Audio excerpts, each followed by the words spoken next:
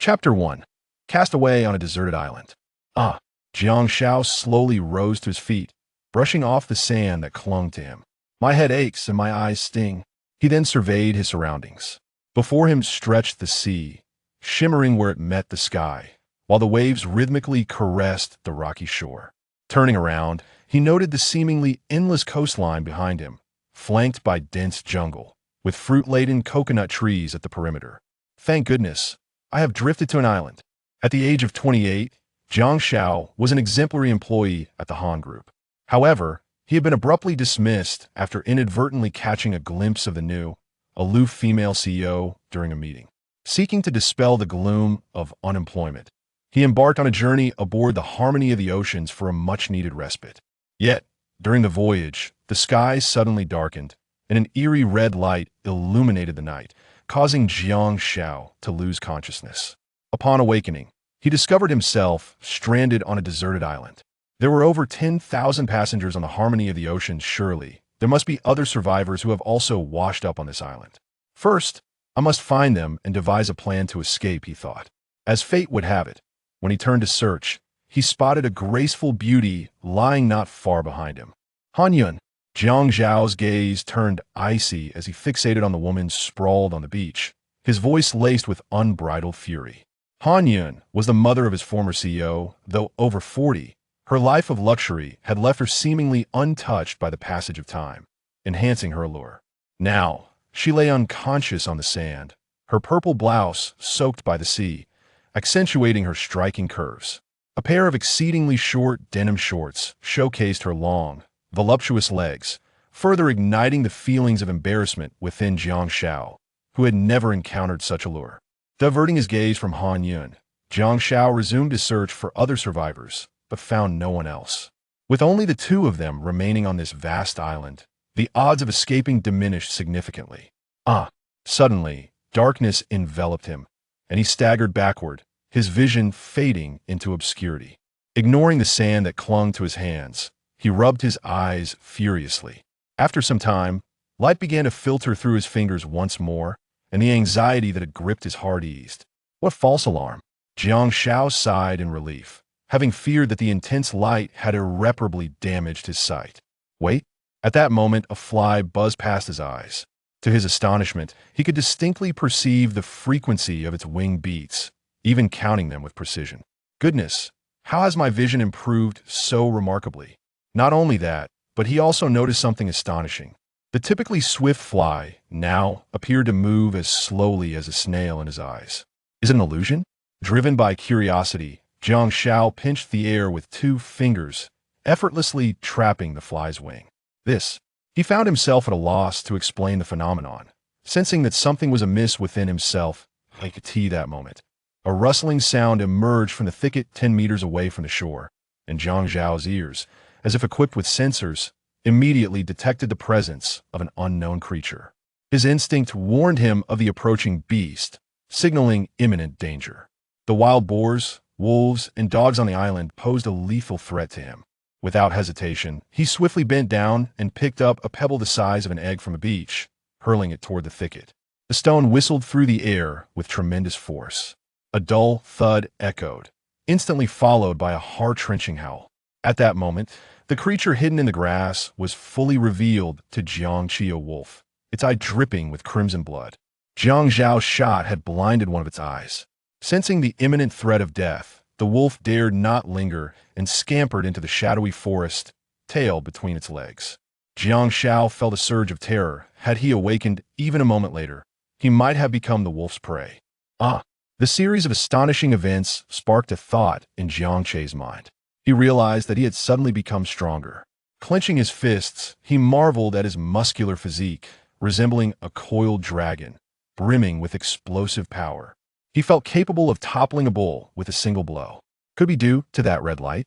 Just as he pondered this, a soft murmur reached his ears. Han Yun was evidently awakening. Observing her, Jiang Xiao approached her side. Gazing upon that sleeping masterpiece, he felt a parched longing. If Han Shui was a bud waiting to bloom, then Han Yun was a fully blossomed rose. What was more, she possessed a slightly plump figure, a trait that held an irresistible allure for men, akin to a nuclear weapon. Regrettably, Jiang Xiao was indifferent toward the Han family, feeling little affection for them. He coldly remarked, devoid of compassion, Han Yun, you better fend for yourself.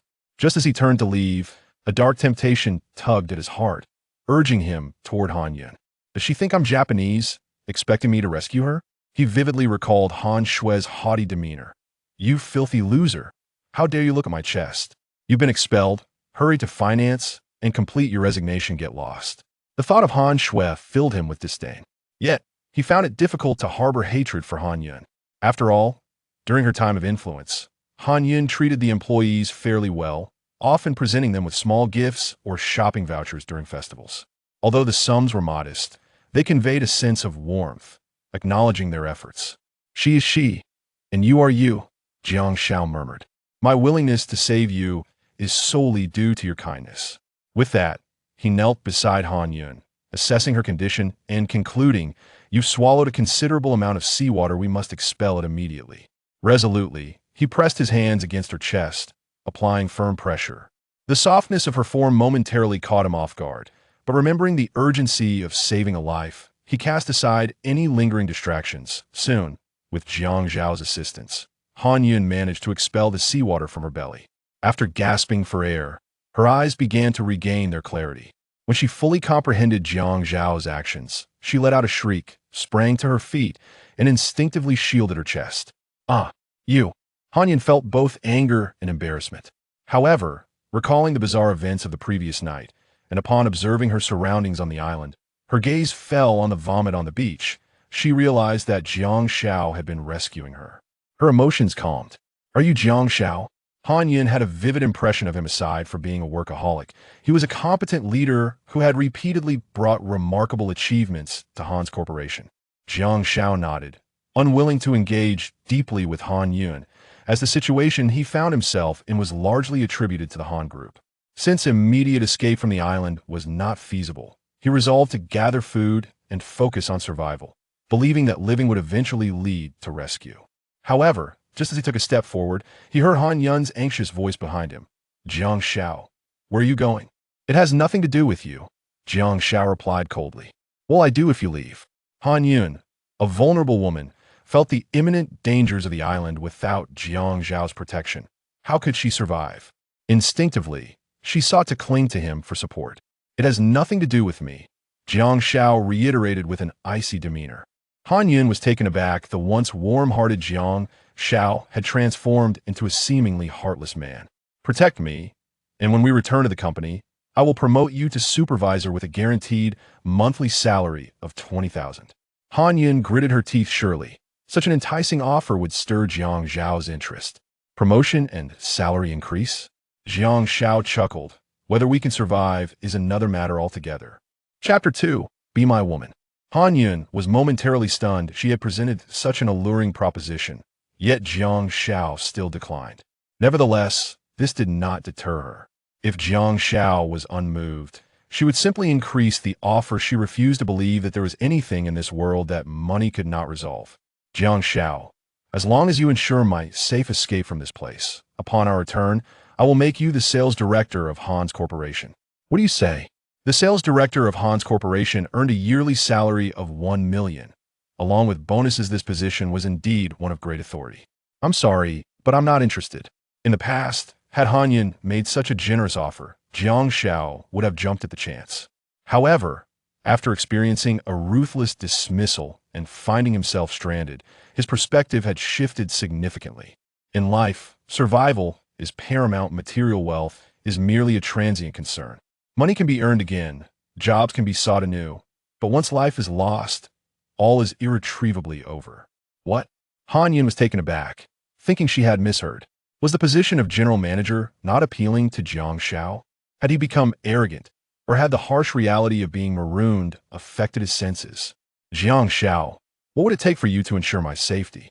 Han Yun glanced around. Nervously, the foliage in the jungle rustled, and birds took flight, intensifying her growing unease. Jiang Xiao paused, casting a glance back at Han Yun. She appeared like a ripe peach, evoking a sense of affection that was irresistible. I can agree to protect you, but you must consent to one condition. Upon hearing this, Han Yun's heart surged with joy. With the formidable Jiang Xiao safeguarding her, her chances of survival on the island had significantly increased.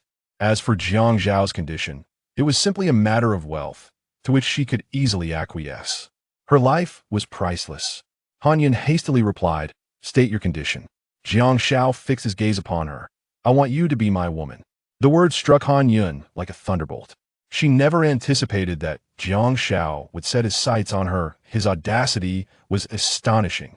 "That's impossible." Han Yun was almost infuriated, waving her hand dismissively. "I can agree to anything else but that." Jiang Xiao, unfazed, retorted, "I desire nothing but that." "You." Han Yun was so enraged she felt like spitting blood. Why was Jiang Xiao so obstinate, fixated on her, an older woman? "Suit yourself." With that, Jiang Xiao turned away without a backward glance. "Humph." Han Yun scoffed. "If you think I will become your woman, you are dreaming. I refuse to believe that I cannot find someone capable to protect me, even in the face of monetary temptation." Encountering Jiang Xiao on this island merely indicated that others would also find themselves here. She was convinced that others would be equally drawn to wealth. Just then, a pack of wild wolves suddenly sprang from the underbrush, surrounding the two in the blink of an eye. Among them was a wolf with a bleeding left eye, evidently the very one Jiang Xiao had just driven away. It had summoned its kin for revenge. "Howl!" With a deafening roar, the alpha wolf commanded the 15 wild wolves, revealing their menacing fangs as they tightened their circle, ready to pounce. "Help!" Han Yun was utterly panicked, lacking a sense of security. She feared becoming the wolves' next meal. Suddenly, recalling Jiang Zhao's earlier words, she had an epiphany. Jiang Xiao, I agree to be your woman. Hurry and protect me. I don't want to die." "Are you certain?" Jiang Xiao bent down, picking up several pebbles from the beach. "Absolutely." Han Yun rushed to his side, clutching his garment tightly. "As long as you keep me safe, I will comply with anything. In the face of life and death, one must acquiesce." "Very well." As soon as he spoke, the pebbles in Jiang Zhao's hand flew forth like bullets. He first struck the right leg of the one-eyed wolf, then another's left leg. It did not end there. Jiang Zhao's aim was impeccable, with every shot eliciting a heart-wrenching howl. Han Yun was utterly astounded. Was this truly the diligent employee who once only toiled away? In just a year, he had transformed into someone so formidable, and beside Jiang Xiao, she felt an overwhelming sense of security. Contemplating Jiang Zhao's proposition, Han Yun felt a swell of emotions. Could it be that he had harbored feelings for her all along? The way he had looked at her moments ago, as if he wanted to devour her whole, suggested just that. As Jiang Xiao continued his precise assault, the wolf pack was reduced to chaos. Initially fierce and intent on ensnaring both Jiang Xiao and Han Yun, they had not anticipated his masterful shooting prowess, which had sent them fleeing in disarray. "Get lost!" With Jiang Zhao's sharp rebuke, the pack of wolves instinctively tucked their tails and fled. It is believed that in the days to come, upon sensing Jiang Zhao's presence, they will keep their distance. "It's all right now." Once he confirmed the wolves had vanished, Jiang Xiao dusted off his hands. Now he was more convinced than ever that after being exposed to that radiant light, his body had undergone a mutation. His strength had amplified to more than tenfold of what it once was. Yet, why did that mysterious red light bestow upon him such formidable power? Were there others aboard the vessel, like him, who had also experienced genetic mutations and gained enhancements? He was once again beset by questions. "Jiang Xiao, thank you," Han Yun said, releasing her hands and gently patting her chest, taking a deep breath. Clearly, she had been quite frightened by the wolves. Had it not been for the reliable Jiang Xiao, she might have been spirited away by them. "You are my woman, there is no need for such formality," Jiang Xiao replied. At his words, Han Yun felt her ears flush. Indeed, Jiang Xiao harbored feelings for her. No wonder he had not sought a girlfriend all these years. He had been concealing his affections all along. A wave of long-forgotten happiness washed over Han Yun. "Jiang Xiao." Han Yun hesitated, her words unspoken. "What's the matter? Are you having second thoughts?" Jiang Xiao inquired coldly. Han Yun shook her head. "At my age, you won't find me unappealing?" Jiang Xiao chuckled softly. "Age brings wisdom and tenderness, does it not? Moreover, He did not articulate the fact that Han Yun's remarkable assets, her ample curves, and striking legs render her far more captivating than many younger women. A warmth enveloped Han Yun's heart. She had not expected Jiang Xiao to perceive her so accurately. In the next moment, he drew her into his embrace, their gazes locking, the air thick with tension. Before long, the moment culminated, and Jiang Xiao initiated a bold kiss. Overwhelmed by the sudden intensity, Han Yun felt as if she were a novice, utterly weak and disarmed. Jiang Xiao, emboldened, pressed on with fervor, conquering with relentless passion, planting flags of victory upon every terrain. Just as he was about to seize the final bastion, Han Yun grasped his hand, pleading, "Jiang Xiao, can we postpone this last step until evening?" Jiang Xiao's primal instincts halted abruptly. "Why?" Han Yun hesitated. I'm quite hungry. If I'm not in the right state, it may lead to a less than pleasurable experience for you." Jiang Xiao was momentarily taken aback. He had not anticipated Han Yun to be so considerate, even concerning such details. Indeed, experience counts for much. The next moment, a low growl emanated from Jiang Xiao's stomach. "Hearing you say that, I find myself feeling a bit hungry as well." He kissed her once more and then relented. If hunger clouded his strength, the exquisite experience would inevitably be diminished. "Let us first seek shelter and gather some nourishment tonight. We have a formidable battle ahead." Han Yun nodded, her ears aflame. "I will abide by your wishes." Deep down, she had entrusted herself entirely to Jiang Xiao, hence, his words were not to be disregarded. Chapter 3. Shedding armor and lying down before long, Jiang Xiao and his companions scoured the coastline, tirelessly gathering useful items. Among a cluster of rocks, they stumbled upon a 2 cubic meter square container, suitable for storing goods and, more importantly, fresh water. As Jiang Xiao ventured onto the rocky outcrop, he observed an abundance of seaweed entwined among the stones, indicating that this place was undoubtedly a natural larder. Moreover, beneath the crystal-clear water, schools of fish of various sizes swam gracefully. With the creation of a sharp spear, they would have an endless supply of seafood. The most significant advantage of this location was its unobstructed view, allowing them to clearly see all movements on the sea's surface. Establishing a shelter here would ensure a reliable food source while also providing the means to observe any passing ships, potentially offering them a chance to escape this island. "Han Zong, let us build our shelter here," Jiang Xiao said, placing the container gently beside Han Yun. "Still calling me Zong?" Han Yun shot him a glance, as if to say, "Have you forgotten your debts?" At that moment, Jiang Xiao realized his faux pas and chuckled. Yunjie. With a delicate touch, Yunjie playfully tapped Jiang Xiao's chest, which elicited a smile from him. "Yunjie, you find a spot to build the shelter while I search for food." They divided their tasks with clarity.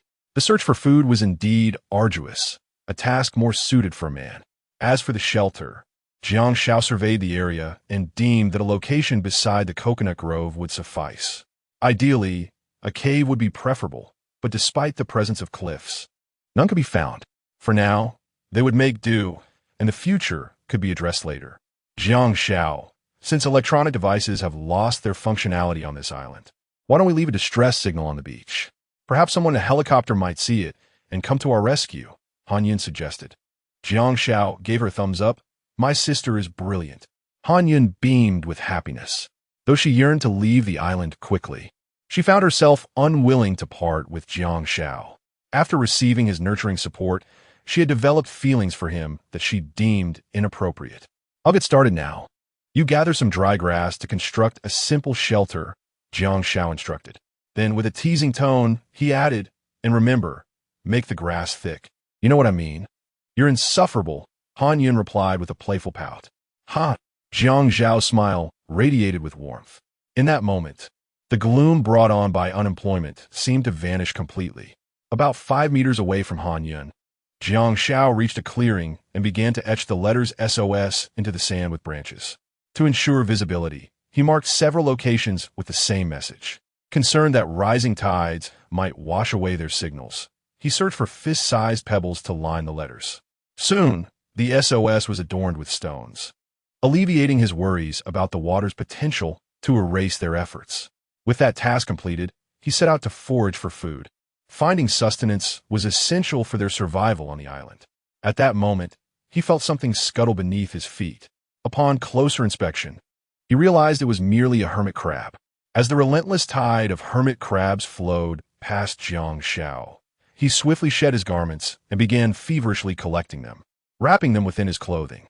After all, these creatures represented a vital source of protein, capable of providing them with considerable energy. Thus, they must not be overlooked.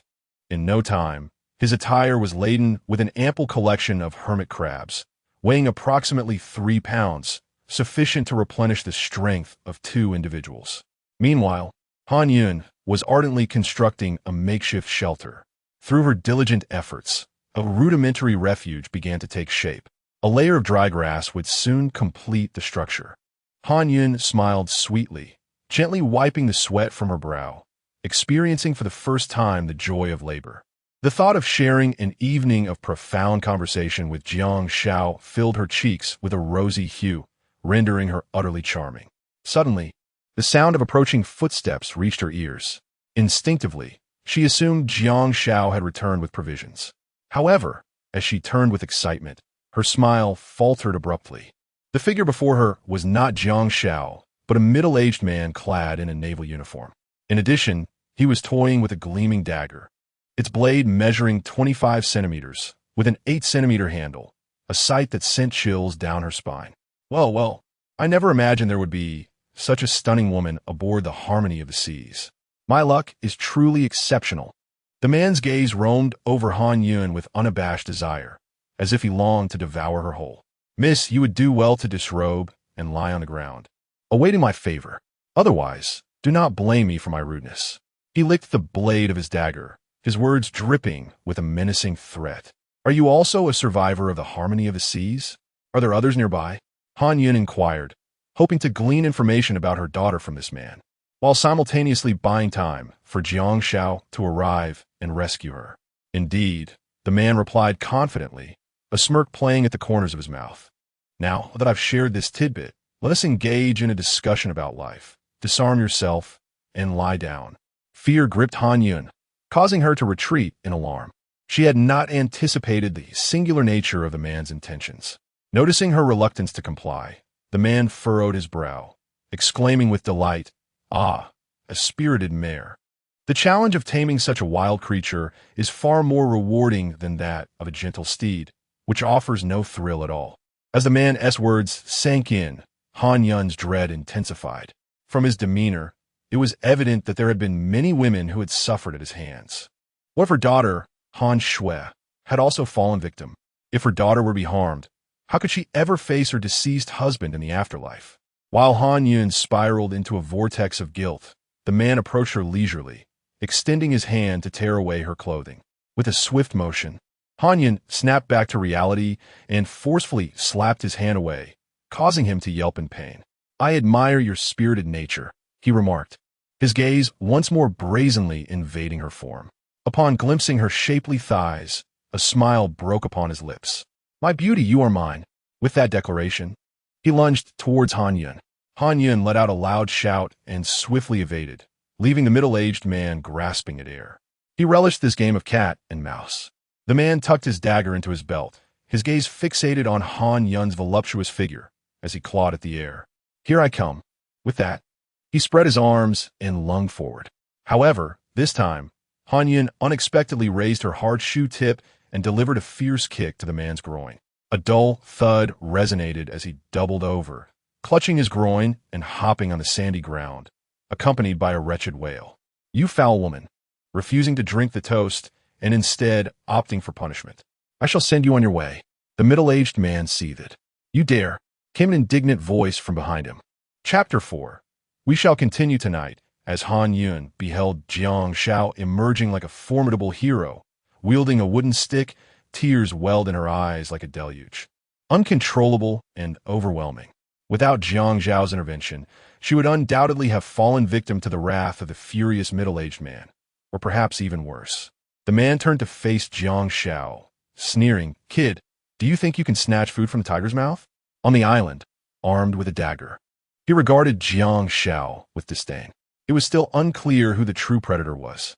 Jiang Xiao replied coldly, his grip on the wooden stick tightening, producing a creaking sound. The middle-aged man felt an inexplicable chill run down his spine. Gazing into Jiang Xiao's eagle-eyed stare, he sensed himself enveloped by an enigmatic aura. However, bolstered by his dagger, he felt a renewed sense of confidence. If you wish for death, I shall oblige, and then I will have my way with that exquisite creature. Without further ado, the man lunged toward Jiang Xiao.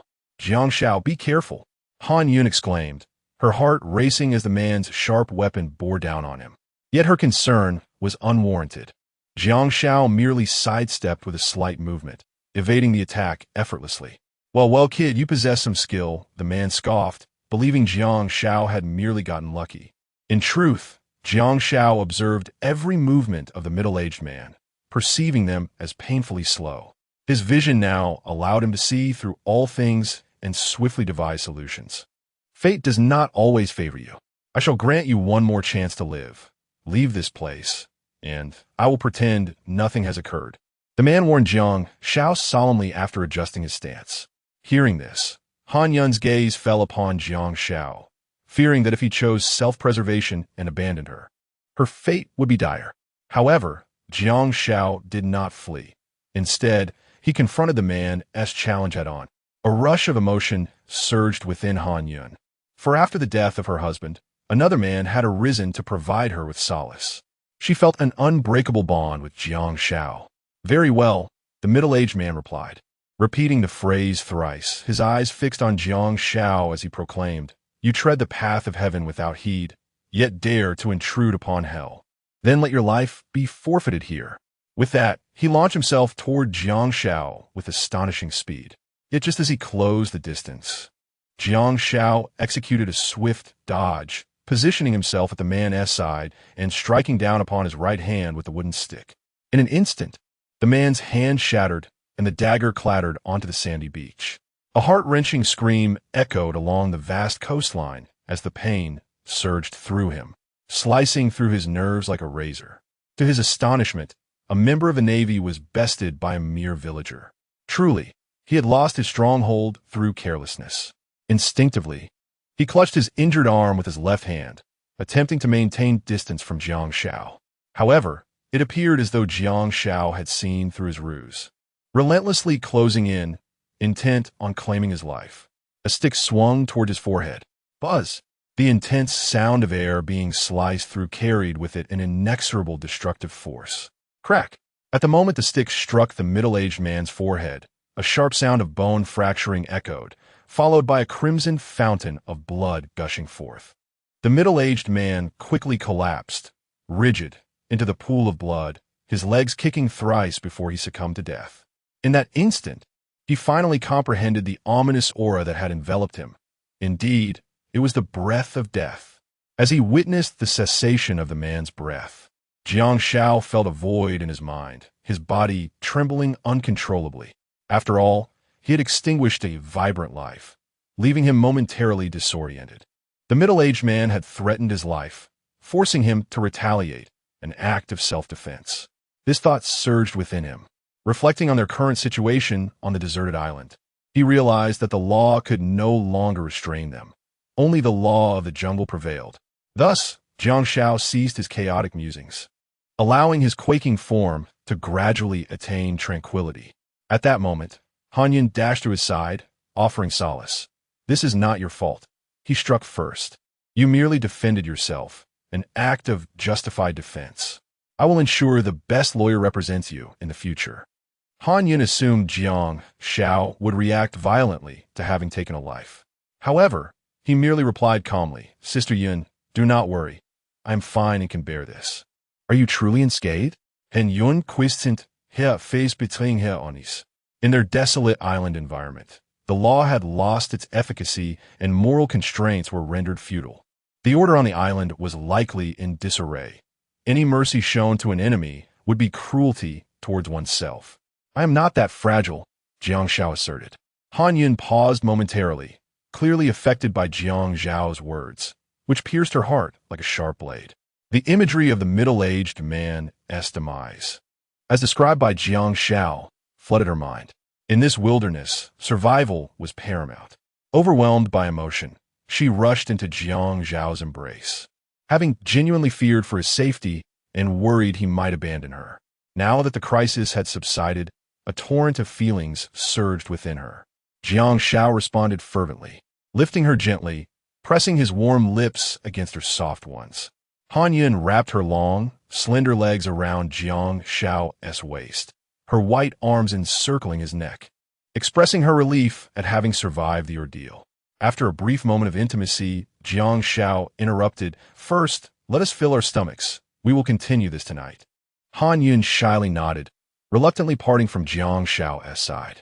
After instructing Han Yun to tend to the hermit crabs, Jiang Xiao began to scavenge useful items from the middle-aged man's body. Naturally, the first item he sought was the dagger. With the dagger in hand, his confidence in surviving on the island surged significantly. It served not only as a means of protection, but could also be employed to peel coconuts, or even fashioned to spear fish while submerged in the sea. In summary, the dagger was replete with functions. After securing the middle-aged man's dagger, Jiang Xiao continued to rummage through his belongings. As his hand brushed against the pocket of his trousers, an object resonated with him: a lighter and cigarettes. Jiang Xiao was filled with exhilaration. Initially, he had intended to create fire through friction to roast the hermit crab for a meal. However, with the lighter in hand, such laborious efforts were rendered unnecessary. Upon inspecting the lighter, he discovered it was still brimming with gas, sufficient for his use for an extended period. Jiang Xiao deftly tucked it into his pocket. As for the cigarettes, although he was not a smoker, he decided to take them as well, for they possessed the ability to staunch bleeding and treat wounds. On a deserted island, one could not avoid scrapes and cuts. Thus, sprinkling tobacco on an injury could serve to halt bleeding and aid in healing. Moreover, he had no intention of neglecting the garments of the middle-aged man. After a thorough cleaning, they would serve as a comfortable bedding atop the grass pile, providing him with great satisfaction. As for the corpse of the middle-aged man, it would naturally be cast into the sea to feed the carnivorous fish. In the sweltering heat, his decomposition would soon emit an unbearable stench that no one could endure. Chapter 5. Contemplating tonight's affairs, Jiang Xiao exerted immense effort to cast the middle-aged man into the sea. Perhaps it was due to his hunger, compounded by the exertion of disposing of the body, that each step he took felt exceedingly arduous. He needed to replenish his strength swiftly. As he pondered, his stomach let out a loud growl. He was undeniably famished. Before long, he reached Han Yun's side and discovered that she had already prepared the hermit crabs. "Jiang Xiao, are we really going to consume them raw?" Han Yun asked, her stomach grumbling, yet the thought of eating the crabs uncooked made her hesitate. After all, raw food often harbors parasites, such as liver flukes, which could wreak havoc on her liver. What a dire predicament that would be. Jiang Xiao smiled gently, retrieving a lighter from his pocket. Upon seeing this, Han Yun was filled with excitement. "Jiang Xiao, you are wonderful. This means we won't have to eat the hermit crabs raw." With that, she rewarded him with a quick kiss on the cheek and proceeded to gather dry twigs, preparing to ignite a fire to roast the crabs. Taking advantage of the brief interlude, Jiang Xiao hung his naval uniform on a tree branch. The weather was so warm that it would dry in less than 15 minutes. Soon, a thin wisp of smoke began to rise on the deserted island, accompanied by the flickering flames. Han Yun skewered the hermit crabs onto small twigs and commenced the roasting process. Before long, delightful aromas wafted through the air, causing both of them, already on the brink of starvation, to salivate profusely. "Jiang Xiao, here you go." Han Yun insisted that he eat first. When he had just donned the crabs, she could distinctly feel his legs trembling, clearly a sign of being starved and weakened. Of course, this could also be attributed to her own slight plumpness. Jiang Xiao graciously accepted the skewers of hermit crabs and began to devour them with great fervor. As he swallowed the first bite, something extraordinary occurred.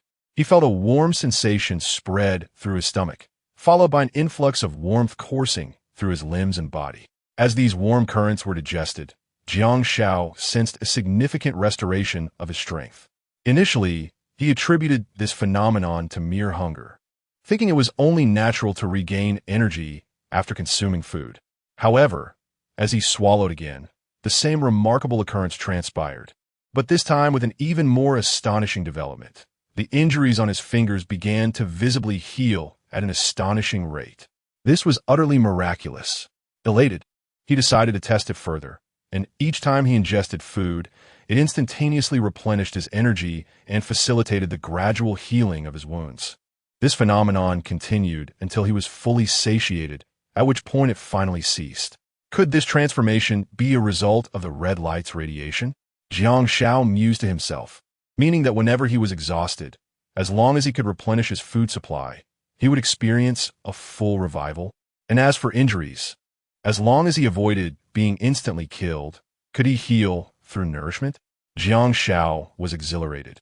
As long as he carried food and refrained from recklessness, did that not render him virtually indestructible? Now the desire to gather food has intensified. Observing Jiang Xiao's cheerful demeanor, Han Yun inquired, "What are you thinking about?" Her smile was barely contained. Jiang Xiao replied with a mischievous grin, "I am contemplating tonight's affairs." Han Yun's cheeks flushed with a delicate hue, and she shyly responded, "You only know how to tease me." In that moment, she was no longer the exalted female CEO, but rather resembled a neighborly elder sister, just awakening to the feelings of love. Jiang Xiao playfully pinched the tip of her nose, saying, "What? If you don't want me to tease you, then I might just ignore you from now on." Han Yun's heart raced as she grasped his hand. "Don't." She was terribly afraid of surviving alone on this desolate island. Even though she was aware that Jiang Xiao was joking, an inexplicable sense of worry instinctively gripped her. As the atmosphere reached this point, Jiang Xiao set up the mattress, feeling rejuvenated and naturally eager to undertake significant endeavors. However, Han Yun gently resisted his advances, suggesting, "Before nightfall, let us gather some firewood." The temperature by the sea can be quite frigid. Although they utilized the most primitive methods for warmth, a fire was indispensable. The flames also served to ward off wild beasts. "You have a point," Jiang Xiao conceded, suppressing the heat within him. They needed not only to collect firewood, but also to gather some coconuts for fresh water. Since the incident aboard the cruise ship, he had not had a single drop to drink, and his throat was parched. Of course, part of the reason for his discomfort was Han Yun's presence, as the beautiful woman with her slightly plump figure was undeniably distracting. Soon, the two rose and headed toward the coconut grove. Before departing, Jiang Xiao buried the fire pit with sand. "Why are you covering the fire pit?" Han Yun, a city dweller born with a silver spoon, could not grasp its significance. "If we don't cover it with sand, the embers will extinguish shortly. However, by using sand to cover it, we can effectively limit its exposure to oxygen, slowing the combustion rate. When we return, we will only need to add dry grass to rekindle the fire." Jiang Xiao, having grown up in the countryside, possessed such knowledge. Though he carried a lighter, there would inevitably come a time when it would run out. Conserve what you can, he thought, considering their uncertain duration of survival on the island. Han Yun suddenly understood and laughed. "Jiang Xiao, you are so clever." Jiang Xiao shook his head, saying, "This is common knowledge for every country dweller." Han Yun smiled, realizing that what she found remarkable was insignificant in Jiang Xiao's eyes. Though she had been born with privilege, she had missed many joys of life. She resolved to learn from Jiang Xiao in order to fill the void of experience from her 40 years. At the same time, she lamented the challenges Jiang Xiao had faced. "Jiang Xiao, once we leave this island, I will have Schwerer promote you to the position of sales manager. What do you think?" This time, she genuinely believed Jiang Xiao was a talent capable of leading the Han Group toward a bright future. Was this favoritism? Jiang Xiao asked, half in jest, half seriously. There is undeniably some truth to that. Han Yun did not deny it, her tone shifting slightly. "However, the most important thing is that I believe you are an exceptional talent, fully capable of the task at hand." Jiang Xiao fell silent, taken aback by Han Yun's high regard for him. Unfortunately, no words could change his current situation. He had already been dismissed by Han Shui. Yet, he had no desire to burden Han Yun with this information, as adding to her worries would only intensify his own anxiety. "I'll think about it after tonight." Jiang Xiao jested. "How annoying." Han Yun playfully pinched Jiang Xiao's waist, her heart brimming with happiness. At that moment, a kilometer away on the beach, 3 men and 4 women were trudging wearily towards Jiang Xiao. dressed in splendid attire. They were clearly the elite of society.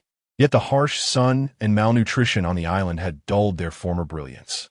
Chapter 6. Former colleagues. At this moment, Jiang Xiao was scaling a coconut tree, diligently plucking ripe coconuts and tossing them onto the sandy ground below. With each coconut he discarded, Han Yun collected them in a square container. However, she occasionally stole glances at Jiang Xiao, perched above, where the view allowed her to clearly see his well-defined abdominal muscles. The allure of a sculpted physique is undeniably potent, especially for a woman of her age. Before long, having gathered around 20 coconuts, Jiang Xiao decided to cease his efforts. He understood that harvesting too many at once would diminish the novelty of indulging in them. Thus, he resolved to enjoy the fruits of his labor after consuming the current bounty. Upon descending from the tree, he deftly wielded a sharp dagger to carve an opening in one of the coconuts, instantly releasing a fragrant aroma of coconut water that filled the air. Yunye, here you go. Jiang Xiao offered the opened coconut to Han Yun. She eagerly accepted it, cradling the coconut in her hands, momentarily disregarding her ladylike demeanor as she gulped down the sweet, refreshing liquid. That feels marvelous. After a considerable time, a satisfied smile graced Han Yun's face. The coconut water was akin to an ethereal nectar from the heavens, leaving her craving more. Would you like another? Jiang Xiao inquired as he prepared to open another coconut. Han Yun shook her head, exclaiming, "That's enough. I've had my fill with the hermit crab earlier, and coupled with the coconut water, I feel quite full." She gently patted her slightly rounded belly, smiling contentedly, unaware that a pair of eyes nearby were fixated on her midsection. "Let us tidy up, and then we can head back," Jiang Xiao suggested. Beyond the refreshing juice, the coconut also housed a thin layer of crystal-like flesh, which merchants often transformed into coconut bits. This, too, was an excellent source of energy. After scooping out the flesh from 2 coconuts, Jiang Xiao and Han Yun carried the container filled with coconuts back to their makeshift shelter. Subsequently, they gathered a substantial amount of firewood, weighing several hundred pounds. As time progressed, nightfall soon enveloped them. The two sat within their rudimentary shelter, as the atmosphere grew remarkably tranquil, though a palpable tension of intimacy began to rise between them. When a moment felt right, Jiang Xiao's large hand stealthily inched closer to Han Yun. Perhaps due to the heightened nerves, she was startled enough to call out. Being with Jiang Xiao was proving to be more nerve-wracking than her wedding day. "Yunjie, it's dark now. Let us get some sleep," he suggested. Before long, a playful scuffle ensued between them. On the beach under the night sky, aside from the sound of waves crashing against the rocks, another sound filled the air. It was unclear how much time had passed, but Jiang Xiao found himself on the losing end of the playful contest, even sacrificing years of savings in the process. Yet, no trace of regret marred his expression. The following morning, they engaged in another 2 hours of playful competition, and once again, Jiang Xiao fell short, firmly bested by Han Yun. "Yunjie, you're truly amazing," he remarked, gently massaging her waist, the softness of her form proving irresistible.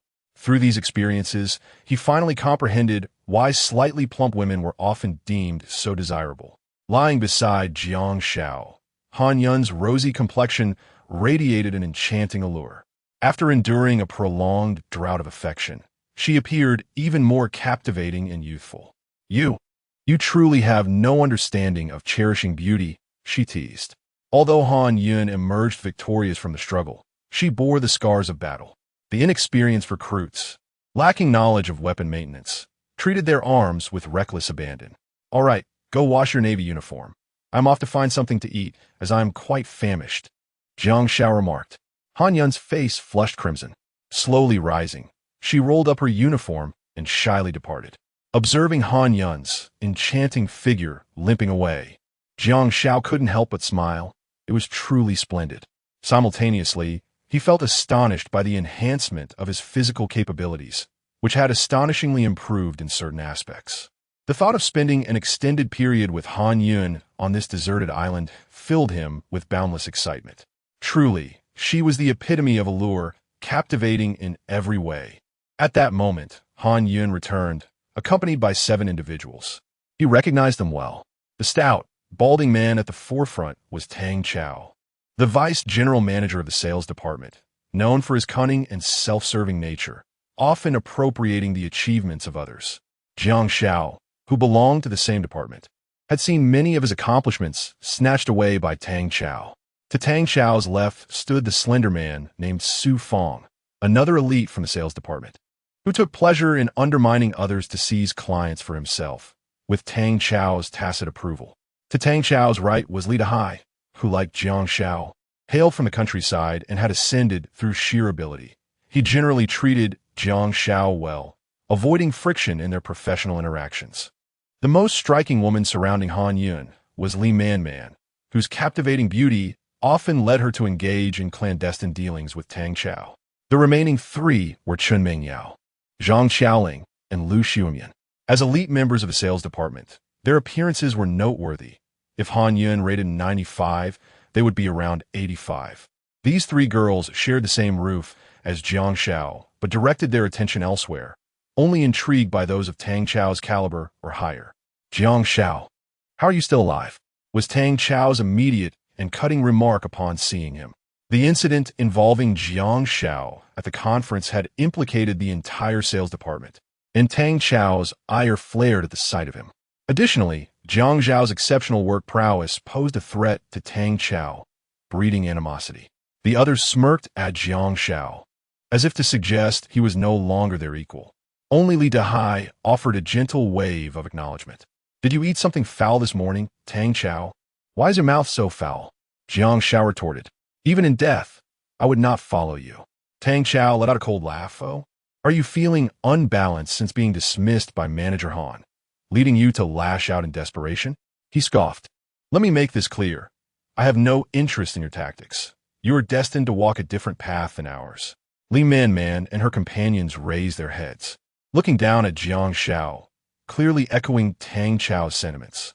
At this moment, Li Dehai stepped forward, asserting that, after all, they were once colleagues, and there was no need for hostility upon their meeting. Tang Xiao retorted furiously, Li Dehai, are you a fool? Jiang Xiao has been dismissed. He and we now inhabit entirely different realms. Why should I extend any kindness to him? He does not deserve it. Li Dehai hesitated, torn between his words. However, considering Tang Xiao's notoriously petty nature, he feared that defending Jiang Xiao might lead to various forms of harassment upon his return, potentially placing him on the same path as Jiang Xiao. In this era, offending a superior could effectively terminate one's career. Is what you are saying true? Han Yun inquired, evidently unaware of the situation. President Han, Jiang Che has been dismissed due to his improper conduct, Li Man replied haughtily, her words laced with sharp sarcasm. In what way has he exhibited improper conduct? Han Yun pressed, her voice low and fierce, resembling a protective beast. Chapter 7. My soft rice is exclusively yours. The seven from the Tang dynasty fell into silence. They could not openly accuse Jiang Xiao of harboring improper intentions towards Han Yun's daughter. Anyone who dared to so blatantly defame Han Shui would likely find their career irreparably damaged. Han Yun glanced at the seven, and seeing their lack of response, she chose to address Jiang Xiao directly. He was her partner. If he had erred, she would rectify it. However, she would not let any slanderer go unpunished. Han Yun approached Jiang Xiao, but was interrupted by Tang Xiao. Mr. Han, during our absence, you have undoubtedly benefited from Jiang Xiao's assistance. Now that we have returned to your side, we possess ample capability to ensure your safety and need not draw closer to that morally reprehensible individual. After saying this, he turned to Jiang Xiao and shouted, Jiang Xiao, the Han Group has supported you for years.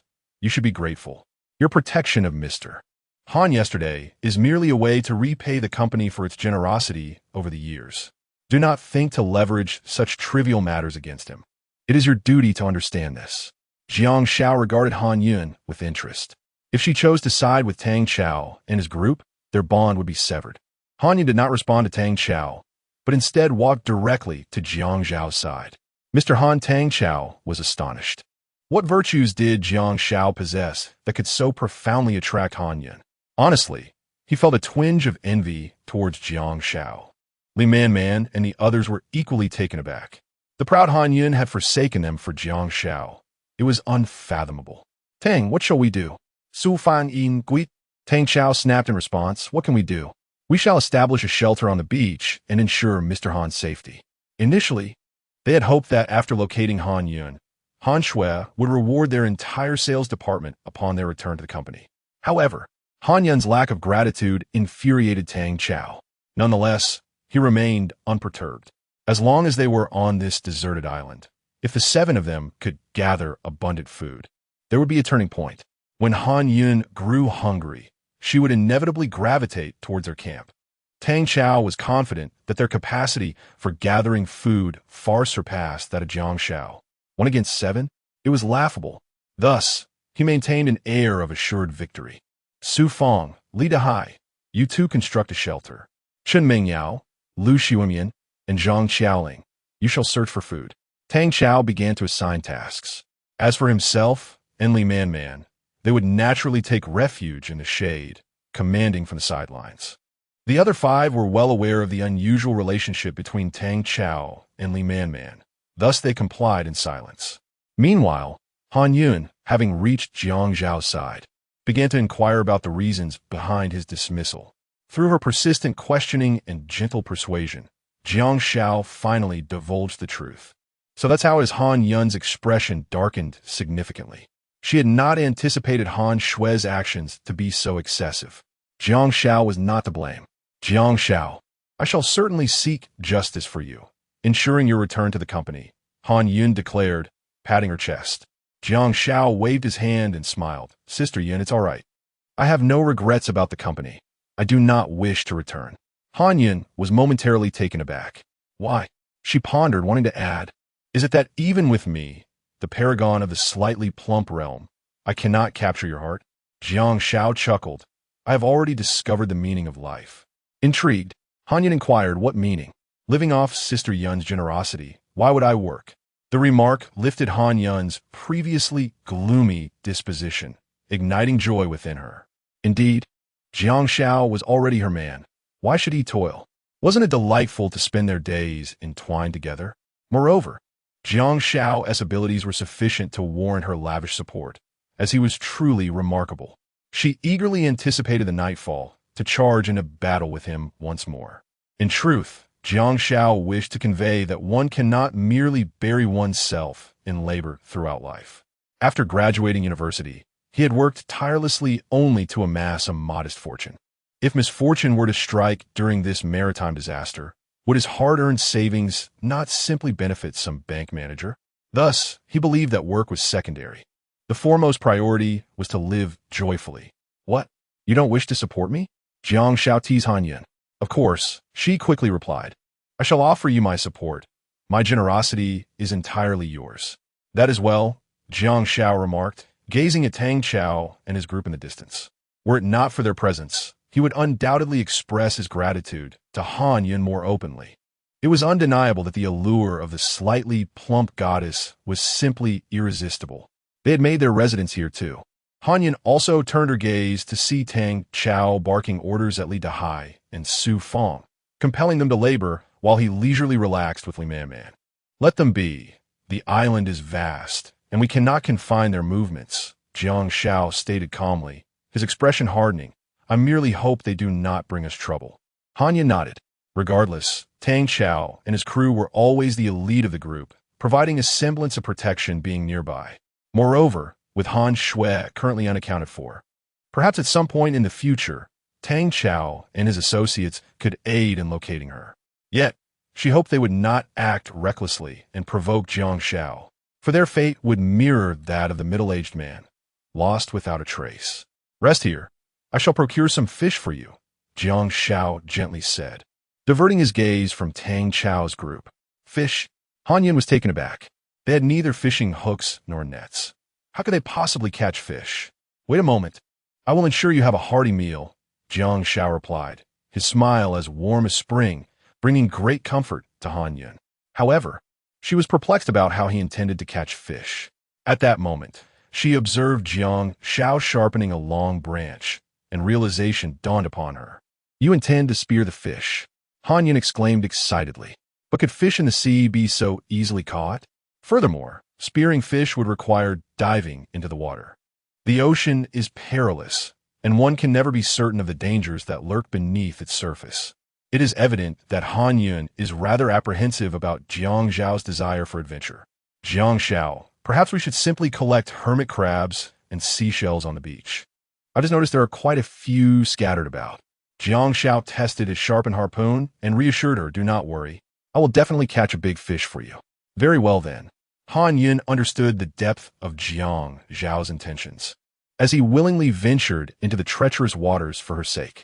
His love for her was palpable, ingrained in every fiber of his being. Although she was aware that Jiang Xiao would likely return empty-handed, his earnestness brought her joy. At that moment, the air was filled with the cheerful laughter from the direction of Tang Chao. Chapter 8. Jiang Xiao caught fish. Aha, Xiao Ling, Meng Yao, Xuan Man, splendid work. Upon returning, I will certainly discuss with President Han about providing you with more high-quality clientele. Tang Chao gazed at the three women, laden with their catch, a look of indescribable pride gracing his features. The trio had successfully gathered approximately 4 pounds of hermit crabs and 3 pounds of shells, enough to sustain them for over a day. Meanwhile, Jiang Xiao was seen carrying a branch outside, perhaps contemplating digging in the earth for sustenance. Han Yun would undoubtedly kick Jiang Xiao away and return to their team. Su Feng and Li Dehai, if you two do not hurry to construct a shelter, you shall spend noon with empty stomachs. Upon hearing this, Su Feng and Li Dehai put forth all their effort, frantically adding palm fronds to the shelter. Xiao Ling and Xuan Man, please attend to the hermit crabs and shells, while Meng Yao, come and give my shoulders a massage. I did not sleep well last night, and my shoulders are quite sore. Tang Chao, akin to a revered monarch, freely commanded his subordinates. Such behavior was commonplace in the company, and having found it effective time and again, he continued to employ it. Moreover, those assigned tasks dutifully complied, which only emboldened him further.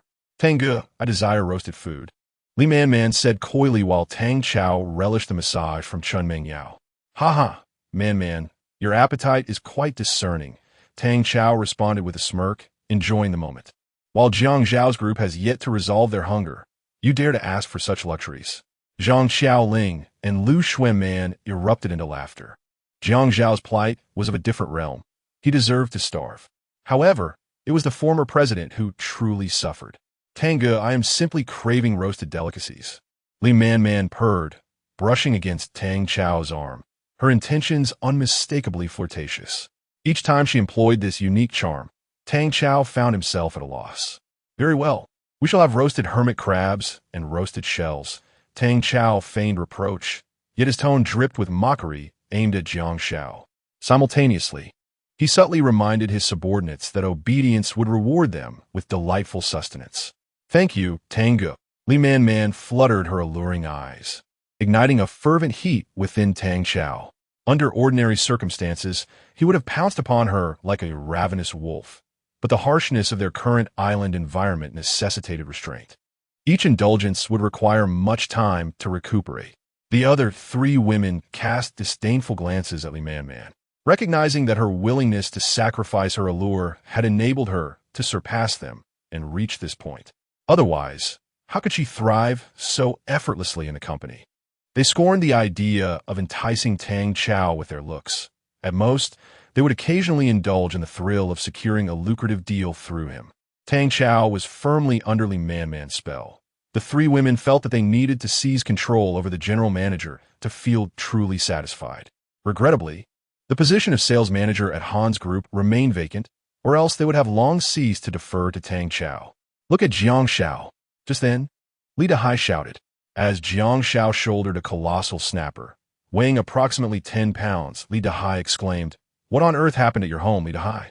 Why are you speaking so fervently? Do you wish to induce a heart attack?" Tang Chao retorted in anger. He despised being interrupted during his moments of relaxation, particularly when indulging in a massage. It was akin to being abruptly disturbed by uniformed officials barging in while one was engrossed in a task. Who could truly comprehend such an experience? Jiang Xiao clutched the fish firmly. Lidai, raplia. Tang Chao squinted disdainfully. So what?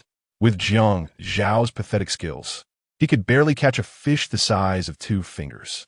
Infuriated by Li Dahai's continuous negativity, Tang Xiao snapped, "If you valued our past friendship, you would remove yourself from our sales team." Li Man attempted to mediate gently. "Dahai, Jiang Xiao has been dismissed.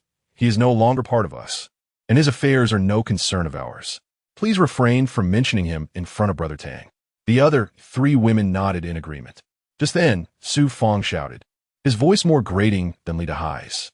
Tang Xiao felt as though his eardrums were pierced and impatiently retorted, "Su Fong, are you out of your mind? If you're unwell, seek treatment. If not, don't disturb me." His tranquility had been shattered, leaving him irritable as if he had consumed gunpowder. "Brother Tang, Jiang Xiao really caught a fish, and it's quite substantial, around 10 pounds. Su Fong, a loyal follower of Tang Xiao, referred to him as Brother Tang. "With effort comes reward. Haven't I taught you this?" Tang Xiao gulped. Suddenly, as he processed Su Fong's information, his mind erupted in disbelief. What did you say?" "Su Fong said that Jiang Xiao caught a large fish, at least 10 pounds. "Damn," Tang Xiao cursed, abruptly rising to gaze in Jiang Xiao's direction. What he saw filled him with envy. Jiang Xiao was skillfully preparing the fish for cooking. The fish, measuring a palm's width, seemed larger than he had anticipated. At that moment, he found his hermit crab and shellfish unappetizing in comparison. "Brother Tang, I desire fish," Li Man said, swallowing hard as she watched Jiang Xiao extract the fish's entrails. Such a delightful treat would be splendid to savor. In a world of abundance, she would dismiss even tuna, but stranded on a deserted island. The fish's innards were as delectable as a sausage. The snapper was unparalleled, surpassing even shark fin. "All you think about is eating," Tang Xiao erupted, reprimanding Li Man in front of everyone. "If you adore food so much, why not join Jiang Xiao and live with him?" To him, Jiang Xiao was merely a fortunate fool. It wouldn't be long before he exhausted his resources and begged to return to their team. Tang Man was merely caught up in the moment. "Please don't be angry. She realizes her mistake," Chen Mingyao urged, defending Li Man in hopes of appeasing Tang Xiao. Man quickly apologized to Tang. Subsequently, Chen Mingyao incessantly gestured to Li Man, urging her to promptly apologize to Tang Xiao. Otherwise, if she were truly sent to join forces with Jiang Xiao, it would surely lead to her demise from hunger. Li Man, being astute, recognized the gravity of the situation and humbly approached Tang Xiao with an apology. "Tang Ge, I was merely jesting. Please do not take offense. Tonight, I shall help alleviate your ire." All right, Tang Xiao waved his hand dismissively. "This time I shall forgive you, but should you err again, I will have no choice but to send you off to endure the company of that scoundrel Jiang Xiao." "Thank you, Tang Ge." Li Man exhaled in relief. For should she be forced to associate with Jiang Xiao, it would not be long before she found herself utterly famished. Chapter 9. "My man is incredible, Jiang Xiao. You are truly remarkable." On the other side, as she gazed at the sizzling, succulent sea bream over the crackling fire, Hanyan could not help but extol Jiang Xiao's prowess. To her astonishment, he had managed to spear a 10-pound bream with nothing but a harpoon after only a brief foray. It seemed that conventional wisdom could not gauge his true strength. Jiang Xiao was far more formidable than she had ever imagined. As she recalled the wild events of the previous night, she realized that he was not merely strong. He was a veritable machine of carnage. Jiang Xiao adeptly flipped the bream, a hint of a smile gracing his lips. Although she had expressed her admiration numerous times the night before, hearing it again filled him with renewed vigor. After approximately 15 minutes, the fish was enveloped in a golden crust, signaling its perfect doneness. "Yun Jie, come, it's time to eat the fish," he called, slicing a sizable piece from the fish's belly and offering it to Hanyan. This was the most delectable part of the sea bream. "Jiang Xiao, you are so kind to me," Hanyan said, holding the fragrant morsel, overwhelmed with emotion. The experiences of the past 2 days had transported her back to her youthful days, a bittersweet nostalgia. "You are my woman. If I don't treat you well, who else would I treat well?"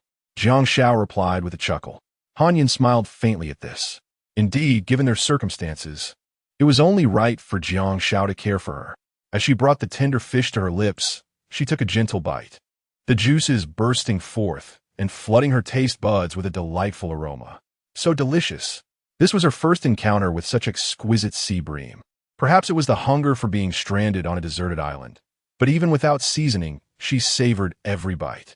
Yet, as she continued eating, she suddenly halted, her expression turning somber. "What's wrong?" Jiang Xiao asked, puzzled. "Is the taste not right?" "No." Han Yin shook her head, tears welling in her eyes. Her heart heavy with sorrow. Jiang Xiao set aside his portion of fish and gently approached her, enveloping her in his embrace. "What is it? Please tell me."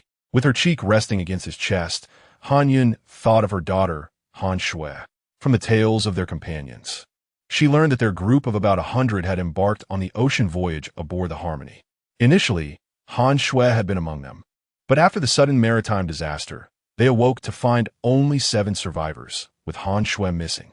Now, as Han Yun relished her own meals, the thought of her daughter possibly suffering elsewhere weighed heavily on her heart. Yet, she hesitated to share this anguish with Jiang Xiao, fearing that mentioning Han Shui might cast a shadow over his spirits.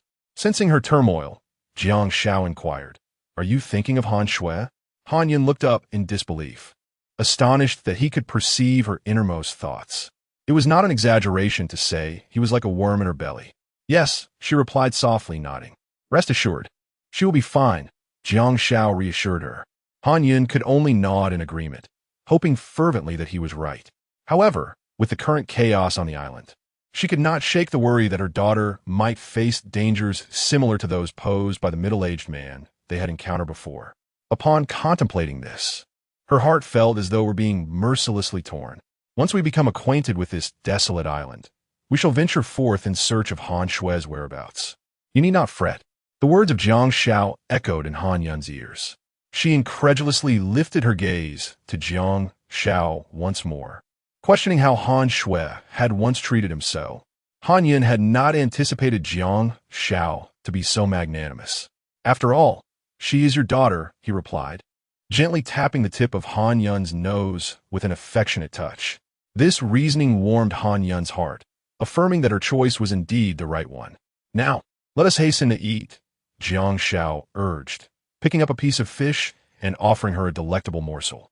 After all, how could they muster the strength to seek Han Shui on an empty stomach?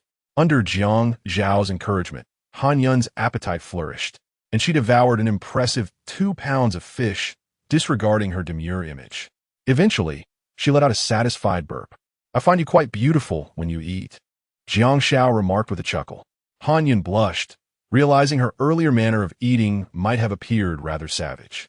Reflecting on her slightly excessive weight, she suddenly felt anxious about the possibility of Jiang Xiao disapproving of her appearance. Tentatively, she inquired if he would find her less appealing due to her slight plumpness. Yet, her worries were unfounded. Jiang Xiao adored women with a bit of softness, for their allure was simply exquisite. Upon hearing his candid thoughts, Han Yun exhaled in relief, realizing she need not meticulously restrain her appetite anymore. "Once I am satiated, I shall catch a few more fish for our provisions. After all, we are on a deserted island, and the weather may change at any moment. We must have some strategic supplies," Jiang Xiao resolved. He planned to smoke or grill the fish he caught to prolong its shelf life. "Ah, is it truly so simple to catch fish in the sea?" Han Yun queried, intrigued. "It is indeed simple," Jiang Xiao replied, withholding from her the fact that the fish now appeared to him as sluggish as tortoises. With a deft thrust of his spear, he could easily ensnare them. "My man is truly remarkable," Han Yun smiled. If Jiang Zhao's assertions held true, they would no longer need to worry about their sustenance. "Where is the remarkable part?" Jiang Xiao teased. "All of it is remarkable," Han Yun replied shyly, lowering her head, aware that he was indulging in playful banter. Meanwhile, Tang Chao and the others, though they had makeshift food in the form of hermit crabs and shells, found their meal, despite being golden brown, utterly flavorless. They ate with no semblance of joy. The tantalizing aroma of grilled fish wafting from Jiang Zhao's camp made their mouths water uncontrollably. The most disheartened among them were Li Dehai and the 3 women, Chen Mengyao included. Despite their 4-person team having contributed the most labor, they received the least sustenance. They were left only partially satisfied, while Tang Xiao, Su Fong, and Li Man feasted to their heart's content. It was understandable for Li Man and Tang Xiao to enjoy ample food, as they had paid the price for it. However, the fact that Su Fong also partook in abundance left the other four disgruntled. Why should equal effort yield such disparate rewards? Was this not an affront to the honest? Now, the four of them bore their grievances in silence. Perhaps salvation may come today or tomorrow. Who can say? There is no need to provoke Tang Xiao. Otherwise, upon returning to our duties, one might find oneself ensnared in endless complications. Tang, over there, Jiang Xiao has ventured out with a branch to fish, reported Chun Mingyao upon noticing the commotion. Oh, the wise gaze of Tang Xiao sparkled with intrigue, and he promptly declared, Su Fong, you and Li Dehai follow him. Mimic his methods and bring back fish for me. The thought of delectable grilled fish made Tang Xiao salivate. He could not fathom a scenario where he would be deprived of such a delight. Su Fong and Li Dehai hurriedly set off, determined to acquire fishing techniques from Jiang Xiao at all costs. Shui Man, you three shall proceed to construct the remaining shelters, Tang Xiao commanded, exuding an air of authority as he directed Chun Mingyao and her companions. The trio felt a mixture of frustration and reluctance, yet they complied with Tang Xiao's orders, albeit with a lack of enthusiasm in their tasks. Chapter 10 Jiang Xiao, you are truly remarkable. Shortly thereafter, Li Dehai and Su Fong returned, their heads hung low. Upon their arrival, Tang Xiao was filled with excitement. So, did you catch any fish? In unison, Li Dehai and Su Fong shook their heads. Useless, Tang Xiao exclaimed vehemently. Brother Tang, do not be angry, Li Man, with her enchanting figure, pressed against Tang Xiao's back, gently massaging his shoulders. If Dehai and Fong couldn't catch anything, it goes without saying that Jiang Xiao fared no better. Li Man glanced at Li Dehai and Su Fong, a smirk gracing her lips. He must have returned empty-handed too, right? Tang Xiao felt a sense of calm wash over him. He found her reasoning sound. He could hardly believe that Jiang Xiao's luck could be so extraordinary. Could it be that Jiang Xiao also met with misfortune? Tang Xiao's gaze darted between Su Fong and Li Dehai, who again shook their heads in unison. Speak. Tang Xiao suddenly rose, an ominous premonition stirring within him. Li Man perked up her ears in anticipation. Li Dehai replied. Jiang Xiao dove into the sea with a spear and speared 3 grouper, each weighing about 8 pounds, plus a 5-pound snapper, before Li Dehai could finish. Su Fong added, he even speared a small shark weighing around 9 pounds. Each word pierced Tang Xiao's chest like a dagger. What merit did Jiang Xiao possess to capture such a bounty of exquisite delicacies? Li Man's eyes gleamed with mischief, as if she were contemplating a decision. Useless. What are you to me? Tang Xiao raged. Could you not have borrowed a spear to dive and catch fish? We tried, Li Dehai and Su Fong replied dejectedly, but the fish in the ocean swim too swiftly. We couldn't catch anything. Excuses. All of you are just making excuses. Tang Xiao scolded, feeling a deep frustration at their incompetence. If Jiang Xiao could catch them, why couldn't you? What do you have to say for yourselves? Brother Tang, Jiang Xiao is quite uncanny. Before Su Fong could finish, Tang Xiao interrupted angrily. It is not uncanny. It is your incompetence.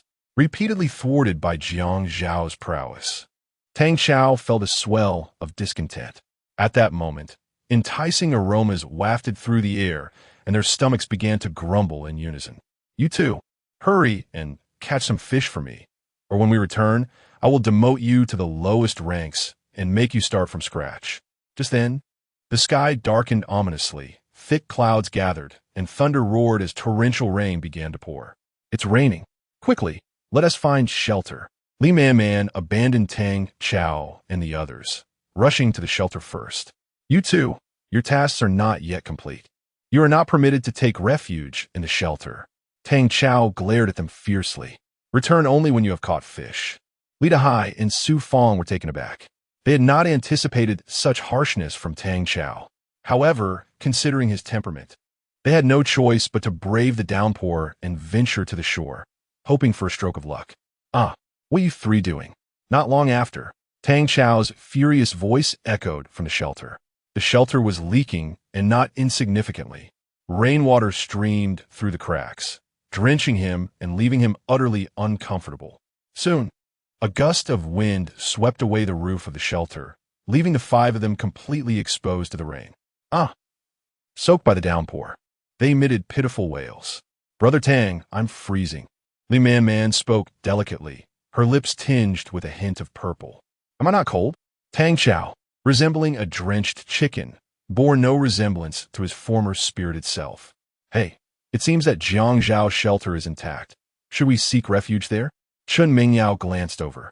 Noticing that Jiang Xiao's shelter was not only sturdy, but also adorned with flickering golden flames. Their yearning for warmth, after being drenched, was palpable. "Boss Tang, let us go plead with Jiang Xiao for shelter." Lu Xiuman shivered, equally cold. "None of you are allowed to go," Tang Xiao declared with an air of authority, resolutely stating, "The weather on the island is unpredictable. I believe the rain will cease in a few minutes." To dissuade his subordinates from their intentions, he issued a stern warning. Anyone who dared to approach Jiang Xiao would face severe consequences upon their return to work. "Remember, Jiang Xiao is no longer one of us. We are of a different caliber altogether." Though the four women wished to retort, they understood Tang Xiao's ungrateful nature. If they compromised with Jiang Xiao now, they would surely find themselves on Tang Xiao's blacklist. Considering the island's capricious weather, perhaps, as Tang Xiao suggested, the rain would indeed cease in a few minutes. A brief wait was preferable to offending their superior by seeking Jiang Xiao's help. Just endure a little longer. However, they could not foresee that this downpour would last until nightfall. Meanwhile, "Jiang Xiao, you are truly remarkable," Han Yun praised repeatedly. Initially, when Jiang Xiao reinforced the shelter by adding palm fronds, Han Yun thought it unnecessary. However, when the storm arrived, she finally recognized the wisdom of his foresight. Now, the two of them huddled in the shelter, beside a crackling fire, listening to the soothing sound of rain outside, a uniquely comforting experience. Most importantly, the roof of their shelter was adorned with freshly grilled fish, allowing for a timely meal if hunger struck. All of this was Jiang Xiao's doing. Furthermore, a square container was collecting the rainwater dripping from the shelter, nearly full. Should it hold 2 cubic meters of fresh water, they would not have to worry about water resources for quite some time. "I wonder how Tang Xiao and the others are faring?" Han Yun murmured, having heard Tang Xiao's roar moments ago, followed by an unsettling silence. Surely, they must be hiding from the rain in their shelter.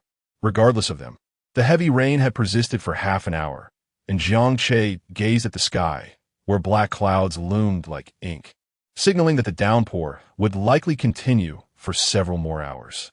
Outside the shelter, fierce winds, torrential rain, and flashes of lightning obscured the world in a haze.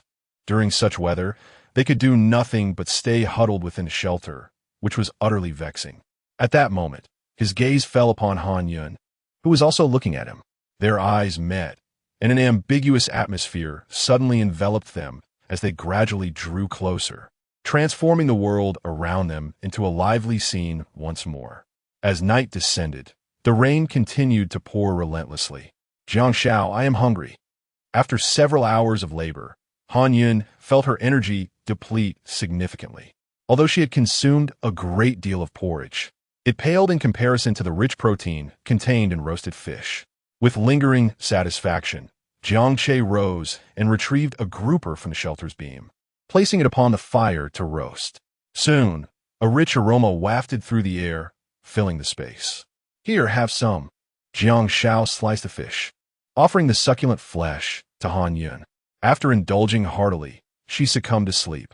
She was utterly exhausted from the day's exertions and longed for a deep slumber. So much so that even a great earthquake on the island would not rouse her. As Han Yun fell into a profound sleep, a light footstep quietly approached. Chapter 11. The thoughts of Li Man Man. The arrival was none other than Li Man Man.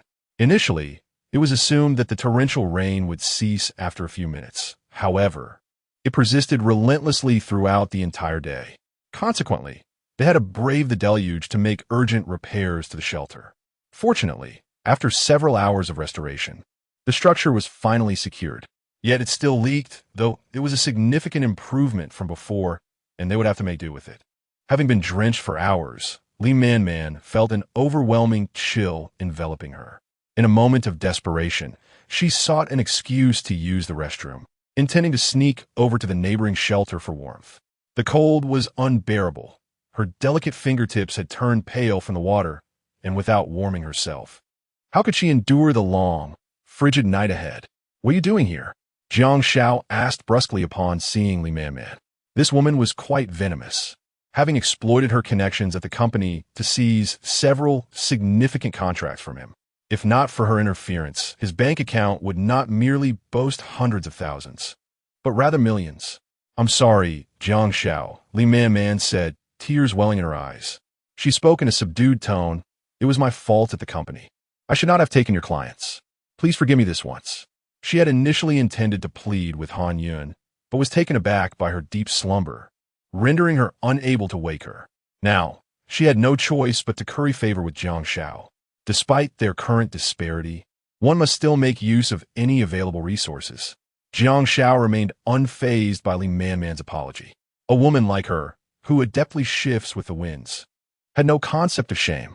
Faced with the brink of life and death, her remorse was not born out of understanding her faults, but rather from the fear of mortality. "I have heard you. You may leave now," Jiang Xiao stated indifferently. Li Man's brows furrowed in displeasure. Having humbled herself to apologize, why was Jiang Xiao still so cold? Was he not man enough to see her shivering from the cold? Did he not think to invite her to warm herself? Yet, she understood that showing anger in front of Jiang Xiao would only lead to her expulsion. Thus, she forced down her rising ire and pleaded, "Jiang Xiao, I'm so cold. Could you allow me to warm myself?" However, Jiang Xiao remained unresponsive. Realizing her entreaty had fallen on deaf ears, Li Man began to rack her brain for a way to sway this stubborn man. Suddenly, her eyes sparkled with an idea on how to deal with him. With great reluctance, she leaned in closer to Jiang Xiao, taking hold of his hand with her arm, offering him 2 warm embraces.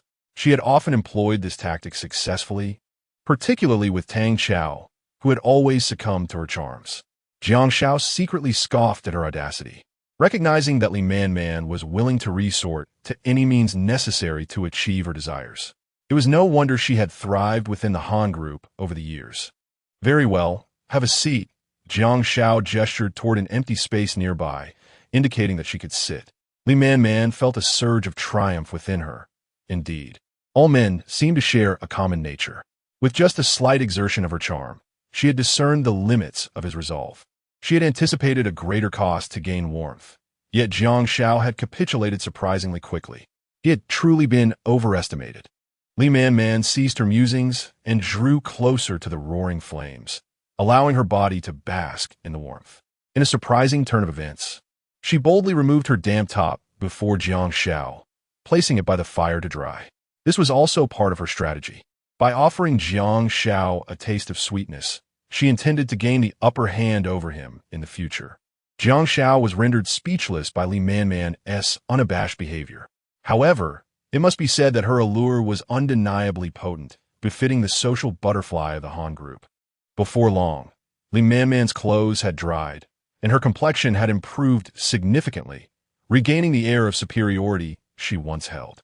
Freed from the chill, her gaze fell upon the remnants of fish on the ground. Having been preoccupied with the fire, she had overlooked the delicious aroma wafting from the fish, and now, with her body warmed, her stomach growled audibly, and saliva pooled in her mouth. She had not eaten all day. Although Li Dahai and Su Fong had managed to catch several hermit crabs, shells, and even a snake, the firewood in their shelter had become soaked with rain, rendering it impossible to cook. The thought of consuming raw food was utterly unpalatable for a woman of her social standing, and the idea of eating raw snake meat was particularly nauseating. When she glanced up at Jiang Xiao's shelter, where several large dried fish hung, it appeared to be a veritable paradise. She longed to devour all that food, her cravings intensifying. Back in reality, she pondered whether it would be acceptable to ask Jiang Xiao for some of the leftover fish. If he declined, she could resort to leveraging her charms, perhaps even offering him a fleeting touch. She had heard that at 28, Jiang Xiao was still a novice in certain aspects, and his desires must be quite fervent. She believed this approach could work. Thus, she tentatively spoke, "Jiang Xiao, might I trouble you for some of the leftover fish?" "Why should I?" Jiang Xiao replied coldly. "Oh dear." Li Man adopted a dramatic flair, her alluring figure brushing against Jiang Xiao. "You've already had your fill. What difference does it make to you?" In truth, she felt a strong aversion to this tactic. After all, Jiang Xiao had sunk to a lower status, and for him to encounter someone of her elite standing was a stroke of fortune for him. Yet, reality compelled her to yield. After all, even a social elite needed sustenance. With this thought, her heart lightened slightly. "Get away." Jiang Xiao pushed Li Man aside, his dismissal clear. Undeterred, she persisted. "Come on, Jiang Xiao. Handsome Jiang Xiao, would you kindly share your leftover fish with me?" As she spoke, she pressed Jiang Xiao's hand toward her chest, only to be swiftly halted by Jiang Che. If she continued this way, he might truly find it unbearable. "All right, fine." Jiang Xiao waved his hand in reluctant concession. "Here, take it." While he outwardly appeared to relent, inwardly, he was plotting a grand scheme. He had not forgotten Li Man as previous actions, and now, having finally found an opportunity for retribution, he was determined not to let it slip away. Observing Li Man devouring her meal with such fervor, Jiang Xiao couldn't help but chuckle inwardly.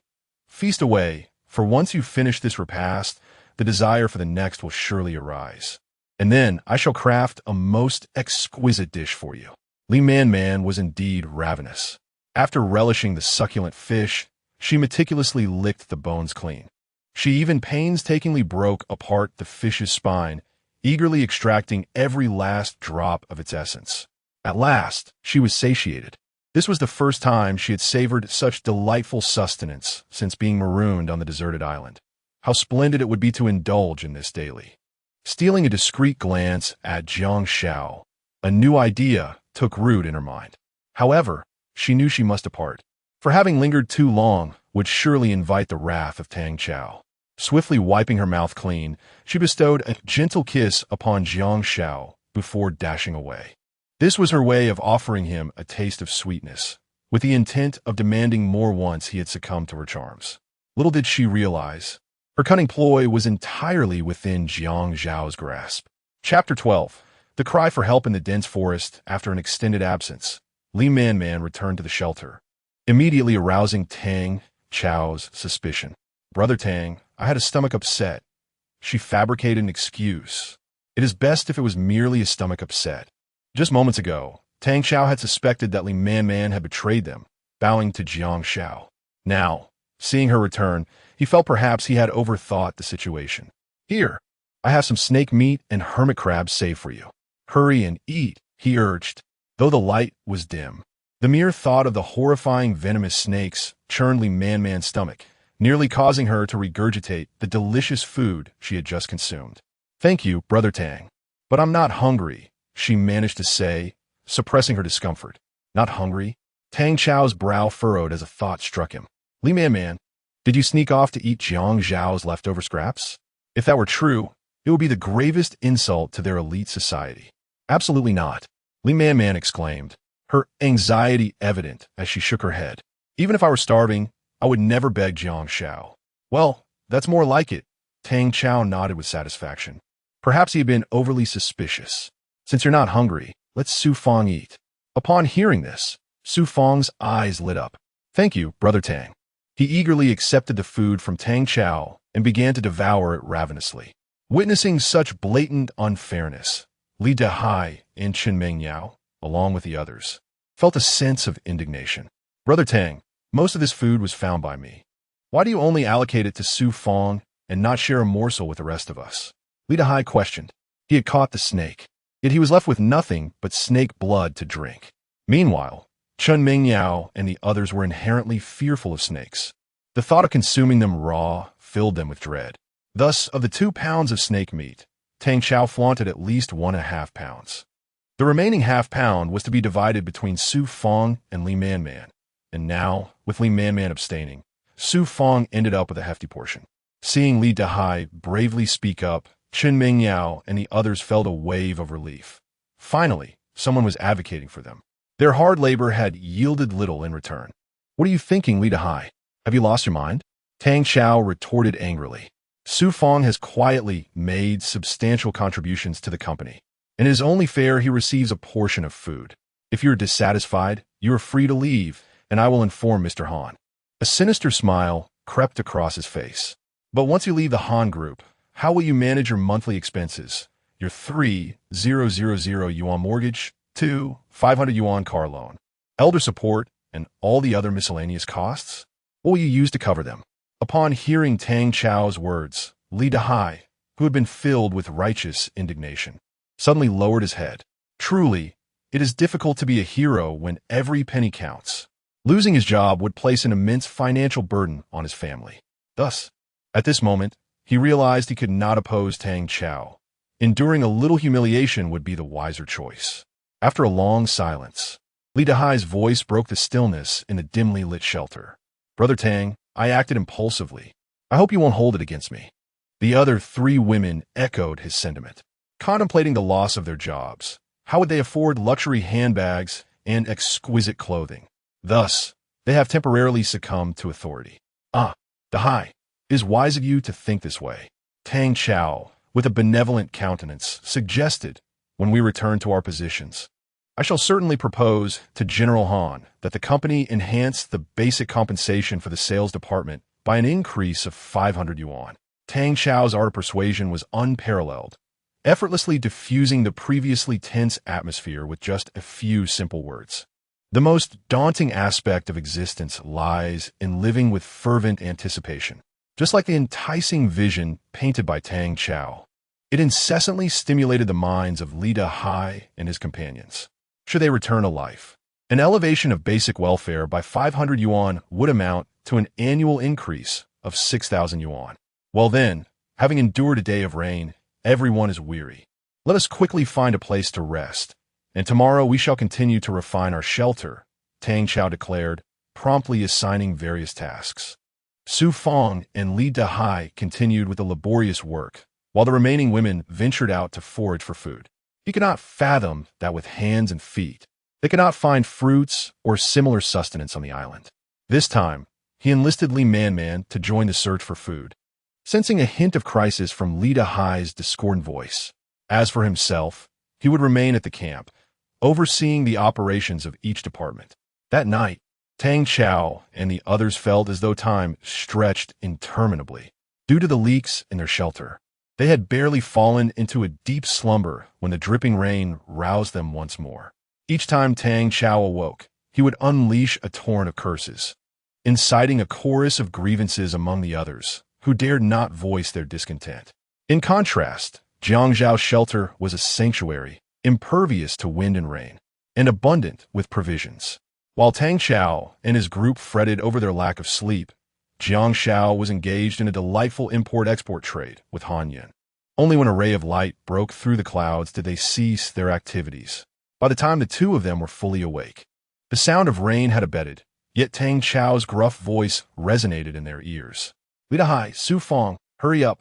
If you don't fill the shelter with palm leaves, do you wish to experience last night's discomfort again? Meng Yao, with the rain subsiding, quickly searched the forest for some fruits or other food. Jiang Xiao stretched and retrieved a grouper from the shelter's beam, placing it over the fire to heat. Having exerted considerable energy the previous night, he needed to replenish his strength. Yunjia, after breakfast, I shall venture out to familiarize myself with the surrounding environment. Jiang Xiao rotated the fish to ensure even cooking.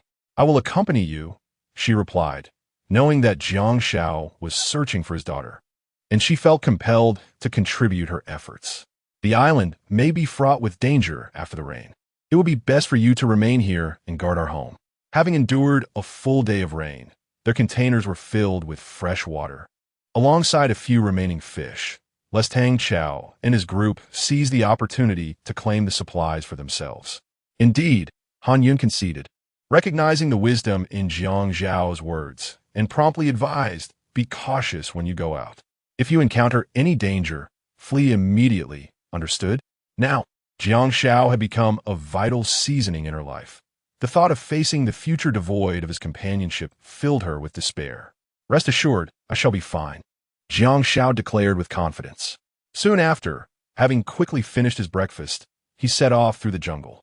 After approximately 500 meters, Jiang Xiao stumbled upon a series of unusual footprints in the forest. Wild boars. Observing the varying sizes of the hoof prints and the fresh dung nearby, Jiang Xiao immediately reached a conclusion. Alas, he had arrived a tad too late. Had he come earlier, he could have hunted the wild boar and brought it back to enhance their meal. Shifting his gaze from the hoof prints, Jiang Xiao noticed a grove of banana trees not far ahead, each laden with clusters of plum bananas. A wave of excitement washed over him. Bananas were a rare and valuable source of nourishment. Moreover, if taken back and left for a while, the unripe bananas would ripen with time, alleviating any concerns of spoilage. Just as Jiang Xiao prepared to slice off a bunch of bananas with his dagger, a sudden, piercing cry for help echoed from deep within the thicket. Chapter 13. Jiang Xiao. Save me. As Jiang Xiao sprinted towards the source of the distressing cries, he was taken aback to discover that it was Chun Mingyao pleading for help. Beside her loomed a black bear, weighing approximately 150 pounds, poised to launch an attack. Although the bear was not particularly large, its sharp teeth resembled those of a grinder, capable of severing Chun Mingyao's bones with ease. Coupled with its powerful claws, the shadow of death loomed ominously over her. At that moment, Chun Mingyao caught sight of Jiang Xiao and urgently called out, "Jiang Xiao, save me." Jiang Xiao held a relatively favorable impression of the three women, as they had always treated him with a modicum of courtesy at the company, refraining from undermining him. This could be understood, for in their eyes, he was merely a nobody, unworthy of their attention, hence their dismissive attitude. Yet witnessing Chun Mingyao on the brink of a wild beast assault stirred a sense of compassion within him. Without hesitation, he bent down and picked up a stone, roughly the size of an egg, and hurled it towards the black bear. Whoosh! The stone flew through the air like a bullet, infused with immense destructive power. Thud! Accompanied by a dull thump, the bear's back suffered a severe blow. Once standing upright, it now collapsed to the ground, its gaze shifting from Chun Mingyao to Jiang Xiao. The bear, with its tough skin and resilient flesh, was not easily dispatched by mere stones. Roaring in fury, it attempted to intimidate Jiang Xiao. Yet the response was an unyielding stone. Jiang Xiao launched another stone, this time blinding the bear's left eye. Howling in agony, the bear became increasingly agitated, frantically swiping at the trees around it. Crack! A tree trunk, comparable to the size of a wrist, splintered under the force of its paw. One could only imagine the fatality that would ensue if such a strike were to connect with a human. Witnessing the chaos, Chun Mingyao was paralyzed with fear, her legs trembling uncontrollably. Fortunately, Jiang Xiao reached her side just in time, grasping her hand and swiftly leading her away from the perilous scene while the bear remained disoriented. Despite Jiang Xiao's considerable strength, the presence of an encumbering companion inevitably hindered his performance. Soon, they reached a safe haven, and Chun Mingyao, having narrowly escaped death, was overwhelmed by a torrent of emotions, her tears flowing uncontrollably. Jiang Xiao, taken aback, had not anticipated such fragility from her. Yet it was understandable. A delicate flower from a sheltered environment would naturally be terrified in such a scenario. "All right, don't cry anymore. It's over," he gently reassured her. "Jiang Xiao, thank you." At the moment she encountered the bear, Chun Mingyao believed her life was forfeit. It was only due to Jiang Xiao's timely intervention that she was saved. He truly was a good man. Regrettably, Jiang Xiao had been dismissed from his position. Otherwise, she would have certainly considered giving him a chance to be her boyfriend. "You are quite bold, daring to venture alone into the unknown forest," Jiang Xiao thought to himself, shaking his head discreetly. Truly, she embodied the stereotype of a woman with beauty, yet lacking in intellect. In the forest after the rain, wild beasts emerge in search of food. Had he not arrived just in time, Chun Mingyao would have become the prey of a black bear. Tang Zhao had instructed us to forage for sustenance. Failure to find any would result in his reprimand upon our return. Thus, I ventured deep into the jungle, hoping for good fortune. There was still something she had not disclosed to Jiang Xiao, that Tang Zhao had explicitly forbidden them from associating with him. lest they face dire consequences upon their return to duty. At that moment, Jiang Xiao recalled that earlier that morning, Tang Zhao had been vociferously assigning tasks to his subordinates, seemingly dispatching the girls to seek food. "Jiang Xiao, what brings you into the forest?" Chun Mingyao inquired, her words flowing more freely than usual. Over the years at the company, their exchanges had scarcely exceeded 100 words, and she would never have initiated a conversation. However, having received his assistance, she suddenly felt a sense of security in his presence. Unfortunately, Jiang Xiao had been dismissed. Otherwise, they could have made a fine pair. "I'm also in search of food," Jiang Xiao replied, withholding the truth. After all, given Han Shui's treatment of him, revealing his intentions to Chun Mingyao might lead her to perceive him as a shameless sycophant. "Have you found anything?" She pressed again. "Follow me," Jiang Xiao responded, not answering her question, but instead moving toward the dense grove of banana trees. Had Chun Mingyao failed to find food, she might have persisted deeper into the forest, risking becoming prey herself. Once colleagues, he could not bear to let her face such danger alone. Thus, he did not mind revealing the location of the banana trees to her.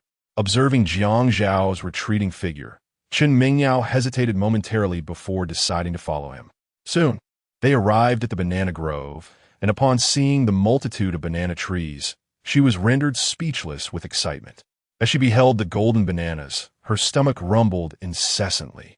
After being hurried along by Tang Zhao that early morning, she had not even had breakfast. Wow, so many bananas.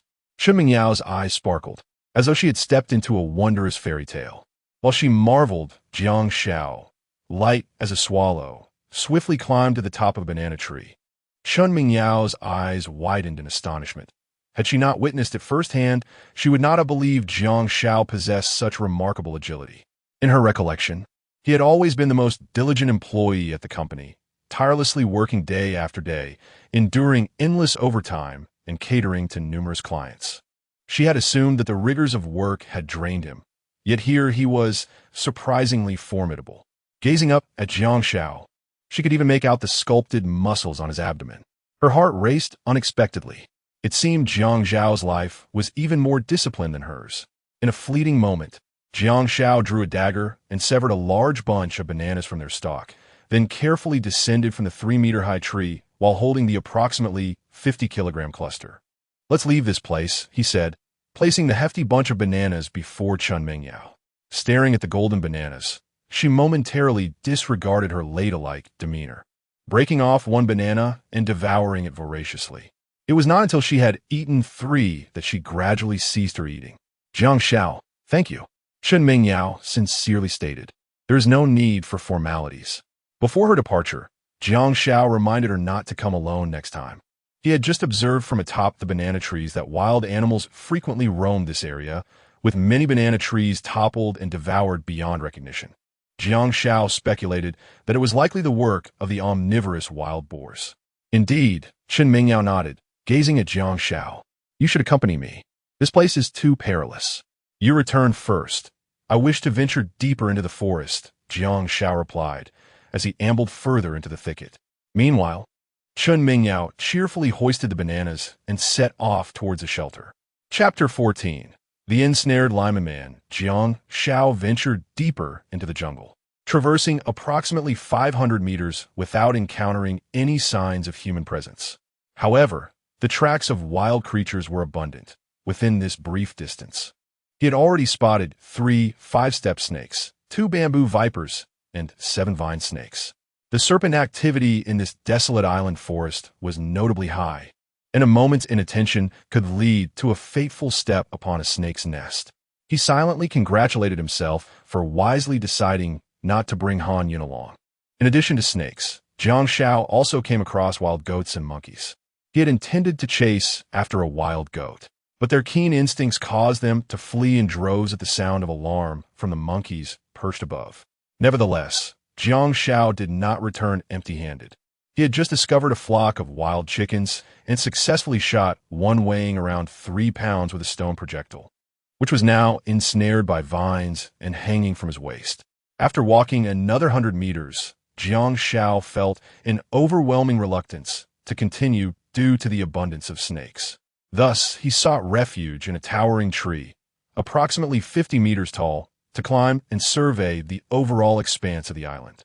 Indeed, when he reached the pinnacle of the tree, his vision was considerably broadened. Before him lay an endless expanse of dense forest, while behind him was the direction of the shelter. Perhaps due to the rain, there were no visible signs of human activity, which exacerbated his frustration. The difficulty of locating Han Shui had escalated several notches.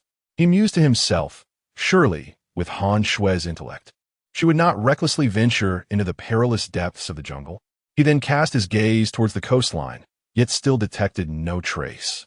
Oh well, today was not without its gains. It was time to return, for he had no desire to become a victim of the venomous snakes lurking in the underbrush. The thought of the densely populated venomous serpents sent shivers down his spine. On this deserted island, should one fall prey to a poisonous snakebite without access to anti-venom? Not even the most powerful deity could provide salvation. But there was the possibility of relying on traditional herbal remedies for treatment. Where snakes thrived, there often existed herbs that could counteract their venom. Yet, Jiang Xiao was no expert in this field and remained oblivious to the identity of such herbs. The more he pondered, the greater his trepidation grew. Decisively, he descended the tree and made his way towards the banana grove, intent on bringing some back to the shelter. Before long, Jiang Xiao returned to the shelter, his arms laden with bounty. Upon seeing him, Han Yun joyfully rose to greet him, but in her excitement, she nearly stumbled to the ground. Fortunately, Jiang Xiao's quick reflexes allowed him to set down the bananas and catch her securely. "Sister Yun, how could you be so careless?" He chided gently, inhaling the fragrant aroma that enveloped her, causing his heart to race. "Isn't it because of you?" Han Yun shot him a playful glare. Over the past few days, she seemed to radiate youthfulness, her spirit invigorated, though her physical form remained unchanged. Jiang Xiao chuckled. Was she truly so fragile? It seemed prudent to be more cautious in the future. Otherwise, life on this desolate island could become exceedingly monotonous. "What discoveries did you make while out?" Han Yun inquired.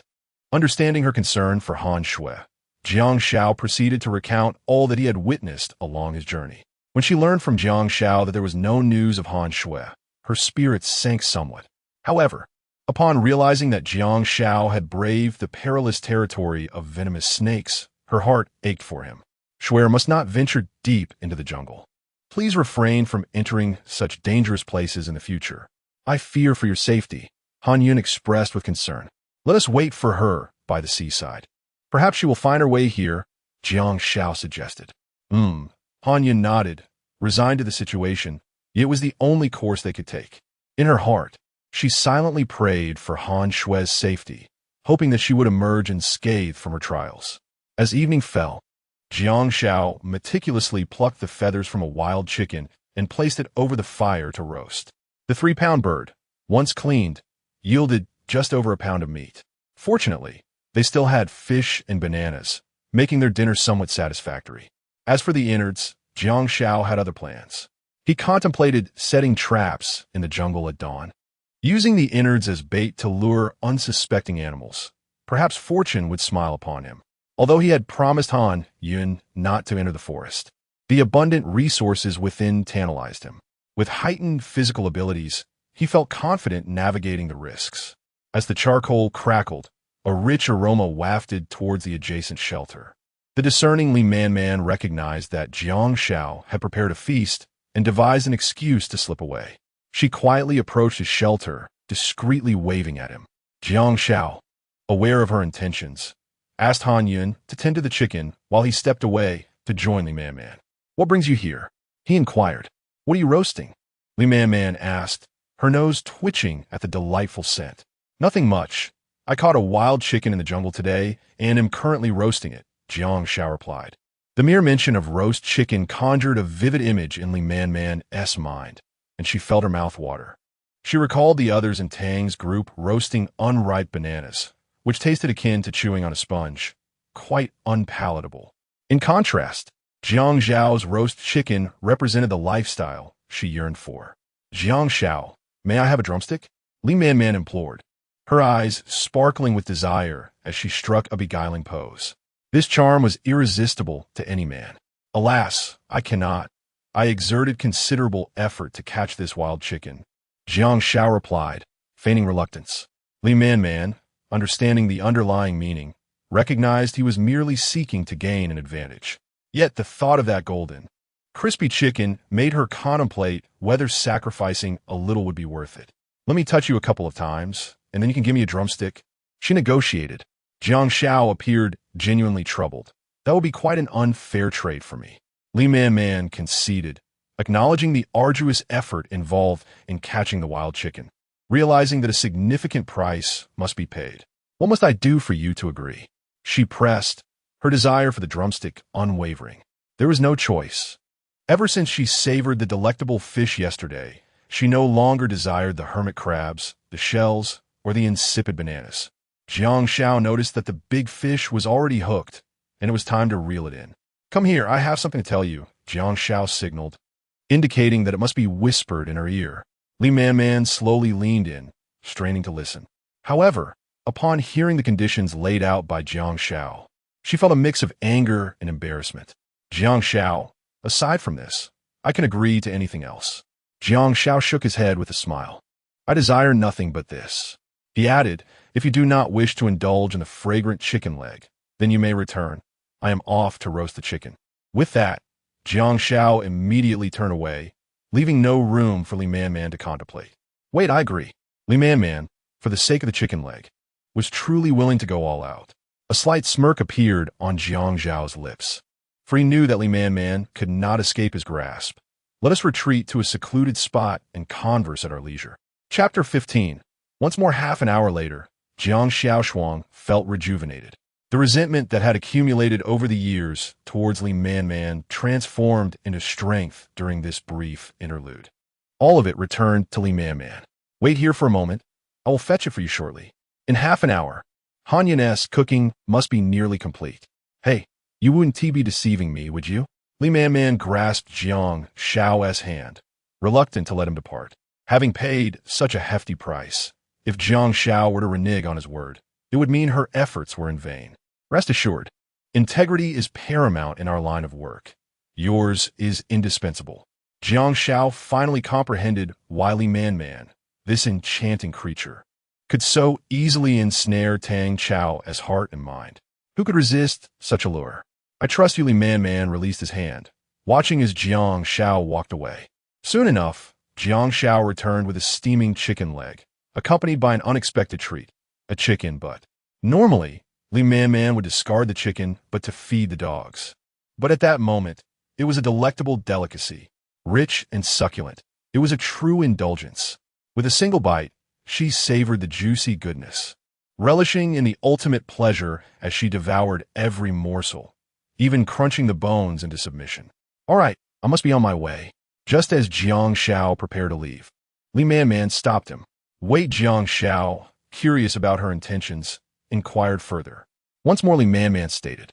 A knowing smile spread across Jiang Xiao's face. It seemed Li Man had become quite addicted. When Jiang Xiao returned to the shelter, darkness had fully enveloped the sky. At that moment, Han Yun lay sprawled out, resembling a flawless piece of art, perpetually igniting Jiang Xiao's senses. Sister Yun, shall we retire for the night? Hold on, let me speak first. What is it? I'd like to request a few days off. Why? It's swollen. We can discuss it later. Meanwhile, upon her return to the shelter, Li Man found Tang Chao leaning in with keen interest, continuously signaling her. Yet, Li Man chose to ignore him. She was still satiated from her earlier feast. Tang Chao, frustrated, noted that under normal circumstances, whenever he signaled, Li Man would eagerly present herself like a tender dove. Yet now, she remained unresponsive. Are you thinking of leaving the Han group? Man, there is something I need to discuss with you outside. Tang Chao hinted again. Brother Tang, I'm rather tired today.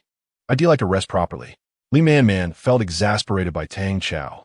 Yet, the thought of Jiang Xiao filled her with exhilaration. Jiang Xiao awakened within her a primal charm that she had succumbed to.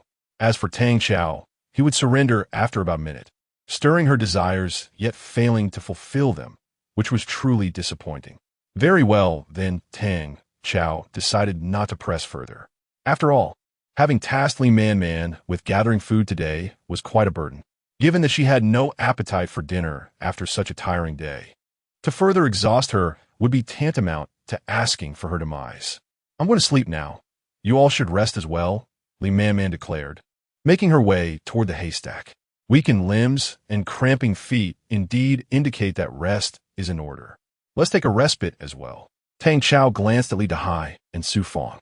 Today, they had constructed a shelter, bringing the total to 2, one for men and one for women. Before departing, he meticulously organized the tasks for the following day, as was his routine. This time, he took the initiative to gather a substantial amount of banana plants.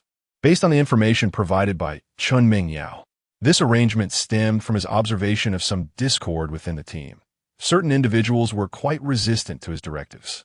Upon hearing Chun Mingyao mention the presence of hundreds of banana trees on the island, he felt an overwhelming urge to chastise those individuals. The next morning, Jiang Xiao awoke to the piercing cries that reverberated through the air. The source of this commotion was none other than Tang Xiao. Help! I've been bitten by a bamboo viper. I'm dying. Someone save me. At that moment, Han Yun also rose from her slumber. Her discussion with Jiang Xiao about import-export trade the previous day had left her rather fatigued. She stretched languidly, her fitted attire accentuating her flawless figure. Pondering what could be troubling Tang Xiao at such an early hour, Han Yun, still bearing dark circles under her eyes, remarked, "He seems to have been bitten by a snake." Jiang Xiao responded, "What?" Han Yun snapped to attention, recalling Jiang Xiao's earlier revelation about the multitude of snakes inhabiting the island. Now, with Tang Xiao having been bitten, she wondered about the island's safety. Scanning the vicinity of the shelter for any signs of snakes, she finally exhaled in relief upon finding none. At that moment, Chun Mingyao approached, exclaiming, "Jiang Xiao, Tang Xiao has been bitten by a bamboo viper. Do you know how to administer an antidote? Quickly, come help him." Under her guidance, Tang Xiao, along with Lu Xiumian, was to gather bananas that day. However, as Tang Xiao reached for a banana, a bamboo viper unexpectedly struck at his hand. Chun Mingyao and Lu Xiumian abandoned their task, hastily transporting Tang Xiao back to the shelter. Upon returning, Tang Xiao lamented loudly, fearing for his life. "Jiang Xiao, go take a look," Han Yun urged. After all, Tang Xiao was a long-standing employee. Should anything happen to him, the Han group would suffer significant losses. Initially, Jiang Xiao had no desire to intervene, feeling indifferent to Tang Xiao's plight. Yet, Han Yun's persistent entreaties compelled him to accompany her. As they entered the shelter, Su Fang was fervently applying pressure to Tang Xiao's snakebite wound. Jiang Xiao distinctly observed dark blood seeping from the injury. The 4 women present bore expressions of deep concern. Yet Li Dahai was conspicuously absent. Jiang Xiao chose not to inquire further. After all, it was not his concern. "What brings you here, Jiang Xiao?" Tang Xiao, seeing his former rival, abruptly halted his lamentations and immediately confronted him. Not receiving a response from Jiang Xiao, Tang Xiao continued with a sardonic tone. "Don't think that if I perish, the position of Deputy General Manager of the Sales Department at Han Group will simply fall to you. Absolutely not." Jiang Xiao scoffed disdainfully. Even when facing death, Tang Xiao was still fixated on that trivial position. "At this moment, I yearn only to embrace the pleasures of life with beautiful companions, casting aside all the trivial pursuits of fame and fortune." Just then, Li Dahai hurriedly entered the shelter, and Jiang Che noticed he was cradling a bundle of herbs, some of which had been crushed by his hands. One could not help but wonder what Li Dahai was up to. "Tang, the snake medicine has arrived. Apply it quickly," he urged as he rushed to Tang Xiao's side, eager to apply the herbs to his wounds. However, Tang Xiao rebuffed him. "Li Dahai, are you trying to poison me? Do you covet my position?" Fearful for his life, Tang Xiao had become distrustful of everyone around him, convinced that those who flattered him were merely scheming for the role of Deputy General Manager. "Dahai, do not squander those herbs. Let Tang Xiao perish," Jiang Xiao interjected unexpectedly. It was surprising to discover that Li Dahai was indeed a snake healer in this serpent-infested desolation. Such a skill was indispensable for survival. Tang Xiao was nearly driven to a frenzy upon hearing Jiang Xiao's words. Chapter 16. Jiang Xiao, bring me some food, Li Dahai. Can this wretched concoction truly neutralize the snake venom coursing through my veins? In Tang Xiao's understanding, apart from anti-venom, no remedy could cure snake bites. Yet, stranded on a deserted island, where could one procure such an antidote? The sight of the crushed herbs in Li Dahai's hand made Tang Xiao feel a wave of nausea, rendering him reluctant to even touch them. Confidently, Li Dahai proclaimed, "My ancestors were renowned snake doctors for 5 generations, adept at counteracting snake venom. Simply apply these herbs to your wounds, and in 2 to 3 days you shall be healed." Jiang Xiao, standing nearby, was taken aback, realizing that Li Dahai hailed from a lineage of such esteemed healers. However, he couldn't help but wonder why Li Dahai had not pursued the legacy of his forebears and instead chose the arduous path of a salesman. With approximately 400,000 snakebite incidents occurring annually in our country, wouldn't selling his snake remedy on a platform bring him considerable fortune? Suddenly, a thought struck Jiang Xiao.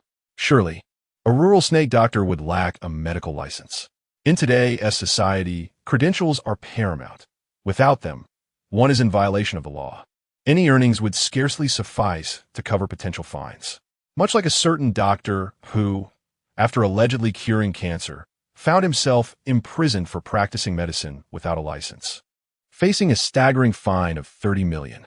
Thus, Jiang Xiao began to comprehend Li Dahai's predicament as a beleaguered salesman. "Li Dahai, do not deceive me." Tang Xiao remained wary, suspecting ulterior motives. "Brother Tang, why not give it a try? Perhaps Li Dahai truly possesses the ability to heal." Su Fong whispered in Tang Xiao's ear. "Tang, the venom of the bamboo leaf viper is not lethal. It merely inflicts pain. With my herbs, I assure you, your symptoms will be alleviated," Li Dahai encouraged further. The timid Tang Xiao glanced around, uncertain of his decision. At that moment, he caught Jiang Xiao's gaze, and a resolve formed within him.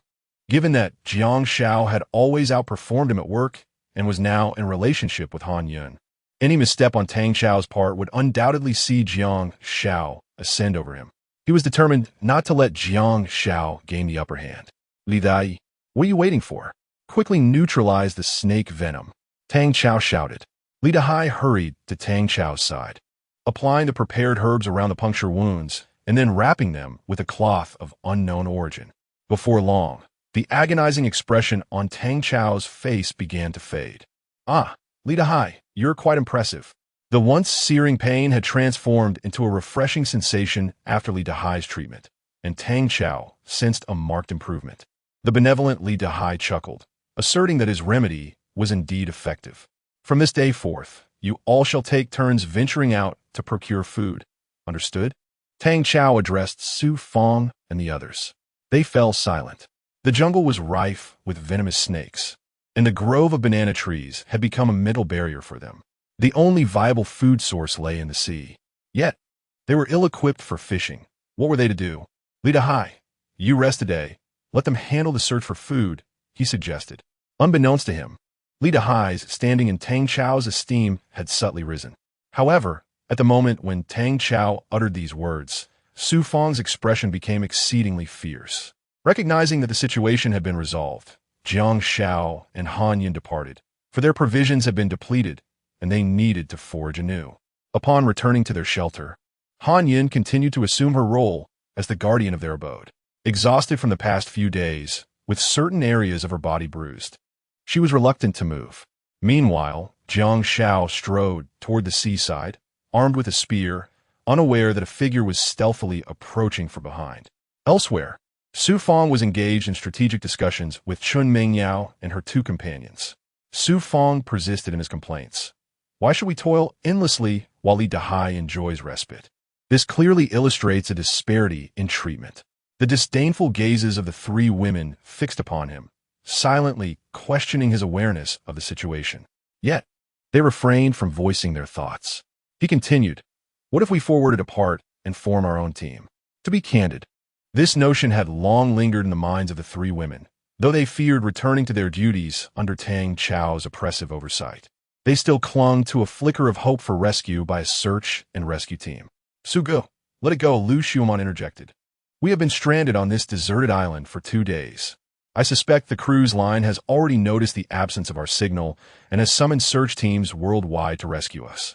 Jiang Xiaoling nodded in agreement, adding, "If we openly defy Tang Zong now, we will only suffer more upon our return." Chen Mingyao found their reasoning compelling. Yet Su Fong remained undeterred. "But the land crabs and shells on this island have been completely consumed. We cannot find food, and returning will only invite scorn." At that moment, Chen Mingyao spoke up.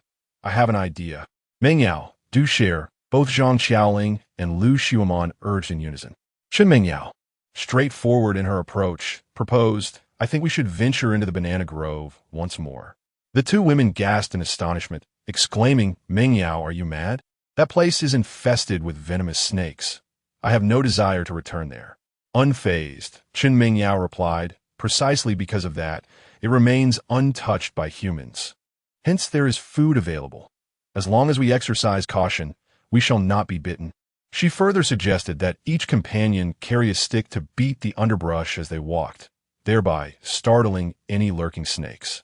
Upon hearing Chen Mingyao's proposal, Su Fong deemed it a viable strategy and promptly agreed. Thus, after the four prepared for their expedition, they set forth towards the banana grove once more, only to realize that Li Man Man was nowhere to be seen. Where has Li Man Man disappeared to? Su Fang Ge Dao. This woman is infuriating. She vanishes when there is work to be done, yet appears at mealtime. I just saw her heading toward the sea. She must be searching for land crabs and shells. Zhang Xiaoling explained. "Fool!" Su Fong scoffed. "How can land crabs and shells be available every day? She is destined to return empty-handed." At this juncture, he solemnly warned the three women. "This time we go to gather bananas. If Li Man Man fails to find food and attempts to share in our provisions, we must ensure she does not succeed." The three women remained silent. Due to Li Man Man being supported by the Tang dynasty, she has become accustomed to her unearned gains. Sensing the thoughts of the three women, Su Fong confidently declared, "Even with Tang Ge shielding her, I am determined to make her taste defeat this time." Enough of this chatter. Let us first gather bananas. What purpose does discussing this serve now? Lu Xiumian interjected. "Indeed, it is early morning and we have yet to eat. My stomach is completely empty. Let us hasten to indulge in a grand feast of bananas." Su Fong exclaimed, eager to return with 2 large bunches of bananas. With the addition of the 3 women, their bounty would suffice for several days, leaving Li Man Man to merely gaze in envy. As they set off by the seashore, Jiang Xiao was already engaged in a fruitful hunt, swiftly catching a 12-pound snapper, a 20-pound octopus, and 4 lobsters weighing around 5 pounds each. Just as he prepared to leave with his haul, Li Man Man unexpectedly stood before him and asked, "Jiang Xiao, could you spare me some food?" Chapter 17. Li Man Man's deal. Just as Jiang Xiao submerged into the depths of the water, Li Man Man stealthily concealed herself on the shore, observing him intently. To her astonishment, Jiang Xiao, armed with a sharp branch, adeptly speared fish within mere minutes. The revelation left her utterly astonished. No wonder he had been enjoying sumptuous meals lately. He possessed such remarkable skills concealed beneath the surface. Unexpectedly, Jiang Xiao found Li Man Man in his midst, and she presented him with a proposition. "If you desire the fish I painstakingly catch, you must offer something in return." Jiang Xiao teased, fixating on her, who resembled a perfectly ripened peach, exuding an enticing fragrance. Without hesitation, Li Man Man shed her defenses, revealing her flawless form, and gradually waded into the sea. The water was slippery. She grasped the rocks for stability. Thus, they began to scrutinize each other's weaknesses. Jiang Xiao identified the flaws in Li Man Man, while she discerned his strengths. "Jiang Xiao, if I find myself in need of food, may I seek you out?" Li Man Man inquired, her cheeks flushed. "Of course," Jiang Xiao replied, nodding. "You understand the terms of our exchange." "Wonderful," Li Man Man exclaimed joyfully. If a modest offering could procure food, it was indeed a worthwhile trade. "Here," Jiang Xiao, ever the man of integrity, tossed her a 12-pound snapper. "Thank you, Jiang Xiao," Li Man Man said, deeply touched by his generous gift. "You deserve it," he smiled. At that moment, Li Man Man drew closer to him. Jiang Xiao smirked slightly, This woman had quite the appetite for affection. Meanwhile, at the Tang dynasty's sanctuary, a wretched cry pierced the air. It emanated from Su Fong, who had just returned from the banana grove, having taken every precaution, yet still met with misfortune. While relieving himself, he had been bitten on the thigh by a 5-pound pit viper. Had the bite been any higher, he would have lost his manhood forever. Useless. Jiang Xiao berated the four who returned empty-handed, disregarding their well-being in his anger. His own hunger eclipsed their safety. He was famished. Nevertheless, considering Su Fong's previous usefulness, he instructed Li Dahu to procure herbs for treatment. Yet, the loss of another laborer left him cursing Su Fong for being more of a hindrance than a help. Chen Mingyao and the others hung their heads in silence, having not anticipated such a sudden calamity. They were prepared to climb trees when Su Fong had fallen victim to the snake. They had underestimated the peril of the banana grove. Henceforth, they could not venture into the forest at all. A snake bite could take weeks to heal, or worse, it could be fatal. And where was that wretched Li Man? Jiang Xiao scanned the crowd, his fury igniting upon discovering her absence. After rebuffing him the previous night, she failed to attend to him in his moment of need. Relying on his affection, she had become increasingly unruly. As Jiang Xiao resolved to give Li Man a good scolding upon her arrival, she unexpectedly appeared, bearing a magnificent golden-red sea bream upon her shoulder, clearly exhausted and breathless. In an instant, Jiang Xiao's desire to berate her dissipated, replaced by a complete turnaround in attitude as a sharp gaze fell upon the impressive catch. Ah, Man, I never anticipated you would capture such a magnificent bream. I'm truly impressed, he exclaimed, a warm smile gracing his face, filled with unspoken affection. The trio of Chen Mingyao, Lu Xiuman, and Jiang Xiaoling stood in astonishment, marveling at Li Man's unexpected prowess. What a remarkable display of skill, they thought, realizing that she was indeed a woman of hidden talents. Su Fong, previously lamenting his misjudgment, felt a flush of embarrassment wash over him, for he had firmly believed that Li Man would return empty-handed. Now, the sight of the bream felt like a slap to his face. Come, Man, sit beside me. Let the rest handle the fish, Jiang Xiao beckoned her. Chen Mingyao and the others took the bream from Li Man, commencing the process of gutting and preparing it for cooking. Yet, Li Man did not take her place by Jiang Xiao. Instead, she returned to assist her friends in processing the prized fish. After all, this was a hard-earned treasure, and nothing edible should go to waste. Watching her retreating figure, Jiang Xiao felt no urge to chastise her for her choices. Instead, he nodded in satisfaction. Li Man had become capable, securing a future where they would never lack for fish. Sister Man, how impressive you are, Lu Xiuman praised upon rejoining her companions. Previously, she had thought that Li Man relied solely on Jiang Xiao for her position. Witnessing her true abilities left her in awe. As they worked, Lu Xiuman pulled out the fish entrails, preparing to discard them into the sea. Don't throw that away, Li Man interjected. The entrails are edible too.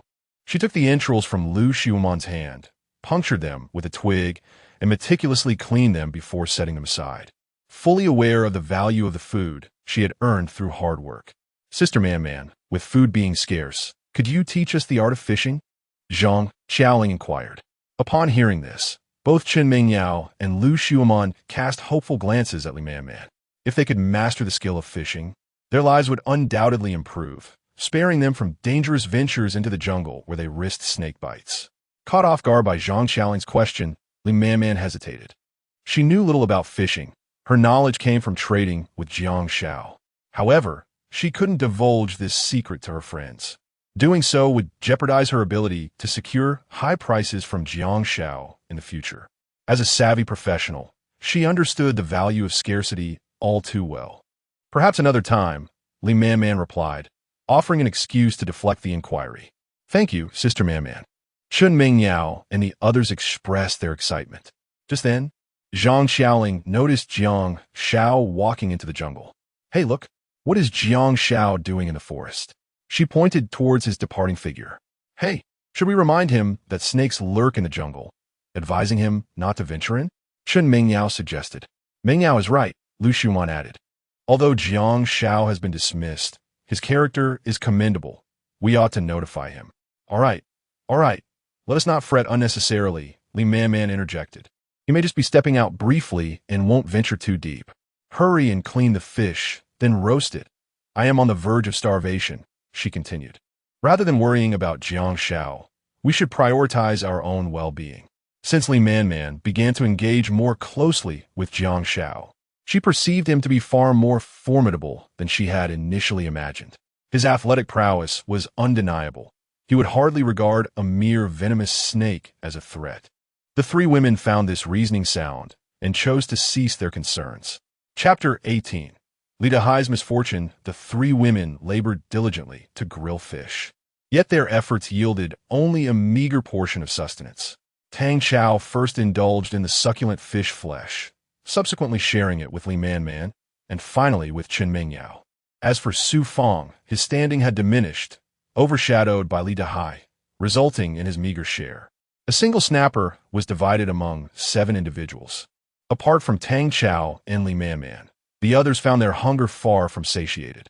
This inequitable distribution fostered a growing discontent, a mere spark away from igniting conflict. After their modest repast, Tang Xiao instructed the three women to forage for additional food, while Li Man, having proven herself a significant contributor, was granted a well-deserved respite. Meanwhile, Li Dahai had yet to return from his quest for snake medicine. At that moment, Jiang Xiao traversed the underbrush, armed with the entrails of wild fowl and fish to set traps. He first sought out resilient vines in the forest, using a flexible sapling which he bent and secured to the ground. One end of the vine was fashioned into a noose, while the other was anchored to the apex of the bent branch. A small amount of entrails was scattered at one end. When an unsuspecting animal stepped into the noose, the branch would spring up, lifting it off the ground and leading to its demise. He also contemplated digging deep pits lined with sharp implements, but found it too labor-intensive, opting instead for simpler traps. Once he had finished setting them, he unexpectedly stumbled upon a lychee tree, so large that it could not be embraced by 2 hands. It was the season of fruiting, and the vibrant red lychees tantalized Jiang Xiao's senses. Immediately, he prepared to ascend the tree. However, as he poised to leap, a dark figure flashed before him like lightning, an enormous king cobra, approximately 15 pounds in weight. Jiang Xiao had inadvertently encroached upon its territory, prompting an immediate strike. To the snake's frustration, its renowned speed was rendered ineffective in Jiang Xiao's presence. The cobra raised its flattened head, nearly a meter high, flicking its tongue to detect Jiang Xiao's scent. "Damn!" Jiang Xiao exclaimed, realizing he had underestimated the forest perils. Any ordinary person would have succumbed to the cobra's swift attack. But fortunately, his reflexes were extraordinary. To him, the snake's movements appeared sluggish as a tortoise. With a hiss, the king cobra exhaled and lunged towards Jiang Xiao. In response, Jiang Xiao drew his dagger, aiming for its head, and hurled it with astonishing speed. A sickening thud echoed as the blade penetrated the cobra's skull, pinning it to the lychee tree. The wounded snake writhed in a desperate attempt to escape, but with its head severely injured, all efforts proved futile. As time passed and its blood flowed freely, it gradually fell silent, ultimately succumbing to its fate. Jiang Xiao approached cautiously, withdrew his sharp dagger, and secured the king cobra.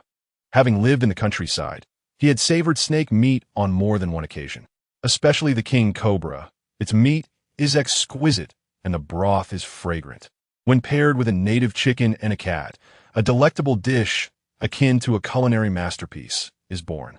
After a brief interlude, Jiang Xiao finally ascended the lychee tree and commenced the harvest. Lacking a substantial container, he had no choice but to shed his shirt, utilizing it to wrap the gathered lychees. In no time, following a fervent foraging session, his shirt was filled to the brim, accommodating approximately 10 pounds of the luscious fruit. "This should suffice for now. We can retrieve more once we've finished," Jiang Xiao remarked. There was also the consideration that overindulgence in lychees could lead to an upset stomach. 10 pounds would sustain the two of them for quite some time. With the traps now set, and having secured a king cobra alongside his haul of lychees, it was high time to return. Jiang Xiao gazed upward. observing the clouds transforming into a deep, inky hue, pondering the impending downpour.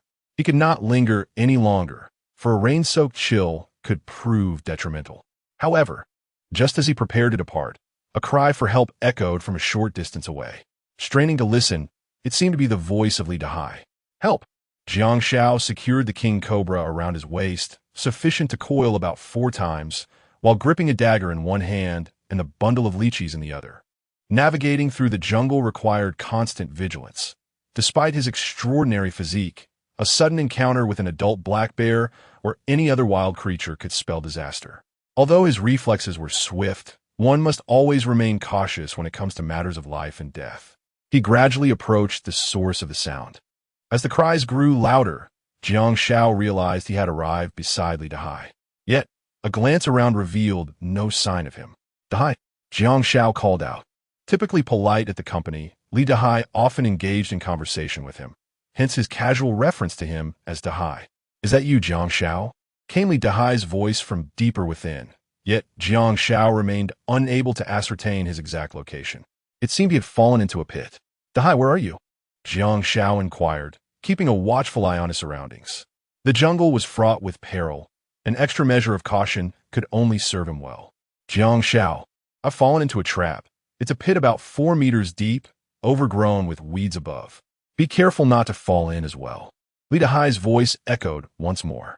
Jiang Xiao meticulously scanned the area and soon discerned a patch of lush grass rustling with white leaves, unmistakable evidence of disturbance.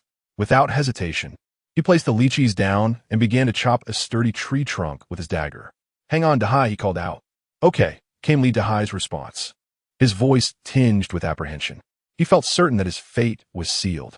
Little did he anticipate encountering Jiang Xiao, who was out foraging for food. Truly a stroke of fortune. In short order, Jiang Xiao located a straight tree trunk the size of a grown man's wrist and commenced his chopping.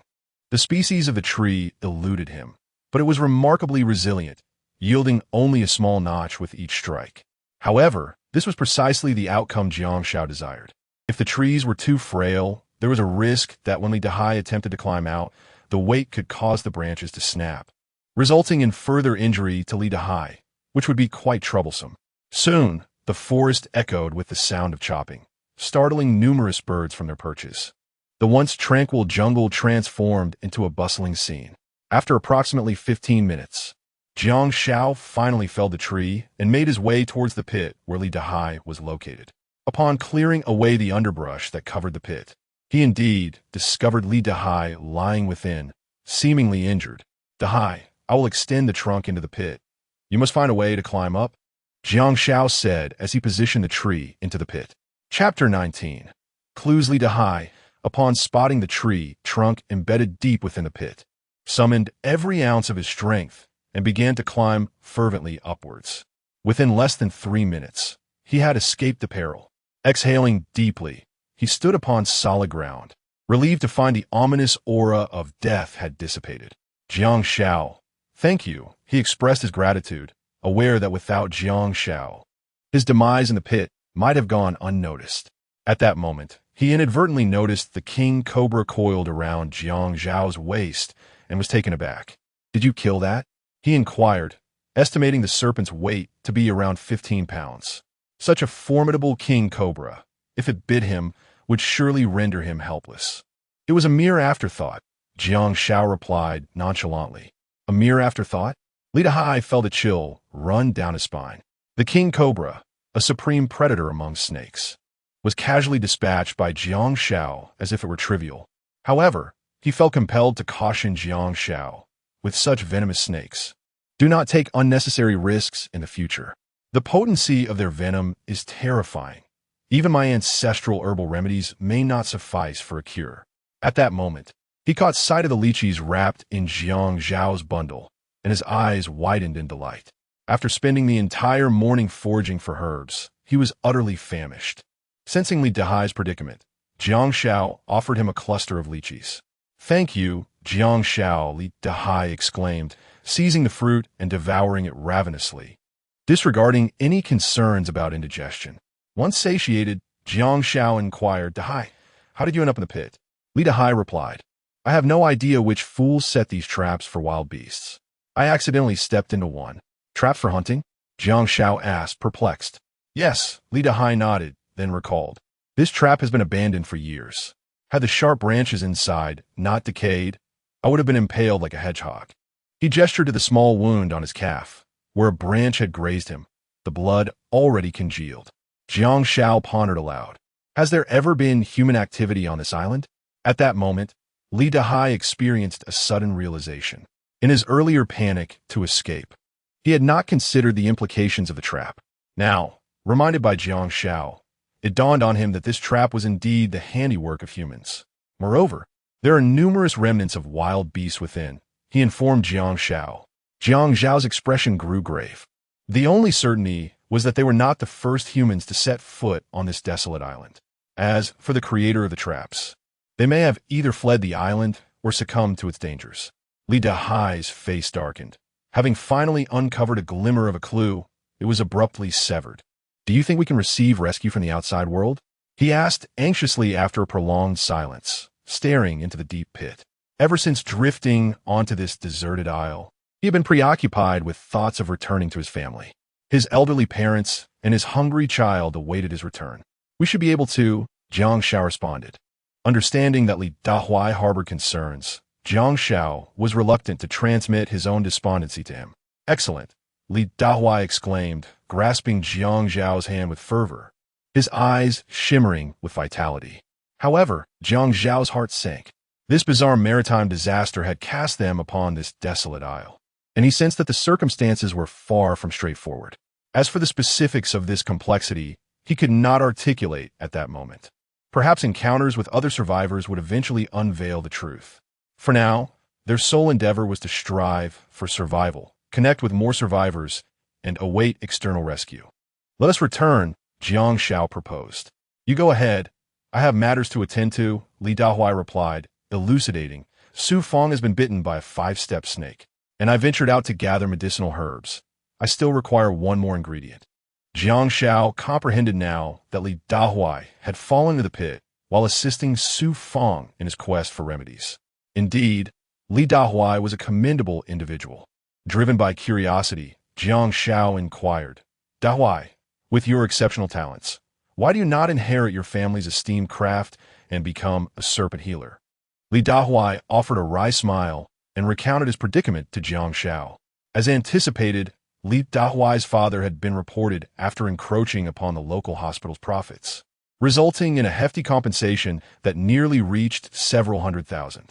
Were it not for certain connections, he would likely be facing a 7-year prison sentence. It looks like rain. Let us hasten back to the shelter after you procure the herbs, Jiang Xiao cautioned before departing. Very well, Li Dahai nodded. Should Su Fong not receive the antidote, it was unlikely he would survive the night. You should return, Jiang Xiao urged, not lingering any longer.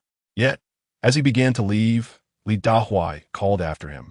Jiang Xiao, thank you for saving my life today. If you ever require assistance, do not hesitate to ask. I would brave fire and water for you. The forest is perilous. Take care. With that, Jiang Xiao continued on his way. Watching Jiang Xiao's retreating figure, Li Dahai shook his head in quiet dismay. Such a remarkable person, and yet he could not fathom why Han Shui had dismissed him.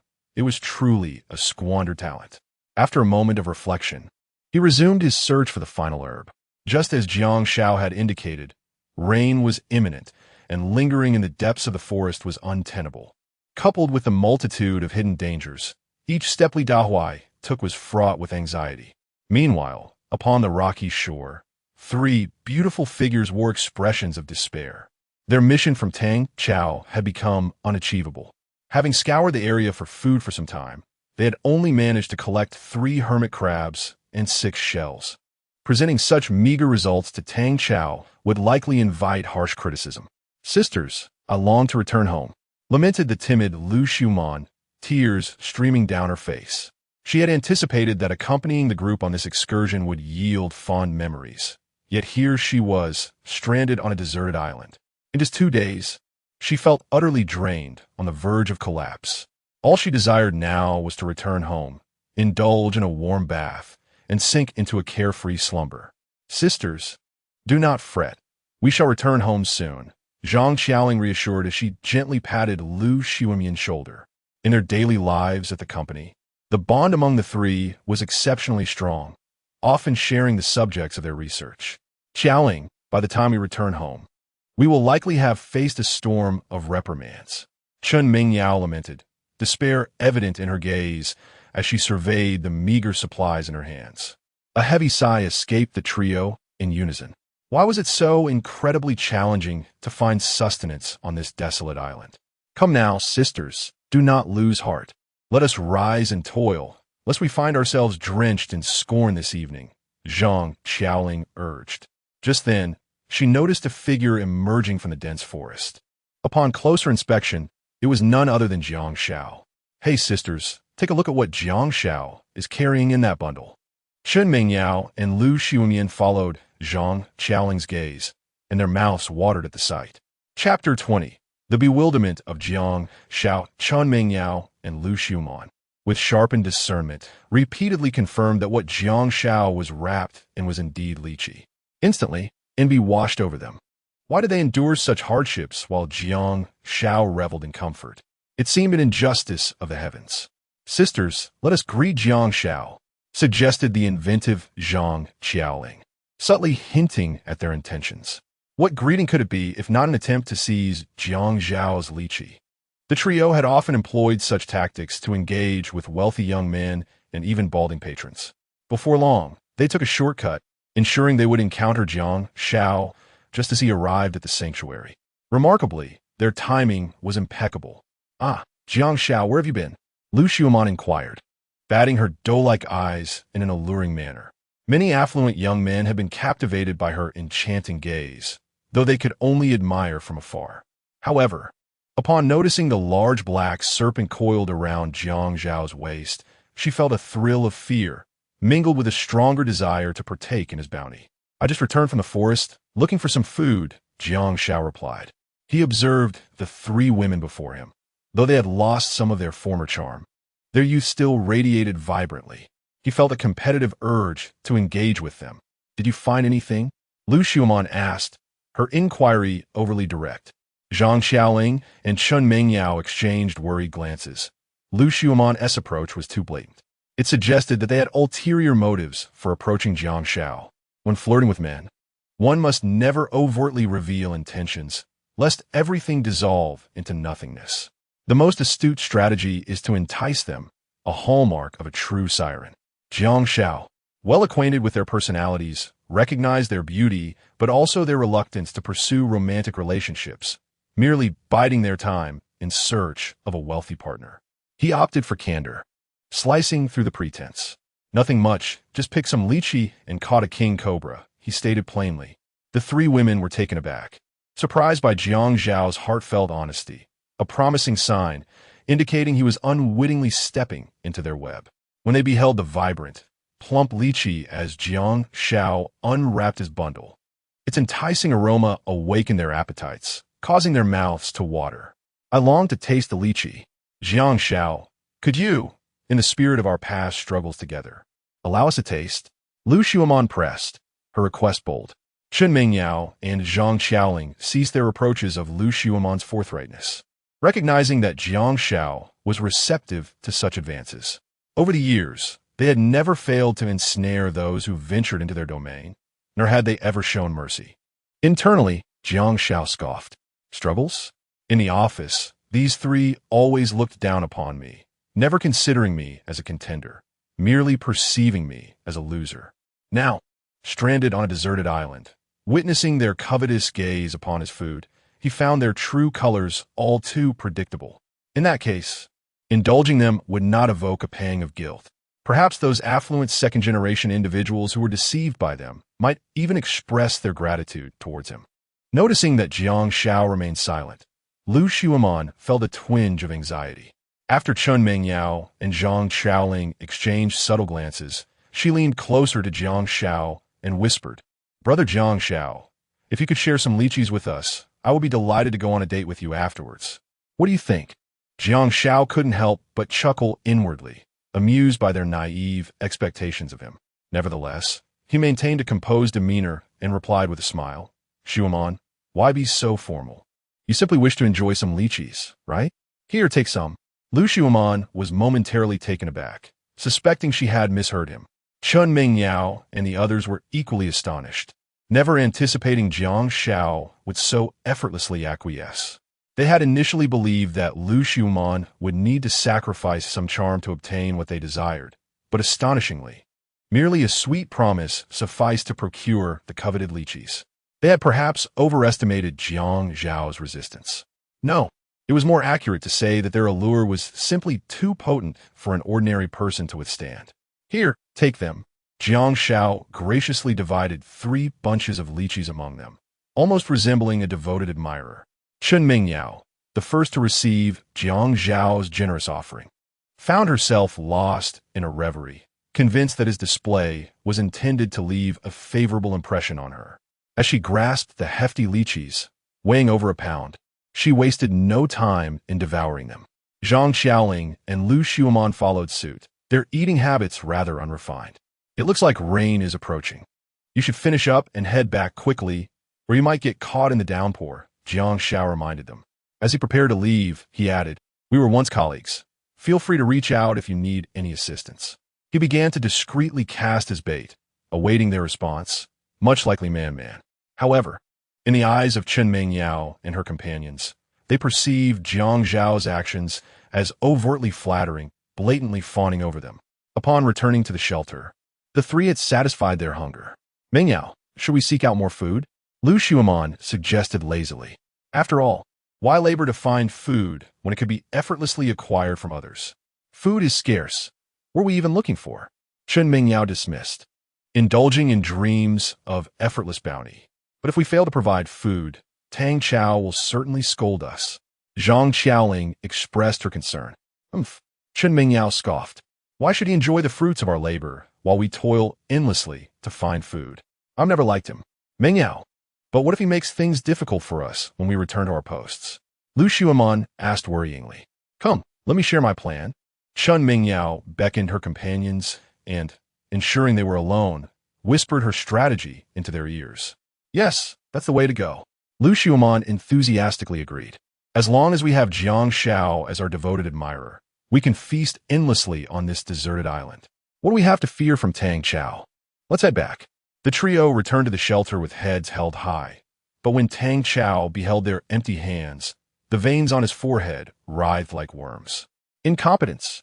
You cannot even accomplish such a trivial task. What use are you to me?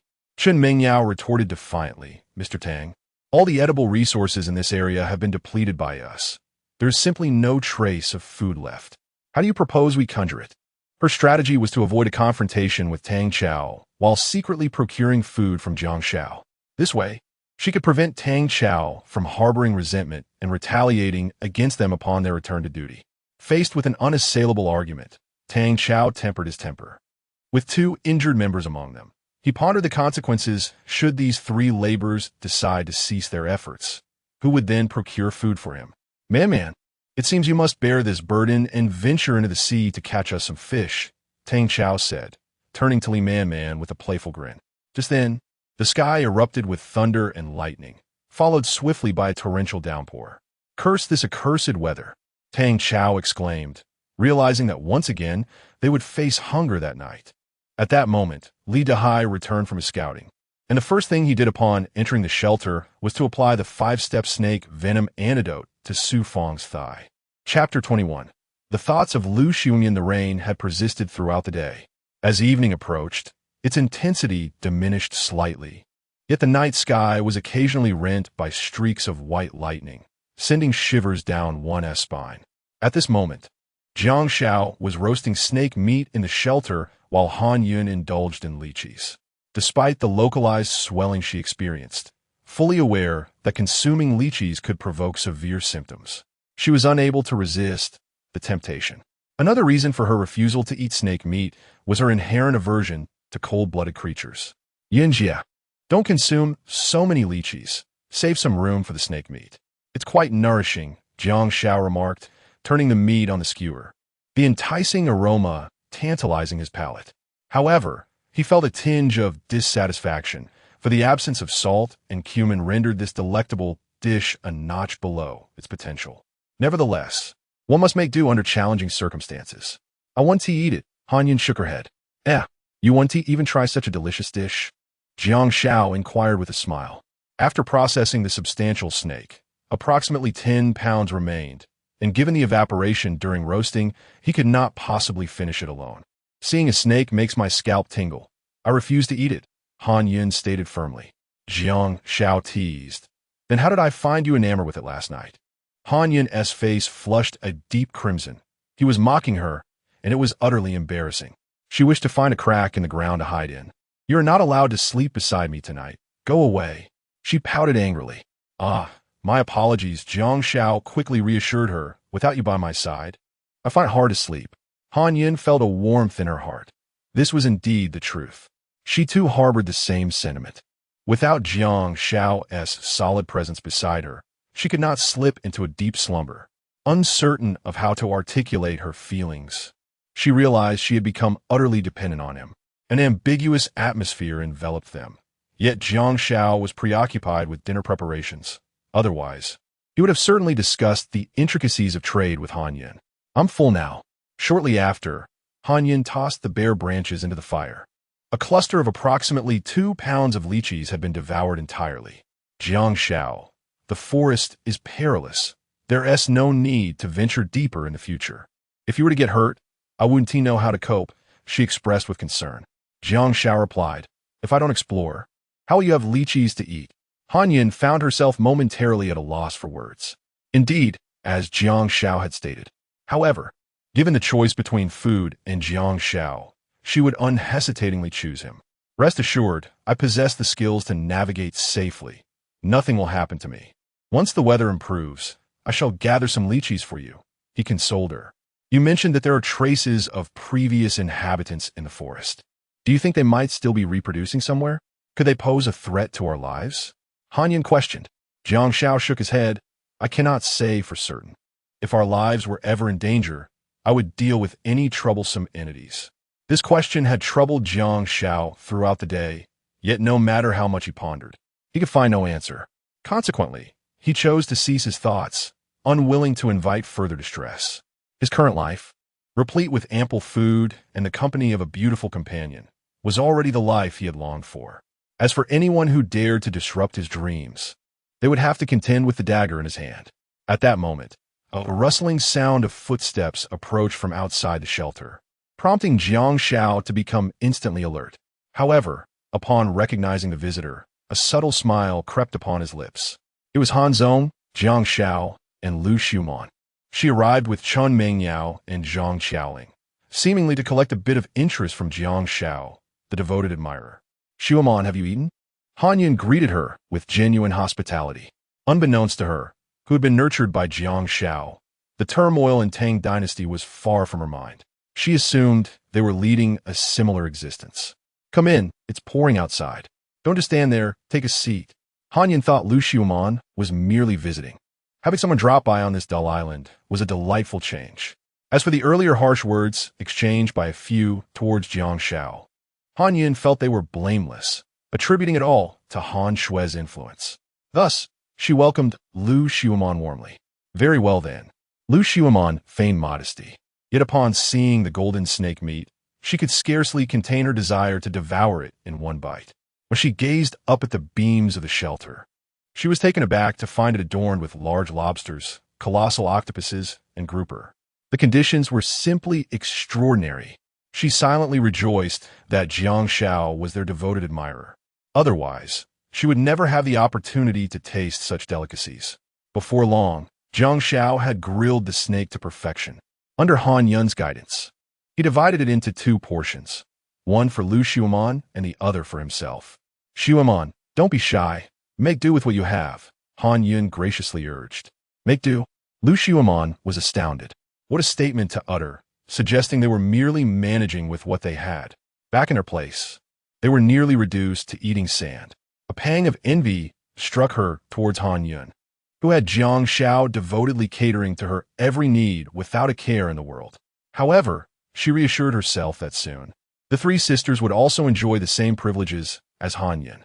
In no time, under Lu Xiumon's swift consumption, half the snake was devoured entirely. Han Yin smiled softly at the sight. This girl seemed indifferent to managing her figure. She would surely face consequences later on. Thank you for the hospitality. I am quite full, Lu Xiumon declared, letting out a satisfied burp. It was indeed an unforgettable dinner, one that brought her immense pleasure. Xiumon, do you have matters to discuss with Jiang Xiao? Han Yin wondered if they had previously targeted Jiang Xiao, but were now regretting their actions and had come to apologize. She sometimes found herself in similar situations. Han Zong, I indeed wish to speak with Jiang Xiao, Lu Xiumon replied. Han Yin smiled lightly, confirming her suspicions. Jiang Xiao, could we step outside for a moment? After all, the manipulative words would be better kept away from Han Yin. Go on, Jiang Xiao was urged. Han Yin yit, asserting that matters of apology should undoubtedly be addressed privately between the parties involved. She did not entertain any thoughts in other directions. Soon, Jiang Xiao arrived at a secluded location with Lu Xiumon. Jiang Xiao, thank you, Lu Xiumon began, offering him a sweet compliment. It's nothing, Jiang Xiao replied nonchalantly. However, in Lu Xiumon's mind, she believed that Jiang Xiao's generosity was merely a matter of course. Thus emboldened, she ventured, Jiang Xiao, could you possibly spare 2 lobsters for me? Meng Yao and Xiaoling haven't had dinner yet and are waiting for my return to report back. Jiang Xiao scoffed inwardly. What do their meals have to do with me? As long as I'm not hungry, it matters not. Nevertheless, he maintained a facade of composure and awkwardly replied, Xiumon, that might be a bit inappropriate. Don't you think? What is inappropriate about it? Lu Xiumon's hand subtly reached towards Jiang Xiao's position. Chapter 22. I feel a bit sleepy. Lu Xiumon's delicate fingers lightly brushed against Jiang Xiao's hand before retracting immediately. This was the sweetest gesture she could offer him. With her head held high in pride, she mused that Jiang Xiao might refrain from washing his hands for the next few days. Perhaps every dark night, he would find himself lost in ecstasy at the very spot she had touched. Surely, that would not be too demanding, right? Lu Xiumon thought arrogantly. Yet, Jiang Xiao shook his head in disapproval. Lu Xiumon furrowed her brows in surprise, not anticipating Jiang Xiao's considerable appetite. Growing somewhat impatient, she hoped he would know when to stop. Otherwise, she would not allow him to remain her devoted admirer. However, in her quest to ensnare Jiang Xiao, she decided to compromise, permitting him a rather significant advantage. At that moment, her soft fingers enveloped Jiang Xiao's hand firmly. This was her first experience of such intimate contact with a male, and she deemed the sacrifice quite substantial. Well then, Lu Xiumon's alluring voice chimed with confidence. Is it too much to ask? Jiang Xiao continued to shake his head. Xiumon, fishing in the sea is arduous work. You wish to take 2 lobsters from me without offering anything in return. Isn't that a form of bullying towards an honest person? Initially, Lu Xiumon was quite irate, feeling Jiang Xiao was exceedingly ungrateful. Yet, upon calming herself, she conceded that he had a point. Thus, she had no choice but to prompt him further. Jiang Xiao, what would it take for you to agree? She asked coldly. Come closer. Jiang Xiao beckoned her with a gesture to approach. Lu Xiumon leaned in, ears poised. However, upon hearing the conditions Jiang Xiao proposed, her anger flared. Jiang Xiao, you shameless scoundrel. She had intended to offer a small price for the lobsters, while Jiang Xiao seemed to have ulterior motives regarding the fair maidens. They would rather starve than allow him to succeed. As she prepared to unleash a torrent of insults upon him, Jiang Xiao swiftly silenced her with a kiss. Lu Xiumon's mind went blank, momentarily forgetting to struggle. This was her first kiss, a precious moment she had saved for her true benefactor, and she had never shared such intimacy with any boy. Regaining her senses, she slapped him fiercely across the face. Smack! Jiang Xiao firmly grasped her wrist, a playful smile dancing upon his lips. Consider this the cost of your indulgence. There is no such thing as a free lunch in this world. If you wish to partake, you must offer something in exchange. You wish. Lu Xiumon retorted fiercely. Do not presume that having a bit of resources makes you exceptional. I assure you, it is impossible. Her indignation was palpable. To her, the excessive demands of a devoted admirer were utterly outrageous. Without your provisions, we can still thrive effortlessly, she declared with pride. Do you think you're the only one capable of fishing on this island? How laughable! With the facade of civility shattered, Lu Xuemon felt no need to temper her words with Jiang Xiao. Oh, and why is that? Jiang Xiao inquired with keen interest. Oomph. Lu Xuemon huffed, her pride undeterred. Let me enlighten you. Sister Man is equally skilled in the art of fishing. Today, she caught a snapper weighing over 10 pounds. What do you wish to express? A mocking smile played on Jiang Xiao's face. Lu Xuemon, filled with arrogance, declared, as long as Man teaches us to fish. Do you truly believe we would lack for your meager provisions? Attempting to coerce us with food is a misguided strategy. Are you certain? Jiang Xiao narrowed his eyes, fixing his gaze upon Lu Xuemon. From this moment forward, the three of us shall no longer allow you to be our sycophant, so mind your own affairs. Lu Xuemon asserted with conviction. If you wish to encroach upon us, you are merely indulging in a fanciful dream. With that, she stormed off.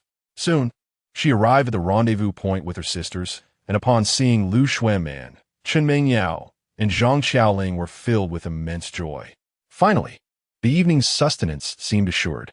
However, their expressions froze in disbelief upon noticing Lu Xuemon returned empty-handed, as though aged beyond her years. Sister, what happened? Zhang Xiaoling inquired, her stomach already gnawing with hunger. Although they had consumed lychees at noon, it was hardly sufficient. Fuming, Lu Xuemon recounted the entire incident to the two. What? Chen Mingyao exclaimed in astonishment. Is what you say true? She could hardly fathom that the seemingly innocuous Jiang Xiao harbored such malevolent intentions. Sisters, why would I deceive you? To convince them, Lu Xuemon exaggerated the events, portraying Jiang Xiao's inappropriate advances as an assault. Damn it, Zhang Xiaoling seethed. In a civilized society, he ought to be charged with assault and imprisoned to eat buns. Indeed, and he should be compelled to compensate for millions in psychological damages, Chen Mingyao added, brimming with righteous indignation. Sisters, you were right to take this stance. After a moment of excitement, Zhang Xiaoling composed herself, recognizing that they should never have allowed a sycophant to entertain such unwarranted thoughts. I intended to showcase my strengths to him, but since he failed to appreciate the opportunity, he has only himself to blame. Chen Mingyao shared her deep disappointment in Jiang Xiao. Had he remained a devoted sycophant to the three of them, discussing such matters with friends would have undoubtedly enhanced his reputation. Yet, he squandered a golden opportunity. Sisters, shall we now ignore that insipid man and learn skills from Sister Man, becoming self-sufficient? Lu Xuemon proposed. It appears we have no other choice. Chen Mingyao and Zhang Xiaoling replied in unison. Alas, the two would have to endure hunger tonight. Is that clear? Back at the shelter, Han Yun gazed at Jiang Xiao with a cheerful expression, sensing his good spirits. Clear, Jiang Xiao responded. Then it's settled. Suddenly flushing, Han Yun added, I feel a bit tired. Jiang Xiao beamed with a radiant smile. Just as Jiang Xiao was about to settle in, a cataclysmic event unfolded at the neighboring shelter. Su Fong succumbed to snake venom due to a lack of timely medical attention, leaving them utterly helpless. In that moment, they dared not accept the grim reality. If they had considered the waiting period for rescue as a means of self-improvement, the hardships endured would have seemed trivial. However, with a life lost, their mindset shifted irrevocably as a fearful thought gripped their hearts. Would they be the next to perish? Especially in the fearful Tang dynasty. There was an acute dread that the next to perish might be him, for he had been bitten by the bamboo leaf green. Hi. The trembling Tang dynasty inquired. Did you not say that applying the herbal remedy would neutralize the snake venom? The poisonous serpents on this island are far more formidable than I had anticipated. I underestimated them. Li Dahu replied with resignation, simultaneously expressing sorrow for Su Fong's fate. Had he not been ensnared in that trap for so long, Su Fong would not have met his demise. Then, might I also perish? The Tang dynasty's teeth chattered incessantly in fear, worried that silence would lead to his own end. You shall be fine. Upon hearing Li Dahu's assurances, the Tang dynasty exhaled in relief, though he remained mentally vigilant. From tomorrow onward, all four of you will venture forth to diligently gather sustenance. Should you fail to procure food, do not blame my ruthlessness. The Tang dynasty bellowed angrily at the four women. They stood in stunned silence, faintly sensing that a challenging path lay ahead of them. Chapter 23. The giant sea turtle. The following day, the rain had ceased. As Jiang Xiao prepared to engage once more, he was interrupted by the anxious voice of Li Dahai. Restless, he suppressed the turmoil within him and composed himself before approaching. Dahai, what is the matter that has you so perturbed? Unbeknownst to Jiang Xiao, the death of Su Fang had transpired the previous night, along with another shocking event that followed. Su Fang is dead, Li Dahai lamented gravely. What?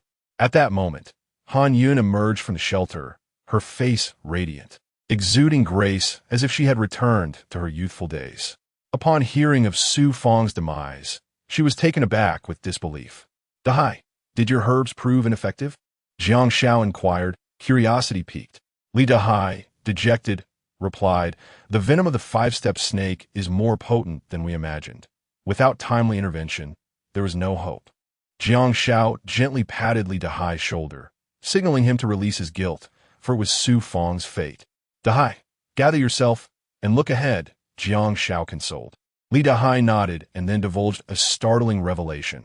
Last night, after we dragged Su Fang's body to the beach, something unbelievable transpired. Jiang Xiao's gaze sharpened. What happened? Li Dahai recalled, a chill running down his spine. He was dragged into the sea by an unidentified creature. What? Jiang Xiao's pupils dilated. The only creature capable of such a feat, he surmised, was a crocodile. It seems like something from the Tang dynasty, Li Dahai added. However, when he returned to the shelter, he was raving mad, cowering in a corner, and we dared not inquire further. Quick, take me to the scene of the incident, Jiang Xiao urged. Come. Li Dahai promptly led Jiang Xiao to the location where Su Fang had vanished. It was here. Li Dahai pointed to a cleared patch on the beach, marked by a long drag mark and other impressions. The previous night, they had left Su Fang in this clearing, intending to retrieve tools to bury him, but upon their return, he had disappeared. As Jiang Xiao surveyed the beach, he noticed symmetrical parallel grooves, reminiscent of reptilian tracks. The scratches from the forelimbs were shallow and fan-shaped, while the drag marks from the hind limbs were accompanied by faint tail trails. Yet these marks seemed rather large. He mused. The fan-shaped impressions measured over a meter in length. What kind of reptile is this? Jiang Xiao immediately dismissed the idea of a crocodile. Ah, these resemble the crawling traces of a turtle, Han Yun remarked casually. Having lived a life of comfort, she was well acquainted with the animal kingdom through her frequent viewings of nature documentaries. But such a large turtle. She gazed at the substantial marks and the weight they implied, pondering if it could weigh over a ton. In her understanding, no such colossal sea turtle existed. Inspired by Han Yun's inadvertent insight, Jiang Xiao swiftly concluded that the sea turtle was the likely culprit. The thought that such a massive sea creature could drag away Su Fang, who weighed 130 pounds, sent chills down his spine. Could it be that the turtle had undergone some mutation due to that eerie red light? This speculation lingered in Jiang Xiao's mind. At that moment, Tang Chao appeared before Jiang Xiao as if he had lost his very soul, resembling a colossal sea turtle that seemed to tower like a mountain. I witnessed it carry Su away with my own eyes. Tang Chao was utterly distraught, desperate to escape this cursed place for even a single second longer. At that juncture, Li Man Man and her three companions also materialized. Their haggard expressions and pronounced dark circles around their eyes indicated a sleepless night. Jiang Xiao found himself perplexed.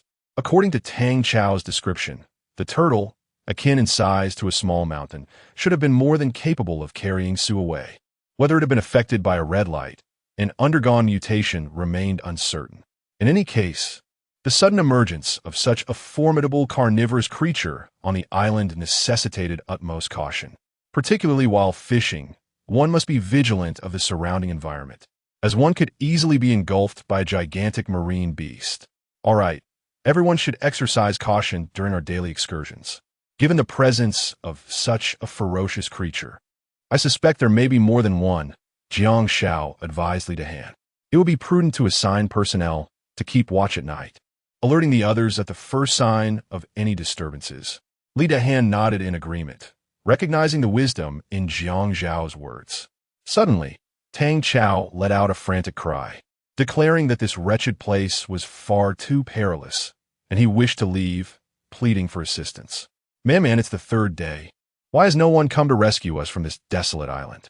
Shun Mingyao wept, her mind plagued by haunting images of Su's tragic demise. Cast away on this forsaken isle, not only was her body tormented, but her spirit was also in anguish, pushing her to the brink of collapse. Mom, come save me. Lu Xiumin cried as well.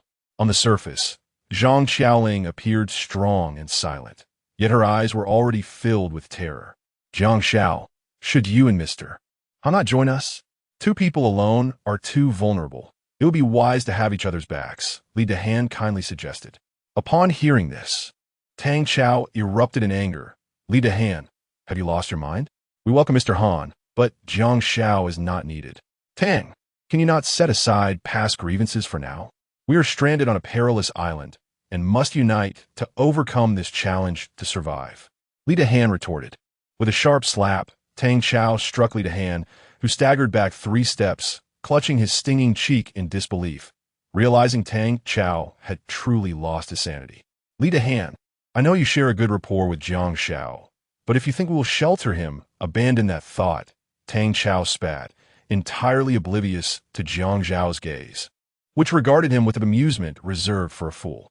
Tang, regardless of your feelings, Jiang Xiao has rendered significant service to the company. It is only just that we ensure his safety. Why must you deliberately target him? Li Dehan understood the underlying motives behind Tang Xiao's vehement response. Because Jiang Xiao surpassed Tang Xiao in merit, he could not tolerate the thought of sharing the limelight.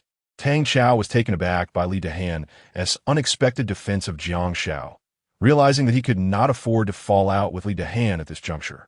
After all, Li Dehan held the key to his fate, and with the venom from the bamboo leaf viper still unpurged, he remained reliant on Li Dehan. What if Li Dehai, in a moment of desperation, suddenly chooses to side with Jiang Xiao? That would spell disaster, wouldn't it? He certainly does not wish to meet an ambiguous end like Su Fong. Tang Xiao has ultimately decided to concede. With a smile that barely conceals his true feelings, he gazes at Li Dehai, saying, Dehai, you have a point. To honor you, I shall permit Jiang Xiao to join us. Li Dehai secretly rejoices. However, in a surprising turn, Tang Xiao suddenly grins. But I have a condition.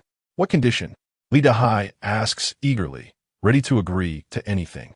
Tang Xiao does not beat around the bush. As a condition for protection, all the food Jiang Xiao collects must be submitted to me first and then redistributed. Tang Xiao looks at Jiang Xiao with a knowing expression, as if to imply that while gathering food is impressive, lacking the ability to protect oneself renders the effort futile. Tang Xiao, dawn has arrived, yet you remain ensnared in your dreams. Jiang Xiao's icy words respond. Chapter 24. The terrifying giant turtle Jiang Xiao. Do not be ungrateful. Tang Xiao mocked coldly, warning you not to squander Li Dehai's earnest efforts. With such perilous creatures emerging on the island, do you truly believe you can handle it alone? The advantage of numbers is now evident. Whether I can manage it is of no concern to you. In any case, anyone harboring intentions to seize my supplies will find no passage. Jiang Xiao retorted defiantly. Besides, is he not enjoying his world with Han Yin?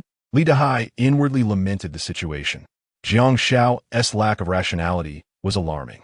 Though his rebuttal brought momentary satisfaction, it also severed his own escape routes. Yet, understanding Jiang Xiao's stubborn nature, he ceased further persuasion, assuring himself he would protect Jiang Xiao when the moment called for it. After all, Jiang Xiao had once saved his life. Very well, Tang Xiao sneered, casting a deliberate glance at Li Dehai, his voice ringing loud. Dehai, did you hear that? It's not that I lack respect for you, but rather that some individuals fail to recognize their place. Li Dehai bowed his head in silence. Truth be told, Tang Xiao's demands were somewhat excessive. Why should the provisions gathered by others be distributed through him? Did he truly consider himself an emperor? Yet, he could not voice his dissent, for returning to his post would surely lead to endless suffering. Damn it! Jiang Xiao cursed as he returned to the shelter with Han Yun to prepare breakfast. Look, Tang Xiao pointed at Jiang Xiao's retreating figure, fuming with such arrogance. It's only a matter of time before he is taken by the giant turtle. As he spoke, his stomach grumbled. He had not eaten since the previous night. You four, go gather food. Dahai, assist me with the medicine, Jiang Xiao commanded, gesturing emphatically. What are you waiting for? Go. The four women departed, crestfallen. They could not enter the forest now. And with the emergence of such a formidable turtle, their hopes of foraging in the sea had all but vanished. At that moment, the four caught a whiff of delicious food wafting through the air. How delightful! Lu Xumian sniffed, recognizing the aroma of grilled lobster. The image of the golden lobsters at Jiang Xiao's shelter filled her mind, and she recalled the demands he had made the previous day. How wonderful it would be to have just a taste. Jiang Xiaoling felt her hunger pangs intensify. Stop dreaming, Chen Mingyao interrupted. Jiang Xiao is living lavishly now. But in a couple of days, he will surely find himself scavenging like us for hermit crabs. With the menacing giant turtle around, he will be too frightened to venture into the water. His good days are numbered. Ladies, let us search for hermit crabs and shells. Jiang Xiao's temper has been quite volatile lately. If we fail to find food, I shudder to think how he might punish us, Li Man remarked. Hey, look, Jiang Xiao has gone back into the forest. The sharp-eyed Jiang Xiaoling pointed in the direction he had departed. Is he really that brave? Does he truly consider the forest his backyard? With so many venomous snakes and fierce beasts within, does he not fear for his life? Lu Xuemian pondered, stroking her chin. Jiang Xiao seemed to traverse in and out of the forest without a hitch, which was decidedly illogical. She was tempted to follow him to uncover his secret, but the thought of the snake-infested woods dissuaded her from pursuing that idea. At that moment, her gaze inadvertently fell upon Li Man, who was sensuously licking her crimson lips. Gazing intently at Jiang Xiao, she thought she must have misjudged the situation. How could someone as sophisticated as Li Man exhibit such profound interest in Jiang Xiao? Alas, fortune does not always smile upon us. One cannot wander by the riverbank without getting their shoes wet. There will inevitably be moments of discomfort for him, Chen Mingyao added.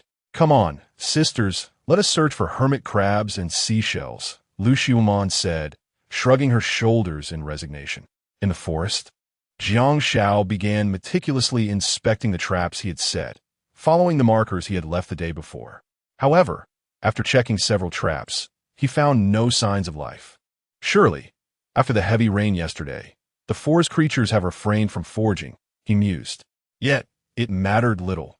As long as he maintained the mechanisms of the traps, the probability of capturing wild animals remained. With that thought, he pressed onward. Halfway through, he suddenly stumbled upon two distinct types of footprints in the muddy path. Someone was here. Jiang Xiao's alertness heightened. With his vision now magnified beyond tenfold, he could discern that the shoe prints belonged to civilized humans. He stealthily followed the trail, but soon the footprints inexplicably vanished. Upon closer inspection, he noticed leaves stained with droplets of blood in the nearby underbrush. Furthermore, he discovered astonishing paw prints, larger than an adult's hands. It was a bear, Jiang Xiao concluded. To his surprise, this bear had swiftly dispatched two individuals. At that moment, he turned to find the enormous bear approximately 50 meters away. It was around 3 meters long, standing 7 meters at the shoulder, and likely weighed around 850 kilograms. The creature sat leisurely beneath a large tree, its paws clutching a bloodied leg as it feasted. Beside it lay another human, lifeless, also being devoured by a smaller black bear, the very one that had attacked Chen Mingyao. Goodness, this is the first time I have encountered such a colossal black bear. In his understanding, the largest black bears typically weighed around 400 kilograms. Yet, the one before him was nearly the size of the largest brown bears. Could it be that the red light had altered the genetic makeup of the island's fauna? This question troubled Jiang Xiao. It was best to vacate the area swiftly. He thought to himself, if it were to be disturbed during its meal, it would spell trouble. However, the very thing he feared came to pass. Just as Jiang Xiao turned to leave, he accidentally stepped on a decaying branch, which snapped with a loud crack.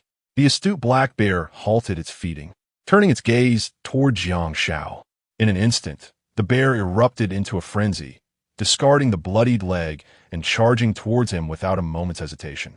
Seeing this, Jiang Xiao summoned all his strength and fled as if his feet were gliding over oil, desperate to escape this perilous place. Yet the black bear relentlessly pursued him. Despite its relentless efforts, it could never catch up to Jiang Xiao. If this continued, it would eventually kill him when he could no longer run. A wave of intense fear surged within Jiang Xiao's heart.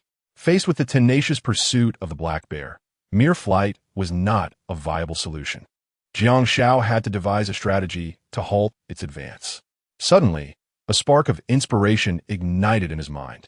In that moment, he made a sharp turn, heading towards the deep pit where Li Dahai had fallen the previous day. The black bear, invigorated as if by a surge of adrenaline, followed closely behind him. Excellent! A faint smile graced Jiang Xiao's lips. Just then, the deep pit came into view. With renewed vigor, he sprang forward, his feet seeming as though they were equipped with springs, leaping from one side to the other. Chapter 25. A forced grapefruit is not sweet, yet it quenches thirst. The black bear, following closely behind Jiang Xiao, was lacking in caution and suddenly fell into a pit. Perhaps it misjudged its landing, striking its head against a rock, instantly opening a wound that bled profusely. However, this only fueled its fury. Growling, the bear clawed and thrashed, attempting to escape the 4-meter deep pit. Yet, due to the rain, the soil walls had become slick, thwarting its efforts for the moment. This pit cannot hold it for long. I should make my exit, Jiang Xiao reasoned. With that, he turned to leave, initially intending to return to the beach. He reconsidered upon recalling several traps yet to be inspected, prompting a spontaneous change in direction. Suddenly, he heard a rustle, leaves being disturbed, drawing near one of the traps. Jiang Xiao drew out his sharp dagger, advancing cautiously toward the source of the sound. To his astonishment, as he approached within 5 meters of the trap, he beheld a scene that rendered him speechless. A king cobra had triggered the trap's mechanism. This serpent was as thick as his arm, measuring approximately 5 meters in length and weighing around 50 pounds. Its neck was tightly bound by resilient vines, yet it had not suffocated. Since the moment the trap was triggered, it had been struggling fiercely, damaging the surrounding vegetation. Had he departed moments earlier, this delectable king cobra could have become sustenance for another creature. With a cold glint in his eyes, Jiang Xiao approached, weapon in hand. With a swift motion, the sound of flesh being cleaved echoed. Jiang Xiao severed the cobra's head, and a torrent of crimson blood gushed forth, akin to a spouting faucet. Such a bounty must not go to waste. He grasped the serpent by its neck, eagerly drinking the warm blood that flowed forth. The blood of a king cobra is a potent elixir for the faint-hearted. Those who have tasted it understand its value. Soon, he had consumed enough of the serpent's blood, feeling a surge of warmth coursing through his veins, revitalizing his body. This was the catalyst for his transformation. The energy replenished his previously depleted strength, restoring him to the pinnacle of physical prowess. After a brief adjustment, he coiled the 5-meter-long serpent into a bundle and broke several slender vines from nearby bushes. Skillfully binding the deceased cobra, he lifted it as one might a hose and departed. Unbeknownst to him, mere seconds after his exit, a king cobra, as thick as an adult's thigh, emerged at the scene of the carnage. Sensing the severed head on the ground, it viciously swallowed it whole before slithering away into the forest. Wherever it traversed, the grass on either side was trampled down, creating a distinctive path. Meanwhile, as Jiang Xiao retraced his steps with the king cobra in hand, he stumbled upon a plum tree in a clearing. His eyes lit up at the sight of the heavy plums hanging from the branches. "Sanhuali," he exclaimed, tossing the cobra aside, exhilarated as he removed his clothing. These plums were a cherished memory from his childhood in the countryside. Subsequently, he nimbly ascended the plum tree, embarking on a vigorous harvest. Before long, he had filled his bag to the brim with plums, weighing no less than 15 pounds, sufficient provisions for several days with Sister Yin. However, at the moment he leapt from the tree, he narrowly avoided stepping on a sharp-nosed pit viper. Fortunately, his agility allowed him to dodge it flawlessly. This deserted island might as well be dubbed Snake Island, he remarked with a hint of sarcasm before departing. As he traversed from the dense forest to the sandy shore, Jiang Xiao felt a sticky sensation on his face, only to discover it was smeared with snake blood. He pondered the concern it would elicit from Han Yun. Coupled with the lingering scent of sweat from his recent chase with a black bear, he resolved to cleanse himself in the sea. Upon reaching the shoreline, he noticed Lu Xiumian sitting alone on the rocks, quietly weeping. Her expression conveyed a profound sense of grievance. At that moment, Lu Xiumian keenly sensed someone approaching and hastily wiped away her tears, adopting a facade of nonchalance. She assumed it was one of her friends seeking her out. However, upon raising her gaze and discovering it was Jiang Xiao, she felt a jolt of alarm. Would he have witnessed her moments of sorrow? In Jiang Xiao's presence, she was determined to maintain an air of absolute pride. Yet, all her thoughts were swiftly cast aside as her attention fixated on the king cobra he held aloft. Good heavens! The serpent was as thick as an arm, weighing approximately 50 pounds. It was a veritable treasure of delectable flesh. Lu Xiumian vividly recalled how she and her companions had just recently mocked Jiang Xiao. Now, he had swiftly turned the tables on them. Shifting her gaze to his other hand, she discerned the uneven shape of what must surely be fruit. My goodness, how did Jiang Xiao manage to gather such an abundance of food? She felt an intense wave of envy wash over her. Only moments prior, the four of them had returned empty-handed, scolded by Tang Chao for their worthlessness. Unable to endure the humiliation, she had retorted and received a slap from him, leading her to sneak away to vent her frustrations. Little did she expect to encounter Jiang Xiao, who was returning triumphantly. The disparity in their circumstances was stark. One was soaring, while the other was grounded. Jiang Xiao did not greet Lu Xiumian. Instead, he casually tossed the king cobra onto the beach. Thud! The weighty serpent struck the sand, creating a dent. Thud! He then flung his clothing, which was filled with plums, onto the ground, producing yet another small crater. However, an unforeseen mishap occurred. Due to his careless wrapping, several fruits scattered upon impact. It was this very action that caused Lu Xiumian's eyes to sparkle. Plums, her favorite fruit, especially when prepared with various seasonings into a tangy delicacy she could boast about endlessly. As she contemplated this, her mouth watered at the thought of tasting the plums. Suddenly, her expression darkened. After all, these were Jiang Xiao's provisions. She could only gaze longingly, unable to partake. She felt a sense of injustice from the heavens. Why was it so difficult for such an exceptional girl as herself to indulge in plums when the craving arose? Her gaze shifted to Jiang Xiao, who was in the shallow waters, and her attention sharpened. Goodness, his chest and abdominal muscles were astonishingly impressive. This is the ratio that drives her to madness. She incessantly wishes for her future benefactor to possess a flawless golden proportion. Unfortunately, the patrons she encounters are either emaciated or 9 months pregnant. In this moment, memories of Jiang Xiao's words whispered in her ear the previous night flood Lu Xiumian's mind. Clenching her delicate fists, she appears to be grappling with a difficult decision. At that moment, Jiang Xiao, having completed his task, coldly brushes past her, bending down to retrieve the fallen items before preparing to depart. Jiang Xiao, could you spare me a morsel of food? Lu Xiumian yearns for plums with an intensity. Jiang Xiao's motion halts abruptly as he regards Lu Xiumian with a glint of amusement in his eyes. To obtain food, one must barter. Lu Xiumian murmurs, Jiang Xiao, I can offer you something, but not at this moment. Let's cultivate our rapport for a while, and I will fulfill my promise later, shall we? Jiang Xiao scoffs. Am I out of my mind to be that gullible? Lu Xiumian and her companions often employ such tactics to ensnare their suitors. No, Jiang Xiao firmly declines. Yet, a forcibly twisted melon is not sweet. Lu Xiumian finds herself in a quandary, yearning for both sustenance and companionship. Chapter 26. Let us seek refuge with Jiang Xiao. Lu Xiumian never anticipated that within a mere day, she would find herself ensnared like a prey in the trap set by Jiang Xiao. It felt as though the heavens had reversed. Yet now, her defiance had waned. With food in short supply, coupled with Tang's volatile temperament, she could endure no longer.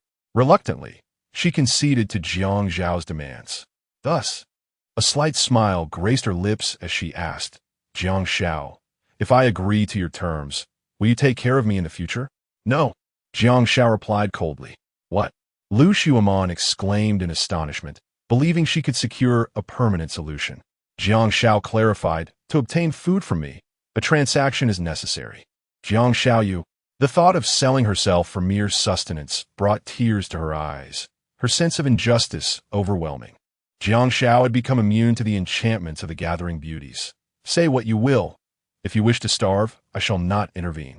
With that, he attempted to turn away. Upon hearing the word starve, Lu Xiaomon recalled Su Fang's tragic demise from the previous night, and panic enveloped her. Wait, she called out to Jiang Xiao. Can you guarantee that there will be food for every meal?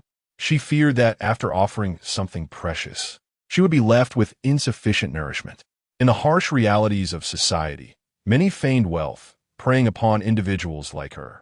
Thus, she needed to remain cautious. Of course, Jiang Xiao affirmed, as long as you contribute, I will provide you with sustenance. What about our monthly cycle? Lu Xiaomon inquired, demonstrating her meticulous nature, ensuring every detail was clear. That depends on your performance, Jiang Xiao replied. If you behave well, you shall not be neglected, but should you disappoint me, dream on. With Jiang Xiao's unequivocal assurance, Lu Xiaomon hesitated no longer. Jiang Xiao, I accept your terms. Without further ado, Jiang Xiao asked, do you require food now or later? I cannot wait that long. I need it now, she replied, her hunger pressing. Excellent. Your straightforwardness is quite to my taste. You are a quality client. With that, he suddenly embraced Lu Xiaomon and gently waded into the sea. Half an hour later, Lu Xiaomon adjusted her attire, her former grandeur now a distant memory. She was utterly submissive to Jiang Xiao. Prompted to go east, she would never stray west. Commanded a razor leg, she would not bend. At that moment, Jiang Xiao presented her with approximately a pound of plums, a knowing smile gracing his face as he stated, a pleasant collaboration. Having previously mingled among the affluent, Lu Xiaomon had faced the harshness of society. Little did she know that as the sea queen, she had never truly ventured into the depths of the ocean. Remember, what I give you is yours. Do not let pride overwhelm you, understand? Jiang Zhao's jovial demeanor shifted to one of icy sternness.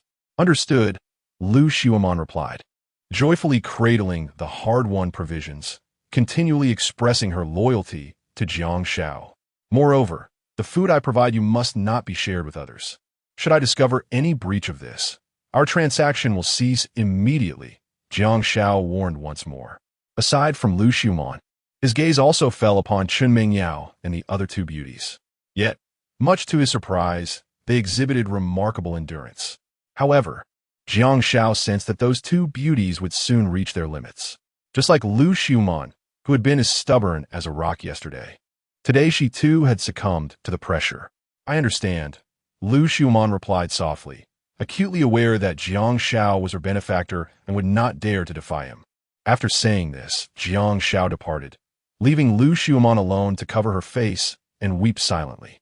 She had sacrificed something precious for a mere meal, and if the other beauties were to find out, it would surely become the most ridiculous joke in history. But in order to stave off hunger and survive, she had no choice but to bow her head. With this thought, she clutched the plum frantically, repeatedly exclaiming, so delicious. In the Tang Dynasty shelter, frustration boiled over. Useless. Tang Chao cursed vehemently, having once again failed to procure food.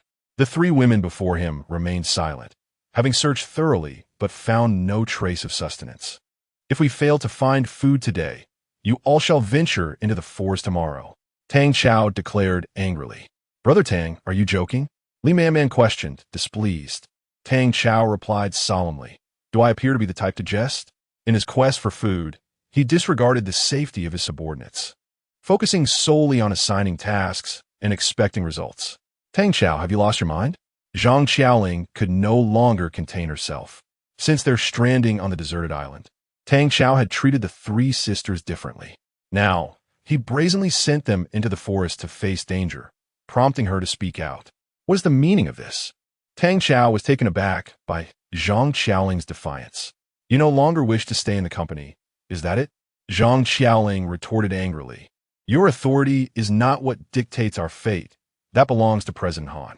Who do you think you are, acting all high and mighty? I spit on your demands. If you want us to risk our lives, then you can wait here. Tang Xiao slammed his hand on the table in frustration. Jiang Xiaoling. Before he could finish, she interrupted, "This is not your company. You have no right to command me. Keep it up, and I will kick you where it hurts." Tang Xiao seethed with anger. How dare these people defy him? He made a mental note to make them pay upon returning to his post. "Sisters, I am leaving."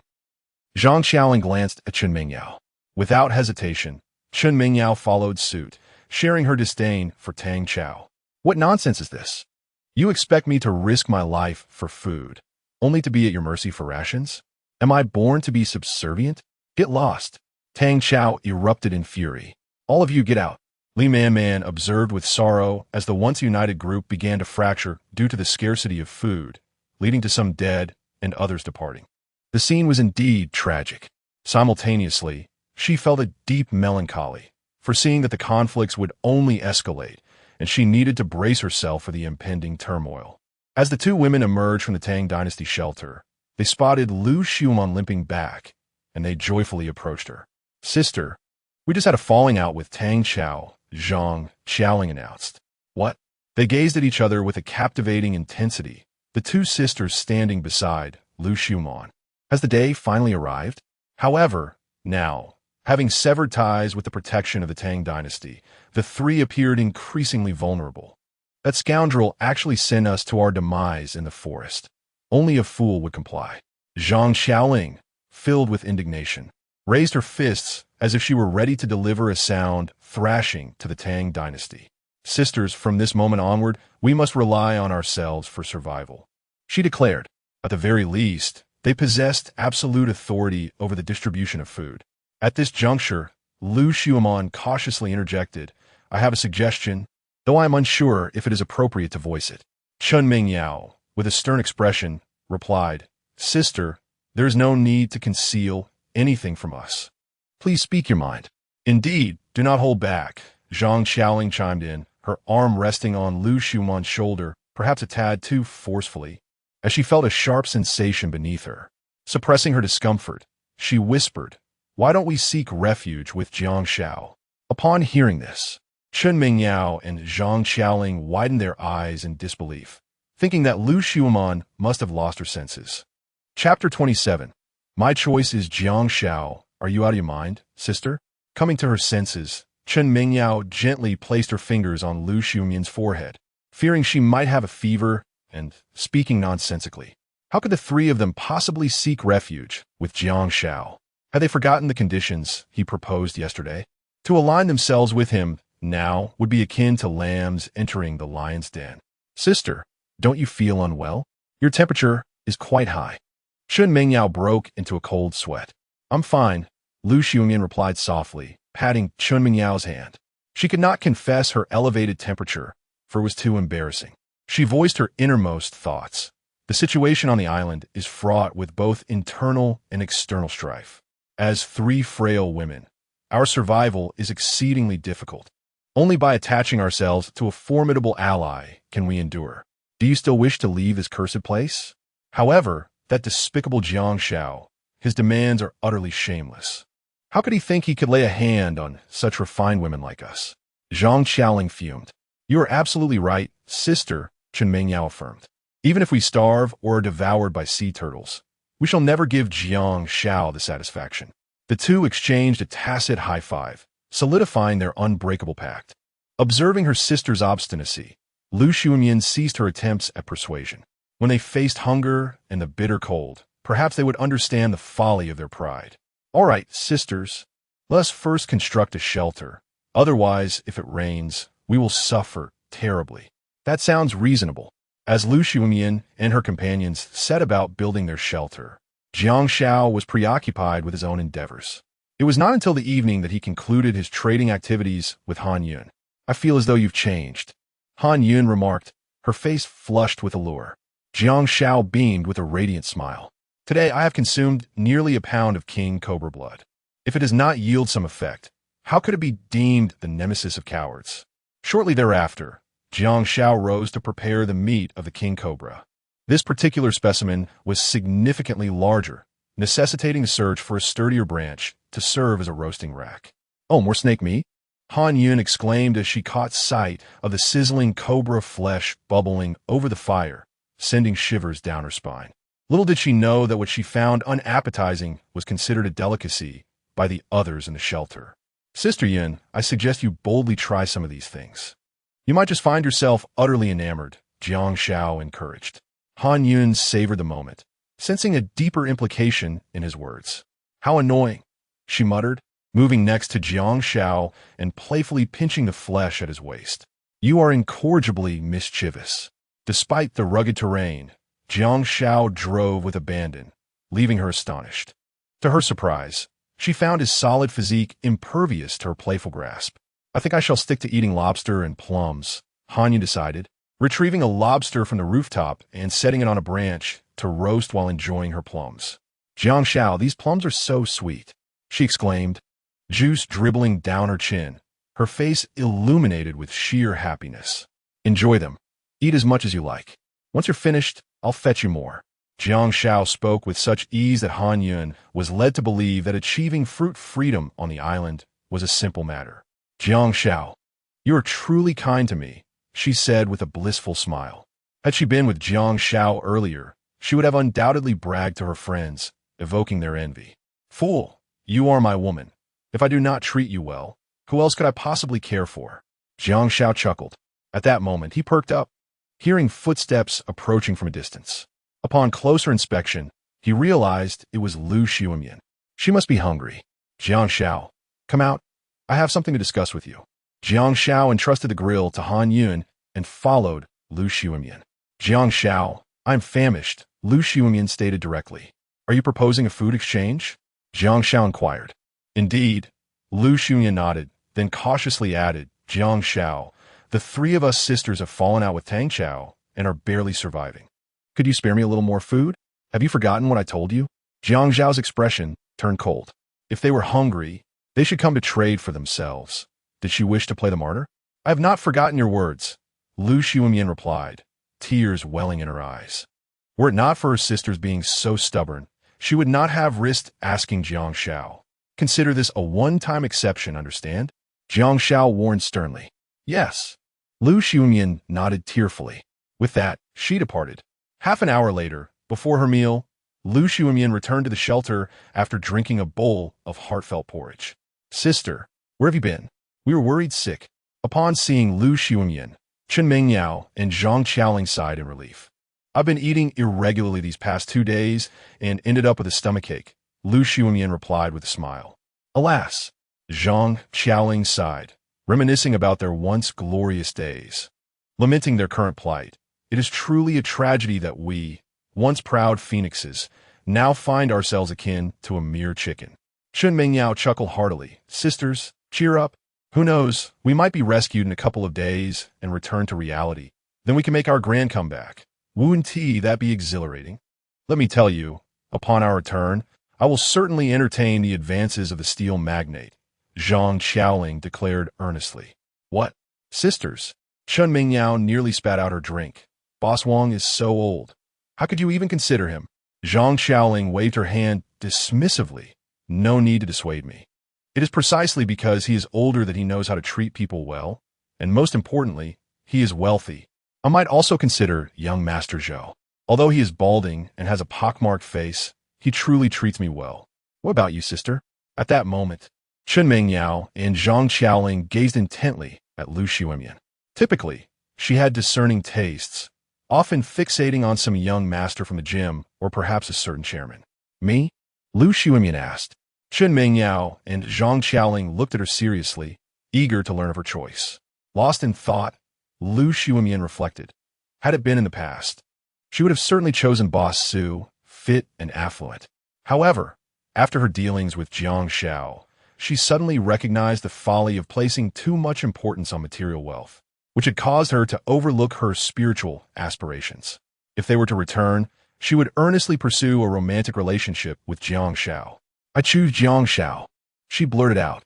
Both Chen Mingyao and her simultaneously spat out their drinks, clearly taken aback by Lu Xiumian's response. This pair had been incessantly mentioning that insufferable sycophant Jiang Xiao. Surely, they had not fallen under some sort of enchantment? They promptly dismissed the thought. Lu Xuemian, typically reserved among the trio, seldom revealed her true thoughts unless absolutely necessary. This was a deliberate act of misdirection on her part. The inquiries among the three soon fizzled out, as the lack of entertainment on the island led them to retire early for the night. Meanwhile, on the other side, Tang Xiao was concocting a remarkable plan. Chapter 28. Tempting Jiang Xiao in the following 2 days, the weather on the island underwent a sudden transformation. The sun blazing down like the infernal flames of hell, scorching the earth. A mere minute outdoors subjected one's skin to the fierce assault of ultraviolet rays. During the day, Tang Xiao could only hide within the shelter, enduring hunger like a turtle. When night fell, his desire to rendezvous with Li Man was met with unrelenting excuses, resulting in her cold rejection. Tang Xiao's frustration grew immensely, and in his ire, he vented his grievances towards Li Man and Li Dahai.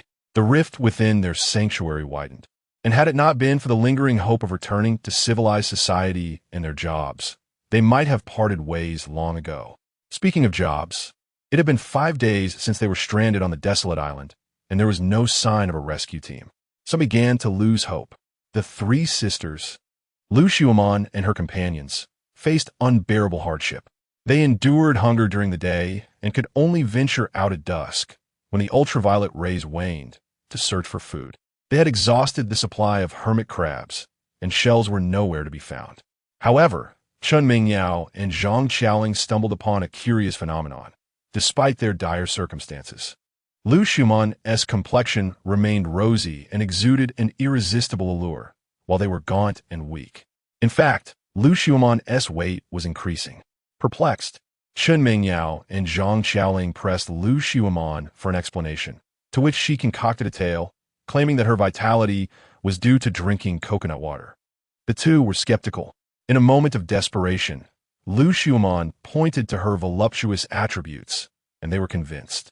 They reasoned that nothing else could elevate one's stature so quickly, aside from coconut water, recalling the adage, from childhood to adulthood. Believing Lu Xuemon's whimsical claims, the two began to consume coconut water voraciously.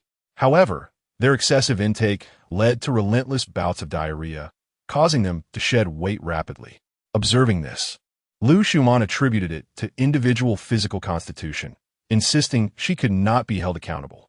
Chun Mingyao and Zhang Xiaoling, fully aware of their shared diet and living conditions, accepted her explanation, oblivious to Lu Xuemon's secret late-night feasts. Li Man found herself in a similar predicament, enduring the harsh environment. Chun Mingyao and Zhang Xiaoling ceased to mention Boss Wang and young Master Zhou.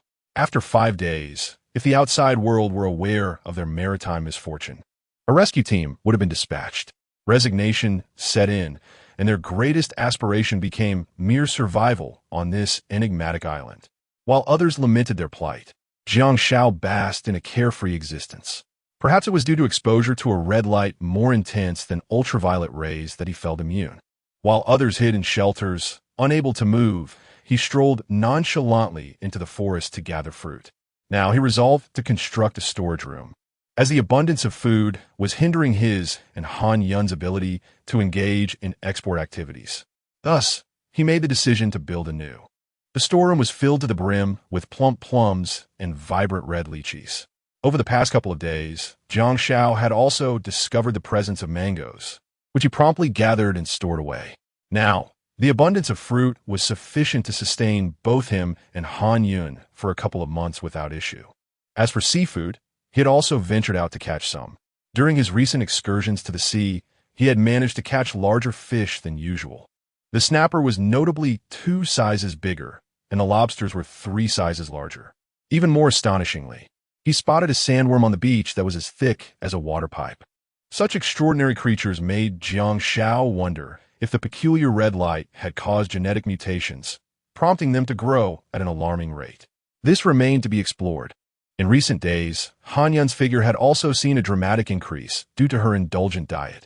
Fortunately, Jiang Xiao diligently took her through rigorous training every day, which helped her maintain her original weight. One day, upon awakening, Jiang Xiao's first act was to crack open a coconut to replenish his body's hydration needs. Rich in energy, Coconut water also restored the stamina he had expended. Once revitalized, he carefully peeled a golden mango and began to savor its delightful flavor. The mango, succulent and sweet, was one of Jiang Xiao's favorites. His days were characterized by simplicity, revolving around food and the company of Han Yun. Each morning commenced with replenishing energy through nourishment, followed by engaging conversations about life with her. Should their provisions dwindle, he would venture into the forest to gather more, while others might perceive the snake-infested woods as hellish. To Jiang Xiao, they held no terror. Life on the deserted island was uncomplicated, yet he relished it. He had ceased to rely on the external rescue teams. Having undergone a transformation, his strength had surged. Why not embrace a life that existed solely within the realm of dreams? With no worries about food or clothing, and a beautiful companion by his side, what need had he for servitude? Meanwhile, as Jiang Xiao grilled meat, Tang Chao and his companions of the refuge were conspiring over a significant matter. Should they venture out to sea? Tang Chao coldly inquired, his appearance having changed drastically. He had lost considerable weight, and his once vibrant demeanor was now diminished. Having secretly discovered the ample supplies in Jiang Zhao's storeroom, he contemplated theft. "Brother Tang, that wouldn't be right," replied Li Dahai. "Dahai, this is a special time. We cannot afford to uphold the principles of the martial world. Without food, we shall perish." Tang Chao continued to stoke the flames of greed, urging, "Think of your family waiting for you. How could you bear to abandon them?" For days, he incessantly prodded Li Dahai, yet the latter remained as stubborn as a rock in a cesspool, infuriating Tang Chao to no end. "Boss Tang, I won't do it," Li Dahai firmly rejected, expressing his unwavering loyalty to Jiang Xiao, his savior. "You." Tang Chao was nearly driven to a fit of rage. He had initially contemplated a scathing retort, but reconsidered, realizing that his current labor force was severely lacking. If Li Dahai departed, could he truly expect Li Man to support him? At that moment, he fixed his gaze upon Li Man and conceived a nefarious idea. Man, why not seduce Jiang Xiao while I stealthily infiltrate his storage room and seize his provisions? He had once fervently believed that Jiang Xiao must be enduring immense hardship on the island. To his astonishment, Jiang Xiao feasted daily on sumptuous meals and had even established a grand storage room. It was infuriating. Simultaneously, Tang Chao found himself perplexed. Here he was, a hefty man weighing 180 pounds, now reduced to mere skin and bones, while you, Li Man, seemed untouched by the trials of the island. Not only did your figure remain intact, but it appeared to be becoming increasingly alluring. How peculiar, were it not for their alliance. He might have suspected that Li Man was clandestinely indulging with Jiang Xiao. Li Man wished to refuse, yet she could not withstand Tang Chao's relentless persuasion. Thus, she acquiesced, hoping to use this opportunity to relay Tang Chao's intentions to Jiang Xiao, allowing him to prepare in advance. "Ha, Man, you truly are my capable aide. When night falls, it shall be the moment for your sharp blade to unsheath." Tang Chao laughed heartily. "Remember, your sole task is to entice Jiang Xiao. Do not let him succeed, understood? Li Man is meant to be solely mine. No one else shall partake." Chapter 29. I will behave. I promise you will be satisfied soon. Darkness enveloped the surroundings. Li Man, following Tang Chao's instructions, stealthily entered Jiang Zhao's storage room, diverting his attention. Tang Chao kept a watchful eye from a distance. Should he notice the two departing, he would seize the cover of night to raid Jiang Zhao's storage room with fervor. 15 minutes had elapsed since Li Man entered, yet Jiang Xiao had not been lured away. Would it be taking so long? Anxiously, Tang Chao tapped the ground with the tip of his shoe. After a moment of impatience, he reassured himself it was only natural. If Jiang Xiao were so easily swayed by Li Man, there would certainly be something amiss. Approximately half an hour later, he finally observed two figures quietly exiting the storage room. So Jiang Xiao could not withstand Li Man's persistent coaxing and had finally taken the bait? A subtle smirk graced Tang Chao's lips, exuding an air of control. Li Man truly was an exemplary assistant, never failing to meet his expectations. However, as he watched her retreating silhouette, her gait appeared somewhat awkward, leaving him puzzled. Yet, He dismissed further contemplation. His mind was consumed with thoughts of how to transport all of Jiang Xiao's provisions to his own sanctuary, envisioning a life akin to that of an exalted sovereign. Before long, after Jiang Xiao and Li Man Man had completely vanished from sight, Tang Chao stealthily approached the storage room. As he pushed open the door, a cunning smile spread across his face. Meanwhile, on the darkened beach, Jiang Xiao engaged Li Man Man in conversation regarding import and export trade matters. Soon after, Li Man Man received a transfer of several $100 million. Her spirits lifted considerably. "Are you concerned that Tang Chao might pilfer your supplies?" Li Man Man's flushed face radiated an alluring charm, igniting fervor in those who beheld her. "Rest assured, he will not succeed," Jiang Xiao replied confidently. "Oh, Li Man Man inquirat intriga. How so?" Leaning closer, Jiang Xiao whispered astonishing words into her ear. "Such a plan exists in the forest?" "Indeed, and it is far more potent than those found in the countryside. A mere touch can ensnare you, leading to unbearable itching and pain, rendering one's existence intolerable." Jiang Xiao spoke of the biting grass, which he had encountered while gathering mangoes. He had witnessed a wild boar suffer greatly after a single touch, rolling in agony as it howled in distress. An idea sparked within Jiang Xiao. He intended to procure some as a safeguard for the food in the storage room, preventing Tang Chao from stealing while he was distracted. Little did he know he would find use for it today. "You are truly wicked," Li Man Man playfully chided, her delicate finger gently tapping Jiang Xiao's chest. "My wickedness was learned from you all," Jiang Xiao remarked, admiring her beauty. "Do you think we can escape this deserted island?" Li Man Man shifted the topic. Since the moment the shipwreck occurred, they had been severed from the outside world for 6 days, yet still no sign of a rescue team.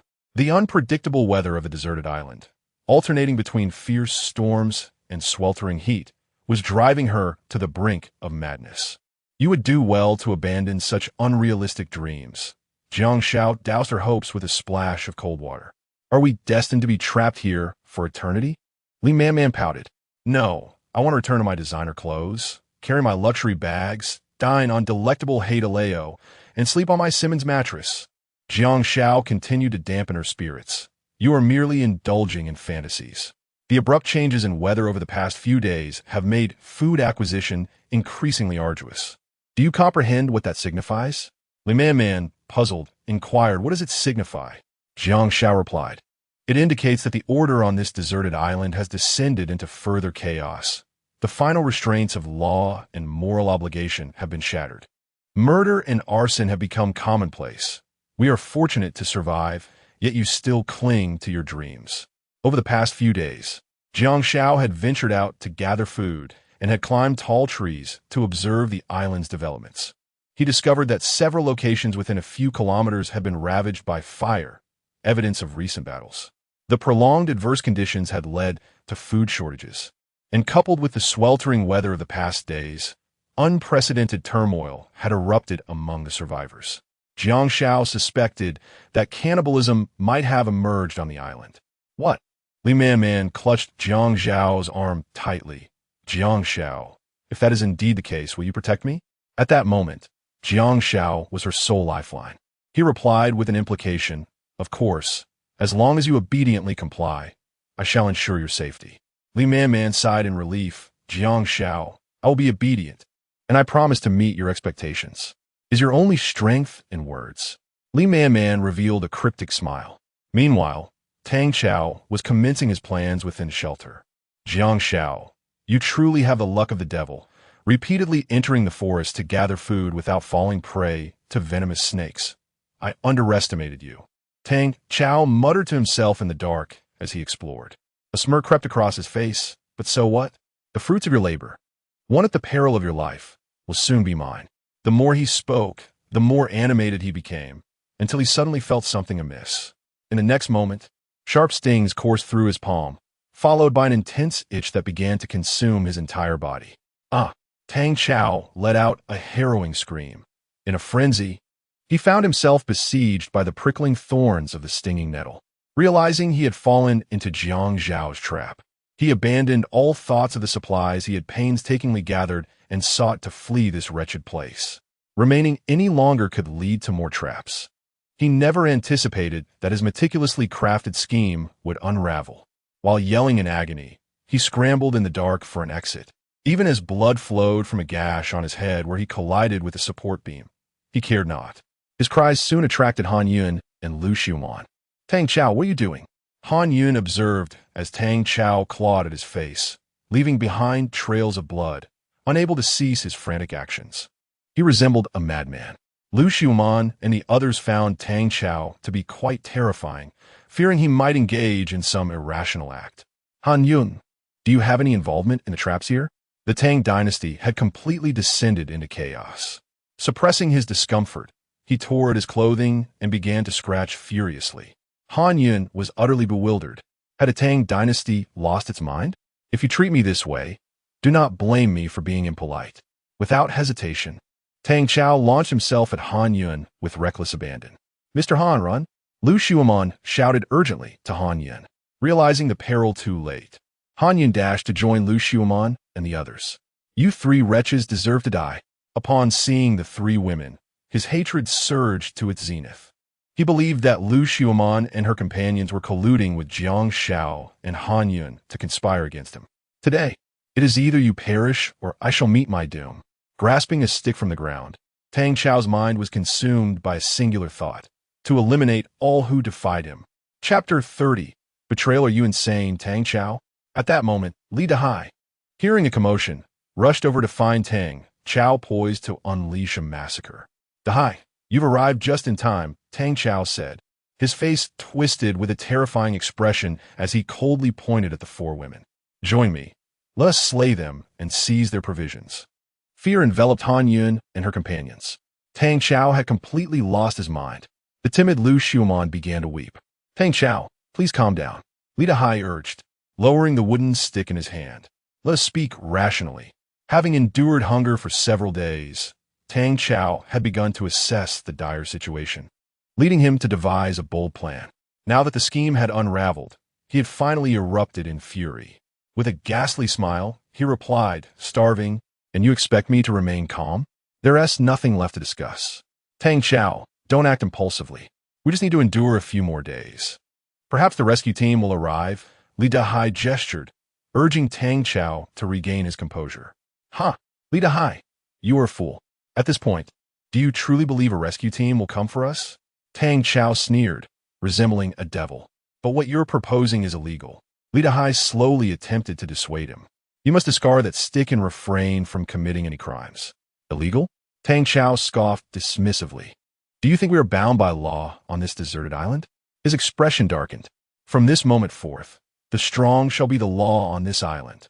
The five were instantly intimidated by Tang Xiao's indifference to life and death, his defiance palpable. "Li Dahai, will you join me in this endeavor? Let us kill them and consume them as our sustenance." He had entirely lost his sanity. In moments of hunger, one can be driven to commit unspeakable acts. Or perhaps you fancy one of them. "I could leave her for you to toy with," Tang Xiao added with a twisted smirk. "Tang Xiao, you are inhuman," Li Dahai retorted angrily, convinced that Tang Xiao had gone mad. "Give me an answer. Will you join me in this grand undertaking?" Tang Xiao's gaze was serious and intense. Han Yun and the others stared at Li Dahai, swallowing hard.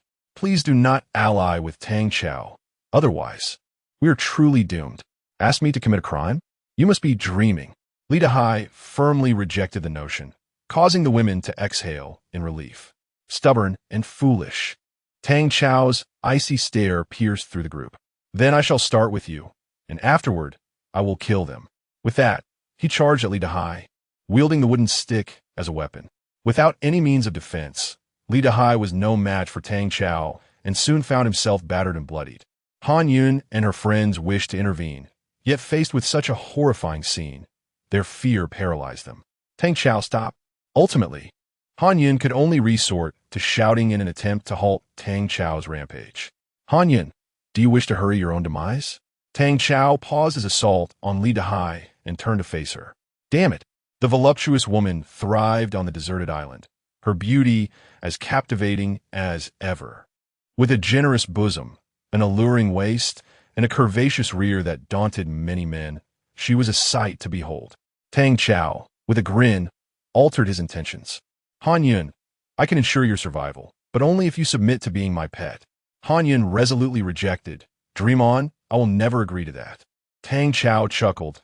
Your beauty is commendable, but alas, your intellect seems lacking. If you refuse to obey, then death shall be your fate. Just as Tang Xiao turned to execute his grim plan, a chilling voice echoed from behind. Tang Xiao, you would do well to refrain from rash actions, or you shall meet your demise in mere moments. It was Jiang Xiao, accompanied by Li Man Man. Oh, Tang Xiao smirked, casting a sidelong glance at Jiang Xiao. To him, Jiang Xiao was no match, especially with the robust wooden club he wielded. If a confrontation ensued, Jiang Xiao would surely meet his end. Li Man Man, why are you not by my side? Tang Xiao glared at her. Her presence beside Jiang Xiao irked him greatly. Li Man Man clutched Jiang Xiao's garment tightly, shocked as Jiang Xiao's analysis of the island's predicament unfolded before them. You two have betrayed me? Tang Xiao was engulfed in darkness, his world spinning. The person he cherished most had also abandoned him. The collective betrayal ignited an unprecedented hatred within him. Very well. Tang Xiao laughed heartily. If that is the case, I shall kill you both and roast you into jerky, turning you into my sustenance. He licked his lips, envisioning a delectable feast in Li Man Man. Jiang Xiao, I must commend you. Not only have you laid a trap for me, but you have also seduced my woman to your side. Tang Xiao turned his gaze towards Jiang Xiao, his words dripping with murderous intent. Observing the bloodied Tang Xiao, Jiang Xiao felt a pang of nostalgia for the once spirited man who now seemed neither human nor ghost. Such was the passage of time.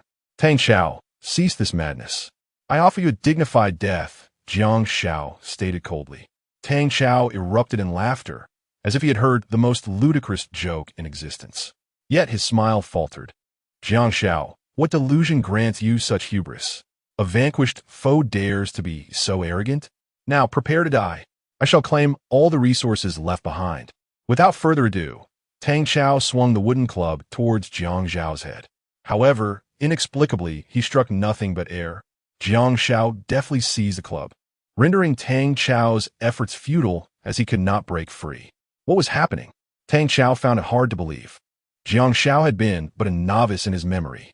Yet now, not only had he evaded Tang Xiao's assault, but he had also taken control of the battle.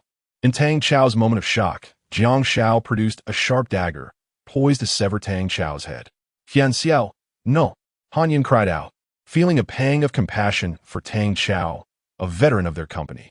Spare him. Han Yun uttered, gazing at the icy dagger in Jiang Xiao's hand. Tang Xiao felt a chilling sweat trickle down his back, an involuntary reaction. Just moments ago, he had been so close to Jiang Xiao that he couldn't even discern when the dagger had been drawn.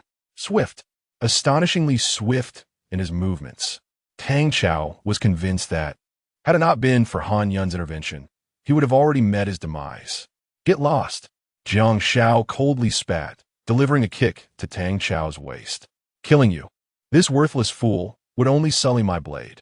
Collapsing to the ground, Tang Xiao coughed up blood, summoning his last ounce of strength to rise.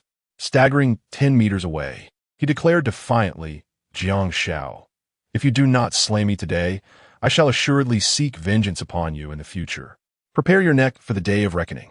Chapter 31. Do not touch me tonight. Upon returning to the shelter, Han Yun felt an overwhelming sense of melancholy, burdened by guilt towards Jiang Xiao. What troubles you? Jiang Xiao inquired. I should not have hindered you from eliminating Tang Xiao, Han Yun confessed, voicing her inner turmoil. He is a key figure in the company, and I cannot bear to see him harmed. Let bygones be bygones. Jiang Xiao waved his hand dismissively. Are you not angry? Han Yun's spirits lifted slightly, surprised by Jiang Xiao's magnanimity. To me, Tang Xiao is nothing more than a mere insect, incapable of posing a real threat. Should he foolishly attempt to invade again, I could easily suppress him, Jiang Xiao remarked nonchalantly. I hope that after this incident, Tang Xiao will learn his lesson and refrain from further foolishness. Han Yun contemplated heavily. Little did she realize, the situation on the island was already spiraling towards an irreversible direction. She was deeply concerned for Han Shui's safety. Let us hope for the best. Jiang Xiao replied. What'll lead to Hai's injuries? Han Yin still recalled how severely Tang Xiao had battered him. He was left barely alive. Merely minor injuries. With a few days of rest, he shall recover, Jiang Xiao assured her. I just have Li Man tend to him and share some food to ensure his swift recovery. He added, that is a relief. Han Yin exhaled, feeling a sense of ease. Yinjia, the situation on the island may be even more chaotic than we anticipate, so starting tomorrow, we must be prepared for combat at any moment, Jiang Xiao warned, emphasizing the unrest among the survivors. He aimed to establish his own armed team, for survival necessitates strength. Han Yun's mouth fell open in embarrassment. I hadn't realized it was so dire. Nevertheless, recalling the once formidable middle-aged man and the now deranged Tang Xiao, she found Jiang Xiao's words to resonate profoundly. However, her skills in combat were non-existent, apart from her prowess in eating and sleeping. Starting tomorrow, I shall teach you essential survival skills and some basic combat techniques, so you can respond swiftly when faced with enemies, Jiang Xiao declared. Very well, Han Yin nodded, feeling reassured by Jiang Xiao's guidance. Yunye, let's retire for the night. Hold on with the intense training tomorrow. Do not touch me tonight. All right, I solemnly swear I will not touch you. How annoying. In the shelter, Lu Xiumian addressed her sisters. Today was the most perilous day of my life. Zhang Xiaoling's legs trembled even now. If it weren't for Jiang Xiao driving that lunatic Tang Xiao away, I might have met my end. I never expected Tang Xiao to turn into such a ruthless person. Truly, one cannot judge a book by its cover, Chen Mingyao lamented, sharing her frustrations. Sisters, if we encounter such a madman again, what shall we do? Zhang Xiaoling asked, looking at the two. Chen Mingyao struggled to find her words, yet she could envision the grim outcome. Perhaps we should align ourselves with Jiang Xiao? Lu Xiumian suddenly proposed, breaking the silence. Hey, sister, you seem to mention Jiang Xiao quite often lately. Have you perhaps been swayed by him? The ever-cautious Zhang Xiaoling inquired. Sisters, you are overthinking, Lu Xiuman said, shaking her hand. I am merely stating the facts. She spoke earnestly. What if Jiang Xiao had not driven that madman away? What would have been the outcome? Chen Mingyao and the others fell silent. Lu Xiuman answered her own question. We three sisters would undoubtedly have encountered dire peril, perhaps even meeting a gruesome fate. And before succumbing, we would have been exploited and, after death, turned into preserved meat. Chen Mingyao and the others felt a chill run through them and hurriedly covered themselves. Sisters, you must be more aware of our situation on this island than I am. Lu Xiuman emphasized. I believe my sister is right. We should rely on Jiang Xiao. After a moment of contemplation, Chen Mingyao suddenly spoke up. Sister, you. Zhang Xiaoling looked at Chen Mingyao in disbelief, taken aback by her unexpected concession. It was hard to believe that the two of them, once the staunchest opposition to Jiang Xiao, had now faltered. Jiang Xiao's ability to gather food is undeniable. While we are on the brink of starvation, he feasts in abundance. Aligning with him would ensure our sustenance, Chen Mingyao analyzed. Moreover, did you witness how swiftly he defeated Tang Xiao? His movements are akin to lightning, utterly unpredictable. With his protection, our lives would be secure. In that moment, Chen Mingyao no longer felt that Jiang Xiao was unworthy of her, but rather that she was the one who sought to elevate herself. Sisters, you surely do not wish to perish on this desolate island at such a beautiful age, do you? Lu Xiuman urged Zhang Xiaoling. Initially resolute, Zhang Xiaoling wavered at the thought of death. You are right. Apart from death, everything else pales in comparison. But considering how we have treated him, would he even consider sheltering us? At this point, Chen Mingyao presented another dilemma. Lu Xiuman stepped forward. I will negotiate with Jiang Xiao. You two are in no condition to do so. Await good news at the shelter. Chen Mingyao and Zhang Xiaoling were deeply moved by her selflessness. For their lives, Lu Xiuman truly exemplified the ideal best friend. 30 minutes later, Lu Xiuman appeared, her cheeks flushed and her breathing labored. Sister, what did Jiang Xiao say? Chen Mingyao asked anxiously. Lu Xiuman exhaled heavily, her voice hoarse. Initially, he refused, but after much persuasion, he had no choice but to agree. Really? Chen Mingyao exclaimed, leaping up in excitement and embracing Lu Xiuman. Sister, you have worked so hard for this. To plead with Jiang Xiao, She must have exerted herself greatly. Otherwise, how could her voice be so hoarse? A true best friend indeed. At that moment, Lu Xiaoman produced a large sea bream from behind her. Not only that, but Jiang Xiao was also willing to share the fish with them. Due to the dim light in the shelter, Chen Mingyao had not noticed the fish earlier, but now, seeing it brought forth her long-held desire for fish meat. Jiang Xiao is truly wonderful. Zhang Xiaoling was on the verge of tears. She hadn't had a proper piece of fish in 6 days, and now, seeing the bream before her, her mouth watered uncontrollably. Wow, this sea bream must weigh at least 20 pounds when it was alive, right? Chen Mingyao, caressing the fish meat in Lu Xiaoman's hands, licked her fingers clean of the oil that had clung to them. It had been a long time since she had tasted anything so rich. Even the slightest hint of oil sliding down her throat made her feel a significant resurgence of strength. Sister, hurry and place it over the fire to heat it up. Then we can indulge in a sumptuous feast of sea bream. Chen Mingyao exclaimed eagerly. Lu Xiaoman chuckled and replied, "We can certainly do that, but there is something I have yet to inform you." "Ah, spare us the lengthy preamble. Just tell us everything at once, so we can eat." Chen Mingyao shot her a glance, her hunger overwhelming her patience. Lu Xiaoman, not one to beat around the bush, continued, "Jiang Xiao will be joining us for the meal." Chen Mingyao exchanged a silent glance with Zhang Xiaoling, their eyes meeting in wordless understanding. Chapter 32. The beautiful woman Tian Tian, after indulging in the delectable grilled fish prepared by Tian Tian and Lu Xiaomian. Jiang Xiao indeed arrived as promised to savor the delightful feast with the three sisters. However, the fish was exceptionally rich, and they relished the seafood while engaging in lively conversation, not finishing until dawn. To alleviate the greasiness brought on by the fish, Jiang Xiao thoughtfully prepared 3 bowls of steaming white porridge for Lu Xiaomian and her companions. Chen Mingyao and Zhang Xiaoling were so moved by the exquisite taste of the fish that tears welled in their eyes, and they spent the entire evening in a state of excited jubilation. In contrast, Lu Xiaomian exhibited a more refined demeanor. Having previously sampled lobsters, octopuses, and sharks, she was quite accustomed to such culinary delights. You need only to obey, and I assure you, there will always be an abundance of food, Jiang Xiao declared with an invigorated spirit. "We will comply, and we shall not disappoint you." The 3 women responded in unison, exuding a captivating femininity. "I hope your words align with your actions," Jiang Xiao mused, contemplating the necessity for them to survive according to his stipulations from that moment forth. The 3 women gazed at him, momentarily perplexed by his intentions. They had already pledged their loyalty. Yet Jiang Xiao pressed on. "The island's complexities necessitate that I train you to become self-sufficient, armed individuals." The events of the Tang Dynasty incident had left a lasting impression on Lu Xiaomian and her friends, leading them to agree with Jiang Zhao's proposal. Only through sufficient strength could they hope to endure and, perhaps ultimately, escape this desolate island.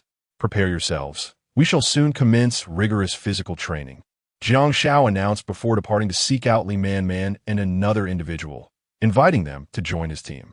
Li Man and her companion did not disappoint him, willingly agreeing to participate. With 7 members now in his team, Jiang Xiao believed that, following specialized training, they would soon possess the capability to confront various challenges.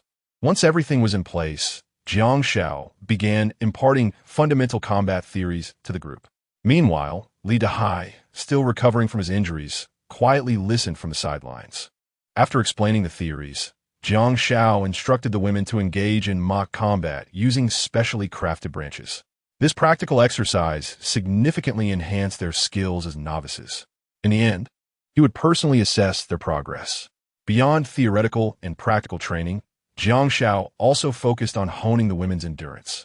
In life-or-death struggles, not only intelligence and bravery are paramount, but endurance is equally essential. The beach served as the perfect locale for endurance training.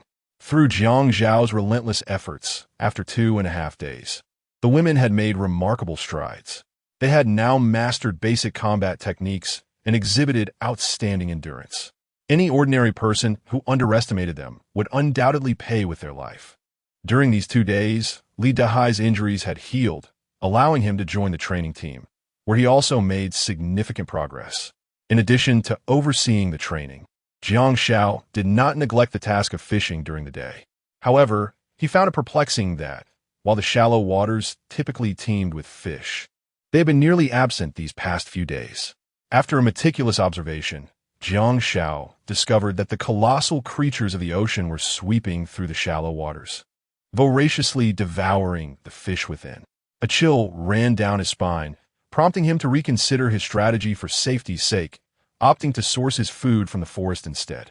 It must be said that the traps he had previously set proved remarkably effective, capturing both mountain chickens and small antelopes, which provided them with meat to eat and fruits to savor, leading to a rather prosperous existence. On the morning of the 10th day on the deserted island, Jiang Xiao was roused from a blissful dream by the anxious voice of Han Yun. Just as he was reveling in a delightful fantasy, Han Yun's interruption incited his frustration, and he contemplated giving her a piece of his mind. However, upon seeing the person Han Yun had brought along, his ire evaporated entirely. The individual before him wore a fitted white short-sleeved shirt, her remarkable figure akin to a towering peak, undeniably breathtaking. With a chest size estimated at 36E, her lower half was clad in snug denim jeans that accentuated her long, slender legs. Jiang Xiao had encountered many long legs, but these were strikingly straight, capable of captivating attention for an entire year. Most notably, she bore a striking resemblance to Han Yun in terms of beauty, and they appeared to be of similar age. Women of this age exude an alluring charm, yet her disheveled appearance, with several rips in her clothing and scars gracing her face, suggested she had endured a harrowing ordeal. "Yinjia, who is this sister?" Jiang Xiao inquired. Han Yun smiled and introduced her. "Her name is Tian, also a survivor." Jiang Xiao was astonished to learn that the Ocean Harmony had harbored such a remarkable survivor. "Brother Jiang, I implore you to help me." She suddenly knelt before him, evidently aware of Jiang Xiao's capabilities through Han Yun's words. "Sister Tian, what are you doing?" Jiang Xiao hastily assisted her to her feet. Upon touching her skin, which felt as soft as tofu, he found himself entranced. Yet, no matter how much he urged her to rise, Tian remained resolute in her kneeling position. "Sister Tian, please let us speak," Jiang Xiao insisted, recognizing the necessity of understanding the full context of her plight. Only upon hearing his request did Tian gradually rise, recounting the events to him. It turned out that Tian and her husband, Tang Fan, had boarded the Ocean Harmony with the intention of seeking medical treatment in Japan. After 20 years of marriage without any sign of pregnancy, they had consulted several top-tier hospitals domestically, yet no issues were identified. It was then that a friend informed them of a world-class hospital in Japan with specialists in this field, whereupon a similar case had resulted in successful conception. The couple, filled with hope, promptly purchased tickets to Japan.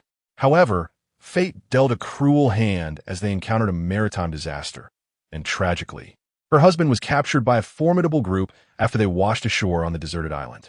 "Sister Tian, I sympathize with your plight, but I must be frank, my abilities are limited, and I cannot rescue your husband," Jiang Xiao resolutely declined. "Brother Jiang, I apologize for this abrupt request, but you're my only hope on this island. If you can rescue my husband from their clutches, I will owe you a tremendous favor."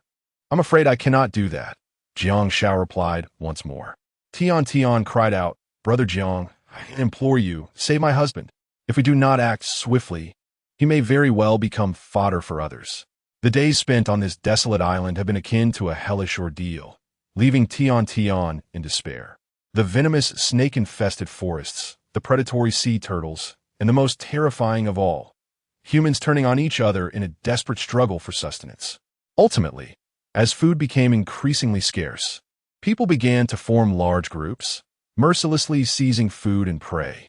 Women of beauty were kept as playthings, while men and the weak, the elderly, and the infirm were relegated to the roles of servants or worse, consumed as food.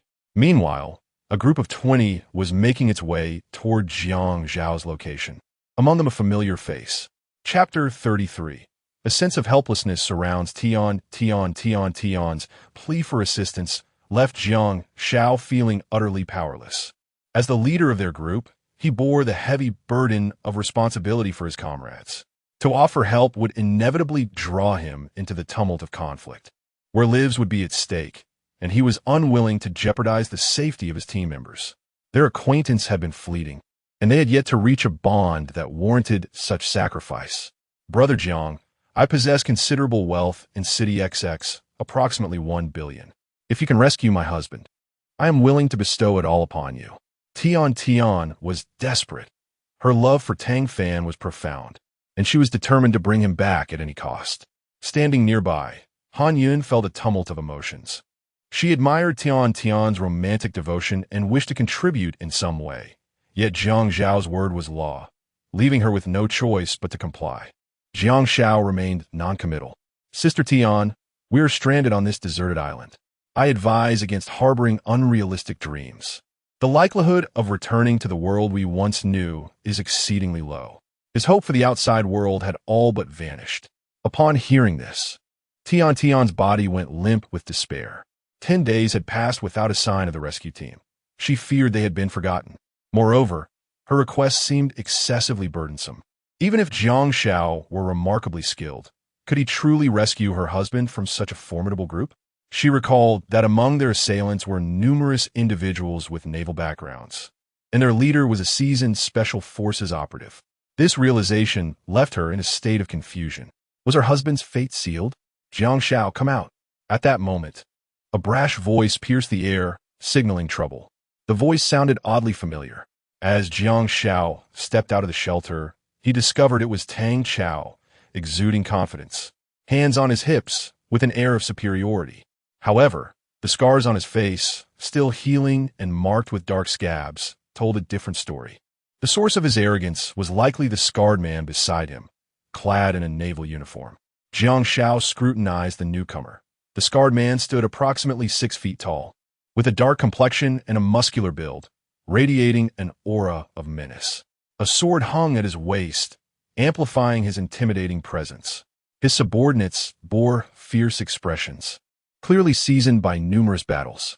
Before long, Li Dahai and others were drawn to the commotion, followed by Tian and Han Yun. Notably, when Tian laid eyes on the scarred man, panic flickered in her gaze. Tang Chao, you've truly made a significant contribution this time. The scarred man surveyed Li Man and the other women, clearly taken by their beauty and allure. An instinctive reaction stirred within him. Tang Chao, like a sycophant, grinned broadly. What can I say, Brother Wan? I'm willing to go through fire and water for you, just to be of service. Wan Peng patted Tang Chao's cheek, pleased. Good. Very good. Your words are music to my ears. From now on, you shall follow me.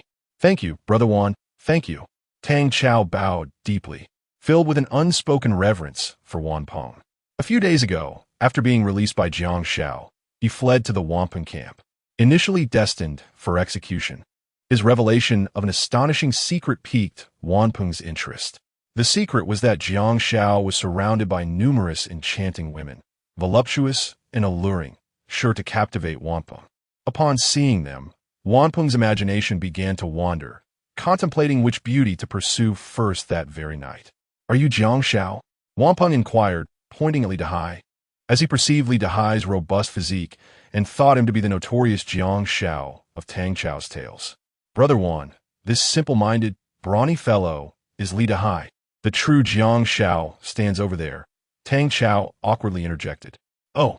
Wan Peng's gaze shifted disdainfully from Li Dahai to Jiang Xiao, his expression one of derision.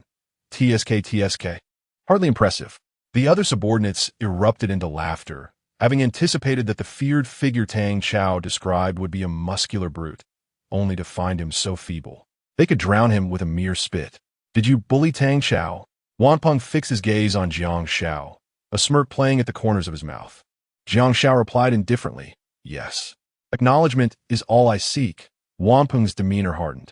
Now, kneel before Tang Chao and apologize, and then I shall have your right hand severed. I might spare your life. His underlings laughed even more heartily. Wan Peng remained insufferably arrogant, wielding the power to dictate Jiang Xiao's fate with a single command. Jiang Xiao remained silent, his eyes fixed on Wampung as if he were gazing upon a corpse. "What is this?" Wampung's impatience surfaced as he noticed Jiang Xiao's indifference.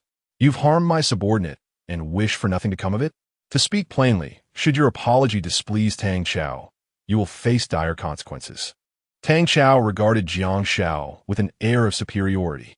The gravest error in Jiang Xiao's life was releasing the tiger back into the mountains.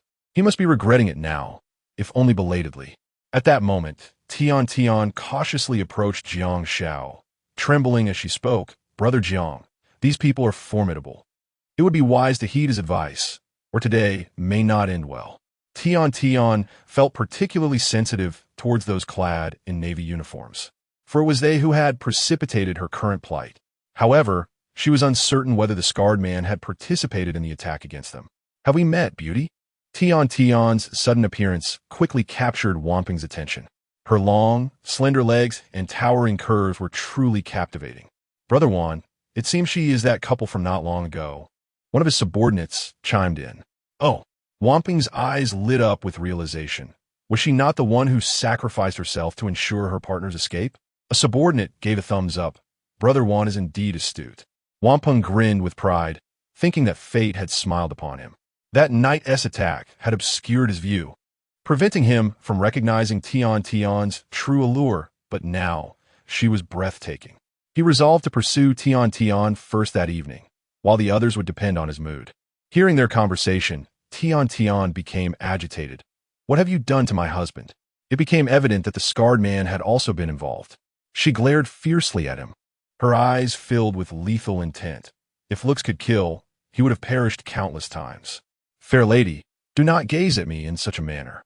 In this realm governed by the law of survival of the fittest, weakness is indeed a sin," Wampung declared, his demeanor brimming with arrogance. His fervent gaze fixated on Tian. "Your useless husband is no more. From henceforth, you shall indulge in a life of luxury with me. You scoundrel, I shall kill you." Enraged by hatred, Tian darted away from Jiang Xiao's side, charging at Wampung, unarmed and resolute. Bang! Wampung delivered a swift kick, sending her flying. The force was both rapid and heavy, indicative of a seasoned fighter. Tian traced a graceful arc through the air before crashing down onto the beach with a thud. But how infuriating! Blood trickled from the corner of her mouth as she pounded the sand in despair, feeling utterly powerless in the face of her formidable adversary. "Dear lady, kindly step aside and wait. Once we men settle our private matters, I shall treat you with utmost care," Wampung remarked, his eyes brazenly roaming over Tian. After indulging in the sight of her, his attention shifted to Jiang Xiao, impatience lacing his voice. "Brat, my patience has its limits. Do you wish to meet your demise?" His words dripped with menace. Chapter 34. "This scar, I left it. Do you wish to die?" Jiang Xiao replied coldly. Wampung was momentarily taken aback. He did not expect such words to escape Jiang Xiao's lips. Had he lost his senses? "Jiang Xiao, have you lost your mind? How dare you speak to Brother Wan in such a manner?" Although Jiang Xiao possessed commendable skills, he paled in comparison to Wampung, a seasoned soldier who had endured the trials of battle, tasted blood, and wielded a blade. In contrast, Jiang Xiao was merely a salesperson, toiling diligently all day and then heading to the gym to sculpt his physique. What could he possibly use to contend with Wampung? Wampung gestured for Tang Qiao to step aside. "Kid, how did I glean from your words that you are capable of fighting?" Wampung sneered. "If you truly possess such prowess, why not come over and prove it?" Jiang Xiao retorted coldly. Wampung shook his head, looking down from his lofty position. "Your abilities are hardly worthy of my attention." With a shift in tone, he continued, "However, since you have chosen to forego an opportunity to apologize, I shall take it upon myself to grant you a most tragic demise on behalf of Tang Qiao. Do not blame me. Weakness is the original sin." Having spoken, Wampung directed a nearby subordinate. "Monkey, he is yours." Upon hearing this, the man known as Monkey became exhilarated. This was a prime opportunity to earn accolades. In their camp, those who distinguished themselves would be rewarded with food and even the company of women. He scarcely regarded Jiang Xiao as a threat. "Brother Wan, watch me," Monkey exclaimed with excitement. "Go on, Be swift and clean in your methods, Wan Peng waved dismissively, nonchalantly. Monkey grinned, drawing a black dagger from his waist. Despite the blade being heavily corroded by time, he felt it would suffice to deal with Jiang Xiao effortlessly. Monkey shouted as he charged towards Jiang Xiao. Yet, in the next instant, a strange white light flashed before his eyes, and his movements abruptly ceased. You! Monkey stammered, fear gripping him as he attempted to speak. However, the moment he uttered a sound, all his strength dissipated as if siphoned away. But that was not the end. He soon felt a scorching liquid spraying from his neck. Instinctively, he reached to touch, only to discover it was his own blood. Terror engulfed him. He instinctively tried to retreat, but bizarrely, despite his mind issuing the command to flee, his legs felt as heavy as if laden with lead. Thud! With the sound of a body hitting the ground, Monkey looked closely and, in the monochrome world around him, saw a headless corpse teetering precariously. A singular thought crossed his mind. That body looked all too familiar. Upon closer inspection, he realized it was his own. Monkey's scalp tingled with dread. If that was indeed his body, where was his head? Panic-stricken, he glanced down, noticing the sand creeping perilously close to his eyes. A wave of terror enveloped his mind. The only thought that echoed within was that he had been slain. He desperately wished to call out to his brothers to retrieve his severed head, but despite his efforts, no sound escaped his lips. After approximately 8 seconds, his consciousness began to fade, leading him to bid a final farewell to this world. Until the moment of his demise, he remained oblivious to how his head had been severed. This scar I have inflicted, Jiang Xiao spoke coldly. To die without awareness is the greatest honor of his life. Tian gasped, covering her mouth, her eyes ablaze. Just moments ago, she had witnessed Jiang Xiao's footfall, and when she regained her senses, the monkey's head had rolled to the ground like a fallen watermelon. Truly formidable. With her husband now fallen victim to treachery, perhaps being by Jiang Xiao's side would enable her to exact vengeance. This thought emerged in her mind. Li Man and the others, witnessing Jiang Xiao's prowess for the first time, were equally astonished. After their surprise, excitement took hold. Jiang Xiao's might was worthy of their utmost devotion. The monkey, this incompetent fool, had been so careless, such a disgrace to us, Wan Peng spat. He surveyed his subordinates, declaring that whoever brought Jiang Xiao down would be rewarded with a beautiful woman. Under the allure of great rewards, true valor shall emerge. Brother Wan, allow me. A robust figure emerged from the crowd.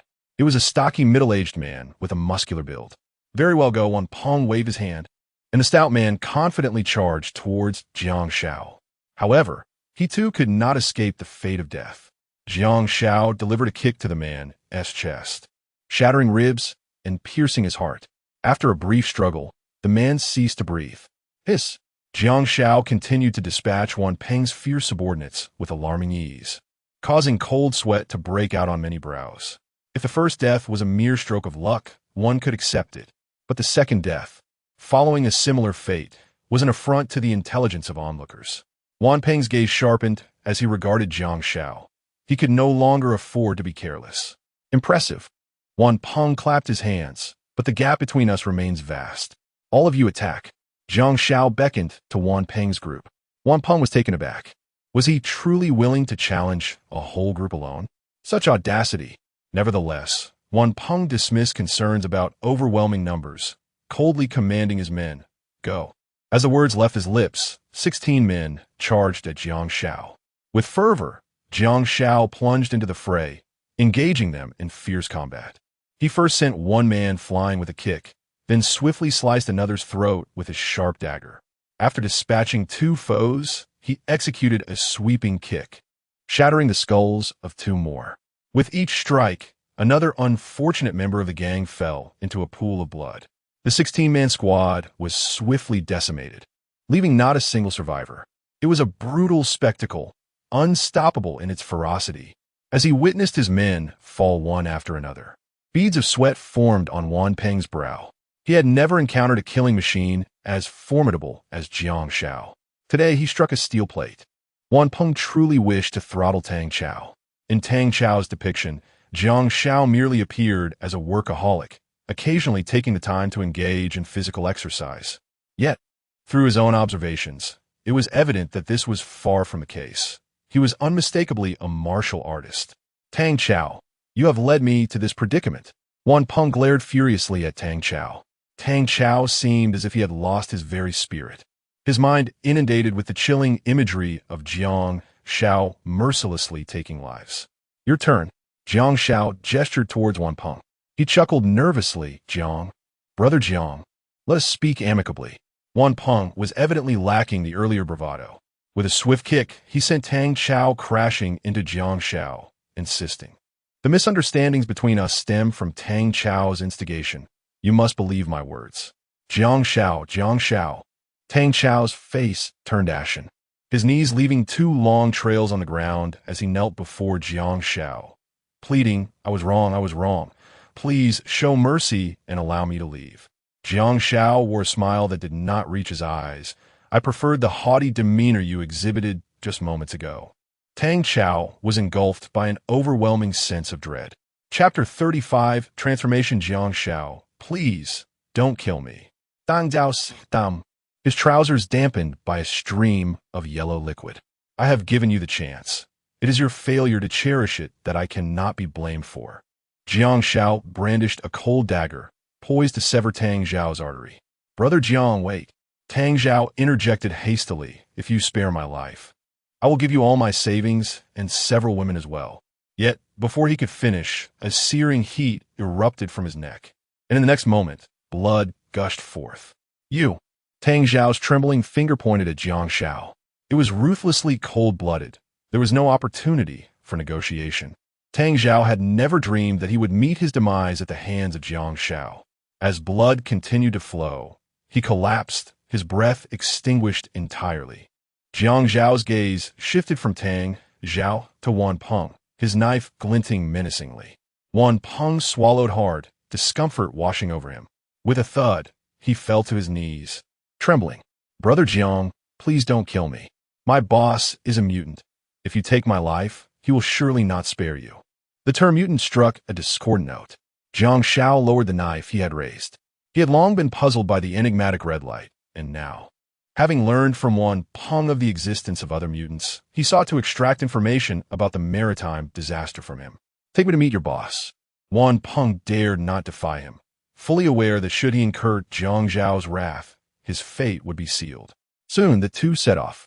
Meanwhile, Li Dahai and the others remained behind to clean up the battlefield and scavenge the spoils of war. This battle had yielded a considerable haul, 5 lighters and a few morsels of candy. In addition, there was the monkey's dagger, though aged. It could prove invaluable in times of peril. Once the battlefield was cleared, the bodies were cast into the vast ocean. Unbeknownst to them, as the corpses sunk beneath the waves, the scent of blood immediately attracted a host of colossal creatures. At Wan Peng's camp, Black Dog inquired of Slight Man, do you think Wan Peng and his group, having been gone so long, have met their end in the jaws of a venomous snake? Olma, you worry too much. Black Dog replied with a shake of his head. There are remnants of our predecessors' marks here. Wan Peng and his crew would not stray recklessly. The longer Wan Peng is gone, the more spoils he must be gathering. Let us eagerly await his return, Black Dog said with a smile. The dark-faced man, however, was troubled. If Wan Peng achieves great merit, he may truly become a favored figure beside the boss. Black Dog clapped him on the shoulder. With the island engulfed in chaos, do you still fret over the lack of opportunities for glory? At that moment, a voice called from the camp's entrance, Dog brother. My brother, Wan brother has returned. Ha ha. Come on, let us hurry to welcome him and see what treasures he brings back. I believe there should be women around. The women in the camp have grown tiresome these past few days. It will be quite delightful to see some fresh ones. Suddenly, a figure crashed heavily before the two men. Upon closer inspection, it was Wan Peng. Wan Peng, what happened? The Black Dog inquired anxiously. Black Dog, we've encountered a formidable opponent, Wan Peng replied, struggling to rise after his fall. Was it the 13th sister? The Black Dog asked. No, Wan Peng shook his head.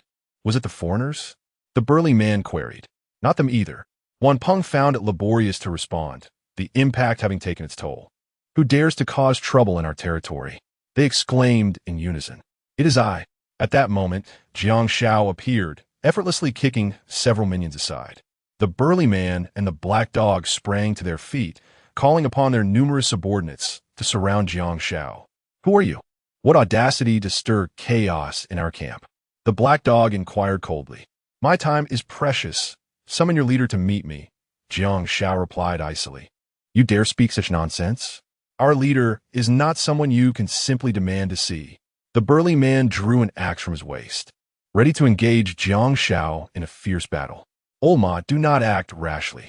Yet, scarcely had the words left his mouth when Old Ma's head rolled to the ground, leaving a trail of blood. "So brave, are we?" Jiang Xiao remarked indifferently. Witnessing the once mighty Old Ma fall so swiftly before Jiang Xiao, the black dog and his companions felt an unbearable dryness in their throats. They had never craved water as desperately as they did at that moment. Just then, a figure stepped forward from the crowd, and the subordinates parted to create a pathway. The newcomer was the leader of this group, known as Lu Meng. With a square face and a small flat top, he bore a somewhat comical appearance. "Little brother, to slay one of my subordinates with a single blow is rather excessive, don't you think?" Upon his arrival, many of the underlings greeted him with a mix of respect and deference. Jiang Xiao sensed a formidable aura emanating from Lu Meng, unmistakably a mutant. However, he remained unperturbed. "Not satisfied? Then come and fight," he challenged. With a sudden motion, Lu Meng produced a cigarette from his pocket and ignited it with a lighter. After taking a deep drag, he exhaled a thick plume of smoke. "You managed to defeat Old Ma and severely injure Wanpeng. You possess some skill, but you are still far from my level." The identity of a mutant inflated Lu Meng's ego. "Tell me everything you know, or I cannot guarantee your safety." Jiang Xiao, without hesitation, prepared to engage in combat. Lu Meng scoffed. "You think I would simply divulge information at your request? That would be quite embarrassing for me." The atmosphere grew tense. Jiang Xiao strode swiftly to Lu Meng's front, coldly demanding, "What must I do for you to share the information?" The speed was so swift it was almost imperceptible. "Whoever has the might of a fist possesses the right to speak," Lu Meng declared, shedding all pretense as he unleashed a wave of terror. In an instant, white steam began to emanate from his body, and then his skin gradually transformed into a vivid crimson hue before one's very eyes. Ultimately, the reckless figure began to swell, doubling in size, and with it, an extraordinary surge of power ensued. "Is this your ability?" Jiang Xiao pondered, feeling a sense of astonishment at witnessing a mutant unleash their prowess for the first time. After Reckless transformed, his appearance underwent a significant change, resembling the silver-horned king, albeit with a square face. "Haha, you are the first enemy to witness my transformation. You should feel honored." Reckless smiled faintly. "Do not conceal your strength any longer. Transform, and let me see what you are capable of." From the very first glance at Jiang Xiao, Reckless sensed that he too was a mutant, though uncertain of his abilities. "I will not transform," Jiang Xiao replied, feeling somewhat embarrassed. "Are you mocking me?" Reckless questioned angrily.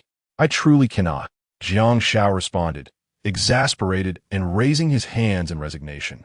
He had no inkling that mutants could indeed transform. "Then I shall see how you intend to contend with me in your normal state." Reckless gritted his teeth, feeling that Jiang Xiao was insulting him, a slight he simply could not swallow. Chapter 36. The distribution of the deserted island. The battle did not unfold as the likes of Black Dog had anticipated, rather than recklessly overpowering Jiang Xiao after his transformation. Lu Meng found himself on the receiving end of a brutal beating, leaving him battered and unrecognizable. In terms of both speed and strength, Jiang Xiao exerted a unilateral dominance. They could hardly fathom the sheer terror of his strength post-transformation. Lu Meng, as the one directly involved, was left speechless, secretly relieved to have escaped with his life. He had not expected to be defeated by Jiang Xiao without him transforming, and had harbored feelings of resentment, thinking Jiang Xiao's lack of transformation was a sign of contempt. However, it was a matter of caution. A transformation would amplify his power tenfold, and what if Jiang Xiao unintentionally killed him in the process? Lu Meng cursed himself for his lack of foresight, desiring Jiang Xiao to give his all. Was he not inviting death? A sharp slap from Jiang Xiao landed on Lu Meng's forehead, prompting him to realize whose fists were truly formidable. Yours are indeed the stronger, Lu Meng nodded vigorously, filled with an unspoken respect for Jiang Xiao. Now, can you share what you know with me? Jiang Xiao inquired coldly. Of course, Lu Meng replied, bowing slightly, and called out to Black Dog, quickly, fetch a stool for our elder brother to sit. Black Dog, momentarily stunned, received a kick from Lu Meng. What are you waiting for? Soon enough, Black Dog presented a rudimentary stool, placing it respectfully before Jiang Xiao. Elder brother, please have a seat, Lu Meng grinned, gesturing courteously. Jiang Xiao settled onto the stool, and Black Dog expertly began to massage him. How does this pressure feel? He asked. Jiang Xiao was impressed by Black Dog's skill. Recognizing that his massage techniques rivaled those of the finest courtesans, a true talent wasted. By the way, while enjoying the massage, Jiang Xiao gestured towards Lu Meng, unsure of how to address him. With a smile, Lu Meng replied, just call me Little Meng. He had already come to fully respect Jiang Xiao. Little Meng, do you know what significance this island holds? Jiang Xiao queried. Lu Meng shook his head. I do not know. Jiang Xiao's displeasure was palpable. He felt that Lu Meng was woefully uninformed. Sensing Jiang Xiao's discontent, Lu Meng quickly added, however, I do know the distribution of this deserted island. It is quite extensive. Jiang Xiao furrowed his brows. How vast could a deserted island truly be? Yet, when he heard Lu Meng disclose specific figures, even he was taken aback. The very forest they occupied stretched an astonishing 20,000 kilometers, equivalent to the distance from the South Pole to the North Pole. The width remained unknown. Was this some form of jest? Moreover, Lu Meng revealed that the forest was merely the periphery of the island, which comprised several additional parts. Jiang Xiao was left stupefied.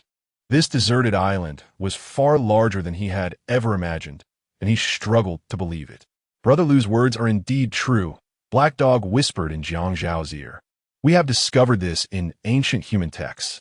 At that moment, Jiang Xiao recalled the deep pit where Li Dehai had fallen. That was a creation of the ancients. Quickly, bring me the ancient texts, Jiang Xiao urged. The Black Dog ceased its actions and hurriedly scampered into the tent, emerging with an aged sheepskin scroll of A4 size. With utmost reverence, it handed the scroll to Jiang Xiao. As Jiang Xiao examined the various codes inscribed upon the sheepskin, it appeared to him as though he were gazing at an incomprehensible script. He cast a sideways glance at the Black Dog, exclaiming, I cannot decipher this. Summon a wise counsel to guide me. Allow me to display my humble skills, the subordinate offered, unexpectedly revealing that the Black Dog was indeed able to comprehend the text. It pointed to a flattened circle depicted in the illustrations, stating, this signifies the vast ocean beyond the forest. This is the beach. The Black Dog then indicated a crescent-shaped pattern. Jiang Xiao nodded, gesturing towards a skull icon on the scroll. Does this represent a crisis? The Black Dog raised its thumb in admiration, exclaiming, truly, you are my brother, possessing an understanding beyond the ordinary. Jiang Xiao affectionately patted the Black Dog's head, admonishing, cease your flattery. I'm aware of the dangers that lurk in the ocean, but what perils could possibly exist upon the beach? The reckless one, with a square face, interjected, brother, you do not comprehend. The creatures of the ocean possess certain abilities, enabling them to traverse both land and sea. They emerge to forage on the 1st and 15th of every month, and they are exceedingly fierce. What abilities? Is this documented in any texts? Jiang Xiao wondered, suspecting a connection to the mysterious red light. That remains unknown, the reckless one replied, shaking his head. I have not witnessed it firsthand. I gleaned this knowledge from the sheepskin scroll. Jiang Xiao felt a chill run down his spine, suddenly perceiving that even remaining on the beach might not be secure. Are those formidable ocean creatures not capable of encroaching upon land? He inquired. Not at all, the reckless one assured confidently. Why is that? Jiang Xiao asked, perplexed. Because snake venom is their nemesis. A single bite would be fatal. Thus the ocean creatures are only able to venture as far as the beach. Ah, I see. Jiang Xiao nodded, finally grasping the reason for the dense presence of serpents in the forest. They serve to thwart the incursion of oceanic beings into the interior. This delineates the boundaries of the forest. The black dog then pointed to a second oval circle. Jiang Xiao noticed a line traversing from one end to the other and inquisitively asked, "Is this a river?" Earlier, when he had accompanied Wan Peng, he had observed a river approximately 20 meters wide. "My brother is astute." The black dog again lavished praise, inciting envy among the others. At that moment, Jiang Xiao detected an inconsistency. The area beyond the forest had not been adequately marked. There lies the mystery. Perhaps this predecessor only explored the forest before meeting their demise, the black dog jested. With this, the clues regarding the distribution on the island had come to an end. Nevertheless, Jiang Xiao gained a renewed understanding of this desolate isle. Perhaps, as their knowledge expanded, the prospect of escaping this place was not entirely impossible. During subsequent discussions with the Reckless One and others, Jiang Xiao inquired how they had obtained the sheepskin scroll. They replied that it had been discovered in a wooden chest on the beach and that it had enabled them to avoid numerous dangers, prompting their collective decision to establish a shelter within the forest. After inquiring about the scroll, Jiang Xiao then questioned the Reckless One regarding the mutants. The Reckless One admitted to having limited knowledge on the subject. He was only aware that after being illuminated by a mysterious red light, he awoke the following day to find a powerful energy coursing through his body, causing considerable discomfort. In a moment of frustration, he shouted to release the pent-up unease within him, inadvertently triggering his transformation.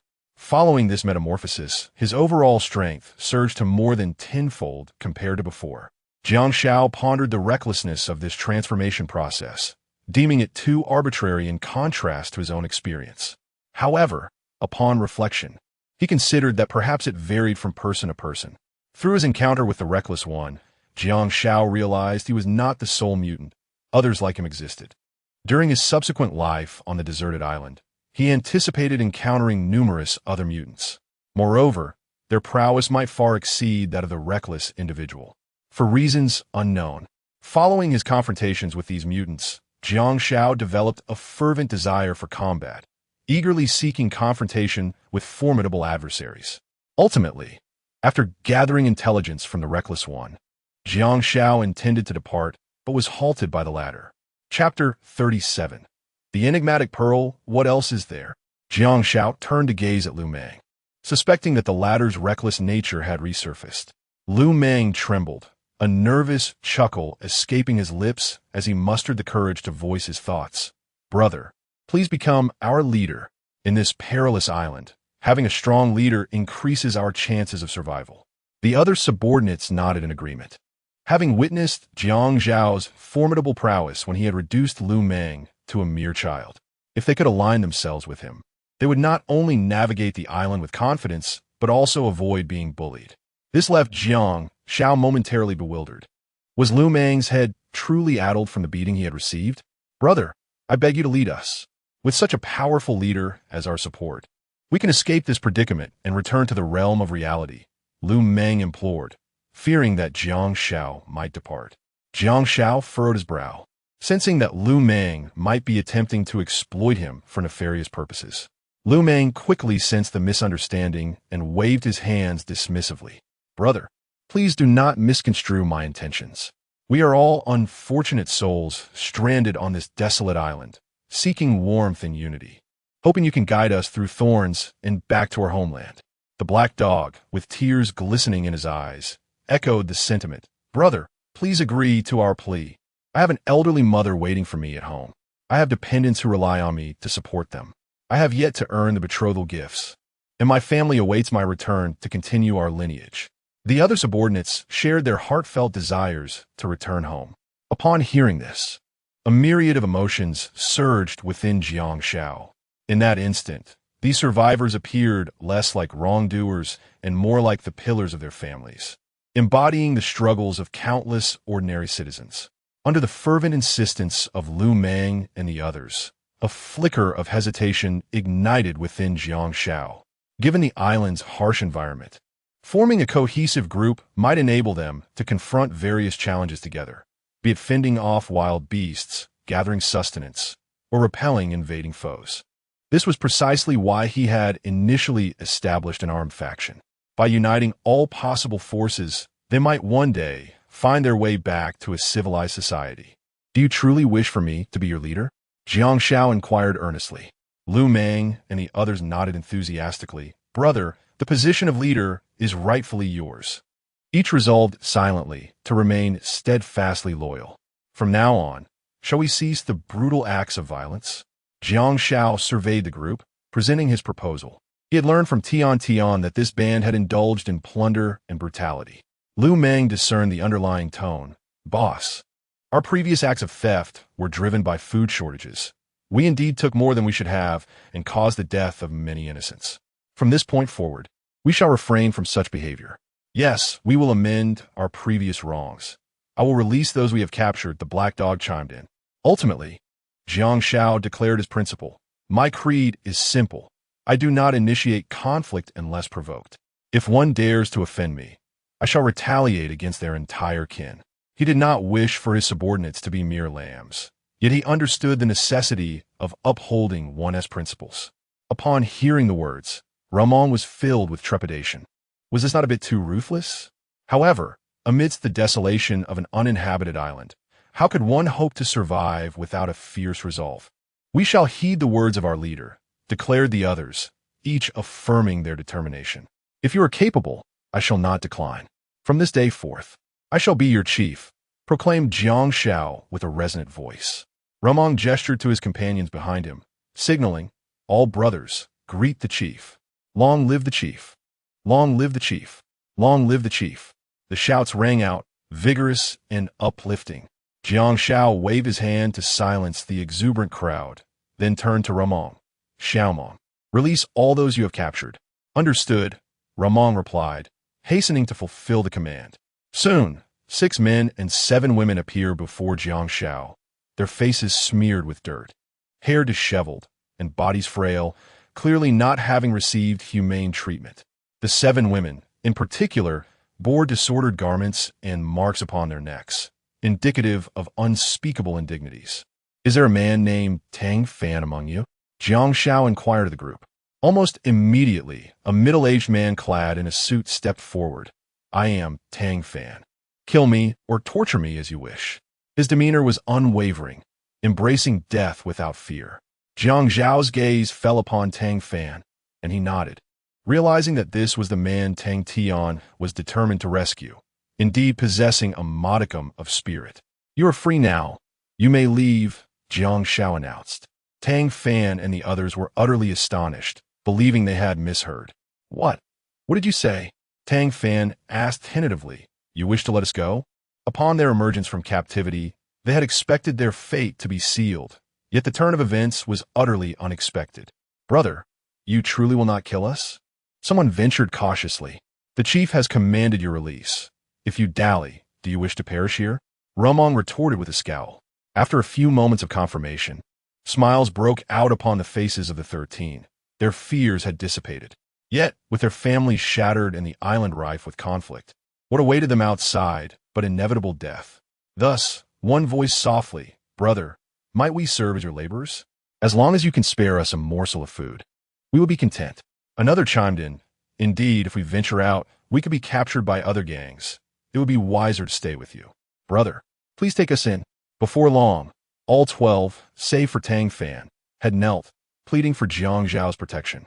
Reluctantly, Tang Fan followed suit, knowing he must endure this humiliation for the sake of locating his wife. Do you truly wish to remain? Jiang Xiao inquired. The 13 responded affirmatively. Jiang Xiao addressed them. If you choose to stay, I shall offer refuge. However, I must stipulate that all past grievances be set aside with a smile. If you find this untenable, you may exit through that door now. The 13 assured him they could let go of their previous animosities and were willing to strive together for survival. In the end, Jiang Xiao welcomed them, and with Remeng's 12, a new cohort of 25 loyal followers was formed. Reckless led me to your warehouse for a glimpse. After Jiang Xiao arranged for the 13 individuals to be organized, he was eager to inspect what resources Reckless possessed. However, upon discovering a collection of wrinkled plums stored within the warehouse, a slight twitch formed at the corner of his mouth, as he realized he had inherited a rather dismal situation. Reckless awkwardly explained, "Boss, there's an abundance of food in the forest, but serpents are everywhere. Many of our comrades lost their lives there. This food was procured at the risk of my own life." Jiang Xiao shot him a disapproving glance and replied, "All right, regarding the food, we will devise a solution when I return. For now, distribute the remaining provisions to those 13. They must have endured great hardship these past few days." With some reluctance, Reckless responded, "Boss, do we truly need to give it to them? These precious provisions, as the former leader, I have been conserving." Now, Jiang Xiao was generously sharing them with others, which pained Reckless' heart. Jiang Xiao fixed Reckless with a piercing gaze. Understanding the unspoken command, Reckless hastily ordered Black Dog to distribute the remaining food to Tang Fan and his group. What is this wooden box?"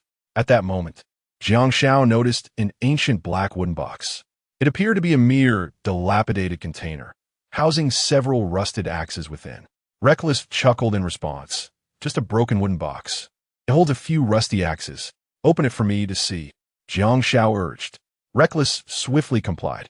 Upon inspection, Jiang Xiao confirmed Reckless' words. Indeed, 5 axes lay within, with nothing else in sight. "No, there is also a collection of shells and small pebbles." "Wait, what is that?"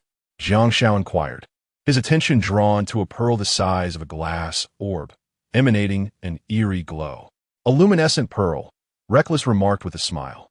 "Seeing its rarity, I decided to keep it, thinking that when I return to society, I could sell it at a jewelry store for a handsome price."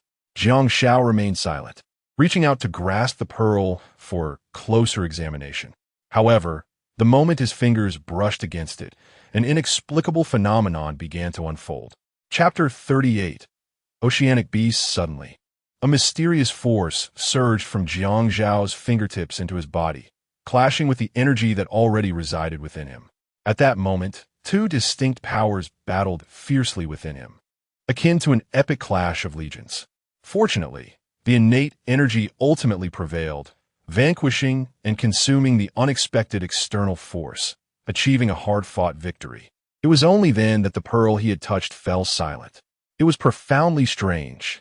Jiang Xiao found the commotion caused by this pearl utterly remarkable, imbued with a formidable energy that left him momentarily dazed.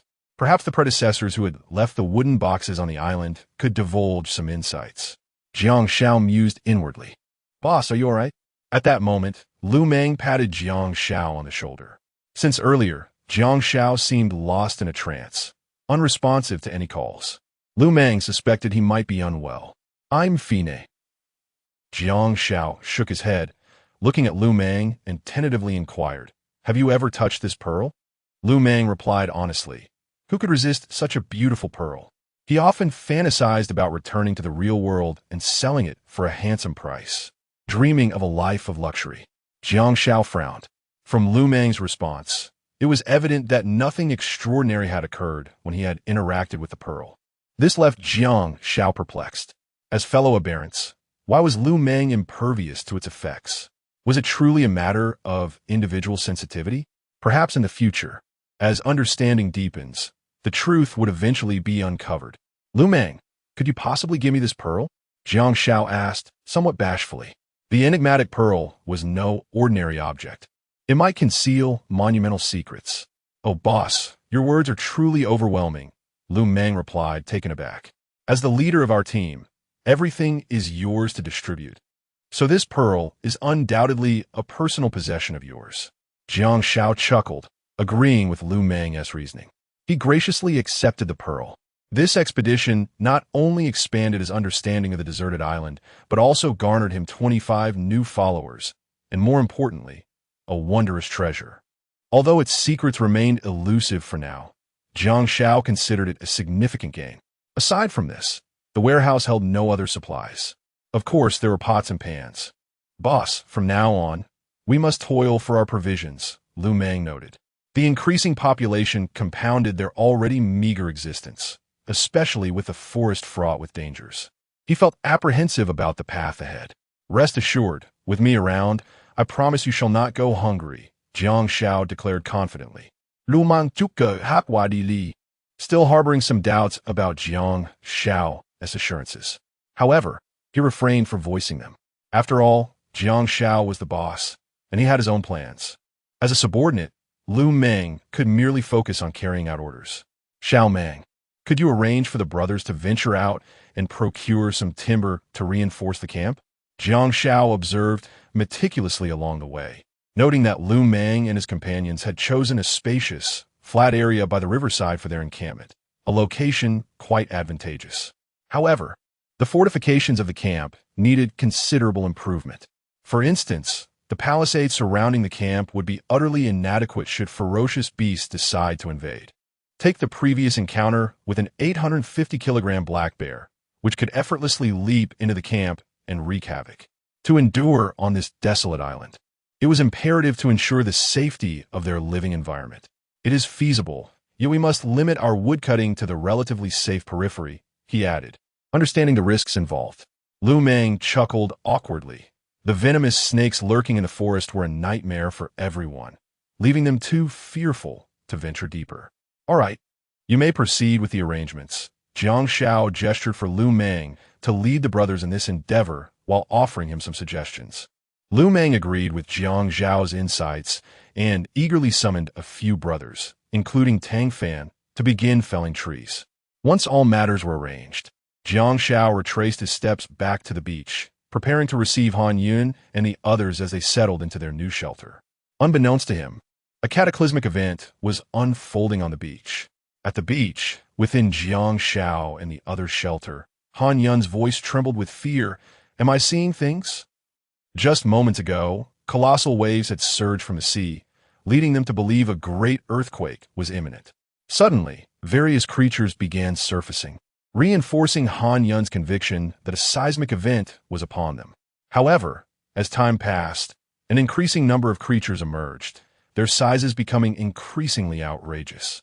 What began with a few pounds escalated to dozens, then to hundreds, culminating in astonishing appearances: turtles the size of tanks, lobsters as large as a Toyota Corolla, and massive octopuses the size of trucks. Even more astonishing was a whale that breached, its size rivaling that of an aircraft carrier. The group stood in stunned silence. Surely, we have stumbled into a realm of science fiction, they pondered. To their utter astonishment, the terrifying creatures were advancing toward the beach, merely a few dozen meters away from shore. What you see is indeed real. Li Dahai swallowed hard, his throat dry with trepidation. The sight of the enormous turtle opening its gaping maw sent chills down his spine. He then watched as the colossal lobster effortlessly snapped a hefty fish in half before swallowing it whole. Li Dahai felt the world was on the brink of an apocalypse. Do you think they might consume us? Lu Xiuman cried out in distress. As the creatures moved, the phenomenon of larger fish preying on smaller ones unfolded, turning the shallow waters into a crimson pool. Sister, fret not. We are on land, and they cannot reach us, Chen Mingyao reassured her. However, just as her words settled, the colossal sea turtle was the first to set foot on the sand, its sharp gaze locking onto the group. With its sights firmly set on them, the great turtle began to crawl towards the startled individuals.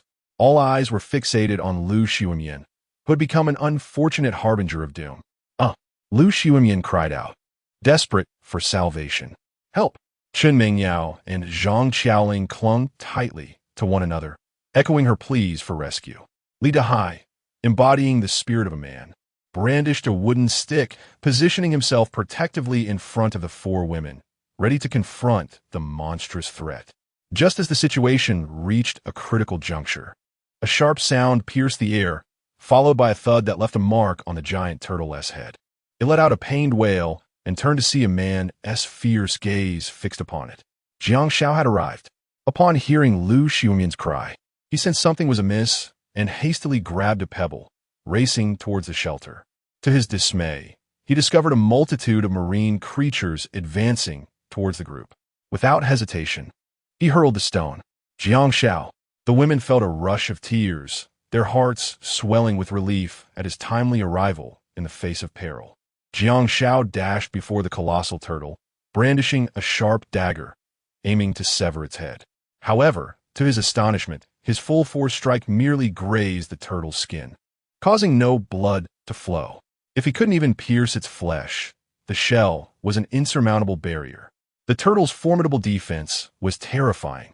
Observing the lobsters and octopuses trailing behind the massive turtle, Jiang Xiao realized that lingering any longer could spell disaster for them all. "We must flee," he decisively declared, leading Han Yun and the others into the forest. The scroll had recorded that the forest was a forbidden zone for oceanic monsters. Indeed, as they ventured into the thicket, the advancing creatures halted their pursuit. Chapter 39. Jiang Xiao. I wish to join you. Not long after, Jiang Xiao, accompanied by several companions, arrived at a clearing in the forest, taking a moment to rest after their exhausting journey. "Jiang Xiao, is it safe to stop here?" Li Man, still shaken, inquired. "Those sea monsters, could they still be pursuing us?" She glanced around anxiously, fearing that a massive octopus might suddenly ensnare her with its tentacles. "Not at this moment," Jiang Xiao reassured them, proceeding to share the information he had gathered from Lu Meng. Upon hearing the revelations, his companions realized that the island harbored even more bizarre occurrences. "Jiang Xiao, does this mean we can no longer stay on the beach?" Lu Xiumian questioned, her tone revealing her trepidation.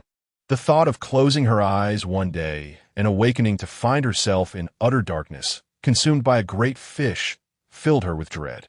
"Indeed, we cannot remain on the beach. We must relocate our shelter," Jiang Xiao affirmed with a nod. "Where shall we go?" Han Yun asked. "Are we to establish our refuge in the forest?"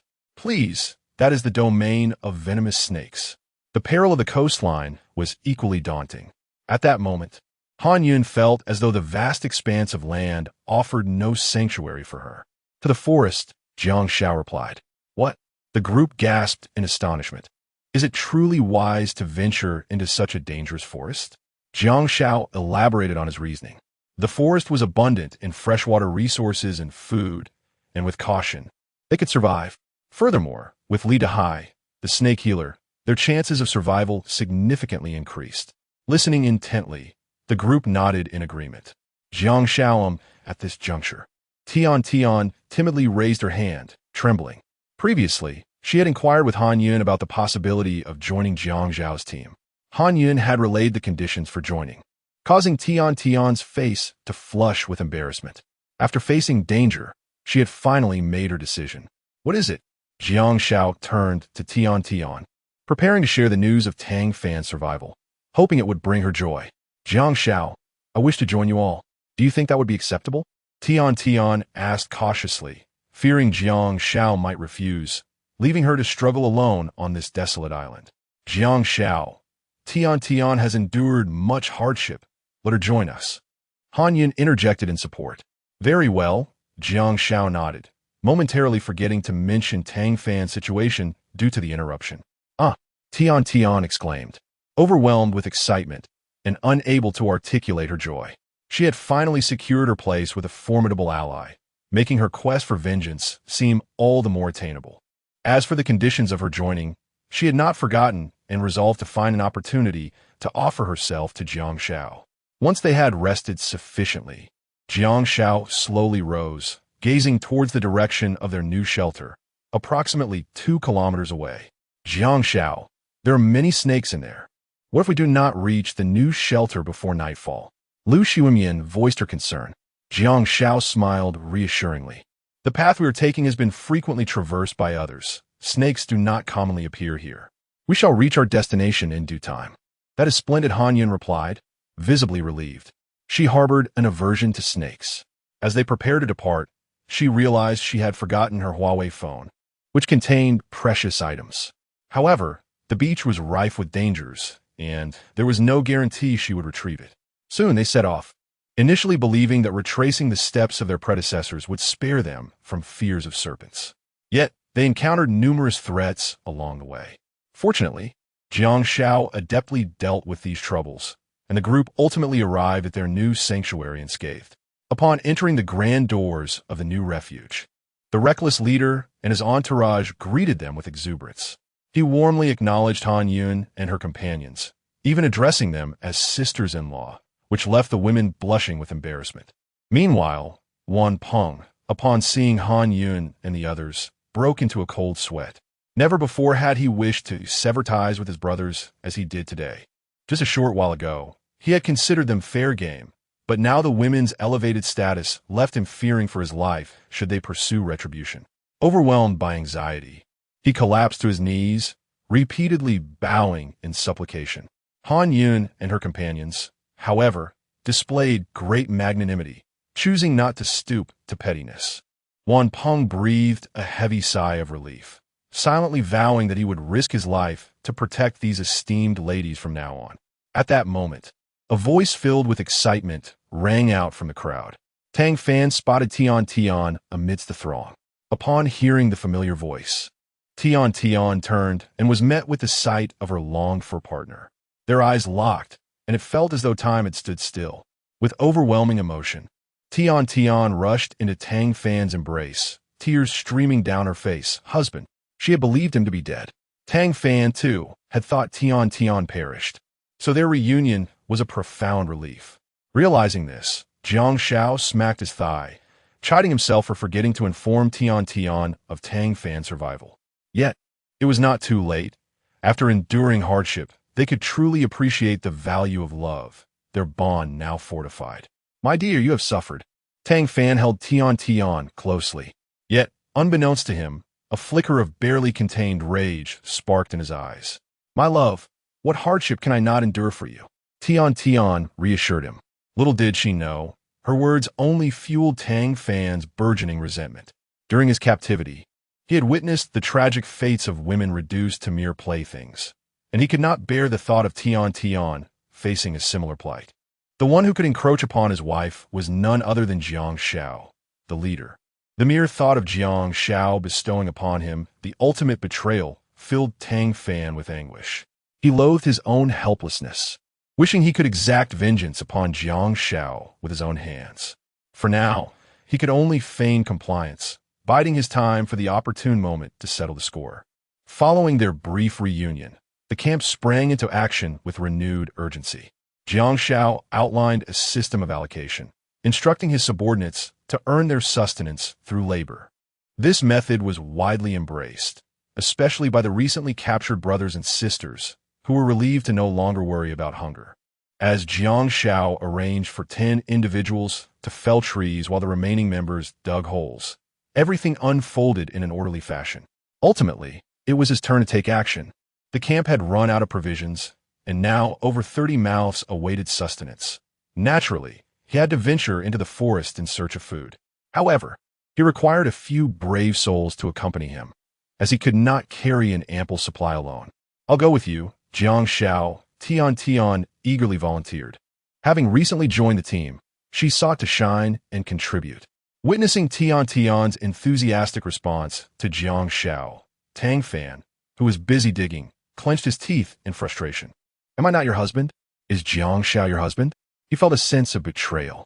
The glare he cast at Jiang Xiao brimmed with a fierce intent to harm. What are you dawdling for? Hurry up and dig.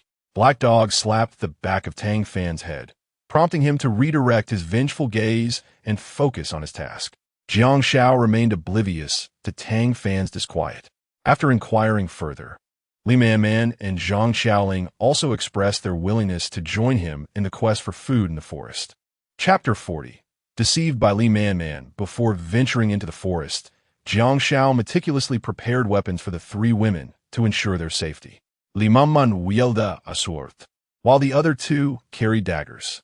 In addition, they each held a branch over a meter long, striking the surrounding grass and foliage with each step to startle any lurking threats.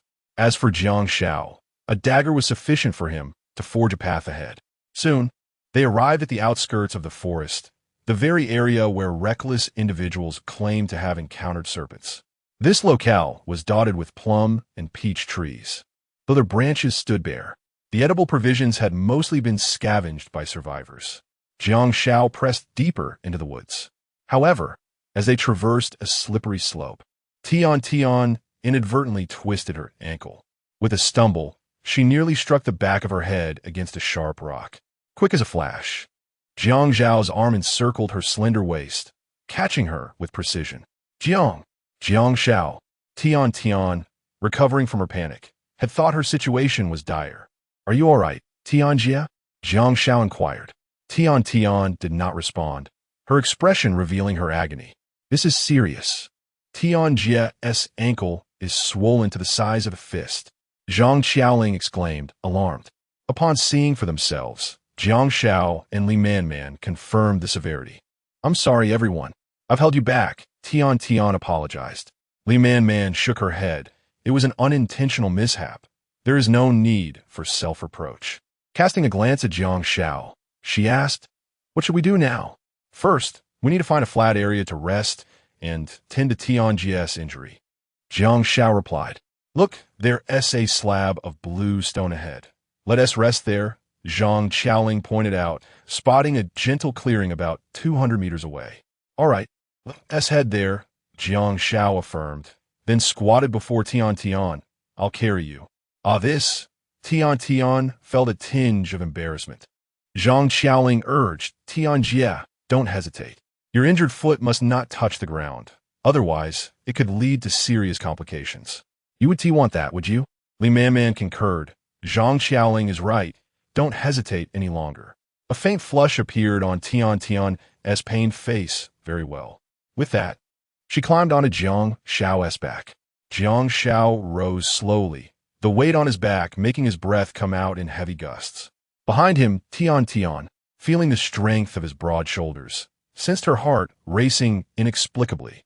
Before long, they reached the clearing, and Jiang Xiao gently set Tian down. After a thorough examination, it appeared that her injury was not severe. A simple realignment would suffice. Without hesitation, Jiang Xiao removed her shoe and began to adjust her ankle back into place. Tian's delicate feet were lovely, particularly with the vibrant red nail polish drawing attention. Jiang Xiao contained his frustration, and with a gentle twist, he returned her bones to their rightful position. Her cries were enchanting, causing Jiang Xiao's blood to boil. If she were to emit such melodious sounds in any location, his attacking speed would surely be astonishingly rapid. Now try stepping on the ground and see if it still hurts, Jiang Xiao suggested. Following his advice, Tian donned her shoes and gently stepped on the ground, discovering that the pain had lessened significantly. Much better, she smiled. That's good to hear. Jiang Xiao nodded with satisfaction, reassured that his bone-setting skills had not diminished. However, he resolved that she could no longer accompany them deeper into the forest. For the presence of an injured companion could lead to irreparable losses should any unforeseen circumstances arise. Thus, he arranged for Li Man and another to escort Tian back along the same route. Naturally, Tian objected, but after Jiang Xiao's earnest persuasion, she acquiesced, secretly vowing to be more mindful in the future and not become a burden to the team. How about this? I will escort Sister Tian back, and Sister Man can stay with you, Jiang Xiao. For mutual support, Zhang Xiaoling suggested, her eyes brightening at the thought. When you return, be cautious and watch out for snakes, Jiang Xiao advised. All right, you all stay safe as well. If danger arises, make sure to run, Zhang Xiaoling said, aiding Tian as they departed. Let us continue on our journey, Jiang Xiao declared after watching them leave. However, just as he was about to set off, Li Man caused a commotion. Jiang Xiao, my feet are sore. Can you take a look? She sat on the ground, incessantly massaging her feet, feigning a serious demeanor. Is that so? Let me check. Jiang Xiao, deceived by her act, examined her feet, only to realize he had fallen for a trick. Half an hour later, he shot her a disapproving glance, always with these theatrics. Though he scolded her outwardly, he felt quite pleased internally. It must be said, Li Man's allure was potent, and she certainly knew how to capture a man's interest. If she were a finely honed blade, he was the whetstone. A flush crept across Li Man's charming face. Next time, I will try to restrain myself. No. Do not suppress your nature. Embrace it. Fulfill yourself, Jiang Xiao hurriedly interjected. Li Man beamed brilliantly. Men are all so insincere. Having wasted half an hour, they were now at a standstill, so their pace quickened considerably. Look, there's movement ahead. Upon reaching a clearing, they noticed several wild chickens foraging in the low grass. With a buzz, Jiang Xiao picked up a stone, roughly the size of an egg, and hurled it into the thicket where the wild chickens were. The stone soared through the air in a graceful arc, its swift descent accompanied by a powerful whoosh of air infused with destructive force. Soon, a mournful cry echoed from the bushes as a wild chicken weighing about 3 pounds fell victim to his throw. Li Man covered her mouth, unable to utter a word, utterly stunned by the spectacle. Subsequently, Jiang Xiao adeptly repeated his previous feats, swiftly striking down 5 wild chickens in a matter of moments. Upon witnessing their companions fall one after another, the surviving wild chickens exhibited a semblance of intelligence, hastily fleeing the perilous area with their families in tow. These creatures possess some wit, Li Man remarked with a chuckle, just as she intended to step over to a nearby stone and retrieve the chickens hidden in the brush. A dark figure suddenly lunged at her like a flash of lightning. "Be careful," Jiang Xiao shouted, launching a sharp dagger from his hand. A crisp sound echoed as the blade penetrated, pinning a 5-pound viper firmly to the hillside, which struggled briefly before succumbing. "Ah! Limamman skramat." Following a fleeting moment of delight, coupled with admiration for Jiang Xiao's remarkable marksmanship, she found herself unwittingly relaxing her guard. Little did she realize that her negligence nearly cost her life. "Help!" At that moment, a frantic cry for assistance pierced the air from a distance. Jiang Xiao urged Li Man to remain vigilant while he darted towards the source of the distress.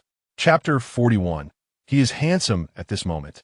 In a valley 300 meters away from Jiang Xiao, a stunningly beautiful woman with alluring curves found herself cornered by a fully grown wild boar. Her name was Su Billion, and she had just ventured out with her companions in search of food, inadvertently trespassing into the territory of the wild boar, which relentlessly pursued her. In her frantic escape, she stumbled numerous times, each time desperately scrambling to her feet to flee once more. Now, trapped in a narrow alley with no escape route, she could only cry out for her nearby companions, hoping they would hear her plea for help.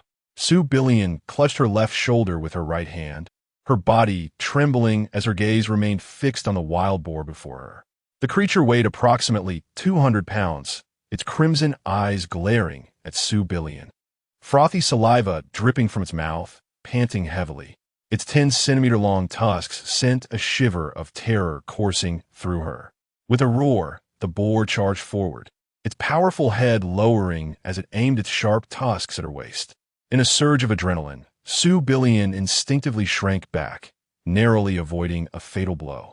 However, she still felt the sting of the tusk grazing her side, a small wound that unleashed a torrent of pain and blood.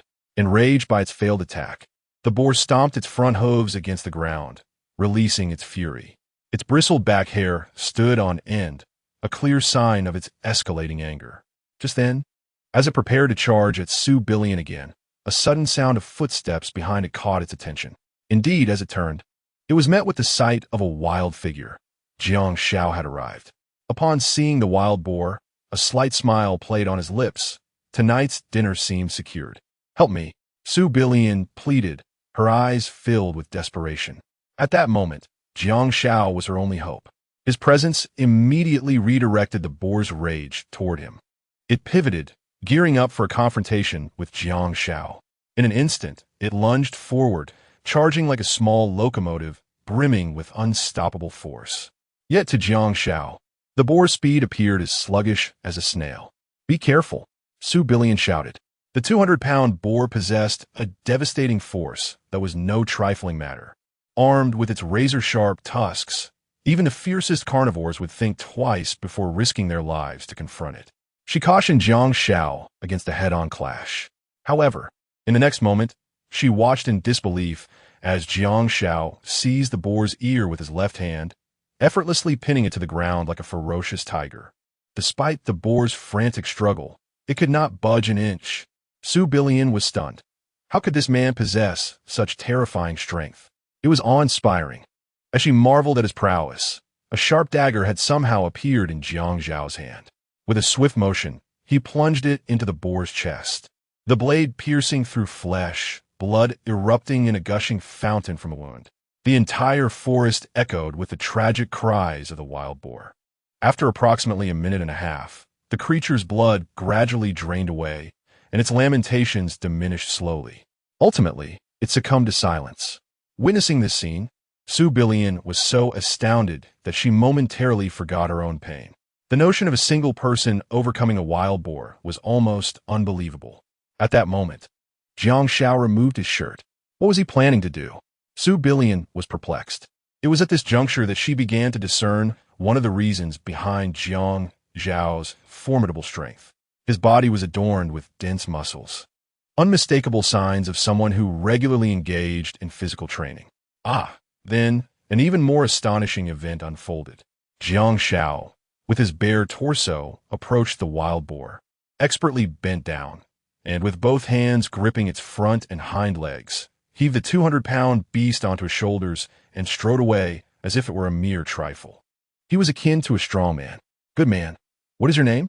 Su Billion summoned the courage to inquire as she watched Jiang Xiao's retreating figure. However, Jiang Xiao did not disclose his name, leaving her with a chilling remark. "The forest is fraught with danger. If you wish to live, depart quickly." Su Billion was left speechless. How could he perform such a noble deed without revealing his name? How would she ever repay him? Nonetheless, the way he fought the wild boar was undeniably impressive. After Jiang Xiao vanished from her sight, a striking figure hurriedly approached. "Sister, are you all right?" It was Guo Furong, brandishing a dagger, her long purple hair cascading like a waterfall to her waist. Her exquisite curves were strikingly pronounced. Ample bosom, serpentine waist, and full hips. She was the leader of the 13 Sisters team.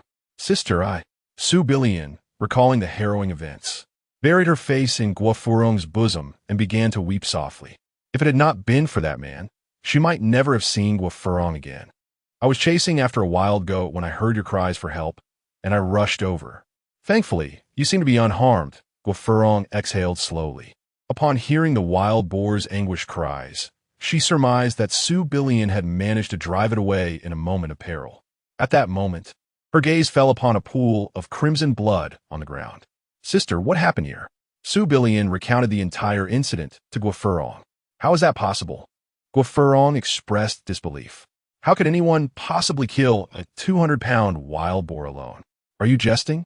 Yet, the pool of fresh blood undeniably testified to the reality of the event. "Siste, you." Su Billion insisted earnestly. "I have never seen a man so strong, and moreover," her cheeks flushed as she whispered, "he is incredibly handsome." Guo Furong's expression darkened ominously, jealousy brewing within her. From Su Billion's demeanor, it was evident that she held a deep admiration for that man, perhaps even a budding infatuation. Guo Furong would not permit such sentiments to flourish. Realizing she had misspoken, Su Billion hastily fell silent, fearful of inciting Guo Furong's ire. "Well, it's a relief that you're unharmed. This place is teeming with venomous snakes, and they will become increasingly active shortly. We must not linger any longer. Let us depart swiftly." Guo Furong managed to force a grim smile, suppressing the fury that simmered within her. At that moment, a fierce thought surged through her mind. She yearned to encounter the man Su Billion had mentioned, eager to ascertain who among them was truly formidable. "Sister, have you captured that goat?" Su Billion inquired softly as Guo Furong assisted her in leaving. "No," Guo Furong replied. "I was preoccupied with your safety and rushed here without concern for anything else." "Oh, it has been ages since I last savored meat. My mouth waters at the thought," Su Billion murmured in complaint. Guo Furong, with a touch of affection, responded, "Tonight, I shall treat you to a feast, allowing you to indulge in the exquisite flavors of the world." "How annoying," Su Billion retorted playfully, her cheeks flushed. Chapter 42. Tang Fan's resentment. At this moment, an unpleasant incident unfolded in the Jiang Xiao camp. Tang Fan, having slacked off during work, was reminded by someone and, in a fit of displeasure, struck the individual. However, he was quickly separated by the black dog. What transpired? The black dog coldly regarded Tang Fan and another young subordinate. The young man, aggrieved, bore the mark of Tang Fan's blow upon his face. "Who has been slacking?" "Tang Fan zito defianti." "It is you." The young man pointed accusingly at Tang Fan. "While others have dug 10 stakes, you haven't even managed one." At this moment, Tang Fan felt a twinge of guilt. He had intended to take advantage of the situation, only to be scrutinized by this young fellow. I must tell you, do not wrongfully accuse an innocent man. He feigned calmness. Upon hearing this, the black dog fixed his gaze upon Tang Fan. Is there any truth to this? With a playful grin, Tang Fan replied, Brother dog, do not listen to his nonsense. How could I possibly slack off? He is indeed the one slacking off. If you do not believe me, you may inquire of those nearby, the young man insisted vehemently. At that moment, several others stepped forward to corroborate the allegation that Tang Fan had indeed been negligent during work. Tang Fan fell silent. Here was a prominent entrepreneur, one capable of determining the fates of thousands. Yet now he found himself subjugated by a mere group of insignificant individuals. Truly, it was a case of a tiger falling to the ground only to be bullied by dogs. The black dog said coldly, Tang Fan, you truly have some audacity. Slacking off during work means you shall go without food today, and you cannot blame me for that. Tang Fan muttered in dissatisfaction. You speak of earning more through hard work, yet where is the food you promised? Who understands the plight of those of us toiling away, deceived by grandiose promises while we labor for you? As an entrepreneur, Tang Fan was acutely aware of such tactics. Once they had drained their labor, they might very well be discarded. The matter of food is one that the boss can certainly resolve. You need only focus on your work, the black dog retorted, clearly irked by Tang Fan's attitude. Had it not been for Tian's favor, he would have dealt with Tang Fan more harshly. At the mention of Jiang Xiao, Tang Fan instinctively bristled. Oof. If he could resolve the issue, the world would surely descend into chaos. He might have already perished in the forest. However, he kept his thoughts to himself. Boss is back, someone exclaimed with excitement. Tang Fan's lips curled into a slight smile. Having returned in less than 2 hours, it was evident he had encountered danger and returned empty-handed.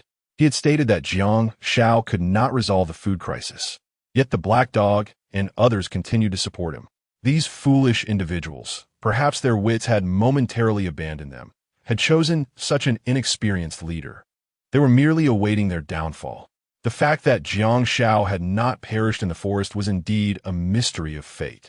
The boss is remarkable, having hunted such a large wild boar, estimated to weigh around 200 pounds, and look 5 wild chickens. There's even a plump 5-step snake. Tonight we shall feast. It has been 10 days since we last tasted meat. We have almost forgotten what it is like. Let us hurry and work, otherwise we shall receive less meat to share tonight, and that would be a loss. As Jiang Xiao strode through the crowd, carrying a massive wild boar upon his shoulders, Tang Fan found himself utterly dumbfounded. How could this be? Without any firearms, how could Jiang Xiao possibly have the capability to hunt such a temperamental beast? He slapped himself hard, the sharp sting confirming his reality. With a resounding thud, Jiang Xiao dropped the wild boar to the ground, producing a thunderous sound. He exhaled softly. The 200-pound creature was indeed hefty enough to draw beads of sweat from him. Boss, you've worked hard, Black Dog remarked, approaching Jiang Xiao with a glass of cool water. Jiang Xiao gulped it down in one swift motion and inquired, Black Dog, has everything gone smoothly? After a brief report on the tasks at hand, Black Dog also mentioned Tang Fan's slacking off. You did well on this, Black Dog, without rules. Nothing can be achieved, Jiang Xiao said, casting a cold glare at Tang Fan, deliberately raising his voice. It served as a warning to others. If they wish to partake in the spoils, they must contribute their labor. Jiang Xiao, you've worked hard. At that moment, Tian appeared, gently approaching Jiang Xiao and offering him a handkerchief to wipe away his sweat. This seemingly ordinary gesture, in Tang Fan's eyes, took on a flirtatious undertone. Is your foot feeling any better? Jiang Xiao asked with concern after wiping his brow. It's nothing now. I've been helping Sister Yun and the others organize our supplies, Tian replied with a smile. Jiang Xiao laughed heartily. Well done. A playful smile graced Tian's face, and their exchange, in Tang Fan's perspective, resembled a harmonious duet, which infuriated him. Mangu and the others are back, someone announced excitedly. Jiang Xiao turned towards the entrance, where Lu Meng was seen lumbering in, carrying 3 thick logs. With each step he took, shallow footprints were left in his wake. Mangu truly possesses the strength of an ox. One of his subordinates exclaimed, with the boss and Mangu at the helm. Our camp holds great promise. Following closely behind were Li Dezai and a few others, all carrying logs. Last to enter was Wan Peng, who bore not timber, but a snakeskin bag brimming with potatoes. We thought we struck gold with a bag of potatoes, yet in the boss's presence, it still pales in comparison. After dropping his 3 logs, Lu Meng intended to boast to Jiang Xiao, but upon noticing the large wild boar on the ground, he lost all confidence to do so. Not bad, little Meng, you've unearthed over 100 pounds of potatoes, Jiang Xiao said, gently patting Lu Meng's shoulder, which lifted his spirits slightly. Curiosity piqued, Jiang Xiao asked, where did you find the potatoes? Potatoes, rich in starch, were an incredibly valuable resource for their survival on the deserted island. Furthermore, they were easy to store and resistant to spoilage. If they could amass a substantial quantity, it would ensure their camp's sustenance. Lu Meng answered, Boss, there's an open area about 1 kilometer from our camp, where many potatoes grow. Upon hearing this, the black dog exclaimed with delight, Splendid. We can construct the camp, while simultaneously heading there to unearth the potatoes. Recklessly sighed, it's not that simple. The area is rife with venomous snakes, and one misstep could result in a bite. Just moments ago, a brother was struck by a bamboo viper. Had it not been for Brother Dezai, he might have met a grim fate. While he was bending down to dig for potatoes, he narrowly escaped a strike from a 5-step snake, thanks to his quick reflexes. The brother, embarrassed from his encounter with the bamboo viper, waved his hand, still showing the herbal poultice applied by Li Dezai. No worries, after all, potatoes won't sprout legs and flee. We can always return to dig them later. For now, let us prepare the pot to boil water and deal with the wild boar. Let us savor some delicious meat first. As Jiang Xiao spoke, the crowd erupted in cheers, for soon they would indulge in delectable meat. Meanwhile, Tang Fan's expression darkened, resembling the bottom of a pot. Chapter 43. Heartbroken Tian as dusk fell. Delightful aromas wafted through the camp, signaling the distribution of food in accordance with the principle of fair labor. Under normal circumstances, each individual received a substantial potato, a few plums, and a bowl of fragrant pork offal, which included ribs. Jiang Xiao first prepared the wild boar's organs and bones, which were not easily preserved. As for the remaining 100 or so pounds of wild boar meat, he sliced it into approximately 2-pound pieces, seasoning them with salt in preparation for making cured meat. The reckless camp possessed about 20 pounds of coarse salt, rumored to have been acquired during a previous raid. The process of making cured meat was rather straightforward. One simply needed to salt the meat overnight, allowing it to absorb the flavor, and the following day, it could be smoked into a superior delicacy. The availability of coarse salt also enhanced the flavor of their cooked dishes. People gathered in a circle on the open ground, savoring the delectable wild boar meat, their faces aglow with joy. The captives, in particular, were moved to tears, feeling as though they were in a dream. However, one individual wore a grim expression, Tang Fan. He had received a meager portion, 3 plums, a potato the size of an egg, and a bowl of pork offal soup. At that moment, he distanced himself from the crowd, sulking in a corner. Why should others feast on meat while he was left with only soup? Anger simmered within him. He had already apologized for his earlier laziness, yet the black dog continued to scrutinize him, convinced that the group was deliberately targeting him. The puppet master behind it all was undoubtedly Jiang Xiao. One day, I will make you pay. With a fierce determination, Tang Fan swallowed the potato whole, skin and all, imagining it to be Jiang Xiao, and spilled the soup.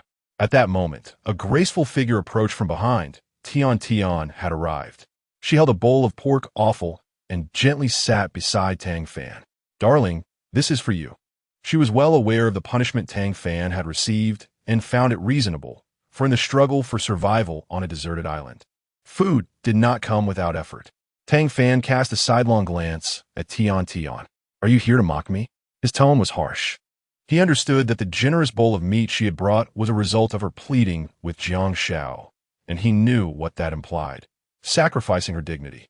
His pride forbade him from consuming food that had been obtained by his beloved woman from another man. Darling, how can you say such things? Tian sobbed, her heart heavy with sorrow. The man who once risked everything for her now seemed like a stranger, cold and indifferent. Then let me ask you. Tang Fan glared at Tian Tian, feeling an inexplicable surge of anger. Tian Tian, perplexed, responded, "What is wrong with me?"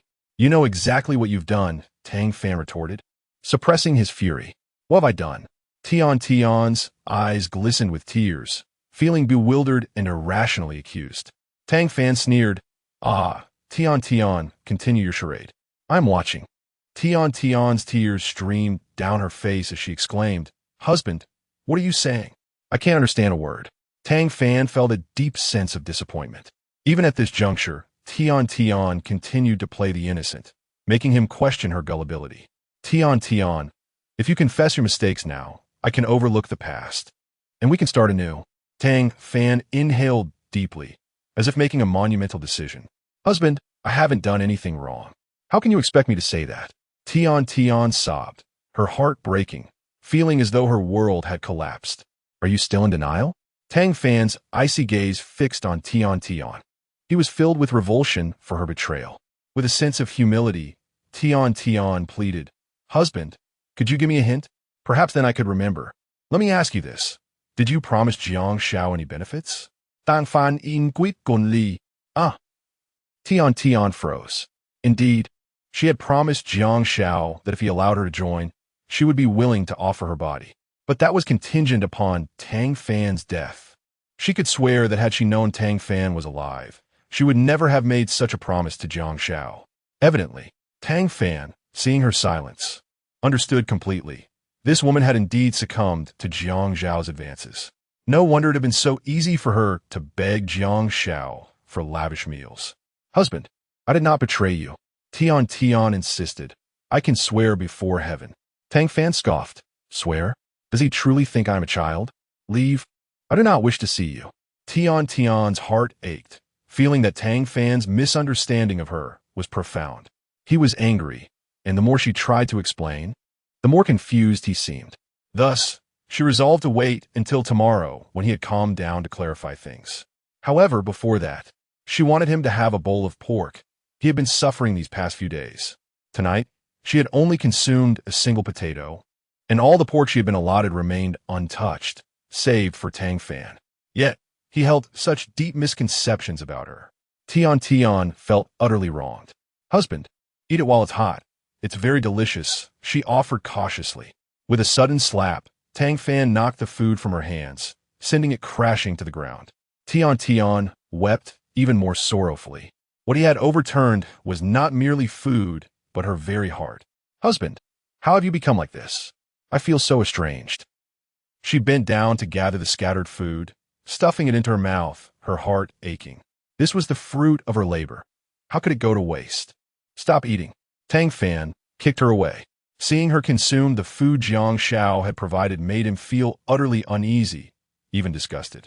Tian Tian closed her eyes tightly, as if she were a parabola soaring through the air before gracefully descending. Just as she thought she would crash to the ground, she was unexpectedly caught securely by someone.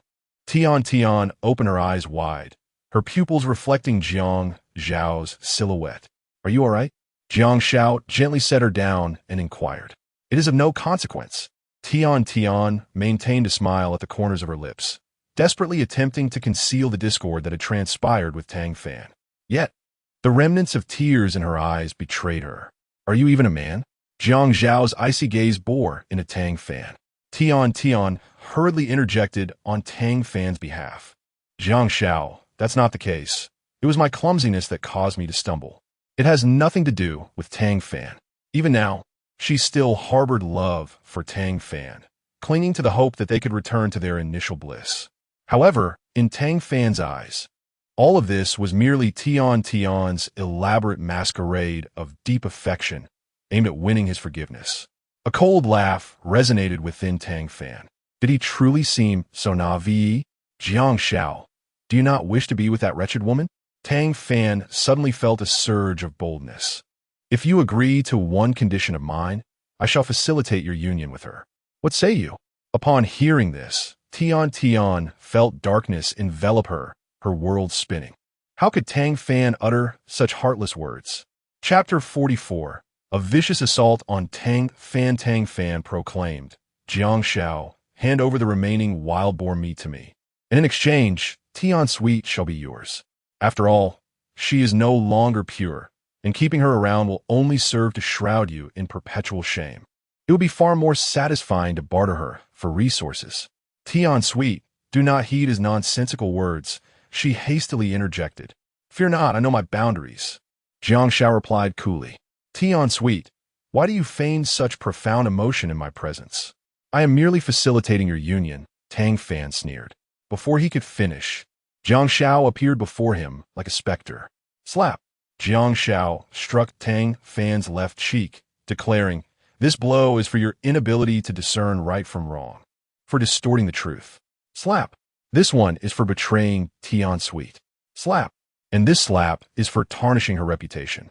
Jiang Xiao continued to rain down blows upon Tang Fan. Deity-fearing Overton Ray-sounding schleps. Had Tian Sweet not intervened, Tang Fan would surely have been reduced to a mere pulp. After delivering a stern warning, Jiang Xiao departed. Are you all right? Tian Sweet approached Tang Fan with concern. Get lost, Tang Fan retorted angrily. I, Tang Fan, do not wish to be associated with a wife of your ilk. Leave my side at once. Tian Sweet sensed that any words spoken now would fall on deaf ears. Perhaps granting him time to cool off would be more beneficial. Thus, she silently withdrew. Yet, as she walked away, she felt an unsettling illusion that the distance between her and Tang Fan was growing ever wider. Tang Fan watched her retreating figure, his fist crashing vehemently against the ground. In Jiang Xiao's tent, upon his return, Han Yun greeted him with a blush. Back already? Indeed, Jiang Xiao replied, taking a seat at a modest table. He then retrieved a pearl from his pocket, intent on examining it closely.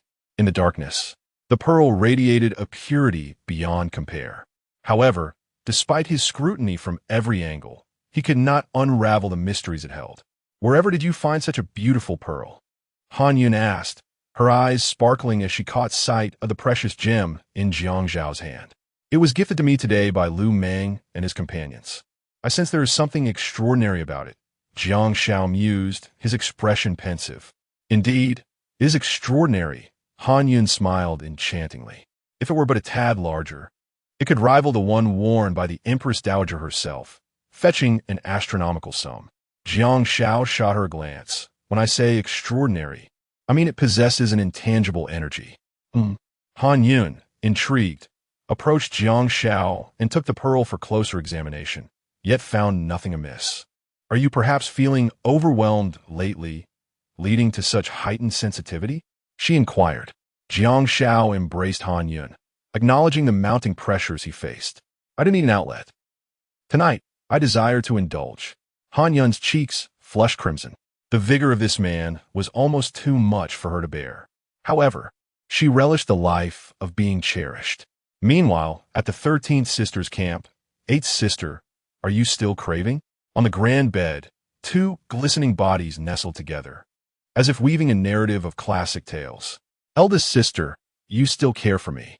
Su Bilian contentedly rested against Guo Furong's chest, her rosy visage radiating allure.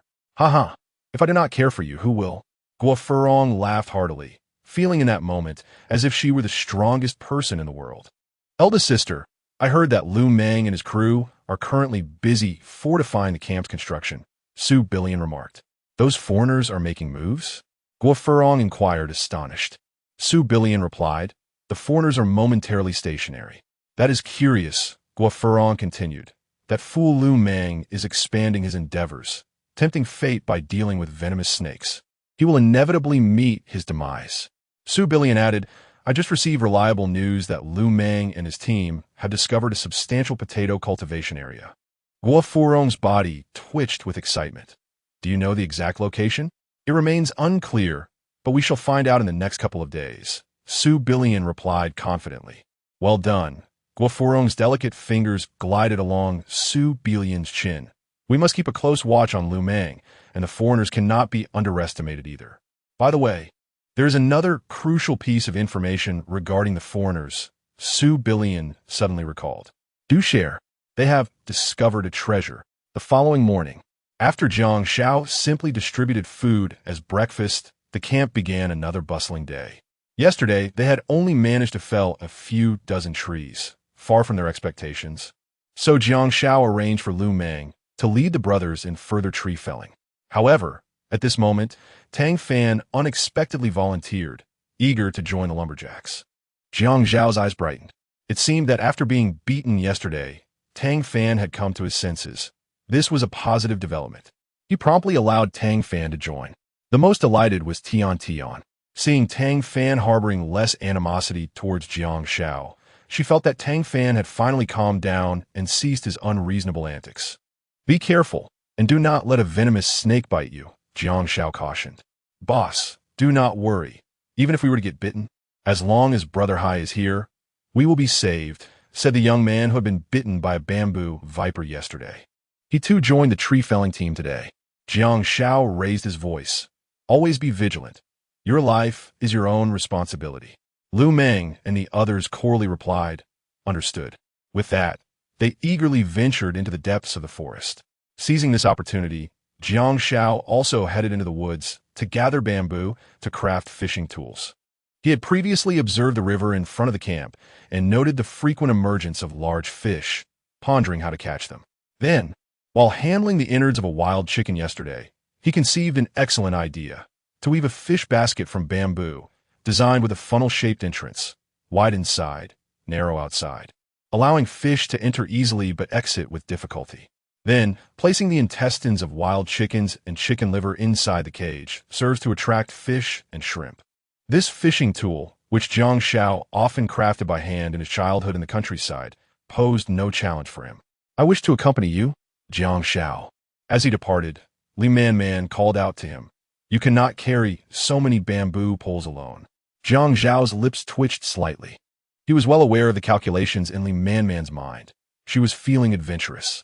Observing her alluring and graceful figure, Jiang Xiao felt a surge of interest. He acquiesced to her request.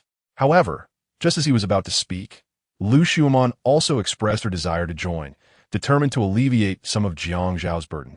Jiang Zhao's eyes brightened. He could not disappoint Lu Xiumon's goodwill. To create an exceptionally large fish basket, a considerable amount of bamboo was required, and having an extra pair of hands would indeed ease the workload. Chapter 45. She longed to give Jiang Xiao an hour later. Jiang Xiao, accompanied by the two ladies, Li Man and Lu Xiumon, traversed a notably lengthy and tumultuous path, ultimately arriving at the grove of bamboo. Xiumon, could you perhaps emulate Man? Despite the rugged terrain, she persevered until the very end, Jiang Xiao remarked, his tone tinged with irritation, his chest akin to a powder keg, desperate to vent his frustrations. Jiang Xiao, please don't be upset. Next time, I shall grit my teeth and endure, and I promise I won't disappoint you, Lu Xiumon replied. Her cheeks flushed with a hint of embarrassment, taken aback by Jiang Xiao's fortitude. Li Man stifled a chuckle, reflecting on Xiumon's naivety. Without the arsenal of skills, how could one possibly capture a man's heart? She still had much to learn. Before long, the trio finished cutting the bamboo, binding it into 3 bundles to carry back. Jiang Xiao intended to weave a remarkably large fish basket, capable of ensnaring even fish weighing several kilograms. Approximately 15 minutes later, upon returning to the campsite, Jiang Xiao began splitting the bamboo into strips. Through his relentless efforts, he ultimately crafted a fish basket the size of a pig pen, 2 meters in length and 60 centimeters in diameter. The gaps between the bamboo strips measured less than a centimeter, ensuring the capture of small fish and shrimp without annihilating the entire population. All right, I shall now proceed to the riverbank to set the fish basket. Please wait for me at the campsite, Jiang Xiao announced. The method of catching fish was rather straightforward. First, he secured the basket with a vine the thickness of his thumb, then tossed chicken entrails to the bottom. It would simply sink to the riverbed. Initially, Li Man intended to follow, but after taking a step, her momentum halted abruptly. Jiang Xiao had guided her along a different mountain path, exhilarating yet quite taxing, and her body still ached from the exertion. After traversing approximately 500 meters, Jiang Xiao arrived at a suitable location by the riverbank for submerging the fish basket. Noticing an abundance of stones beneath the water and the swift current, he decided to continue along the shore. After an indeterminate distance, he finally reached a more tranquil area. This spot is stable. Just as he prepared to submerge the large fish basket, he heard splashes emanating from the river. Jiang Xiao assumed it was a large fish surfacing for air due to the oppressive heat. Without hesitation, he cast the fish basket aside and swiftly bent down to retrieve a fist-sized stone, intending to dispatch the fish for a delightful dinner. However, upon discerning the true nature of the commotion in the water, he exclaimed in shock, "What the heck? This was no fish, it was undeniably a mermaid." Fortunately, he managed to restrain himself, for had he thrown the stone, the consequences would have been dire. Jiang Xiao was captivated by the enchanting sight, yet something felt amiss. The mermaid appeared to be struggling rather than swimming gracefully. Alarmed, he deduced that she was drowning. Without a moment's hesitation, he removed his shoes, followed by his clothing, leaving only his shorts.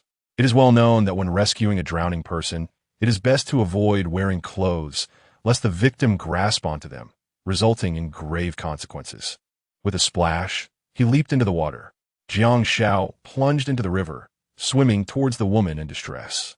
As he drew near, he hesitated to approach too closely, mindful of maintaining a safe distance. My leg is cramped." Perhaps the sight of a rescuer prompted the woman to inform him of her predicament. Jiang Xiao squinted at her. There was something familiar about her. Suddenly, a realization struck him. Was she not the same woman cornered by a wild boar just the day before? What an unfortunate turn of fate. "I'm coming to save you, but please don't resist," Jiang Xiao cautioned. "All right, cough," Su Billion replied, inadvertently swallowing a mouthful of water. Jiang Xiao gently swam closer, carefully turning her face to keep her afloat. With one hand supporting her, he began to paddle towards the shore. Su Billion cooperated throughout, making the rescue effortless. Upon reaching the bank, Jiang Xiao first climbed out, then pulled Su Billion up from the water. "Hey, aren't you the one from yesterday?" Su Billion recognized him. It was surprising how fate had intertwined their paths. Before she could continue, the cramping in her legs caused her to grimace. "Please, help me massage my thigh. The cramp is unbearable." Without hesitation, Jiang Xiao pressed on the tense spot of her thigh. A bit higher." Su Billion gasped, the discomfort overwhelming. "Yes, just like that. Press harder." A sigh of relief followed as she began to breathe easier. Soon, with Jiang Xiao's assistance, the cramping ceased to trouble her. Yet, Jiang Xiao felt a bit awkward himself. "Thank you," Su Billion said, her cheeks flushed. She had come to wash bed linens, and after finishing had decided to take a swim to rinse off the sticky feeling. Little did she know that the moment her feet touched the cold water, cramps would seize her. Had she not encountered a kind-hearted soul, she might have met a dire fate. Jiang Xiao reflected on rural life, recalling how every summer, many skilled swimmers succumb to drowning, often due to cramps. Su Billion smiled sheepishly, acknowledging her earlier carelessness. The sudden cramp upon jumping into the river had truly caught her off guard. "Kind stranger, may I know your name?" Su Billion inquired. Having saved her twice, it would be remiss not to know the name of her benefactor. "Jiang Xiao," he replied. "Jiang Xiao," she echoed, her face turning crimson. The name was quite melodious. However, she did not wait for him to ask her name in return. Su Billion found it difficult to approach Jiang Xiao. Yet, she took the initiative to share on Su Billion. She casually asked him, "Kind stranger, do you feel the heat and wish to swim?" "Not at all." Jiang Xiao shook his head, gesturing toward the nearby fish basket. "I'm here to catch fish." As if she had grasped the purpose of the fish trap, Su Billion exclaimed, "You possess such remarkable skills. It is truly impressive." The mere thought of fish and meat made her mouth water, for it had been an eternity since she had savored genuine meat. At that moment, a figure darted towards Su Billion like a bolt of lightning. "Be careful." Jiang Xiao, quick-witted and swift, seized Su Billion's hand and pulled her towards himself, causing them to roll on the ground for 2.5 revolutions. Su Billion found herself pressed against Jiang Xiao, her heart racing as she felt the rhythmic thumping of his heartbeat, akin to a war drum. In this area, where many pit vipers lurked, one could easily be bitten if not cautious. She would have to be more vigilant, Jiang Xiao cautioned. "A true savior, thank you. Had it not been for you, I surely would have been bitten by a snake." You have saved me time and again. I am at a loss as to how to repay you. Su Bilian gazed into Jiang Xiao's profound eyes, her own bright eyes reflecting her curiosity. She pondered what Jiang Xiao might cherish, yearning to offer him something meaningful. Chapter 46. Tang Fan's decision to divorce the atmosphere became charged with an unmistakable tension. Su Bilian gazed into Jiang Xiao's eyes, as if an enchanting force compelled her to draw closer. Meanwhile, Jiang Xiao's inner heat erupted like molten lava. From beginning to end, Su Bilian's flawless figure constantly stimulated his taut nerves. Her robust allure, captivating waist, and intoxicatingly long legs possessed an appeal akin to Han Yun's. Yet she held an advantage. Her youth, approximately 35 years old, even a figure as steadfast as Tang Sung, on a quest for enlightenment, might find his resolve shaken by such a beauty. Jiang Xiao resolved to embody Sun Wukong, wielding his golden staff to confront the white-boned spirit amid a tumult of emotions. An hour later, Su Bilian inquired, "Good man, will we still be able to see each other from now on?" Unbeknownst to her, she had been captivated by Jiang Xiao's primal charisma. There was a flicker of yearning within her, yet also a sense of caution. "Why do you ask that?" Jiang Xiao replied, looking at Su Bilian. "If you wish to meet, it can be arranged any time." "It's nothing." Su Bilian chuckled, shaking her head. "How can I find you then?" Jiang Xiao responded, "You may visit the Reckless camp to seek me, or you can wait for me here every morning. I personally come to inspect the catch daily." "Ah, so you are one of Lu Mang's subordinates?" Su Bilian exclaimed, surprised at the strength of Lu Mang's followers. Regrettably, had her camp not been restricted to women, she might have considered introducing Jiang Xiao to Guo Furong. Jiang Xiao, however, chose not to disclose his leadership role. "I am part of the 13th sister team," Su Bilian voluntarily mentioned, without revealing her own significance within the group. After their seemingly casual conversation, Su Bilian prepared to take her leave. Yet before departing, she admonished him. Lu Mang and his team ventured deep into the forest. "Do not follow them, lest you encounter a snake bite. If I cannot see you again, it would sadden me." Upon uttering this, a blush graced Su Bilian's cheeks, enhancing her unique charm. "Fear not, my ancestors were snake healers, and they cannot harm me," Jiang Xiao declared. Putting on a brave front, Su Bilian's admiration for him deepened, exclaiming, "Good man, you are truly remarkable." Indeed, it is evident that when a man possesses exceptional qualities, he garners the admiration of women. With the atmosphere charged, if Jiang Xiao were to remain as unresponsive as wood, it would render all efforts futile. Without hesitation, he resumed discussing import and export trade with Su Bilian. This time, Jiang Xiao invested hundreds of millions, allowing Su Bilian to reap substantial profits. Half an hour later, Jiang Xiao cast a massive fish basket into the river's depths, securing it with vines to a large rock before returning to the camp. Along the way, he casually captured a 10-pound rat snake, 2 4-pound sharp-nosed vipers, and a 5-pound Zhoushan cobra, together with the 5 mountain chickens and a 5-step snake he had caught the previous day. He resolved to prepare a hearty snake stew for lunch. Upon returning to the camp, Jiang Xiao was greeted by the enticing aroma of potatoes wafting through the air. "Jiang Xiao, your return after such a long time has caused us great concern." Han Yun sighed heavily, fearing that Jiang Xiao might have encountered danger. "The journey was arduous, hence it took considerable time," Jiang Xiao replied. After saying this, he tossed several snakes in front of Chen Mingyao and the others, suggesting they would prepare a stew of snake meat for their meal. Initially, they were eager to volunteer for future fishing trips with Jiang Xiao, but upon seeing the venomous snakes, they instinctively recoiled. "Jiang Xiao, should we perhaps be frugal with our meals? We just had pork offal yesterday," Han Yin remarked. In their current situation on a deserted island, managing to satisfy their basic needs was already a sign of a fortunate existence. However, Jiang Xiao's frequent preparations of meat worried Han Yun about wastefulness. "There is no need to be frugal. We shall eat as we please." Jiang Xiao waved his hand dismissively. Han Yun continued, "Now that our numbers have increased, our expenses have also risen. I think it would be wise to limit meat to once a week and rely on potatoes and fruits for our regular meals." "Yun Ye, you truly are my prudent partner. Your thoughts are always so considerate," Jiang Xiao praised Han Yun, giving her a thumbs up. He then shifted the conversation. However, during this period of establishing our camp, it is essential that the brothers receive hearty meals. Otherwise, how will they have the strength to work? He intended to reassure Han Yun with this statement. Given his current capabilities, providing meat for the camp's members was not an issue. Yet, Han Yun remained concerned that such an approach might increase Jiang Xiao's burdens. Rest assured, I will handle everything, Jiang Xiao said with a cheerful smile. Very well, Han Yun knew did. For some reason, whenever Jiang Xiao spoke, she felt a sense of certainty that he would indeed fulfill his promises. By the way, you should talk to Tian. Han Yun suddenly remembered. What happened to Sister Tian? Jiang Xiao inquired.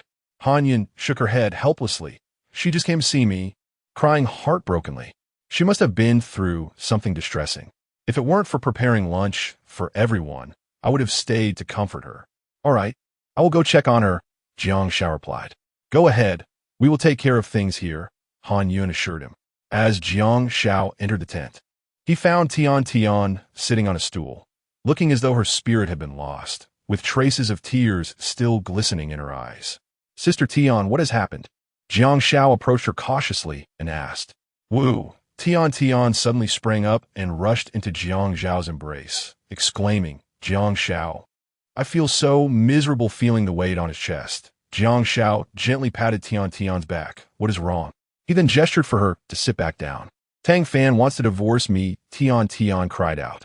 It turned out that earlier, when Tang Fan returned from chopping wood, Tian had kindly offered him a damp handkerchief to wipe his sweat. To her shock, Tang Fan not only rejected her gesture, but also threw the handkerchief to the ground, scornfully declaring, I don't want someone else's used items. Hearing this shattered Tian's heart. She had hoped that after a night of reflection, their relationship could mend and return to its former state. But it seemed their troubles had only worsened. Tian incessantly explained her relationship with Jiang Xiao, yet Tang Fan remained obstinately unyielding, akin to a bull with a stubborn temperament, utterly refusing to listen. He even threatened to divorce Tian on the grounds of infidelity during their marriage, insisting that she leave with nothing. Has Tang Fan lost his mind? Jiang Xiao exclaimed, incensed. In the past, Tian had gone to great lengths to avenge him. What more could a husband desire with a wife so devoted? Tang Fan once cherished me throughout our 20 years of marriage. Even though we could not bear children for the Tang family, he consistently treated me with unwavering affection. As Tian reminisced about those sweet moments, a glimmer of hope flickered in her eyes, only to swiftly fade away. Yet now, he seemed like a different person entirely, no longer gentle and considerate, but rather violent and tempestuous, prone to fits of rage. I feel utterly exhausted. Tian was on the brink of collapse. Sister Tian, do not worry.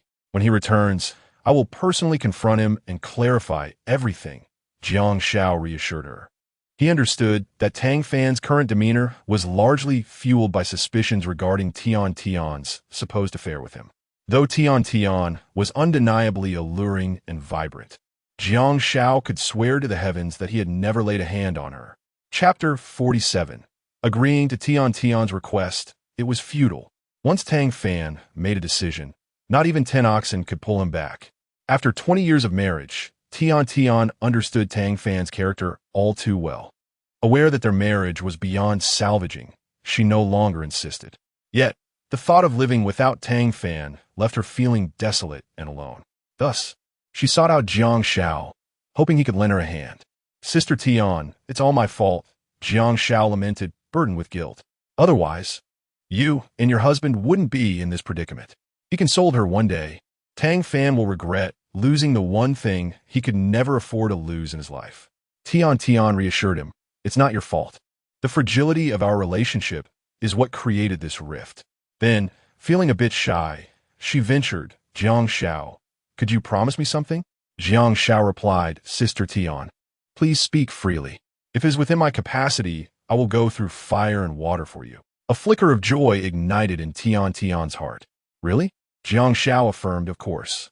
With such noble intentions from Jiang Xiao, Tian felt compelled to unveil her true purpose. Jiang Xiao, after divorcing Tang Fan, I will face my future alone. I wish for someone to assist me in my final moments. Jiang Xiao sensed the undertone. Ah, Sister Tian this. He paused, momentarily taken aback. Noticing his hesitance, Tian felt a twinge of disappointment. I understand this puts you in a difficult position, but I am out of options. Sister Tian, it's not that I am troubled. Women like Tian were the dreams of countless men during the lonely hours of the night. No man could remain unmoved by her allure. Ah, so you agree? Tian inquired with a smile. As long as you have no objections, I certainly can. Jiang Xiao responded. With that, Tian planted a heavy kiss on Jiang Xiao's cheek. Jiang Xiao, once my relatives leave, I will trouble you for assistance. A cloud of gloom lifted from Tian's mind. But I cannot guarantee anything. Jiang Xiao expressed his dilemma. The ailment that had plagued them for 20 years was beyond his remedy. Sensing Jiang Xiao's concerns, Tian replied, Perhaps it is Tang Fan who lacks the ability to conceive. Jiang Xiao regarded her with curiosity. The truth is, Tang Fan has made it seem as though the issue lies with me, Tian explained. However, my menstrual cycles have always been regular, and top-tier medical examinations have confirmed that I am fine. Upon hearing this, Jiang Xiao pondered. Perhaps it truly was Tang Fan's issue. Then why doesn't he get tested? Tian shrugged helplessly. His pride prevents him from doing so. What man would admit he is incapable? That does seem to align with Tang Fan's arrogant nature. Jiang Xiao nodded in agreement. Now, stranded on this deserted island, why not test it with me? If it truly is my issue, I shall accept my fate. Tian suggested. Very well, Jiang Xiao consented. Jiang Xiao, thank you. Overwhelmed with emotion, Tian stood and embraced Jiang Xiao. If it were not for her relatives, she would have sought Jiang Xiao's assistance to prevent any unforeseen complications. All right, after the storm comes the rainbow. Let us go. Sister Yun is quite worried about you, Jiang Xiao remarked. Let us go. Tian replied with a smile. Soon, the two emerged from the tent, engaged in light-hearted banter, an interaction that was inadvertently observed by Tang Fan from a distance. With a roar akin to that of an enraged tiger, Tang Fan slammed his fist into the ground. Tian, you deceitful wretch. You stubbornly deny your entanglement with Jiang Xiao. He felt that the affection Tian displayed before him was merely an act, and he believed that the years he had devoted were wasted. Jiang Xiao, I shall exact my revenge. Tang Fan seat. Unbeknownst to Jiang Xiao, who had returned to Han Yun's side, he cheerfully commented, Sister Yun, you truly excel. Your culinary skills have reached new heights. Han Yun was preparing a large pot of snake meat stew with chicken, the rich aroma permeating the entire camp. This is all thanks to our efforts. Li Man and the others appeared, their cheeks flushed and sweat glistening, clearly having put in considerable effort for this meal. Everything is splendid, truly splendid, Jiang Xiao said with a smile, his gaze lingering on the young women, appreciating their charm. So, how do you intend to reward us? Lu Shuyan playfully stuck out her pink tongue, eliciting giggles from the others. Just wait until later. Jiang Xiao gently tapped Lu Shuyan on the head. She was indeed a glutton. Ouch! Lu Shuyan exclaimed, her voice sweet and alluring. At that moment, Lu Meng returned with his comrades, once again carrying logs and potatoes. Xiao Meng, you've worked hard, and all you brothers have too, Jiang Xiao said encouragingly, observing the mountain of logs. It seemed they were ready to proceed with the next phase of their endeavor. It's not hard at all. Lu Meng and his companions waved their hands dismissively. Boss, we've chopped enough wood. It's time to reinforce the construction. Isn't it? Lu Meng inquired. Yes, we shall proceed as planned, Jiang Xiao affirmed. Then instructed Lu Meng, take the brothers to enjoy the dragon and phoenix stew to replenish your strength. Lu Meng licked his lips as soon as I entered. The unique aroma awakened my appetite. It must be the dragon and phoenix stew. Rubbing his hands together, he announced, Brothers, today we are in for a treat. The others chimed in, How fortunate we are. Every meal includes meat. This is pure bliss. Thankfully, the boss took us in, otherwise, I might have ended up a wandering spirit on a deserted island. We will follow the boss diligently. He will not shortchange us.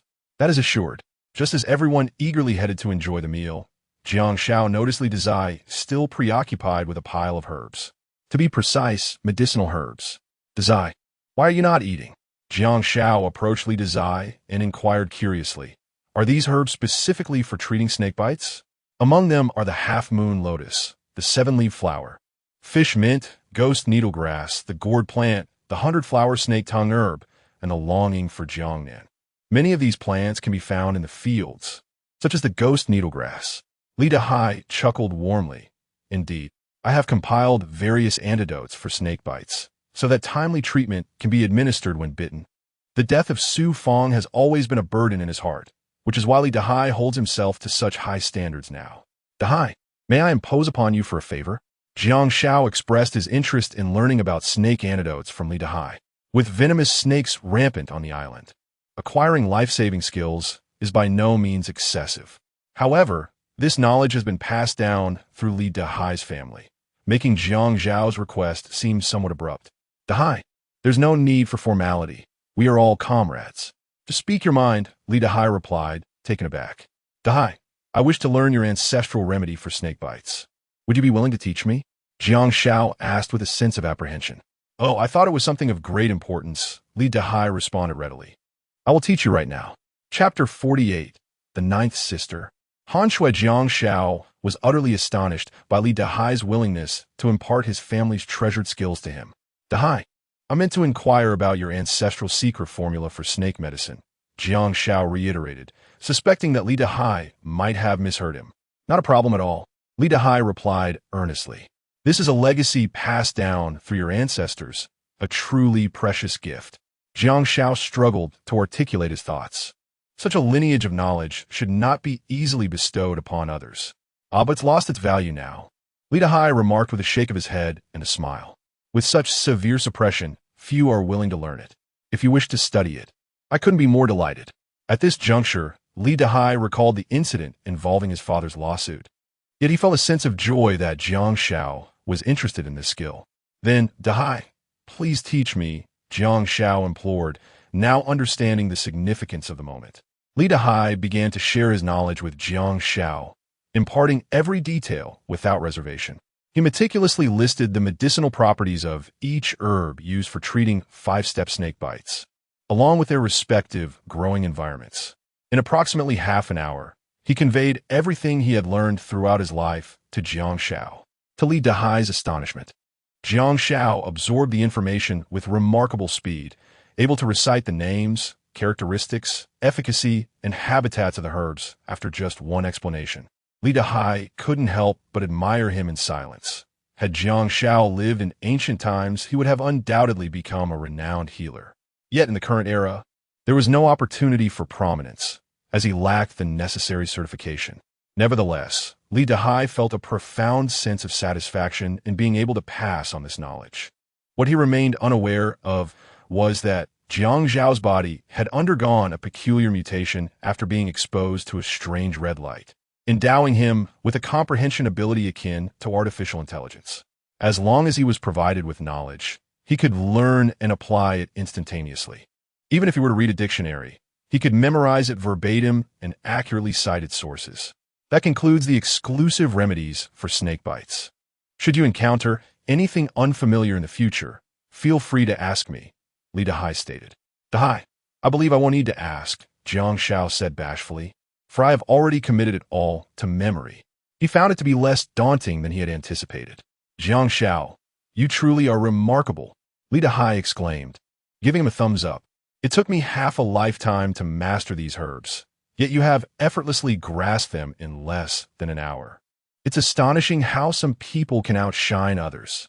Jiang Xiao chuckled modestly. In the past, he might have needed to exert considerable effort, but due to his bodily mutation and enhanced capabilities, his comprehension had reached an extraordinary level. All right, let's hurry and grab something to eat, Jiang Xiao urged Li Dahai, who then cheerfully departed. While Jiang Xiao organized the herbs, he noticed a middle-aged woman passing by without so much as a greeting. Furrowing his brow, Jiang Xiao found this behavior peculiar, as those beneath him typically acknowledged him, including this very woman. Such an unusual occurrence could only signal something amiss. Jiang Xiao gazed intently at the woman, observing as she approached Tang Fan and took a seat beside him. With an alluring demeanor, she continuously brushed against him. How did these two come together? Jiang Xiao pondered in astonishment. Shortly thereafter, he noticed Tang Fan whispering something into the ear of the middle-aged woman, prompting her to laugh joyfully. Jiang Xiao shook his head. He never imagined that after severing ties with Tian Tian, Tang Fan would swiftly find a substitute. It was rather disheartening for Tian Tian. Later that evening, within the confines of the 13th Sister's camp, two enchanting figures reclined upon a spacious wooden bed, translucent curtains faintly revealing the contours of their bodies. 8th Sister, you seem to carry the scent of another. Guo Furong gently inhaled the fragrance from Su Bilian's fair arm. Elder Sister, how could that be? Su Bilian inquired, startled. To her surprise, Guo Furong's sense of smell was quite acute. Could her secret of having a man outside be discovered? 8th Sister, you belong to me exclusively. Should anyone harbor lustful thoughts towards you, they shall meet a dire fate. Do you understand? Guo Furong spoke coldly. Su Bilian appeared to be in a poor state today. She could not allow her to find joy within. I understand, Elder Sister, Su Bilian replied softly, obediently. If you entertain any other thoughts while with me next time, do not blame me for being ruthless, Guo Furong warned icily. I apologize, Elder Sister. I shan't do so again. Su Bilian suddenly knelt in submission, having merely thought of Jiang Xiao, which had been noticed by Guo Furong. It seemed she must exercise caution when attending to Guo Furong in the future. Yet, Guo Furong could not provide the satisfaction she yearned for. Very well, this is not your fault. Guo Furong said gently, come give me a massage. My shoulders ache terribly. Su Bilian gradually leaned closer, applying just the right amount of pressure, causing Guo Furong to exclaim in delight. Elder Sister, your figure is simply outstanding. Su Bilian thought her attributes were considerable, yet they paled in comparison to Guo Furong's presence. What I have is yours as well, Guo Furong replied playfully, indulging Su Bilian's admiration. As she enjoyed the massage, Guo Furong inquired, have you clarified the origin of that matter? Su Bilian responded, that person just came to tip me off. 9th Sister has gone with several companions to confirm. A delighted laugh escaped Guo Furong's lips. She had not anticipated that such recklessness would breed a traitor from within, which was truly lamentable. Compared to the unwavering loyalty of her own subordinates, the difference was stark. At that moment, a melodious voice resonated from outside the tent. Elder Sister, 9th Sister has returned. Su Bilian softly announced. Invite her in. Guo Furong gestured nonchalantly, maintaining an air of composure. Come in. Su Bilian called out towards the entrance. Soon, a graceful figure appeared at Guo Furong's window. Notably, this woman possessed an ethereal beauty, her long, dark hair flowing like a waterfall, mirroring her cool temperament. Even more astonishingly, she was immensely wealthy, rivaling nations, and owned two of the world's most elite vehicles. If Jiang Xiao were to witness this, his eyes would undoubtedly blaze with fury, for it was his inadvertent glance at these two opulent vehicles that led to his dismissal. Indeed, the individual in question is Han Shui, the current president of the Han Group. She has flawlessly inherited the exquisite beauty of Han Yun. Even on a desolate island, her visage betrays no hint of fear. Instead, she exudes an air of calm confidence and undeniable superiority. Jiu Mei, is the intelligence accurate? Su Bilian in Guit, Ba Jia. It has been unequivocally confirmed. And we have just excavated a substantial quantity of potatoes from that location. Han Shui replied succinctly, her expression sharpening. However, the area is indeed rife with venomous snakes. Just moments ago, a sister was unfortunate enough to be bitten by a bamboo viper, and I am concerned. What? Su Bilian exclaimed in alarm. Beside her, Guo Furong, usually unflappable, revealed an uncharacteristic gravity in her demeanor. Chapter 49. We need one. The area is abundant with potatoes, yet it is equally rife with serpents, making one feel quite unnerved. A moment's carelessness could result in stepping upon one. Han Shui shudders at the recollection of that scene. Jiu Mei, we cannot venture there again, Guo Furong states solemnly, breaking her prolonged silence. Elder Sister, if we do not go, we shall face difficulties in securing food. Su Bilian expresses her anxiety. 8th Sister is correct. We cannot easily abandon such a treasure trove, Han Shui asserts. However, I truly do not wish for my sisters to risk their lives in search of sustenance. Leave the matter to me, Guo Furong contemplates aloud. Elder sister, you cannot bear every burden alone. We have the camp and our sisters to consider. Su Billion worries for Guo Furong, their steadfast leader. Should anything happen to her, it could spell chaos for the 13th Sisters team. Fearless, Guo Furong replies, 8th sister, I am not so delicate. As a mutant, I can handle those venomous snakes. Her competitive spirit rivals that of any man, continually spurred on by the belief that women are no less capable than men. Elder sister, I believe 8th sister has a point. As our camp's leader, you must prioritize the greater good. Han Shui articulates her thoughts. Allow us to procure food. As long as the sisters exercise caution, I believe we will manage. As a resolute female executive, Han Shui embodies a tenacious spirit, unyielding in the face of adversity. Observing this, Guo Furong chooses not to argue further. Han Shui instills in her a profound sense of assurance. Jiao Mei, you shall take charge of this matter. Do not concern yourself with anything else, Su Billion instructs. Understood, Han Shui nods in agreement. Will the sister bitten by the bamboo viper endure until dawn? Su Billion questions. We have already enlarged her wound with a 3-edged needle to expel the venom, then rinsed it in the swift river water. It should suffice. However, a bite from a bamboo viper is indeed painful, and the sister is restless, Han Shui replies with a look of helplessness. Regrettably, there are no snake healers on this deserted island. Her fate rests solely upon the whims of fortune. Jiao Mei, arrange for someone to care for her tonight, tomorrow. Su Billion's words abruptly halt. She nearly divulges that Jiang Xiao can treat snake bites. If she had unwittingly mentioned this, Guo Furong's keen instincts would surely detect the presence of a man nearby, putting both herself and Jiang Xiao at risk. What a close call. She resolves to be more cautious in her speech henceforth. What about tomorrow? Guo Furong raises her eyelids slightly, eager to hear more from Su Billion. Tomorrow, she may very well recover. Su Billion quickly adds, her mind racing. Guo Furong does not press further. Elder sister, 8th sister, I shall take my leave now. Han Shui states before turning to depart. Jiao Mei, wait a moment. Su Billion calls out to Han Shui once more. 8th sister, is there something else? Han Shui inquires, turning back. Jiao Mei, regarding your mother. Su Billion hesitates, her words caught in her throat. Han Shui's face brightens. 8th sister, have you found any news of my mother? Separated on this desolate island, the mother and daughter have been lost to one another. Han Shui was perpetually on edge, her thoughts consumed by concerns for Han Yun, fearing she might be enduring hardship, perhaps even gnawing on tree bark. More than anything, she dreaded the possibility of unforeseen calamities befalling her. After 10 long days, receiving news about her brought a flicker of joy to Han Shui's heart. 9th sister, we discovered signs of human activity 2 kilometers away on the beach, and there we found a woman's phone, Su Billion declared, presenting the device to Han Shui. Upon seeing the Huawei phone, tears welled in Han Shui's eyes. The phone case bore a photograph of her and Han Yun, their smiles radiant like blooming flowers. Su Billion, gathering her courage, conveyed the remainder of her message in one breath. When we arrived there, it was a scene of devastation, ravaged by some monstrous force. She had initially hesitated to share such a tragic reality with Han Shui, but ultimately, one must confront the truth. Better to endure the pain swiftly than to prolong it. Thus, she steeled herself to deliver the news.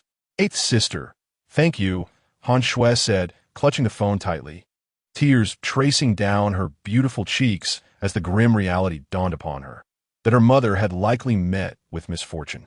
9th sister, may you find solace, Su Billion offered gently. In this desolate island, we are each other's only comfort. If your heart feels heavy, you may always confide in your sisters. 8th sister, I am all right. Han Shui forced a smile, though she had long prepared herself mentally. Facing the truth still proved to be an arduous task.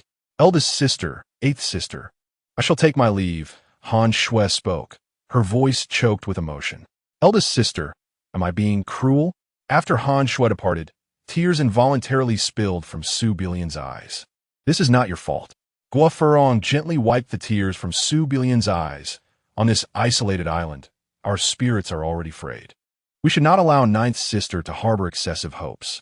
When she learns the truth, it could shatter her. Guo reassured her. Your intentions are pure. Eldest sister, hold me. In Jiang Xiao's tent, at that moment, Han Yun found herself ensnared by Hong Kuan. Jiang Xiao, you me swear, she lamented. A sudden wave of melancholy washing over her. Sister Yun, it is my fault. Jiang Xiao replied despondently.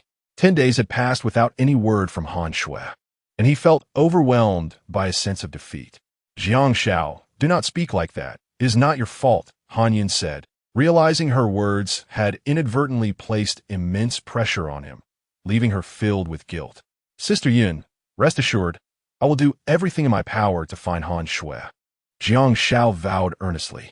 Han Yun shook her head, a hint of resignation on her face. Jiang Xiao, to be honest, it has been 10 days, and I fear that Shui may have met with misfortune. During these 10 days on the island, Han Yun had faced numerous challenges and witnessed the fragility of life, gradually coming to terms with the harsh realities. Sister Yun, Han Shui is destined to be fortunate. She must be waiting for us somewhere, Jiang Xiao offered in consolation. Han Yun was moved to tears. Jiang Xiao, thank you. I unwaveringly believe in your words, but this time feels different. I fear for Shui's safety. Jiang Xiao remained silent, his heart pierced as he witnessed the tears of the woman he cherished. Jiang Xiao, thank you for enduring me and loving me these past 10 days. Without you, I fear I would be but a mere shell of a person. Han Yun expressed with heartfelt gratitude. Do not speak such foolishness.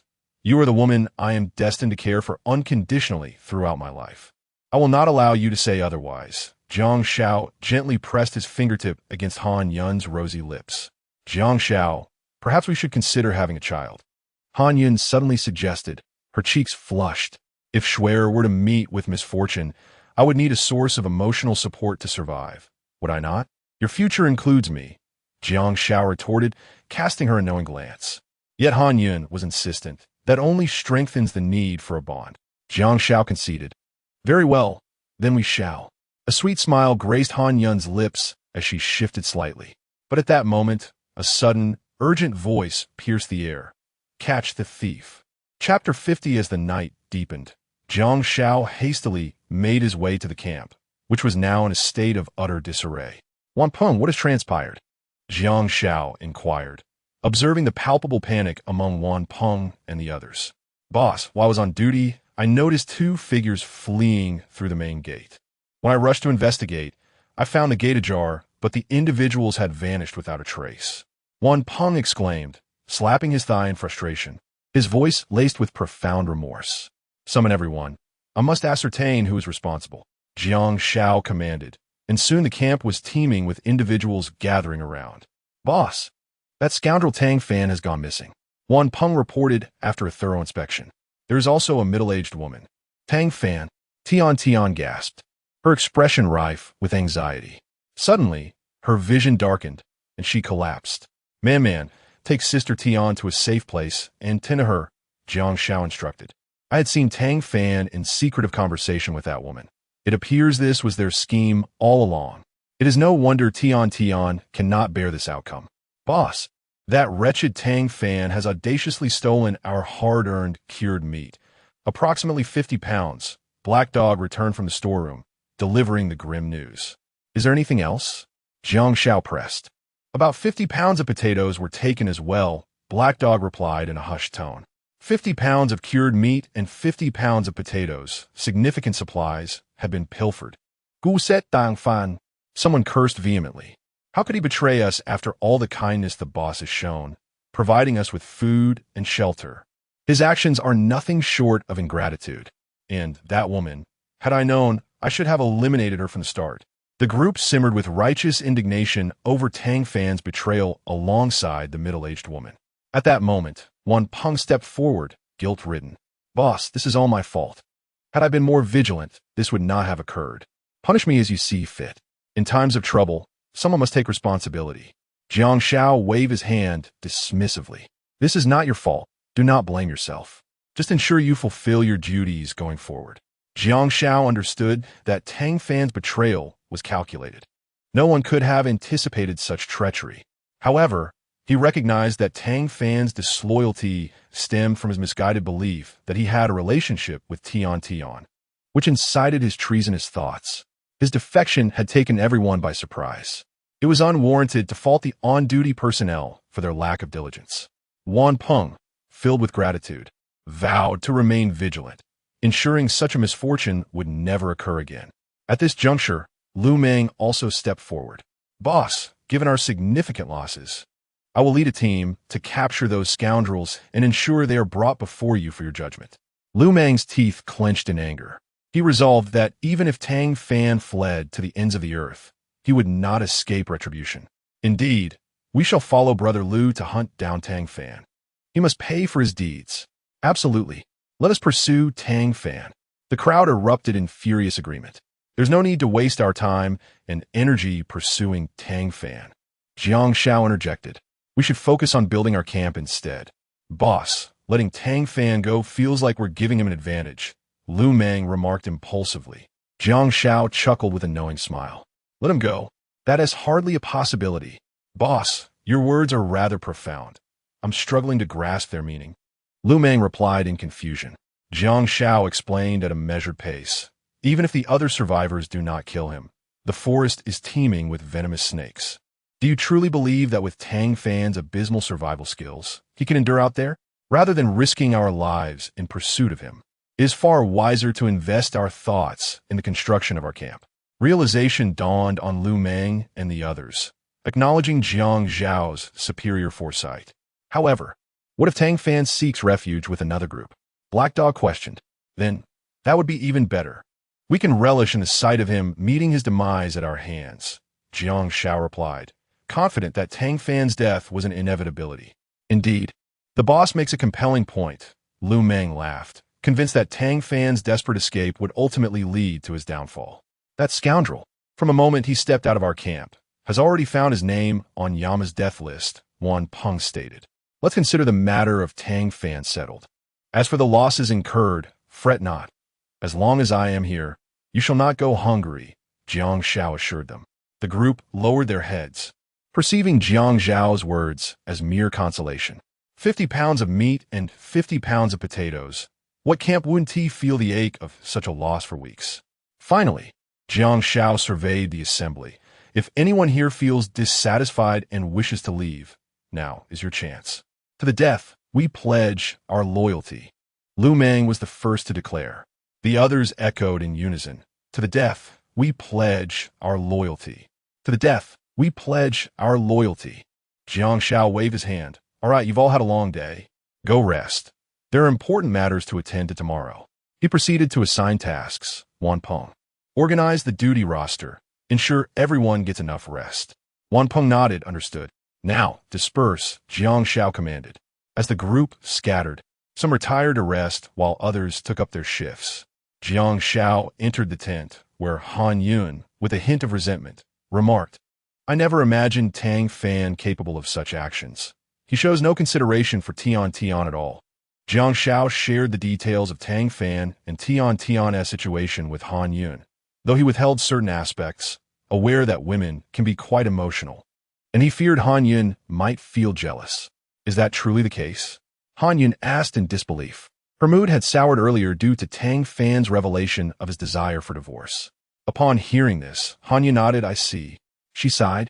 "We are all unfortunate women." She had lost her husband in her youth and her daughter in middle age. Tian Tian faced a midlife divorce. Both now found themselves with nothing.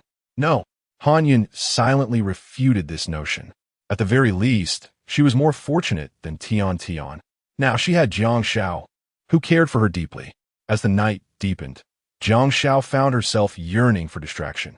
Meanwhile, in the forest, Tang Fan and a middle-aged woman were breathlessly resting on a clearing. "Brother Fan, do you still remember the gold ring, necklace, and bracelet you promised to buy after we leave this deserted island?"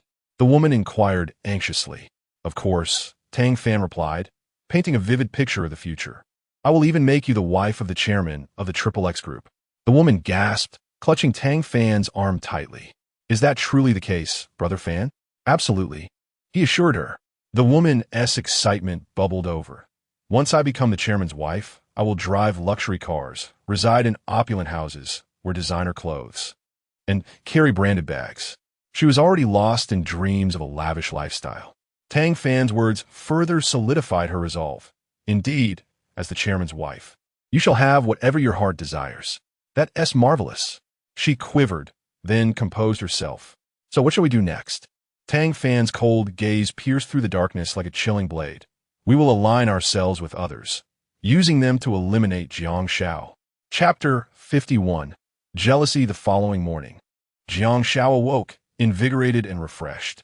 He was determined to fulfill the tasks assigned by Han Yun, which had inadvertently led him to work late into the night.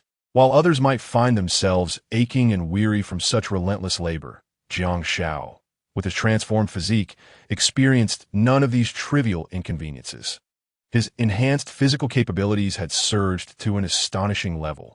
After a simple meal of potato, his stamina was restored to its peak. It was time to inspect his catch. Having set such a large fish basket in the river yesterday, Jiang Xiao eagerly anticipated a bountiful harvest. However, he faced a dilemma regarding how to transport the fish. In his haste the previous day, he had neglected to craft a suitable container for his catch, leaving him to devise a solution. After all, the basket might contain small fish and shrimp, which would be cumbersome to carry by hand. An idea struck him. He could use a snakeskin bag. He rummaged through the warehouse and eventually unearthed a snakeskin bag, the kind used for carrying 100 pounds of pig feed. As he exited the warehouse, he noticed Chen Mingyao and Jiang Xiaoling sitting on a bench, their expressions gloomy, as if troubled by something. Approaching them gently, Jiang Xiao playfully patted their shoulders, inquiring about their thoughts. Startled, the two women initially feared they had been accosted by some ruffian. Upon recognizing Jiang Xiao, they exhaled in relief and exclaimed, "Jiang Xiao, you nearly gave us a fright. Why are you up so early? Can't sleep?" Jiang Xiao asked. Chen Mingyao replied sulkily, "It's because of you." Her tone tinged with grievance. Jiang Xiao was taken aback. "Me?" Zhang Xiaoling elaborated, revealing that since arriving at the new camp, Jiang Xiao had not sought them out, leaving them feeling neglected. Upon hearing this, Jiang Xiao was astonished. What could possibly occupy the minds of women all day? It seemed a rivalry was brewing, potentially escalating into a dramatic affair. This trend could not be allowed to continue. He felt it was necessary to address their behavior firmly to prevent them from straying down a misguided path. "Follow me into the warehouse. I am pressed for time." Jiang Xiao urged the two women. "Jiang Xiao, you," they responded, puzzled, but followed him inside. Half an hour later, the two women emerged from the warehouse, their faces flushed and radiating charm.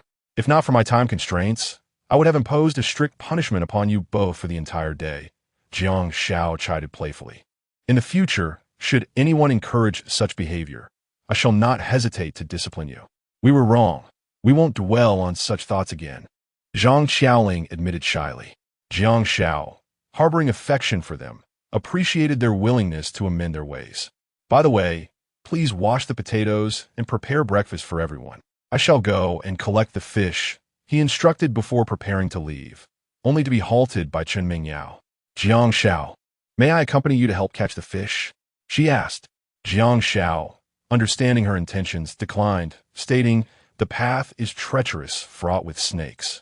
Your presence would distract me. It is best for you to remain at home and await my return."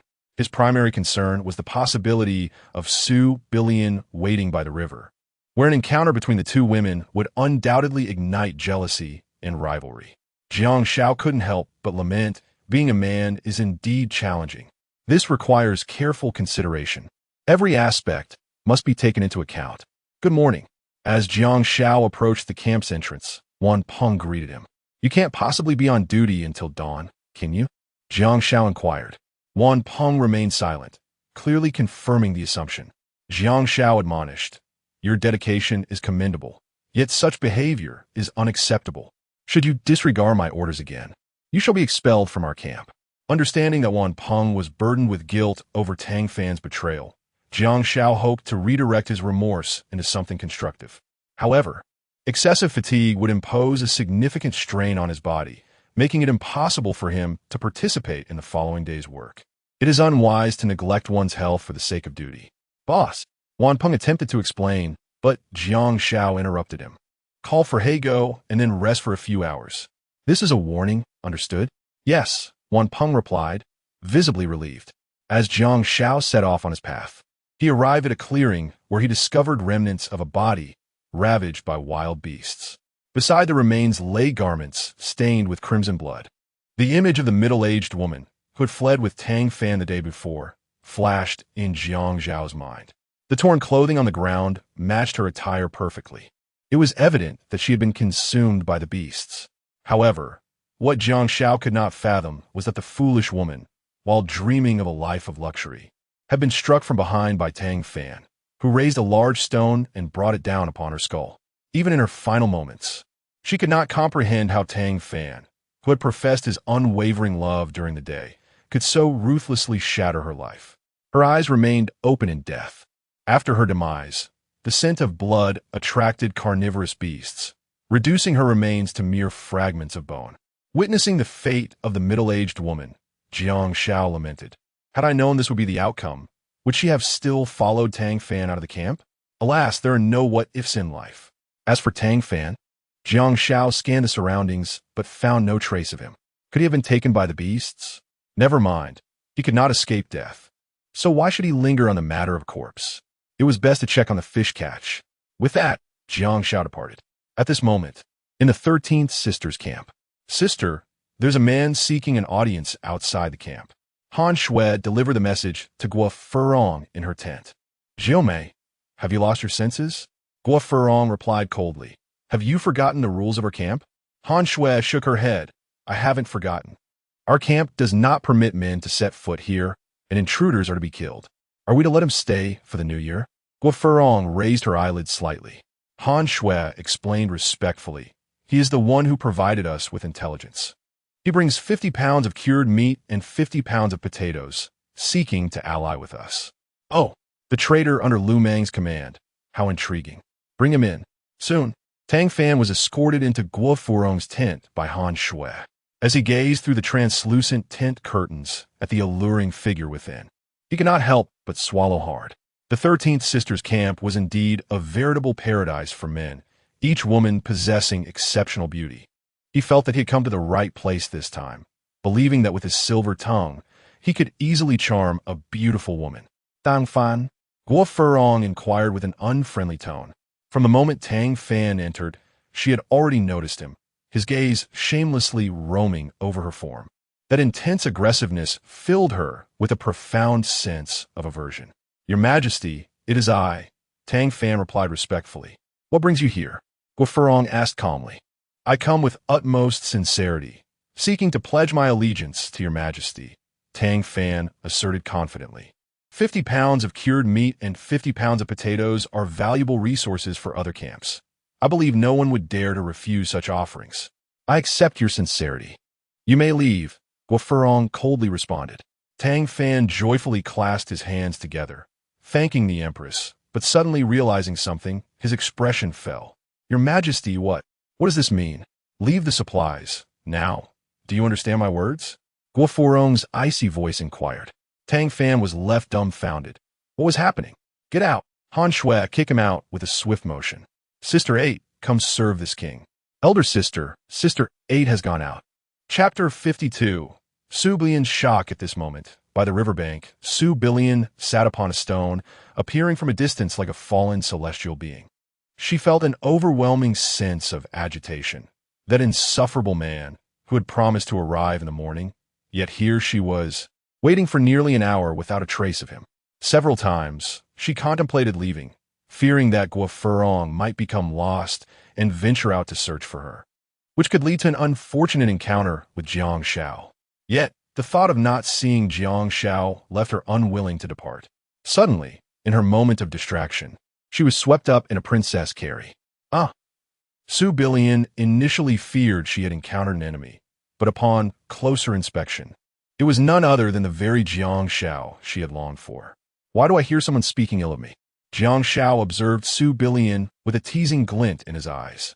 After enduring trials, Su Billian now exuded an irresistible allure, her countenance reflecting a captivating charm that, while not the epitome of beauty, was uniquely enchanting. It is because you have broken your promise. Su Billion shot Jiang Xiao a playful glare, her demeanor enticing. I encountered a bit of trouble on the way, hence my tardiness. Jiang Xiao casually fabricated an excuse. Surely, he could not admit that training 2 veteran employees had delayed him. Could he? Are you injured? Su Billion's heart raced with concern as her gaze meticulously scanned Jiang Xiao for any signs of harm. Oh dear, I didn't realize I was hurt until you mentioned it. Jiang Xiao feigned an expression of injury. Su Billion wriggled free from his embrace, worry overtaking her. Where are you hurt? Let me see. Observing her flustered state, Jiang Xiao chuckled with satisfaction. I was merely jesting. How infuriating. Su Billion playfully pounded her fists against Jiang Xiao's chest, her earlier concern transforming into playful ire. I was genuinely worried about your well-being. With a gentle grasp of her hand, Jiang Xiao gazed deeply into her enchanting eyes. Such a good person. Soon, the air became thick with an intimate ambience. There are many stones here. One might get hurt. Fear not. I have a clever solution. At that moment, the utility of the snakeskin bag became apparent.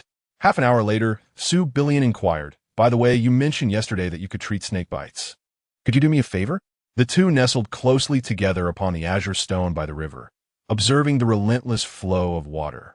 At this juncture, the picturesque scenery and the blissful couple formed a serene landscape painting.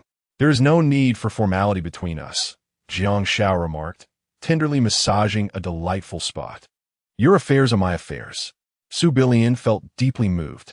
She had not anticipated Jiang Xiao's unwavering loyalty, which validated her heartfelt devotion. Rising slowly, she said, a sister of mine was accidentally bitten by a bamboo viper yesterday and is in considerable distress. I wish for your assistance.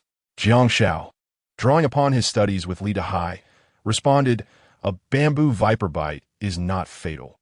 As long as the wound is treated promptly, coupled with my herbal remedies, it shouldn't pose a significant issue. Su Billion replied, the wound was treated quite promptly, but the antidote for the snake. Wait for me, Jiang Xiao said, before strolling along the riverbank. Su Billion watched, her curiosity piqued. She presumed that Jiang Xiao was foraging for medicinal herbs. Yet, could such remedies be so effortlessly found? Soon, she observed Jiang Xiao approaching her with a handful of wild grass. Perplexed, she inquired, kind sir, what do you intend to do with these weeds? This is a herbal remedy specifically for treating snake bites from the bamboo viper. Simply crush them and apply the paste to your sister's wound, Jiang Xiao explained. Really? Su Billion exclaimed in astonishment. Is that even possible? The grass in Jiang Xiao's hands appeared remarkably ordinary. Could it truly possess such miraculous properties? Trust me, it is infallible, Jiang Xiao insisted, placing the herbs into Su Billion's hands. Familiarize yourself with these herbs, and should anyone be bitten by a bamboo viper again, you will be able to treat the injury. Su Billion accepted them, albeit with a hint of skepticism. All right, I understand. Then, she gazed at the river, kind sir. I wonder how the fish basket you set out yesterday fared. Fear not. I shall unveil the bounty before you, Jiang Xiao replied nonchalantly. He then proceeded toward the location where the large stone had been anchored the previous day. Without further ado, he grasped the vine and began to pull the submerged fish basket from the depths. Su Billion followed closely, eager to discover what lay within. There was indeed a catch.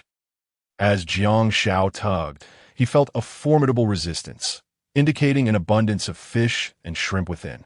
Su Billion remained silent, her gaze fixed intently on the water's surface, hoping the fish basket would indeed contain the promised bounty. Wow, quite a catch! Jiang Xiao exclaimed as he pulled with increasing effort, the resistance growing stronger, filling him with delight. Su Billion squinted, eager to witness the extent of Jiang Xiao's claim of a substantial haul. With a splashing sound, the fish basket emerged from the water, and a vigorous thrashing echoed from within.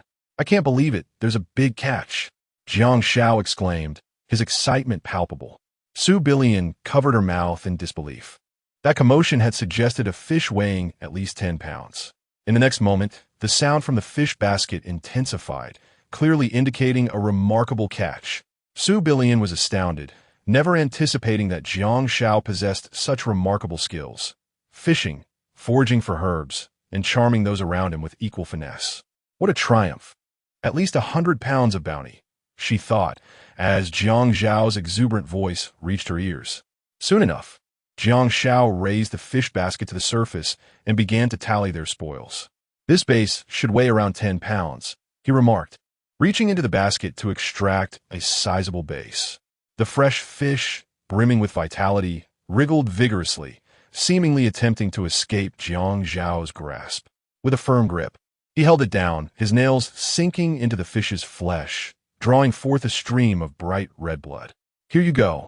After dispatching the base, he tossed it beside Su Billion. Huh? Is this a dream? Su Billion exclaimed in astonishment. For me? Is there anyone else here besides you and me? Jiang Xiao replied, as he deftly retrieved a roughly 20-pound catfish from the basket. This catfish, Jiang Xiao skillfully took care of it as well, then tossed it to Su Billion. This one's for you too. In a civilized society, the sight of a mudskipper often evokes repulsion in many, as it thrives in rather unsavory environments, sewage treatment plants, foul ditches, and stagnant ponds. These conditions render it an indiscriminate eater, allowing it to grow at an astonishing rate.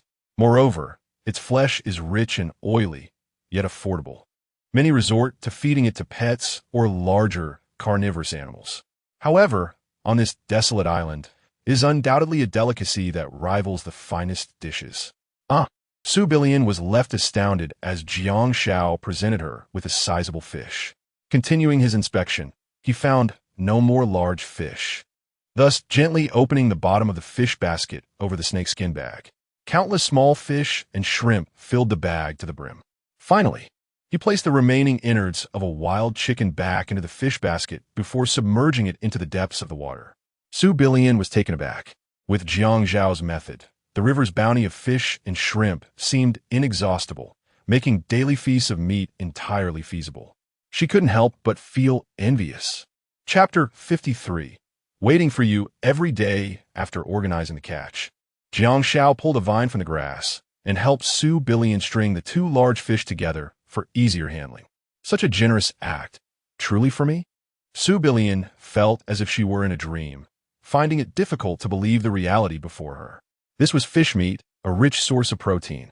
On a deserted island, savoring a bite of fresh fish was akin to indulging in precious shark fin soup in a civilized society. She had not tasted meat for 11 days. Thus her reaction was quite intense. It was akin to walking down the street when suddenly an old man produced a bank card and handed it to her, saying, "My dear, there's 8 billion inside. All yours." "What is wrong?" Jiang Xiao inquired. "Isn't it just 2 fish? I feel as though I'm dreaming." Su Billion's voice trembled, her eyes moist with tears. Jiang Xiao chuckled helplessly, reiterating, "This is real. Both large fish are yours." "Wow."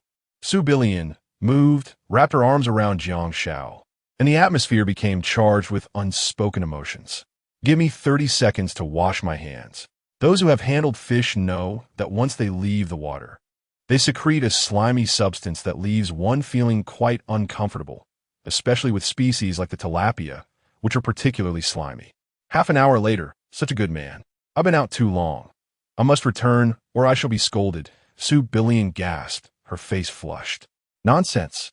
Who would dare scold my woman?" Jiang Xiao retorted with mock indignation. "Let me deal with them." Su Billion quickly covered Jiang Xiao's mouth. Certain words must not be uttered. Should anyone overhear, it would spell disaster. How could Jiang Xiao possibly be an adversary to her sister? Hearing Jiang Xiao protect her so fiercely filled Su Billion with joy.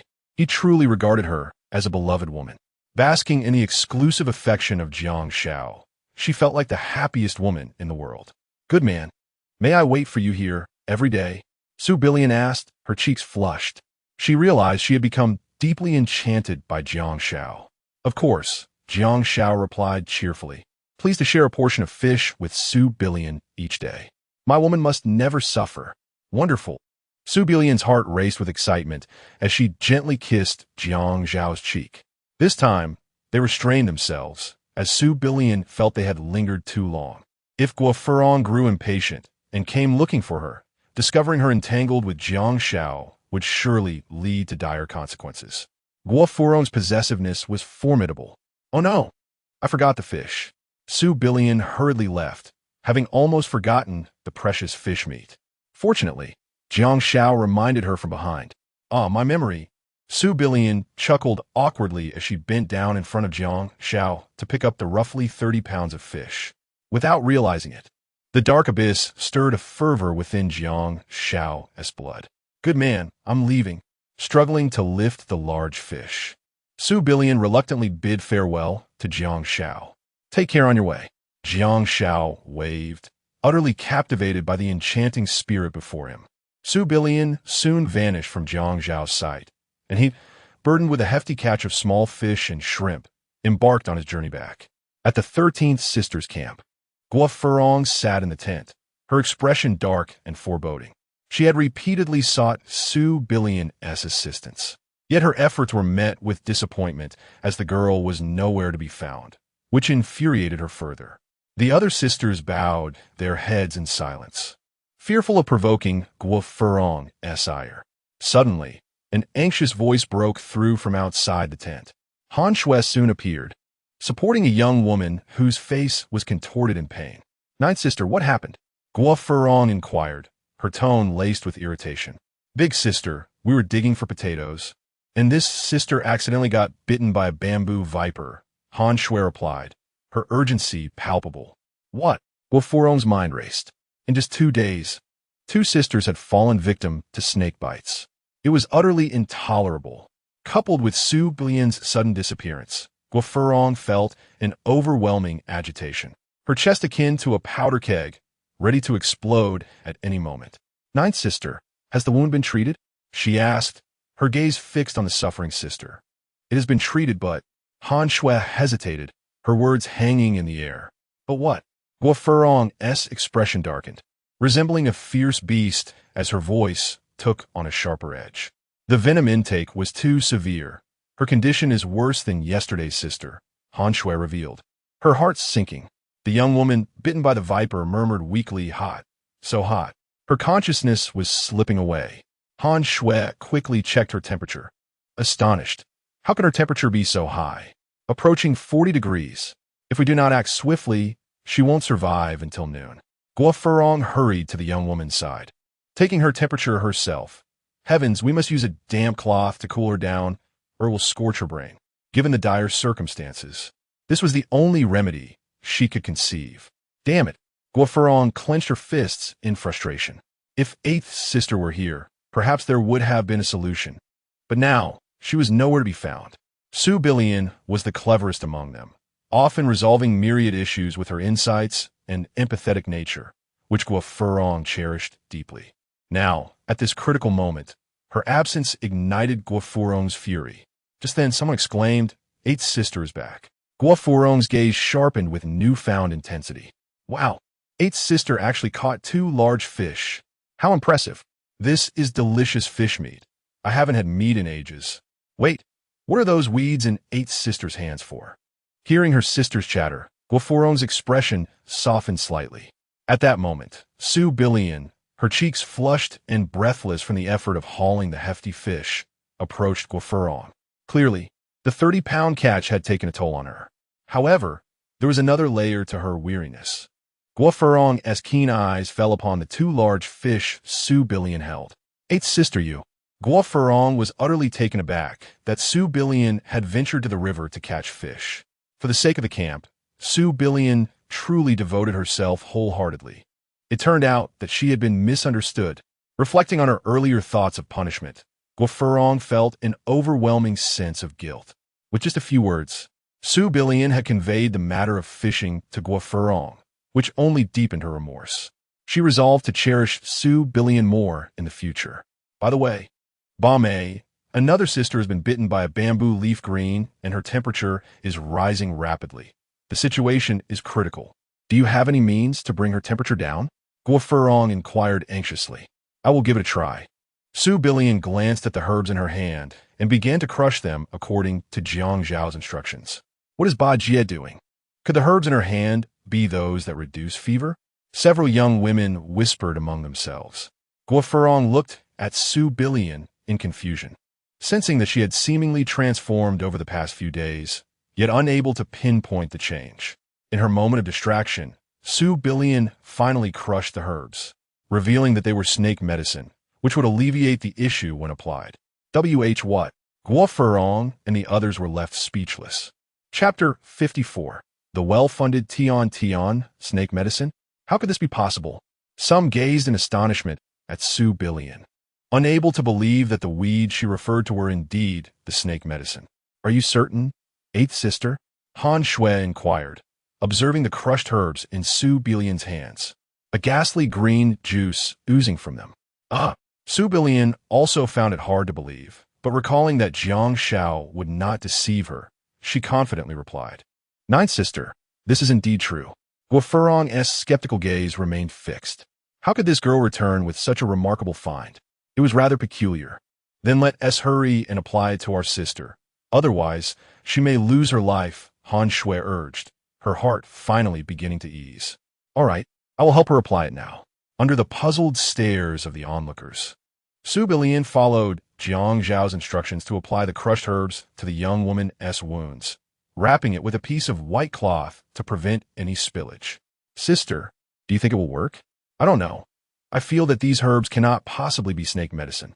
If it were that easy to find, there wouldn't be so many deaths from snake bites each year, someone murmured softly. Approximately 15 minutes later, a voice of astonishment broke the silence of the tent. Han Shui exclaimed that the young woman's high fever had subsided. Could it truly be this miraculous? Came another voice of surprise. Guo Furong approached the young woman, measuring her temperature, and was equally astonished. Her temperature has dropped. It truly is snake medicine. Before long, the young woman's eyelids fluttered, and she opened her beautiful eyes. Sister, how do you feel? Han Shui asked warmly. The young woman replied softly, Ninth sister, the wound feels cool and comfortable. I feel much better. She's truly better. The crowd exchanged glances, utterly taken aback that the despised weeds possessed such formidable properties. They could not help but admire Su Billion, the camp's intellectual star, truly remarkable. Even more touching was Su Billion herself. Having reached this point, Jiang Xiao's words became an unshakable truth in her heart. Ninth sister, take the others and rest. Report to me if anything arises, Guo Furong said, glancing at Han Shui. She then surveyed the gathering, announcing that they would cook the fish that eighth sister had caught, treating the sisters in the camp to a good meal today. Upon hearing that there was meat to be had, everyone felt immense joy. They were also profoundly grateful to Su Billion for bringing such precious fish meat, her contributions being indispensable. Eighth sister, have you done something behind my back? Soon, only the two of them remained in the tent, and the perceptive Guo Furong inquired. Elder sister, this is an injustice. Su Billion suddenly knelt, forcibly suppressing her inner unease, feigning an expression of being wronged. Seeing Su Billion's pitiful demeanor, Guo Furong felt she had been overly concerned. Eighth sister, it seems I have been too anxious. Guo Furong quickly helped Su Billion up, tenderly embracing her. For reasons unbeknownst to her, an unsettling illusion has been lingering in Guo Furong's heart these past few days, profoundly impairing her judgment. She pondered how it was possible for her to be betrayed when she so dearly cherished her younger sister, Ba Mei. Surely, she must be fatigued. Beiyao Mei, allow me to give you a gentle massage. Guo Furong tenderly scooped up Princess Su Billion and slowly carried her to the bed, laying her down with care, and drawing the curtains to ensure her comfort. Meanwhile, a disheveled figure navigated through the thickets. Jiang Xiao, 13th sister, you shall wait for me. One day, I will have you kneeling at my feet, like dogs beneath their master. The malevolent Tang Fan swore fiercely, while behind him, ravenous wolves followed him relentlessly, like parasites. At Jiang Xiao's camp, he entered through the gates, bearing a snakeskin bag brimming with fish and shrimp. The black dog exclaimed joyfully, Boss, have you caught so many fish? Jiang Xiao shot him a disdainful glance, replying, What is so remarkable about that? It's merely a basic task. The black dog licked up to him, Boss, you're truly magnificent. Working for you is a blessing indeed. Jiang Xiao lightly kicked the black dog, retorting, Cease your flattery. At that moment, he surveyed the camp and noticed that Li Dehai and 3 of their companions were missing. Upon inquiring with the black dog, He learned that Li Dehai had taken them to dig for potatoes. Very well, we shall wait for Dehai and the others to return. Dinner will be served punctually, Jiang Xiao declared as he made his way to the kitchen. Coincidentally, Han Yun and the other girls were busy boiling potatoes. Their spirits soared upon Jiang Xiao's return, and upon seeing him with a substantial catch of small fish and shrimp, they leaped with excitement. All right, you all take out the innards of the small fish. We shall use a third for lunch, and the rest will be dried for later, he instructed. The four girls, Li Manman and company, promptly sprang into action. Hey, where's Sister Tian? Jiang Xiao inquired, approaching Han Yun from behind and giving her a gentle embrace. Behave, not in public, she playfully scolded, swatting his hand.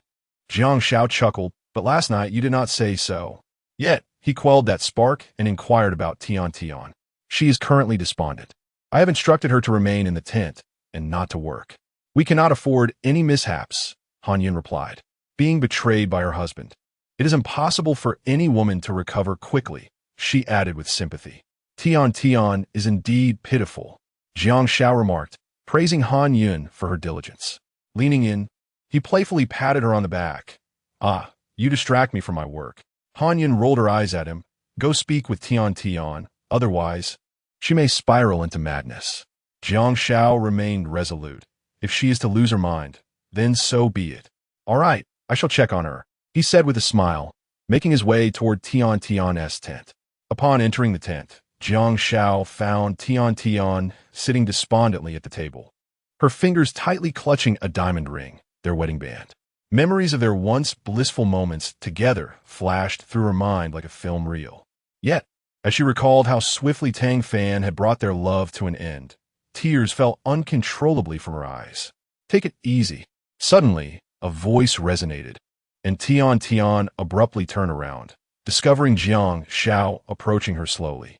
I had believed that after severing ties with Tang Fan, I would no longer shed tears for him. Yet upon reminiscing about our shared moments, I found myself unable to contain my emotions. Tian's voice trembled, evoking deep sympathy within me. Everything will pass. Look forward, Jiang Xiao reassured her. Wiping away the tears from her eyes, she revealed a captivating smile. Jiang Xiao, you are right. Everything will indeed pass. And looking forward is what I must do. She stepped closer to Jiang Xiao, wrapping her arms around his sturdy waist. Jiang Xiao, you won't go back on your promise from yesterday, will you? Jiang Xiao responded with an awkward smile. Of course not. I eagerly anticipate such delightful matters. I was just about to collect some interest from Han Yun, but was regrettably turned down, leaving me quite uncomfortable. Had it not been for your physical discomfort, I would have considered her actions akin to provoking a fierce tiger. Tian disengaged from Jiang Xiao's side, lightly adjusting her attire, revealing a striking leopard print that caught Jiang Xiao's eye. Sister Tianyu, the affluent Tian momentarily perplexed Jiang Xiao. Was she attempting to showcase her superiority? She departed.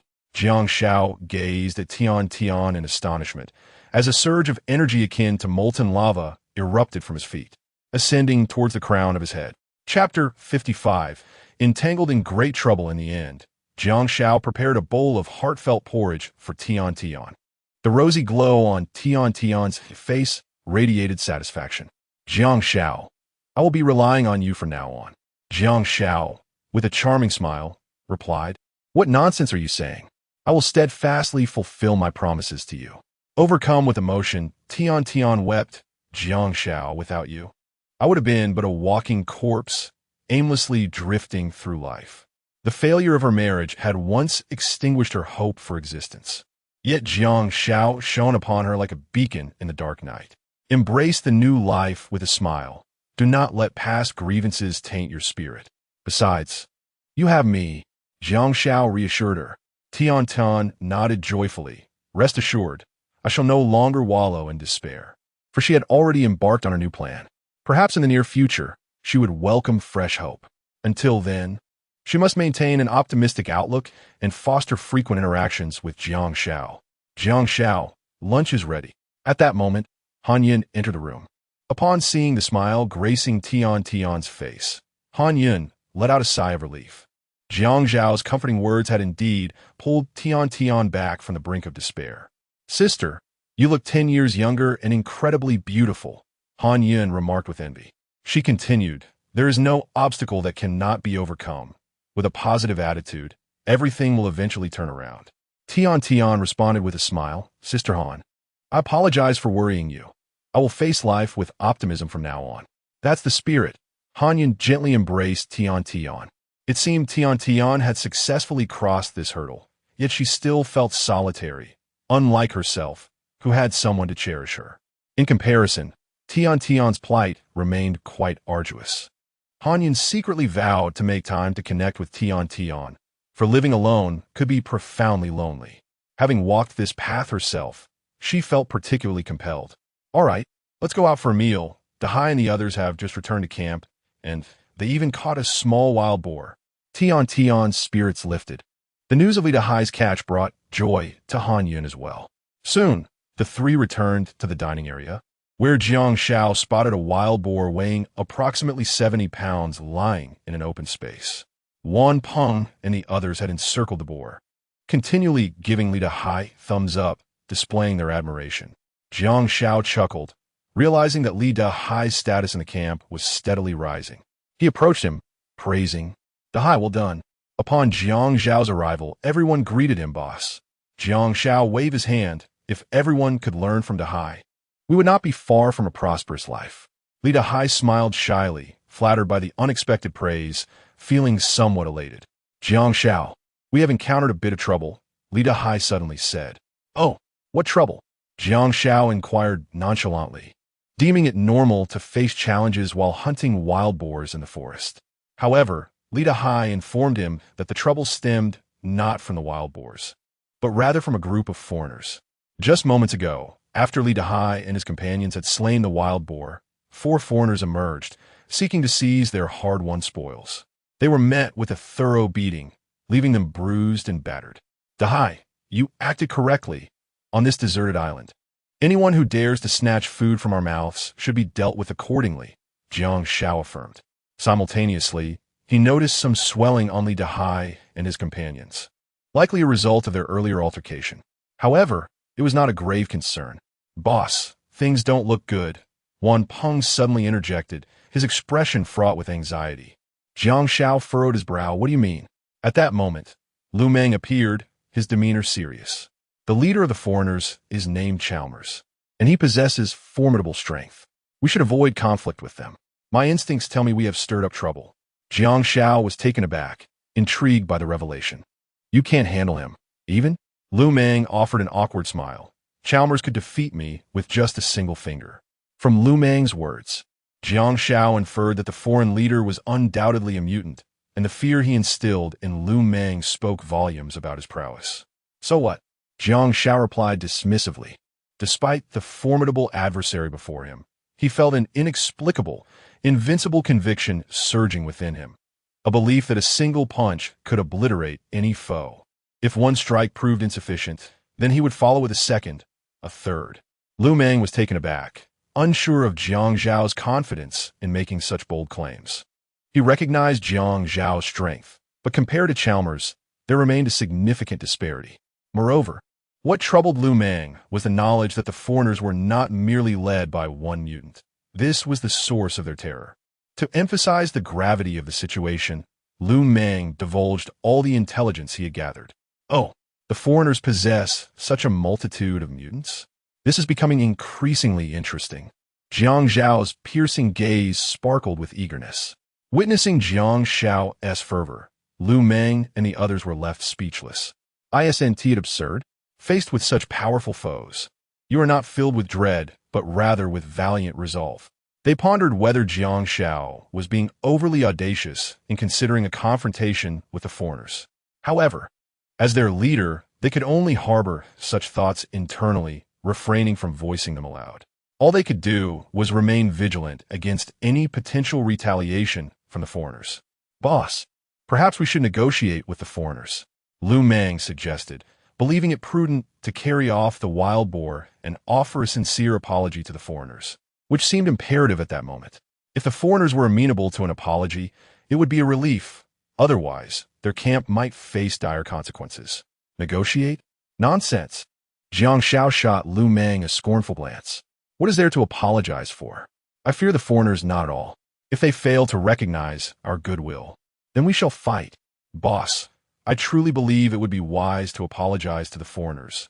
They are not to be trifled with. Wan Peng interjected before Lu Meng could speak again. Jiang Xiao's face darkened. Are you suggesting that we are easy prey? Wan Peng was drenched in cold sweat, repeatedly apologizing. Boss, that was not my intention. He was genuinely afraid of foreigners. This fear stemmed from a past encounter where he witnessed a golden retriever effortlessly dispatch a 300-pound wild boar with a single swipe. Who could possibly withstand such prowess? Enough of this fixation, Jiang Xiao declared loudly. Even if the foreigners are formidable, they are still just two shoulders bearing a single head. I refuse to believe they possess extraordinary powers. Living on this deserted island, we must embody courage. If no one provokes me, I shall not provoke others. But should anyone dare to offend me, I will annihilate their entire family. We must learn from the ocean. Rest assured, if the sky were to collapse, I would be there to support it. The morale of the reckless few dipped slightly, sensing that Jiang Xiao might be getting a bit carried away. Do you understand clearly? Jiang Xiao's piercing gaze swept across the room like a sharp blade, and an air of grim determination suddenly surged. Yes, the group of reckless individuals responded in unison, acutely aware of the ominous presence of death beckoning them. Chapter 56. Injury in an effort to bolster morale, Jiang Xiao took the initiative to commend Li Dahai, not only with verbal accolades, but also with tangible rewards. He allocated to Li Dahai and his companions an abundance of food, double the usual rations. In such dire circumstances, one must possess courage to deserve survival. Observing Jiang Xiao's resolute actions, Lu and his comrades refrained from voicing any objections. Their sole desire was to swiftly complete the fortification of the camp, enabling them to withstand any potential incursions from the Chalmers camp. Soon after, following a hearty lunch, the construction of the camp progressed fervently, with the little wild boar group also dispatching personnel to assist. Jiang Xiao estimated that within 2 or 3 days, the fortifications will be fully completed. While his subordinates toiled diligently, he conceived a new plan to set additional fish traps in the river. Today's fishing results had revealed the river's abundant resources. Thus, by deploying more traps, he could increase his catch of fish and shrimp. Food, as a vital resource on a deserted island, was always in high demand. Consequently, he resolved to fell some bamboo and fashion 1 or 2 fish traps, aiming to place them in the riverbed by the end of the day to secure tomorrow's bounty. Just as he was preparing to depart, Li Man and Lu Xiumian approached, swaying their alluring waists and casting playful glances at Jiang Xiao. Instantly, he understood their intentions and agreed to accompany them. Before long, Jiang Xiao led them along the winding mountain path. Despite the harsh conditions, both women displayed remarkable resilience. Though the journey was arduous, they found joy in the experience. Particularly, Lu Xiumian showcased her myriad skills, impressing Jiang Xiao with her remarkable progress. Oh, look at this large pit shortly thereafter, as they arrived at a clearing. Lu Xiumian discovered a pit, 2 meters deep and 3 meters wide, a remnant of a hunting trap left by previous inhabitants. Look, there are hoof prints nearby. Li Man pointed towards the adjacent dirt path. Had there been no pit, animals would have passed directly through, but now they had to navigate around it. The prints belonged to wild boars. Jiang Xiao examined the area and noted several fresh, oval, black pellets of dung, evidence of goats as well. This sparked an idea in Jiang Xiao's mind. He decided to construct a hunting trap at this location. Without hesitation, he began to cut numerous weeds with his knife, using several branches to construct a covering over the pit. Finally, he spread the cut grass over the top, completing the trap. Should any animal step onto it, they would fall into the pit, destined to await their demise. Initially, Jiang Xiao contemplated placing sharp objects at the bottom of the pit, such as sharpened bamboo stakes, to ensure that any unfortunate creature would meet a swift end. However, he reconsidered, as both Li Man and Lu Xiumian often accompanied him on his excursions into the mountains. Should they inadvertently fall in, it could spell disaster. Regardless, wild boars or goats that fell would not escape, and he could simply finish them off when inspecting the trap later. After completing their tasks, as they continued their journey. They captured a 10-pound king cobra and 5 other snakes weighing around 6 pounds each. These represented vital sustenance, so Jiang Xiao decided to pack them for the road. Suddenly, an unusual mound of grass caught their attention. At that moment, Lu Xiaoman, with her keen eyes, pointed out the bulging haystack, intrigued by it and eager to investigate. "Don't go," Jiang Xiao suddenly called out to her. "What's the matter?" Lu Xiaoman asked, puzzled by Jiang Xiao's intense reaction. Why was he so wary of this haystack? Li Man also failed to understand Jiang Xiao's heightened caution. "That is the nest of a cobra," Jiang Xiao explained. "What?" Lu Xiaoman exclaimed, gazing at the bulging mound, incredulous. Surely it couldn't be a cobra's nest? She thought Jiang Xiao was being overly cautious. "Xiaoman, Jiang Xiao may be right," Li Man remarked, initially believing it to be a naturally formed pile of hay. However, upon Jiang Xiao's warning, she began to see the resemblance to a snake's den. Having watched Animal Planet, she started to feel uneasy. "Oh my, look over there." At that moment, Li Man discovered something astonishing. In the nearby underbrush, she noticed a track about 20 centimeters wide, as if pressed down by some heavy object, pointing directly towards the haystack. "It's the mark of a python," Jiang Xiao instantly deduced. Yet was it truly a python? He felt a twinge of doubt. Li Man and Lu Xiaoman felt a chill run down their spines. This python could swallow a person. The forest was perilously unsafe. Just then, a tremendous commotion erupted from the brush nearby. An animal was charging toward them. The tall grass was suddenly flattened, moving directly in the direction of the trio. In the next instant, Jiang Xiao felt a surge of dread as a snake, thick as an adult's thigh, burst forth from the thicket. Its black and white body was striking, its head flaring like a fan as it exhaled. It was a colossal king cobra. "Good heavens, is that a king cobra?" Li Man's voice trembled, her eyes wide with terror. It was her first encounter with such a massive king cobra, and its weight did nothing to hinder its speed, an absurd sight indeed. Lu Xiaoman, upon hearing of the immense king cobra, was already paralyzed with fear. "Run!"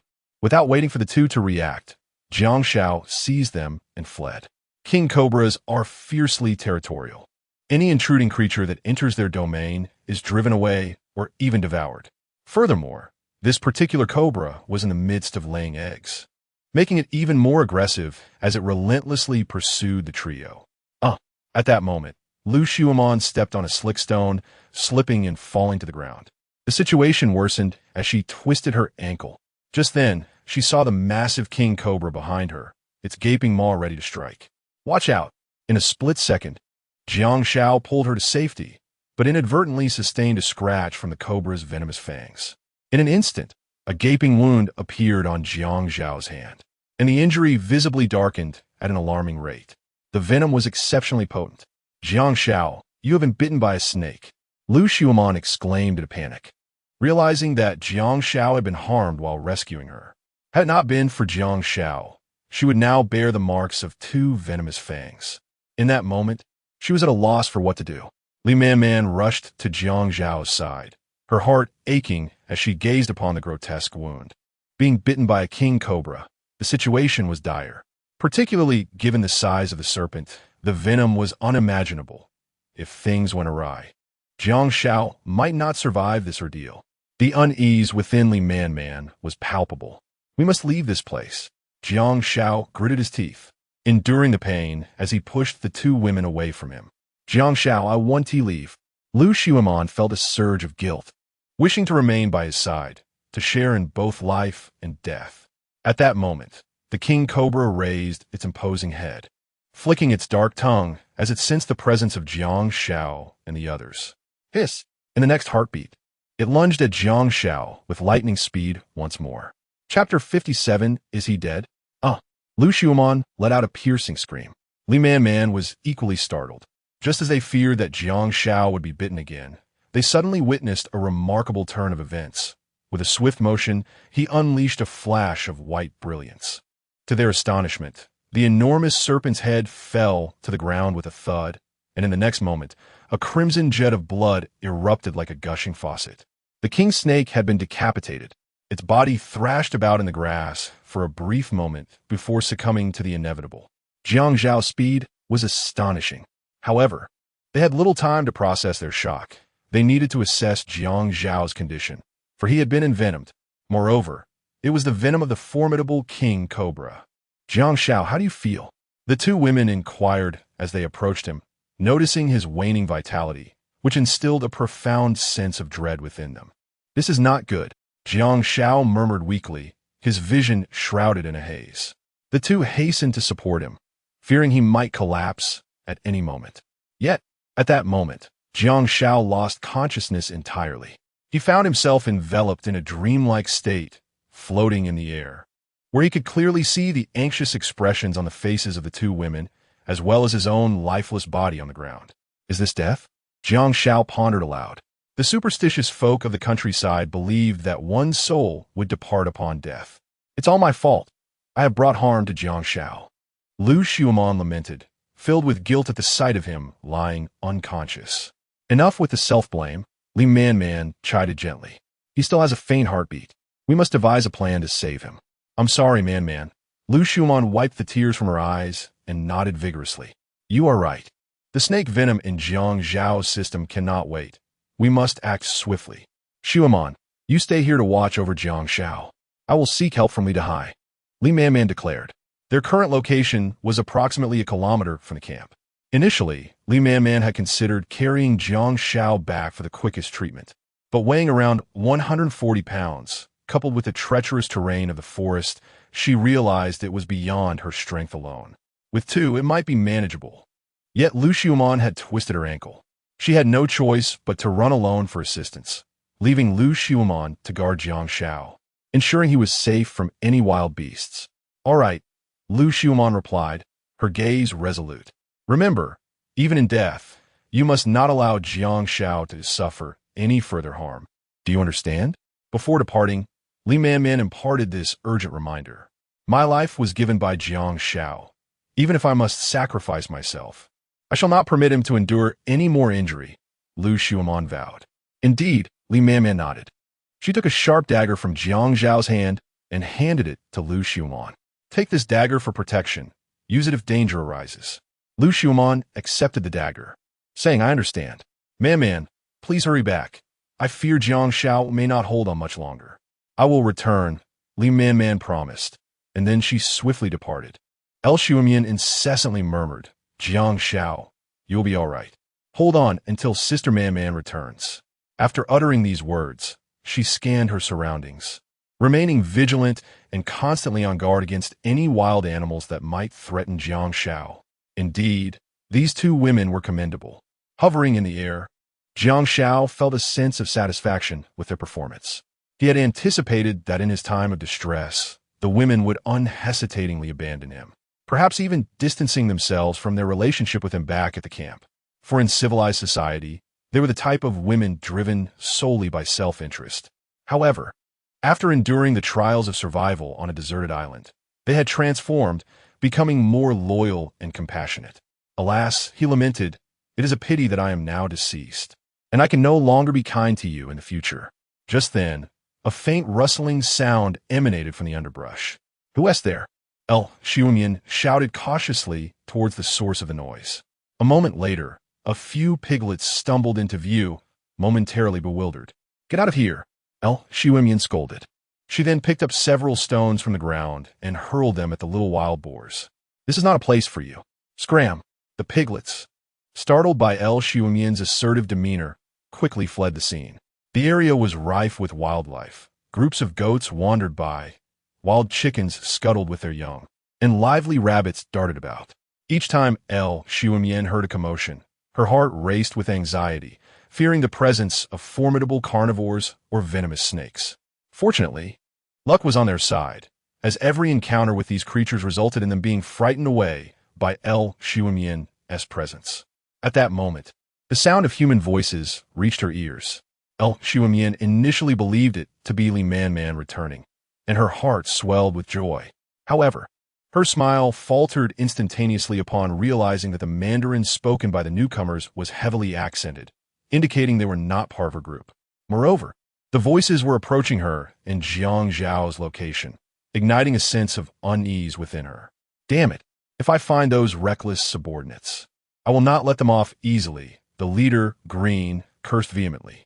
Brother Green, you must avenge us. The boss is currently preoccupied with treasure research and has instructed us not to stir up trouble. Yet those reckless ones are utterly unreasonable. A bruised underling lamented. Rest assured, I will not leave until I have avenged you. We slipped away from the bosses this time, and I won't let you down, the burly Green asserted. Brother Green, you truly are our good brother. We will stick by you for life. Several younger subordinates nodded in agreement, fawning over him. What nonsense! Those reckless subordinates disregarded the code of the streets and stole our food. If we do not teach them a lesson, they will think we are easy prey, Green declared, clenching his fists with a cracking sound, embodying a determination that he would not rest until he had settled the score. Are you sure they are still in the forest? We have searched for quite a while without seeing any sign of them. Green expressed his growing impatience. They should still be around, one of the younger subordinates replied. Alas, who has dug this pit? Suddenly, the ground beneath Green gave way, and he fell into the abyss. Oh no, the boss has fallen into the pit. Hurry, pull it back. After a moment of panic, it became evident from the traces that it was that reckless group responsible for this misfortune. Let us venture deeper, Green commanded. Once he climbed out, with a sweeping gesture, he instructed his 4 subordinates to forge ahead, pressing closer to the 2 figures of Lu Xiumon and the fallen man. Brother Green, behold a beauty and a man lying on the ground. At that moment, they finally reached the location of Lu Xiumon, discovering their presence. Indeed, it is true. Green, the leader, exclaimed as his eyes sparkled with intrigue at the sight of Lu Xiumon's enchanting figure, awakening a long-dormant desire within him. Chapter 58. Timely Arrival, Brother Green. Look over there. At that moment, a subordinate pointed towards a nearby thicket, where a colossal king cobra lay motionless. A chill ran down Green's spine. My goodness. This can't be real. The serpent, as thick as his thigh, seemed like a creature from science fiction film. And to witness such a terrifying behemoth in the forest was utterly daunting. Yet, this fearsome giant had been decapitated. Surely, the one responsible was extraordinarily formidable. Did he slay it? Green cautiously glanced at Lu Xiumyan. She remained silent, her grip on the dagger tightening. At that instant, Green unintentionally noticed a dark wound on Jiang Xiao's hand. An understanding dawned upon him. A barely perceptible smile crept across his lips as he gazed at Lu Xiumyan with a lecherous glint in his eyes. Previously, he had regarded Jiang Xiao with trepidation, for one capable of vanquishing such a massive serpent could easily eliminate him. Yet now, seeing Jiang Xiao sprawled on the ground with a black scar indicated he had been bitten by the cobra. On this desolate island, a bite from the king cobra was tantamount to a death sentence. This was precisely why their leader had repeatedly stressed that the forest was a forbidden zone for life, warning against reckless ventures. Thus, Green felt no fear whatsoever. He was elated that this endeavor to avenge his subordinates had yielded unexpected and substantial rewards, a ravishing beauty with alluring curves and a formidable presence. How delightful it would be to share a night of passion with her. The other prize was the hefty king cobra, a vital resource on the island, sufficient to sustain their camp for several days. He cackled with glee. Brothers, today fortune smiles upon us. Brother Green, what do you mean? A dim-witted subordinate inquired, still struggling to grasp the situation. Fool! Green slapped the back of his head, grinning with pride. Today, we shall not only savor the beauty, but also feast on serpent meat. What a splendid day! The single-minded subordinate was still fixated on revenge. But Green had more pressing matters at hand. He kicked him aside, exclaiming, Idiot! Even if the sky were to fall, nothing shall prevent us from enjoying the company of this beauty. Green stepped closer to Lu Xiumyan, who shouted, Don't come any closer, or I won't hold back. Oh my, quite the temper you have, Green smirked, his heart racing as he gazed at Lu Xiumyan. At that moment, she seized the opportunity, and with the swiftness of lightning, her dagger lunged towards Green's chest. Quick as a flash, he sidestepped, causing her to miss, and he seized her arm with an iron grip. How dare you attempt to assassinate Brother Green? The dim-witted subordinate seethed. I shall send you to meet your maker. With that, he drew a short knife, intent on plunging it into Lu Xiumyan. Stop! Green intervened, snickering, To kill such a beautiful woman would be a grave waste. Lu Xiumian glared fiercely at Green, demanding, "What do you intend to do?" Green chuckled. "I, Green, detest waste. I savor every grain of rice in my bowl." The three lackeys erupted in laughter. "You dare?" Lu Xiumian retorted angrily. Green, still smiling, addressed his subordinates. "She asks if I dare. What about you?" One rather lewd lackey rubbed his hands together, saying, "Such beauty! If I could merely savor her presence, I'd gladly forfeit 10 years of my life." Another, a burly man, grinned widely, revealing a set of white teeth. "Mine is quite substantial. The beauty must endure." The third, a slender fellow, chimed in cheerfully. "It is said that Eastern women are gentle and considerate. Once tasted, one cannot resist. I wish to explore this today." The remaining lackey frowned. They had come to exact revenge, yet their minds were divided, which was truly vexing. "Very well," Green declared. "You all wait your turn. I shall pave the way." He knocked the dagger from Lu Xiumian's hand and began to unfasten her clothing. "No, please." Lu Xiumian struggled desperately, crying out. Green smirked. "Even if you scream your throat raw, no one will come to your rescue. Just obediently serve us." "Ah!" Lu Xiumian shrieked again. Suddenly, the sound of hurried footsteps approached. It was Li Man and Li Dahai, accompanied by the Reckless and Black Dog. "Scoundrel!" Upon seeing Lu Xiumian in distress, the Reckless wasted no time, harnessing his energy to transform into a formidable mutant. In the blink of an eye, he kicked Green several meters away. Green was caught off guard, receiving the full force of the blow, fracturing several ribs and spewing crimson blood. Reckless. Green stumbled to his feet, seething with rage at the disruption of his plans. Yet, he understood that as a mere mortal, he was no match for the mutant. "Xiumian, are you all right?" Li Man rushed to Lu Xiumian's side, inquiring. "Sister Man, thank goodness you arrived in time." Lu Xiumian wept, fearing the repercussions of being defiled in front of Jiang Xiao.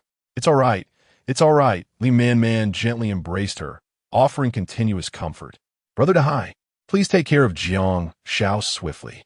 As she spoke, Li Dahai was already applying crushed king cobra herbs to Jiang Xiao's scar, wrapping in cloth. The 5 foreigners, including Green, were utterly oblivious to the significance of Li Dahai's actions. "Green, you have quite the audacity." Reckless glared at him, knowing that had he been even a moment later, the consequences would have been dire. "Reckless, your arrival makes things convenient," Green began to accuse him. "You allow your subordinates to seize our food and have beaten them senseless, and now you have injured me, showing us utter disregard, clearly backed by formidable allies." Green spoke with confidence, dismissing Reckless entirely. Ruthless coldly declared, "Your subordinates brought this upon themselves.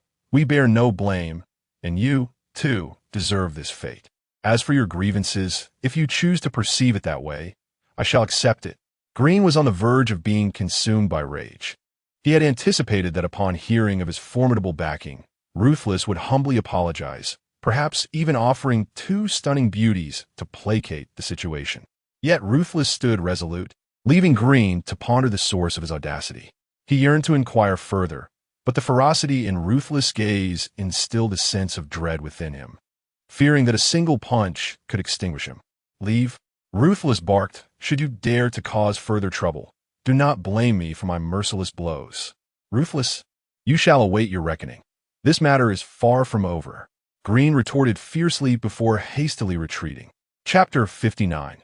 The Source Stone. Is it prudent to let Green and the others return? Black Dog expressed his concern as he watched them depart.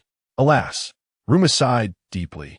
"If it weren't for necessity, I truly would prefer not to offend them. That group of foreigners is indeed formidable." Recognizing Ruma's helplessness, Black Dog refrained from further comment. With Jiang Xiao's fate uncertain, whether he could be rescued remained a mystery. If we were to eliminate a few more foreigners, the repercussions of their potential vengeance would be unimaginable. "Dahai, can your serpent medicine restore our leader?" Ruma reverted to his original form. "I have done all that is within my power. The rest depends on him," Li Dahai replied, his expression grave. The venom of 100-kilogram king cobra, unleashed in a single strike, was beyond the comprehension of Li Dahai, a serpent healer, when considering the extent of Jiang Zhao's injuries. "Enough!" This place is unsafe. We must return to camp swiftly. Otherwise, if another giant king cobra emerges, none of us shall escape, Ruma declared. Soon, Li Dahai and Black Dog worked together to carry the enormous king cobra away. Their strengths were comparable, yet they struggled under the weight of the serpent. Meanwhile, Ruma, as a mutant, naturally bore Jiang Xiao on his back. Li Man supported Lu Xiumon, and together they made their way toward the camp. At the foreigner-s encampment, upon their return, Green and his companions began to embellish their tale as they reported to their leader. Is Ruma so arrogant? A burly middle-aged man with unruly hair, towering at 8 feet tall, bellowed. He actually injured you and stole supplies? He slammed his hand on the table, causing the ancient parchment above to tremble. The scroll contained records similar to those in Jiang Xiao's possession, but with additional details. Green, clutching his painful wound, nodded. Boss, Ruma is truly outrageous. Knowing we are your subordinates, he still dared to strike. This is a slap in your face. Rivers seethed. That despicable Ruma has no regard for us. Does he wish for his own demise? Suddenly, a realization dawned upon him. Are you saying Ruma single-handedly decapitated a massive king cobra? Green dismissed the notion with a nod. Indeed, Rivers scoffed coldly. Ruma has truly lost his mind. To venture into the life-threatening zone for mere sustenance is utterly reckless. Boss, what is it that instills such fear in you regarding the forest? Green inquired, bewildered. Rivers seized the parchment from the table and tossed it to Green. It detailed that serpents were the nemesis of all mutants. Once bitten by any snake, even the most powerful would be rendered helpless. Green read in horror. He finally comprehended why several leaders within their camp, who were mutants themselves, held the venomous snakes of the forest in such dread. It was a matter of life and death. No wonder they preferred to endure hunger rather than set foot in that cursed place. How could Ruma dare to tread into the depths of the forest, rife with venomous snakes? Green questioned. That fool likely lives up to his name, Rivers derided disdainfully. He believed that the reckless one could settle in the forest only with guidance from the ancestral scrolls, without a doubt regarding the similarity of their parchments. Boss, about our vendetta, Green cautiously murmured. That fool reckless. I will certainly seek justice for you. But not at this moment, Rivers replied, a headache evident in his tone. Why? Green inquired. The chief has discovered a hidden treasure that may conceal the source stone. Rivers' eyes sparkled with intensity. Source stone? Green gasped, instinctively glancing at the scroll, where indeed there were records concerning the source stone. Thus, he comprehended why Rivers had set revenge aside. The pursuit of the source stone had taken precedence. Rivers rubbed his temples, having racked his brain in search of the source stone, utterly perplexed about how to excavate it. Moreover, his subordinates were troubling him due to conflicts with others. Rivers was immediately engulfed in anxiety. At that moment, his keen gaze fell upon Green, as if suggesting, why not send him to scout the way? Green swallowed hard, sensing Rivers' ulterior motives. Therefore, he cautiously asked, Boss, how may I be of service to you? Rivers' eyes brightened, finding Green's insight commendable. He replied, Green, I happen to have a task that requires your attention. Once you accomplish it, not only will you have your vengeance against Reckless, but I could even arrange for you to capture the women from the 13th Sisters camp for your amusement. Green was momentarily taken aback. Such a generous reward. Surely, he was not being sent to find the source stone. So, with caution, he queried, Boss, are you asking me to? Rivers blurted out, excavate the treasure. Green's breath quickened, astonished at this stroke of fortune. However, he quickly regained his composure. There must be a significant problem lurking within this opportunity. Otherwise, how could such a stroke of luck fall upon him? Green prudently asked, Boss, is the treasure site safe? Rivers replied, the pit of 10,000 serpents. Without a moment's hesitation, Green declared, farewell, upon hearing the name of the pit of 10,000 serpents. He understood it to be a place where death was certain. No matter how vital the source stone was, it could not outweigh the value of his life. The key was that he was being sent to probe the pit. It felt as if they were treating him like a Japanese soldier. He would not comply. Surely, they wouldn't send him to stir up trouble now? Rivers lightly scolded, his gaze sharpening. But how on earth can we enter the pit of 10,000 serpents? He was growing frantic, tugging at his wild hair, nearly losing his mind. The allure of the Source Stone was far too great.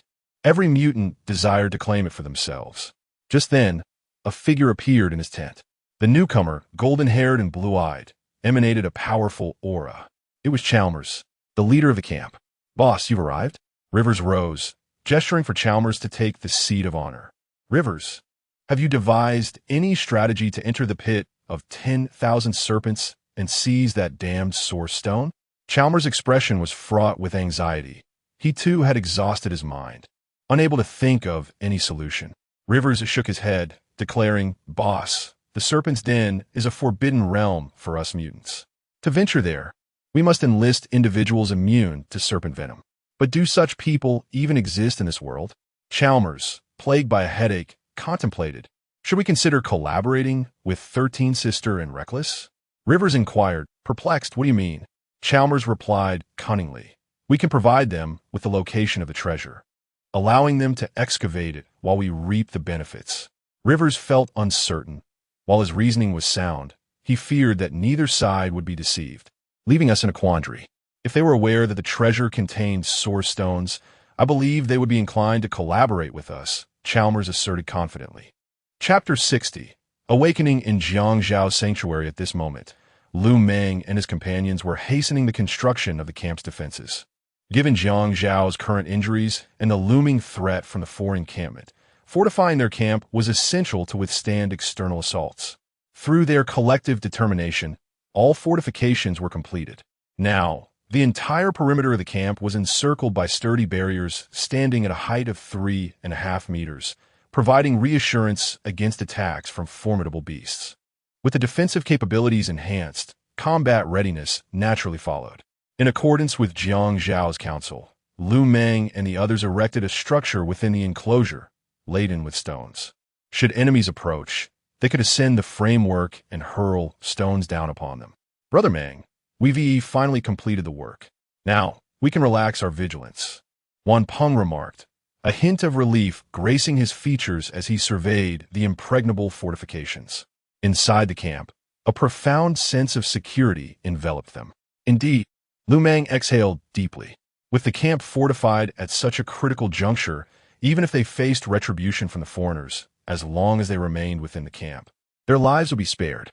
"I wonder if the boss will be all right." Wan Peng broached this heavy subject, causing the group's morale to wane significantly.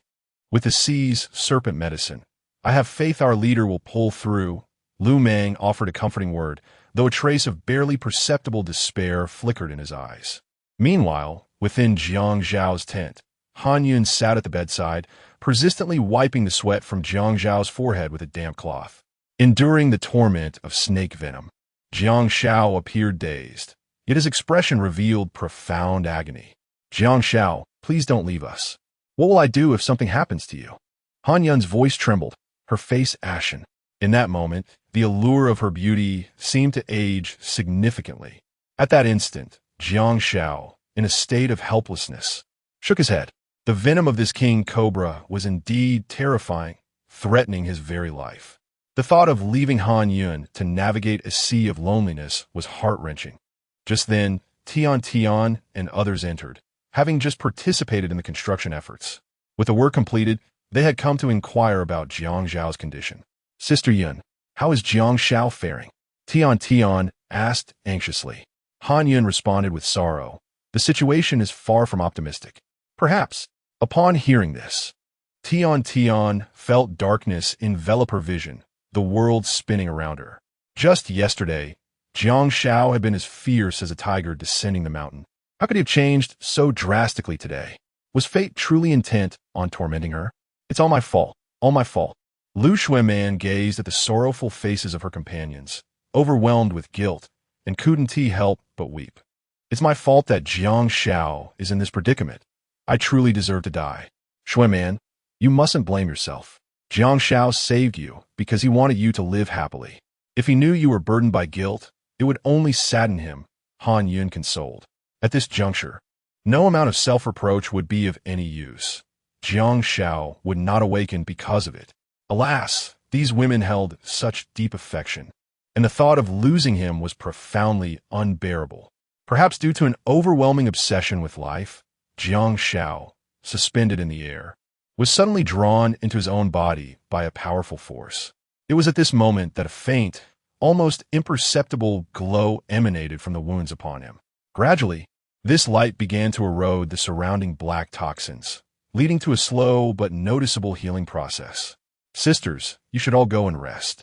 Jiang Xiao is currently in a deep coma. It's best to give him some peace. I can take care of him alone, Han Yun said. Even yeah. If you need us to switch places, feel free to call us at any time, Li Man replied. Yes, you've all worked hard today. Go eat something. I'll be fine here, Han Yun said, a faint smile gracing her lips. With that, Tian and the others gently stepped out of the tent, each wearing a sorrowful expression. Jiang Xiao, please wake up. I cannot bear a future without you, Han Yun whispered, softly grasping Jiang Xiao's other arm as tears streamed down her face, leaving a trail on his skin. However, her heart ached even more when she felt no pulse beneath her fingers. You cannot leave me. In the next moment, something miraculous occurred. Jiang Xiao's pulse surged back to life. Han Yun was utterly astonished, believing her words had somehow moved the heavens and granted Jiang Xiao a miraculous revival. His heartbeat intensified, resonating like the sound of war drums. Jiang Xiao, can you hear me? Han Yun exclaimed, her heart racing with excitement. Just then, Jiang Xiao's slumbering body began to tremble, his heartbeat normalizing, and his complexion returning to about 70% of its usual vitality. Han Yun was overwhelmed with shock and joy, recognizing that Jiang Xiao was recovering positively. Of course, she attributed this not to her prayers, but to Li Dahai's remarkable medical skills. Water. At that moment, she heard Jiang Xiao's faint voice. Water? I'll get you some right away, Han Yun exclaimed, flustered with excitement, rushing to the wooden table to fetch a bowl of warm water. Realizing that prying open Jiang Xiao's mouth might be too crude, she first took a sip herself and then gently helped him drink using a more primitive method. With Han Yun's assistance, Jiang Xiao finally managed to drink the soothing water. In the next moment, his consciousness began to return. Where am I? Jiang Xiao suddenly felt disoriented, unable to see Han Yun or the others, believing he had crossed over to the other side. However, upon hearing Han Yun's encouraging words nearby, he realized, I'm not dead. Jiang Xiao, wake up quickly. We have so much more to accomplish together. Han Yun continued to whisper words of encouragement into his ear. I'm really not dead. Although he remained in a comatose state, his mind was alert, filled with thoughts. Strange, the pain from my wounds seems to have lessened significantly. Jiang Xiao pondered the situation, wondering if Li Dahai's exceptional medical skills had effectively neutralized the toxins, thereby alleviating his suffering. At that moment, he suddenly felt a surge of heat coursing through his body, relentlessly consuming his cells, and an excruciating pain immediately ensued. This was venom. This searing agony would forever remain etched in Jiang Xiao's memory. In the next instant, his body instinctively retaliated. Countless cells formed a defensive brigade, commencing a counterattack against the venom. The two sides engaged in a desperate battle within Jiang Xiao, akin to an army of thousands clashing fiercely. Soon the cells, leveraging their numerical superiority, achieved a decisive victory. The defeated venom swiftly transformed into nutrients within Jiang Xiao's body, beginning to nourish him. Before long, that intense pain dissipated. Jiang Xiao felt a profound sense of relief, with strength surging through him. He abruptly opened his eyes to find Han Yun gazing at him with tear-filled eyes. Jiang Xiao, you are awake? Han Yun wept, embracing him tightly. Chapter 61. Strengthening, have I caused you concern? Jiang Xiao chuckled. This time, he was truly unscathed. How does your wound feel? Is it still painful? Han Yun inquired anxiously, meticulously examining Jiang Xiao's body. Much better. In truth, he could no longer feel any pain, yet he chose to deceive her. Otherwise, such remarkable recuperative abilities might lead Han Yun to perceive him as a monster. At the same time, Jiang Xiao found himself intrigued. Why the potent snake venom completely vanished from within him? Even if Li Dahai possessed exceptional medical skills, it was implausible for him to have restored Jiang Xiao so swiftly. Had his body, after his mutation, developed an immunity to toxins? This was Jiang Xiao's conjecture. That's good, that's good, Han Yun exclaimed, rising abruptly to relay this vital information to the others. However, Jiang Xiao quickly pulled her back. Sister Yun, look at you so haggard. I must conduct a thorough examination to ascertain where the issue lies. Han Yun shot him a glare. Despite having suffered so greatly from the snake venom, he remained so insistent. Yet, she found herself fond of Jiang Xiao's current demeanor, for it affirmed that he was indeed alive. Jiang Xiao, let me tend to you once you are fully recovered. I fear you may encounter further complications. Han Yun expressed her concern. No, I need to do it now. Half an hour later, Jiang Xiao emerged from the tent alongside Han Yun. At that moment, he strode forth with the confidence of a dragon, basking in an aura of triumph. Han Yun, radiant and alluring, complimented him perfectly. Originally, Lu Meng and the others were engrossed in their meal, but upon seeing Jiang Xiao, they froze, mouths agape, as if witnessing a ghost. Hey, am I truly that frightening? Jiang Xiao remarked, slightly irritated. Boss, you're all right? Black Dog exclaimed, dropping his bowl and rushing to Jiang Xiao, eyes wide in disbelief, as if he were caught in an illusion. With a gentle pat on Black Dog's nape, Jiang Xiao's strong touch dispelled any doubts. My goodness! Lu Meng gasped, his jaw dropping in astonishment. When he had carried Jiang Xiao back, he had sensed no heartbeat and feared the worst. Yet now, after a mere few hours, Jiang Xiao stood as if nothing had transpired. Had this young man somehow defied the odds? Li Man and the other women were moved to tears, having feared they might lose Jiang Xiao. Now, witnessing him vibrant and full of life, they rushed to embrace him. Li Dahai approached Jiang Xiao, astonished. Jiang Xiao, you are truly well? As a physician specializing in snake venom, he understood intimately the lethality of the king cobra's toxin and deemed it impossible for anyone to recover so swiftly. His medical expertise had not reached such heights. Yet here stood Jiang Xiao, a living miracle before him. Jiang Xiao smiled and replied, Dahai, thank you for your help. Without you, I might have met an untimely end. Li Dahai humbly responded, Not at all. You possess great fortune and resilience. He then inquired, How do you feel? Do you still experience any discomfort, dizziness, nausea, or anything of the sort? Beside them, Han Yun felt a chilling sensation.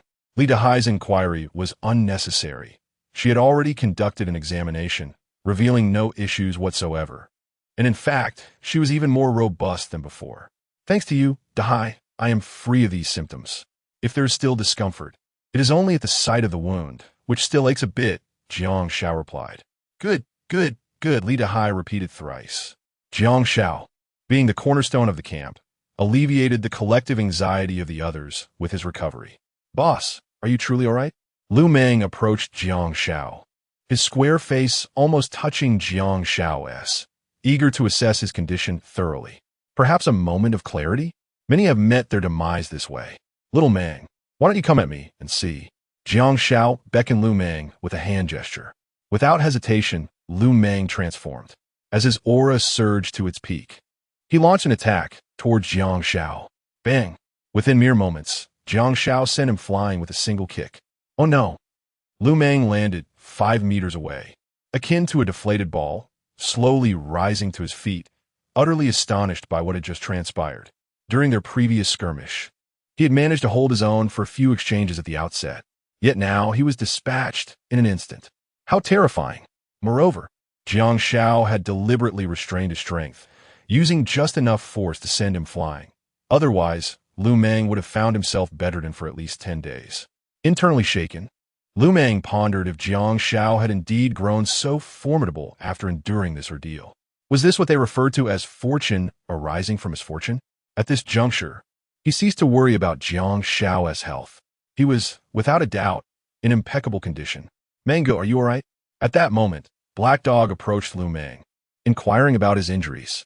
You should be asking the boss if his foot is injured, Lu Meng grumbled in response, though he felt a twinge of anxiety. Will he be able to handle such arrogance?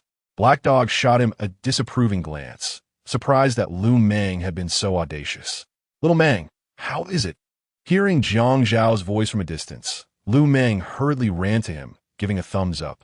Boss, your skills have surpassed your previous self. I am in awe. Enough flattery. I noticed that during my period of unconsciousness, you all worked diligently to advance the construction of the camp.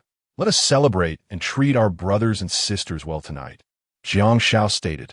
Upon hearing that there would be a feast that evening, the crowd erupted with joy. But their elation stemmed more from the fact that their leader had emerged from peril. Just then, an authoritative voice resonated from outside the camp. Lu Meng, get out here. Upon recognizing that familiar voice, Lu Meng was instantly drenched in cold sweat. It was Rivers. Having offended Rivers' subordinates, he anticipated that Rivers would come seeking retribution so swiftly. However, he felt a sense of relief, knowing that the camp's defenses had been completed. As long as he remained within, Rivers would be unable to harm him. Little Meng, who is it? Jiang Xiao was taken aback to find Lu Meng so terrified. He must be quite a formidable opponent. Lu Meng candidly revealed that his name was Rivers, a mutant of terrifying strength, who had recently assaulted his subordinates and was now seeking vengeance. Lu Meng, if you do not emerge at once, I shall dismantle your door. At that moment, Rivers' furious voice echoed from outside. Before Lu Meng could respond, a resounding crash signaled Rivers was preparing to break in. What in the world is this door made of? It's so resilient that I find myself utterly powerless against it. Zhu Mang, I am not here to pick a fight. Rather, I wish to discuss a matter of great importance with you. Outside, Rivers' breathless voice could be heard, exhausted from the effort. Rivers, do not presume I am a fool. Should you attempt to catch me off guard when I open the door, you are merely indulging in folly. Brother Lu Meng, we have discovered a secret treasure, rumored to contain the legendary Source Stone. I wish to invite you to partake in this treasure hunt. Please, open the door. At the mention of the Source Stone, Jiang Xiao's eyes sparkled with intrigue. It seemed to be an extraordinary artifact. Open the door. Chapter 62. Collaboration Boss. Are we truly going to open the door? Lu Meng's anxious expression betrayed his concern.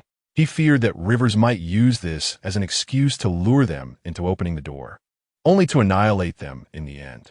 Yet, he found himself in a quandary, for Jiang Xiao was the leader, and his words carried an irresistible weight. Sensing Lu Meng's apprehension, Jiang Xiao placed a reassuring hand on his shoulder and said, Do not fret. I believe Rivers genuinely wishes to collaborate with us. Nothing will happen. If he harbors ulterior motives, he shall not return from this venture. Seeing Jiang Xiao's confident demeanor, Lu Meng's trepidation lessened. While Rivers was indeed formidable, Jiang Xiao was no slouch either. Especially after witnessing Jiang Xiao's prowess firsthand, Lu Meng's faith in him grew stronger. Thus, he proceeded to unlock the door. At that moment, Rivers arrived with Green and a few others. Lu Meng, my dear friend, how have you been? Rivers greeted him with a playful grin. Lu Meng intended to introduce Jiang Xiao as the leader, suggesting that any matters be directed to him.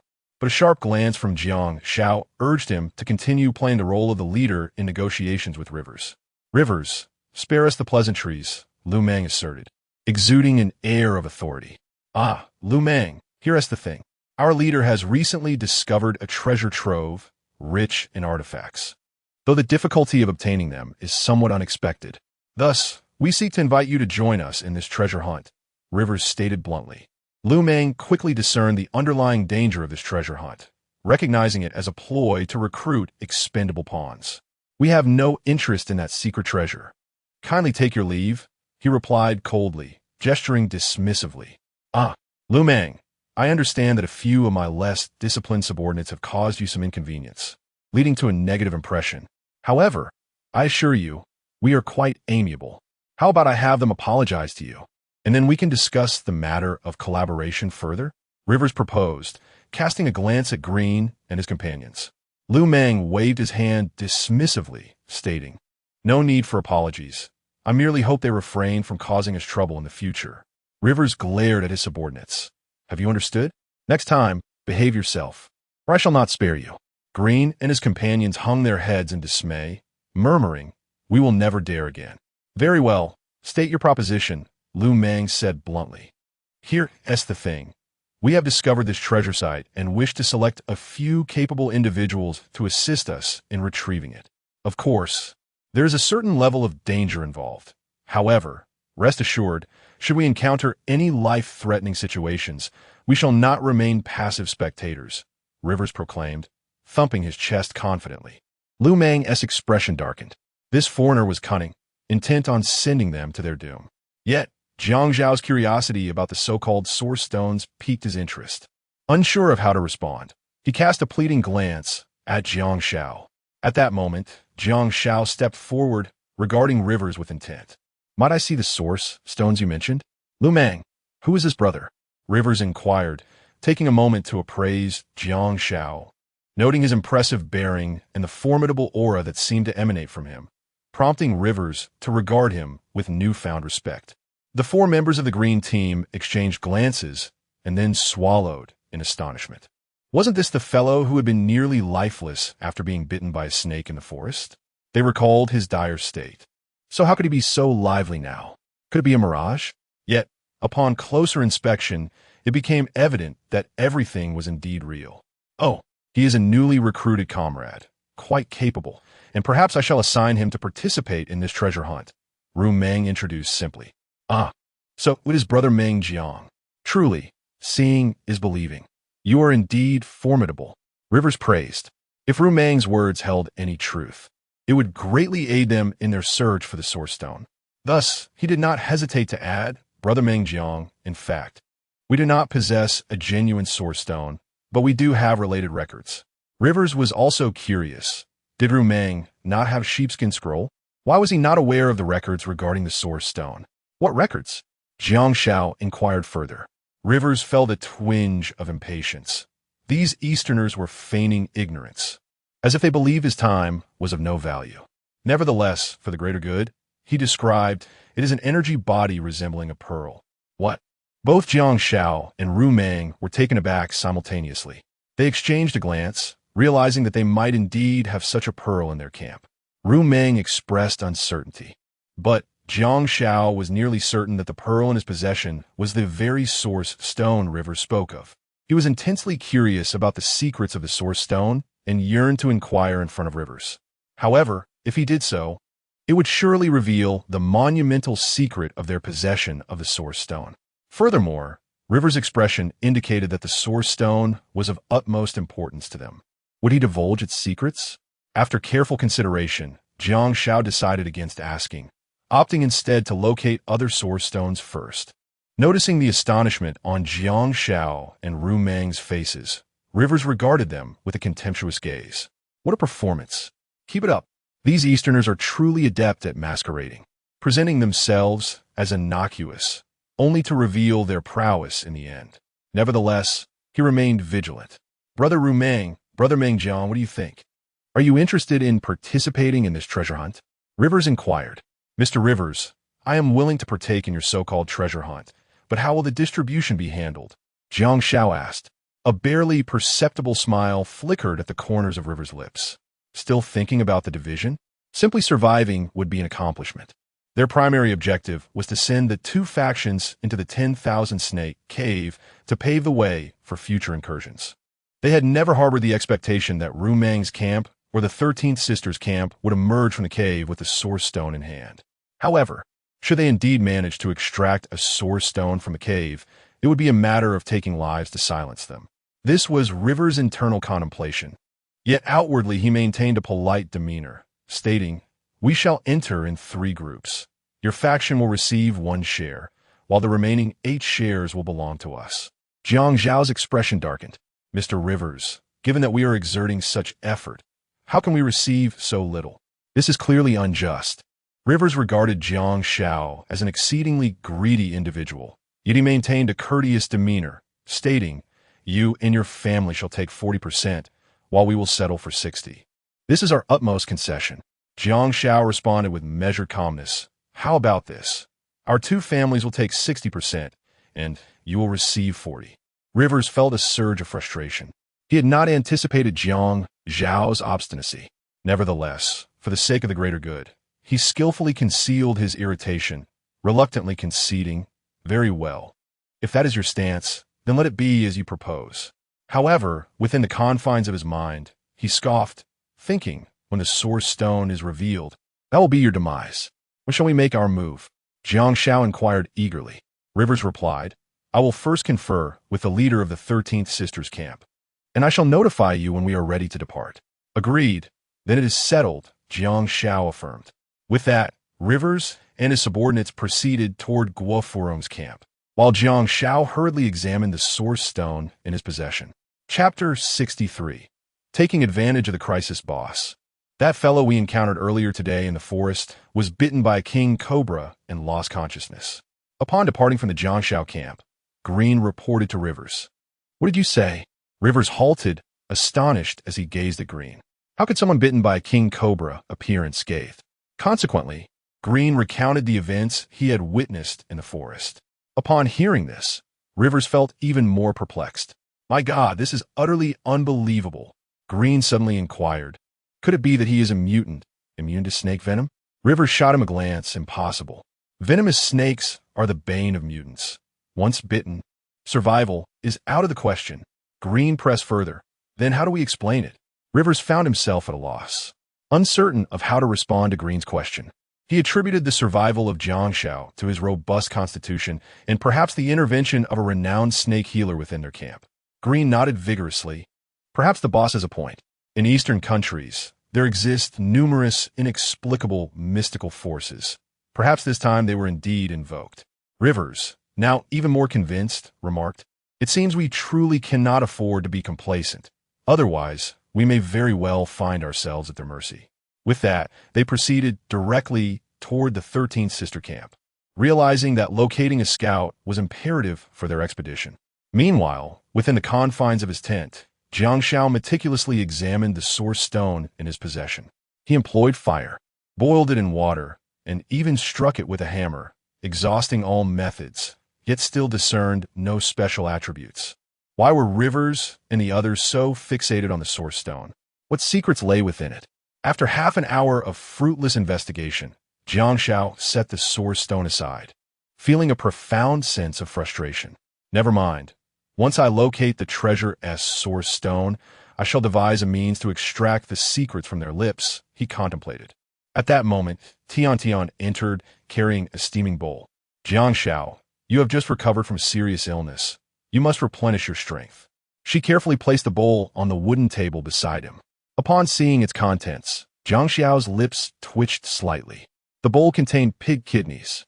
A man consuming pig kidneys, those in the know would understand. This woman was indeed playing with fire. As he gazed at Tian's long, slender legs and her ample figure, the troubling thoughts that had plagued Jiang Xiao were momentarily forgotten. Why you stare at me so? Tian stammered, trembling at his intense gaze, which sent shivers down her spine. At that moment, Jiang Xiao slowly rose, his heavy steps carrying him beside Tian, his hand brushing against her form. Sister Tian, I wish. The searing heat enveloped Tian like flames.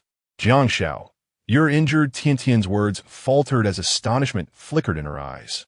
Half an hour later, Tian removed the empty bowl.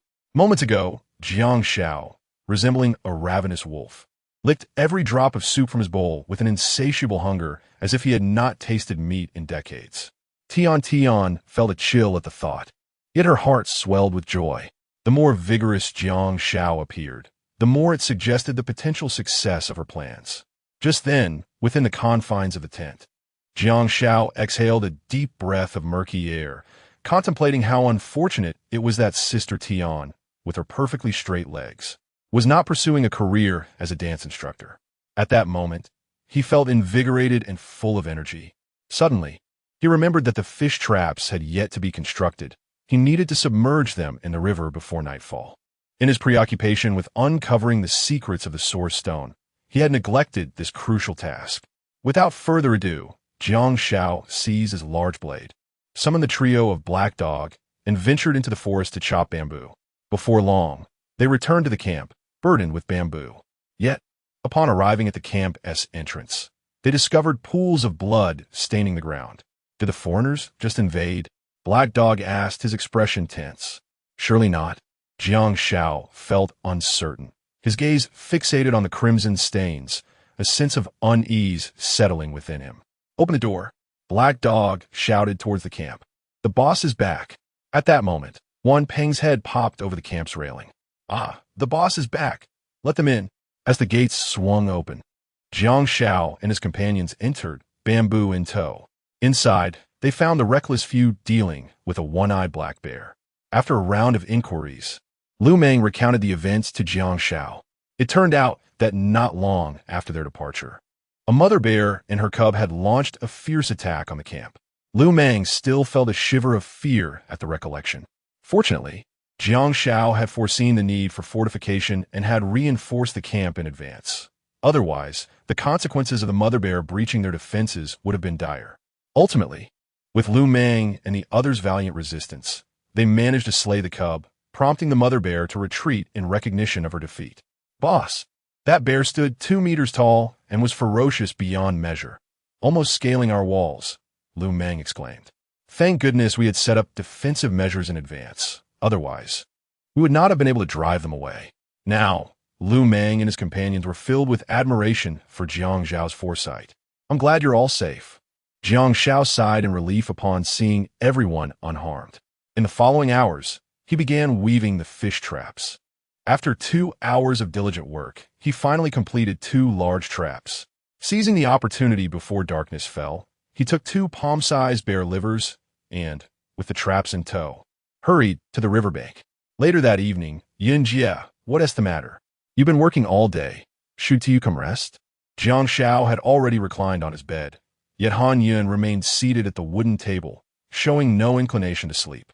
He felt a twinge of impatience. I'm not tired.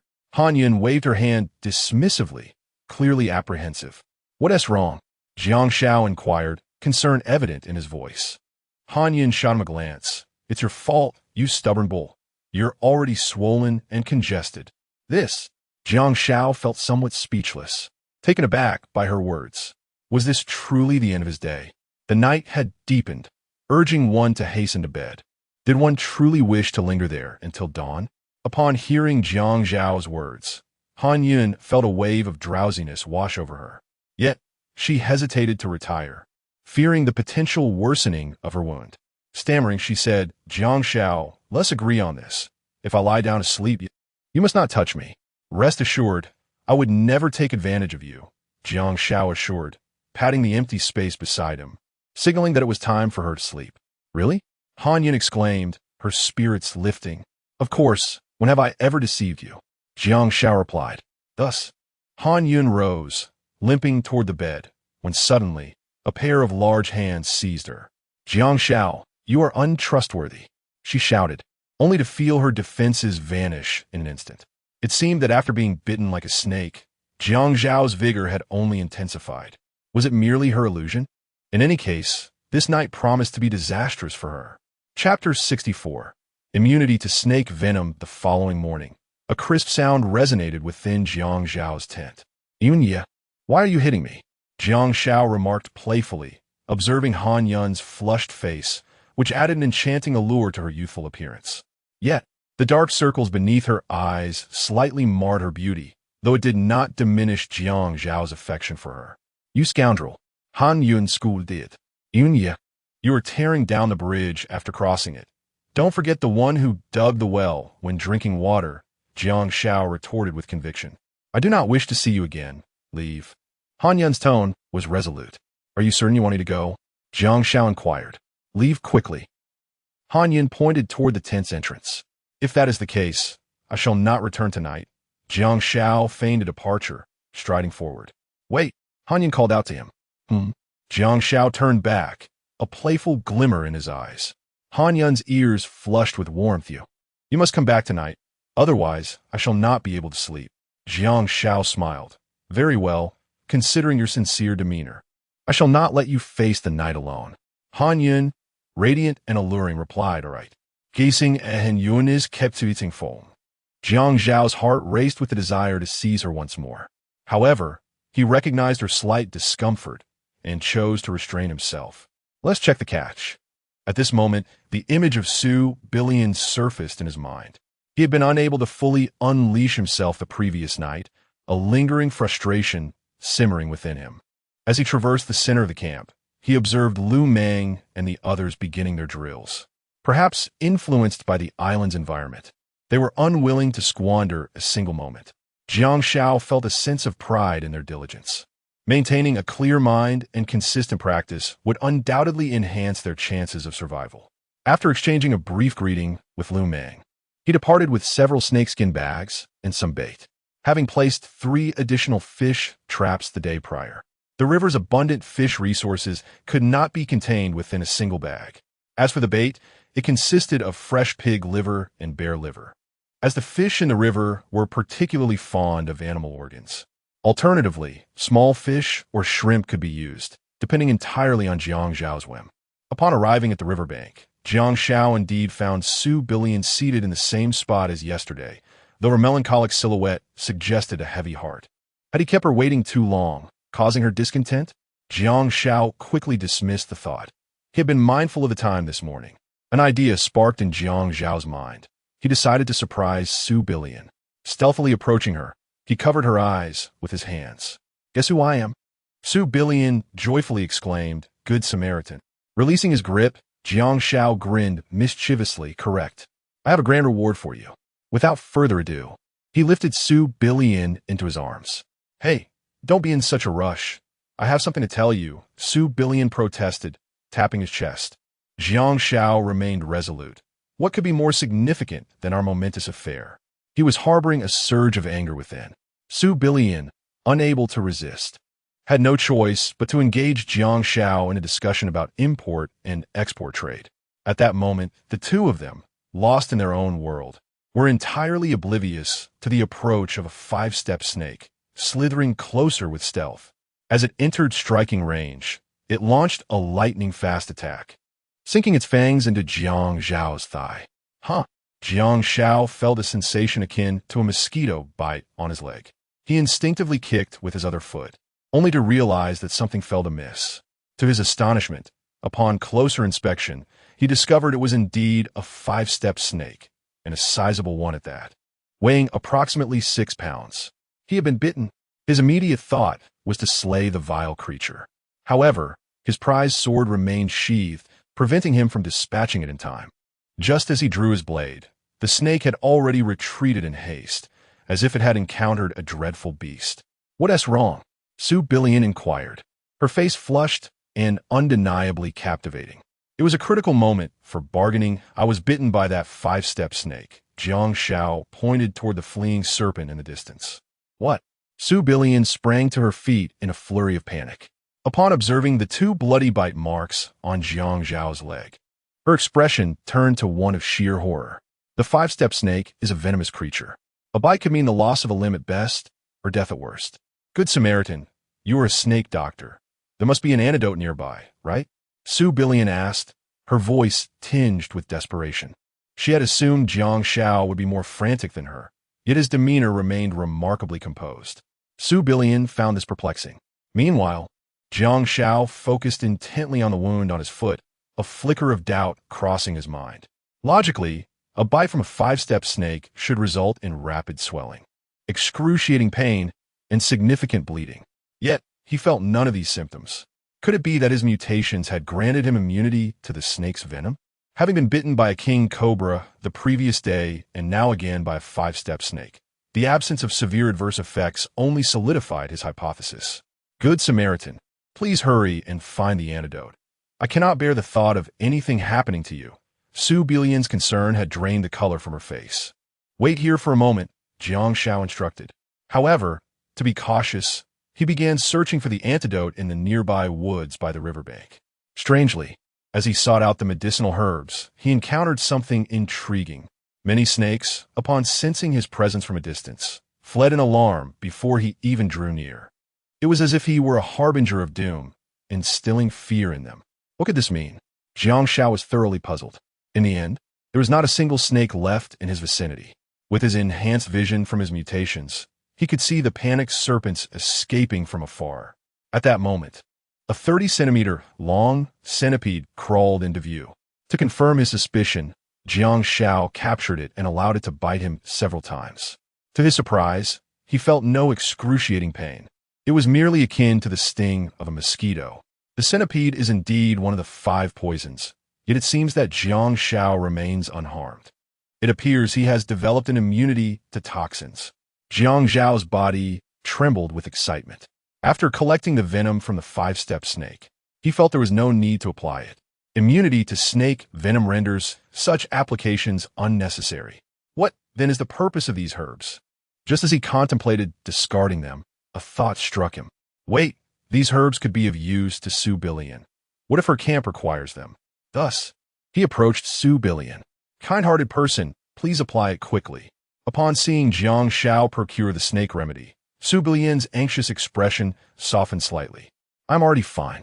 Jiang Xiao set the herbs aside, ready to continue his conquest, feeling a bit irked at having his spell interrupted. What? Su Bilian's beautiful eyes widened in disbelief. How is that possible? A gleam of radiant light flickered in Jiang Xiao's eyes. If you doubt it, simply crouch down and examine for yourself. Without hesitation, Su Bilian bent down to investigate, her flawless figure igniting a fervor within him. Richtung. Su Bilian gapet, discovering that Jiang Xiao's wound had ceased bleeding and exhibited signs of improvement. Before she could finish her sentence, an imposing figure suddenly appeared before them. Chapter 65. Are you in a hurry? Half an hour later, Su Bilian hurried to the riverbank, incessantly rinsing her mouth with the river water. To her astonishment, Jiang Xiao had. The recollection of the recent scene made her cheeks flush with warmth. Yet, this novel experience, albeit somewhat thrilling, could benefit from a gentler approach. Her gums were inflamed. Today, Jiang Xiao seemed even more reckless than yesterday. Perhaps this was a testament to his deep affection for me, Su Bilian mused, feeling a secret joy within her. It felt entirely natural to sacrifice something for the one she cherished. At that moment, a sharp pang coursed through her body, causing her to grimace in pain. Jiang Xiao, witnessing this, stifled a chuckle. Once she completed her rinsing and returned to his side, she inquired, Good Samaritan, are you certain your leg is no longer an issue? Su Bilian was well aware of the gravity of a five-step snake bite. For an ordinary person, it could lead to amputation or even death. However, Jiang Xiao insisted he was fine, which left her somewhat apprehensive. Look at me, fit as a fiddle. How could anything be wrong?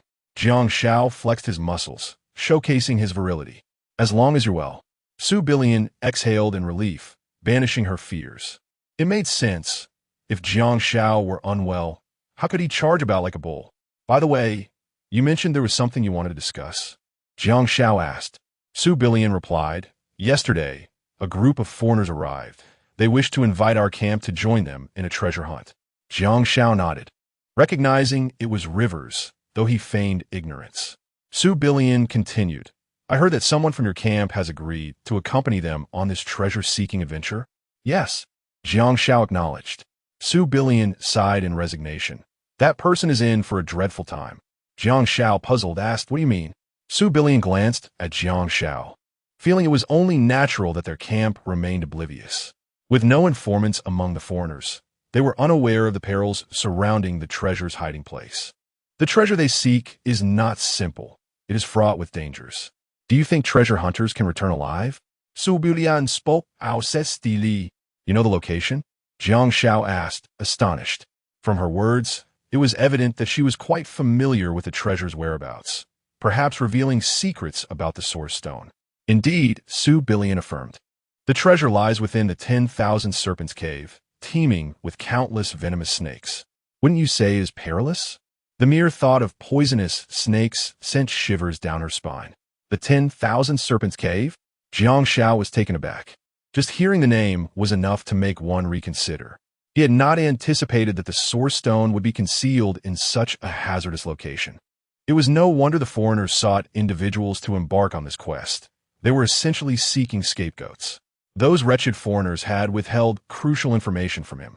If one were to act rashly and venture into the 10,000 Serpents Cave, it would surely be a fatal mistake. However, he had developed an immunity to venomous snakes. Perhaps the cave was not as terrifying as it seemed. If the Source Stone truly existed within, Jiang Xiao felt an undeniable urge to explore it. Return and inform your companions to exercise caution. Although there are Source Stones within, it is not worth sacrificing one's life for them, Su Bilian advised. Jiang Xiao nodded and tentatively inquired, May I ask you something? Do you know what the foreigners do with source stones? Su Billion shook her head. How would I know? However, given the foreigners' regard for source stones, one can surmise they must be extraordinary treasures.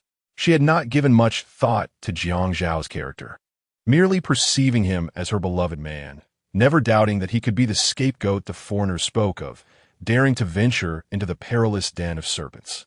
Upon hearing Su Billion's response, Jiang Xiao felt a twinge of regret. He had hoped she might possess the secrets of the source stones, but it appeared she did not. Thus, it was up to him to uncover the truth. You haven't agreed to those foreigners, have you? Jiang Xiao asked gently, though he suspected that no one from the 13 Sisters camp had participated. Su Billion, however, replied, You are mistaken. Someone from our camp has accepted their invitation. Jiang Xiao was taken aback. Knowing the dangers of the den of serpents, there was still someone reckless enough to venture forth. How peculiar. Curiosity piqued, he asked, Who could possibly be so reckless? Su Billion chuckled, finding Jiang Xiao's prudence commendable. A man who understood the gravity of danger was indeed worthy of lifelong trust. Unlike the ninth sister, who boldly ventured into perilous places despite knowing the risks. Su Billion replied candidly, It is our ninth sister. Jiang Xiao grimaced. Does she not comprehend the dangers that lay ahead? Su Billion shook her head. She is aware.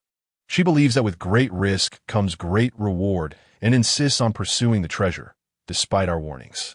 The ninth sister even remarked that fortune favors the bold, and we could not dissuade her. Jiang Xiao stroked his chin, recognizing the audacity of this individual. Su Billion laughed indeed. I have heard she is the CEO of a publicly listed company in XXX City, possessing foresight beyond that of ordinary folk. Jiang Xiao nodded, enlightened. Su Billion glanced at him, her cheeks flushed. You are such a good person. We must take care to avoid any misfortune. We will certainly be fine, Jiang Xiao assured, instinctively pulling Su Billion into his embrace. You, Su Billion stammered, suddenly aware of his imposing presence. In the next moment, the two engaged in a spirited tussle over the trade of goods. 20 minutes later, a satisfied Jiang Xiao began inspecting the fish baskets of the riverbed, while Su Billion, her legs weak, sat upon a stone, watching him. The first basket yielded an even greater catch than the previous day, for sizable fish, along with smaller fish and shrimp, and a few eels. Jiang Xiao proceeded to dispatch the larger fish before placing them all into a snakeskin bag. He secured the bag's mouth with river vines, weighing it in his hands, at least 80 pounds. The second and third baskets also overflowed with bounty, each containing 8 large fish, with the remainder being smaller catches. He meticulously packed everything into bags, as he had done previously. After sorting through the catch, he continued to place pig liver and bear liver into the fish baskets, even including some small fish and shrimp that he had inadvertently killed. With 3 fish baskets currently in operation, the catch from a single fishing expedition would suffice to feed the inhabitants of their camp for several days, rendering any notion of wastage irrelevant. Having made all necessary preparations, he submerged the fish baskets back into the riverbed, awaiting the opportunity to check them the following morning. This bag is for you. In the end, Jiang Xiao gifted a bag of fish to Su Billion. After all, Su Billion was his woman. He could not allow her to suffer. Huh? Su Billion was taken aback, wondering why he was being so kind to her. You are my woman. If I do not treat you well, whom should I treat well? Jiang Xiao replied, caressing a beautiful spot. Su Billion felt deeply touched at that moment, believing she was the happiest woman in the world. Are you in a hurry? Jiang Xiao inquired, gazing at Su Billion. She understood his implication, gracefully shedding her gear, revealing a captivating and vibrant sight. Chapter 66. Reunion with Han Shui. After an intense discussion on import and export trade with Su Billion, Jiang Xiao finally parted ways with her. Upon their separation, he, of course, entrusted her with the medicine derived from the 5-step snake. Su Billion, now yearning for Jiang Xiao like a fish out of water, wished fervently to be by his side every hour of the day. Yet, she understood the impossibility of such a dream, given Guo Furong's overwhelming possessiveness. Nevertheless, she mused that daily rendezvous by the riverside with Jiang Xiao would be quite delightful, thrilling, and romantic. After bidding Su Billion farewell, Jiang Xiao set off towards the camp, burdened with 2 snakeskin bags filled with fish and shrimp, weighing approximately 170 pounds. While an ordinary person would surely be exhausted from such a load, Jiang Xiao carried it effortlessly from the riverbank to the camp. However, upon entering the camp, he spotted Rivers waiting for him. "Brave brother, I have been waiting here for quite some time." Rivers greeted him with a smile. His gaze fell upon the 2 bags Jiang Xiao carried, noticing they were brimming with fish. Their camp barely scraped by on potatoes and wild fruits, while the reckless camp feasted heartily, truly enviable. At the same time, the reckless crew approached Jiang Xiao. He handed over the 2 bags of fish for them to process and then engaged in conversation with Rivers. "Mr. Rivers, I apologize for the delay," Jiang Xiao said. Rivers replied, "Brave brother, let us set off to seek treasure today." Jiang Xiao thought it reasonable, as they would eventually have to embark on this journey. Thus, he acquiesced. Rivers felt a surge of joy at Jiang Xiao's readiness, relieved to have someone to scout ahead. This would spare them significant costs when they ventured into the cave of 10,000 snakes, a place they had attempted to explore before but had been repelled by the venomous serpents within. "Then let us depart," Rivers respectfully declared. "Let us go." As Jiang Xiao nodded in agreement, Wan Peng and He Go expressed their desire to accompany him, believing that more people would provide better protection. However, Jiang Xiao declined their request.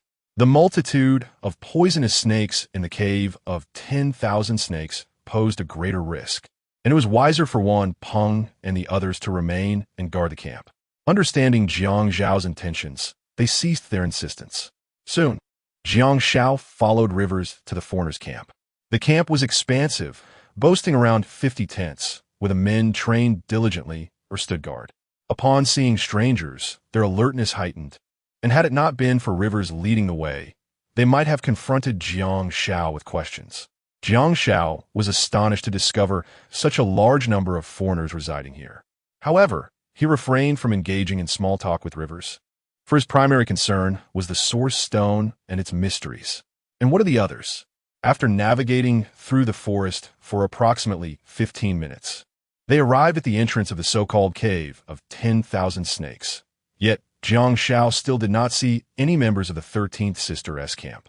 "Fear not, we will arrive shortly," Rivers assured him. In the distance, Jiang Xiao spotted a fair-haired, blue-eyed foreign woman approaching, accompanied by individuals from the 13th Sister S camp. The white woman, around the age of 40, exuded an air of sophistication with her sleek hair, alluring, full lips, and a striking figure that perfectly embodied Western ideals of beauty. However, her haughty demeanor slightly irked Jiang Xiao. Perhaps it was the innate sense of superiority that Westerners possess, which makes them view individuals from other nations as inferior. When the white woman led the members of the 13th Sister Camp to Jiang Xiao, he found himself momentarily stunned, not by her beauty, but by the sight of an old acquaintance, Han Shui. The 9th sister mentioned by Su Billion was none other than Han Shui. Jiang Xiao. Han Shui momentarily froze, her expression turning frosty. "What are you doing here?" she inquired, maintaining her authoritative stance. "What business is it of yours?" Jiang Xiao retorted sharply. His feelings towards Han Shui were laced with animosity. Her ostentatious display of wealth had led to his unwarranted dismissal, casting a long shadow over his life. If the luxury vehicle was merely for show, why flaunt it so openly? "Ah, do you two know each other?" Rivers inquired with feigned interest, a subtle smile playing at the corners of his mouth. "If you have something to say, you might want to do it quickly. Opportunities like this may not come again." "We don't know each other." Jiang Xiao and Han Shui echoed in unison. In Han Shui's eyes, Jiang Xiao was merely a repugnant and despicable man who would wish to be associated with him. "Ha ha," Rivers chuckled lightly, a hint of concern surfacing. The palpable tension between the two Easterners might threaten to unravel the group. "You should leave. This is no place for you," Han Shui declared coldly, her disdain for Jiang Xiao evident. "Whether I stay or go is of no concern to you." Jiang Xiao shot back defiantly. "In the company, you may wield significant power, but here, my actions are unrestrained." "Jiang Xiao, the Wanchi Cave is a perilous place. When I urge you to leave, it is for your own good." Han Shui's brow furrowed, taken aback by his insolence. She had expected high-ranking individuals from the reckless camp to be sent, not someone like Jiang Xiao, whom she knew all too well. While capable, he was also a notorious lecher, utterly unprepared for the challenges of survival in the wild, let alone venturing into the Wanshi cave. His decision to come here was either a sign of madness or folly, and his disregard for her warning was profoundly irritating. Jiang Xiao coldly replied, "Your home is by the sea. Why meddle in affairs that do not concern you?" This woman had treated him disdainfully before. He was determined to settle the score. Han curious tili. Since you are so ungrateful, I shall leave you to your fate. Don't say I didn't warn you." She believed that his current defiance was merely a reaction to his dismissal. Such pettiness was unbecoming of a man. At this juncture, to toy with one's life is indeed foolish. The world has lost yet another fool. My dear companions, to enter the serpent's den, it is imperative that you unite in your endeavors to overcome the challenges ahead, for only then will you uncover the source stone. It is essential for you to coexist harmoniously. Although I do not harbor high hopes for these two individuals from the East, polite words must still be uttered. Mr. Rivers, I alone am sufficient. Han Shui replied with confidence, casting a disdainful glance at Jiang Xiao, whom she deemed a mere burden. Mr. Rivers, why not give me your portion? I can venture in alone, Jiang Xiao retorted, equally unyielding. What do you mean, Jiang Xiao? Han Shui shot him a cold stare, feeling insulted and quite displeased. Enough. Let us cease this bickering and proceed with our initial plan to locate the source stone within, Mr. Rivers interjected, sensing the tension escalating and aiming to mediate. Both Jiang Xiao and Han Shui huffed in unison. For the sake of the source stone, they momentarily set aside their past grievances. Chapter 67. Jiang Xiao. Have you been spying on me again? Very well, let us set forth now, but do exercise caution. Rivers gestured grandly, beckoning the three daredevils from the camp to accompany them, the Xiaohai, Xiaohei, and the one who was rather single-minded. Although the chances of acquiring the source stone were slim, it was imperative that someone document the route for future treasure hunts. Soon, Jiang Xiao and his quartet began their journey, each armed with a torch and a sharp military dagger. The terrain within the 10,000 Serpents Cave was likely to be steeped in darkness. The torches would serve as their guide, while the daggers were for their protection. As Jiang Xiao and his companions vanished from sight, a beautiful white woman approached Rivers. Rivers, after all this preparation, I hope we can successfully obtain the source stone this time. Rivers fixed his gaze intently on the cave entrance. We have attempted to enter before. If we can make even a slight breakthrough this time, it would be a significant achievement. The woman wore a worried expression. Is it true that without the source stone, we cannot truly enter the source realm? Her disdain for the forest was palpable, filled with serpents that could spell death with a mere bite. Rivers sighed. Entering the source realm, the source stone is our only assurance. He appeared quite resigned. Did he not wish to escape this forest as well? Was it possible to enter the source realm without relying on the source stone? The white woman fixed her gaze on Rivers. It is possible, but Rivers hesitated. Meanwhile, Jiang Xiao and his companions had reached the heart of the 10,000 Serpents Cave, which was spacious enough to accommodate a football field, radiating an extraordinary brightness. Being in this realm felt like stepping into another world. At that moment, the proud Han Shui scoffed, "What is this? Was the 10,000 Serpents Cave supposed to be fraught with peril? The path has been utterly unimpeded." She believed the foreigners to be cowardly, exaggerating the cave's dangers and frightening themselves. Had she entered the cave earlier, the source stone would likely have been already hers. The three foreigners accompanying them were equally captivated by the sight before them. This was not the 10,000 Serpents Cave. It resembled a paradise. Thus, their previously taut nerves began to relax. Do not let your guard down, Jiang Xiao cautioned. Often, environments that seem safe conceal endless perils. Jiang Xiao, why do you wear such a grim visage? Don't you see there is no threat here? Han Shui chided lightly, finding Jiang Xiao excessively cautious, convinced that the cave was merely a name without the anticipated danger. Hey, brother Jiang, there truly isn't any danger here. Relax your nerves, chuckled a small black man. He wondered if their leader was overly anxious, spending so much time observing in such a safe location. Was there something wrong with their thinking? They should simply proceed. Oh, look, there's a rather beautiful stone over there. It could fetch a good price if taken back. At that moment, Big Black, sporting a crew cut, spotted a distinctive stalactite, glimmering under the light like a brilliant gem. Deeply captivated by the exquisite stone, I instinctively reached out to break it apart. To my dismay, my companion, the little Black, was equally entranced, and we both raced forward, eager to claim the stalactite as our own. Mine, do not snatch it from me. The larger and smaller Black clung tightly to the stalactite, refusing to relinquish their grasp. Enough. Cease this bickering, one of us admonished. We have yet to locate the source stone, and here we are, arguing over this triviality. Can't you show a modicum of dignity and not disgrace our beautiful nation? Jiang Xiao narrowed his eyes, considering that this foreigner might possess some merit, at least more than the shallow-minded Han Shui. Simultaneously, he fell into contemplation. Why had he not encountered a single serpent in the serpent's den when it was supposed to be teeming with them? Upon closer inspection, the path ahead was blocked. Could it be that the source stone was concealed in this very spot? Jiang Xiao believed this to be quite plausible. Next, he would prepare to search for the hidden location of the source stone, ensuring it became his possession. What are you staring at? Han Shui suddenly sensed Jiang Xiao's gaze and, feeling inexplicably self-conscious, covered her chest. Jiang Xiao, you truly never learn. If you keep looking, I might just gouge out your eyes. Do you dare to test me? What are you imagining this time, Han Shui? Jiang Xiao replied coldly.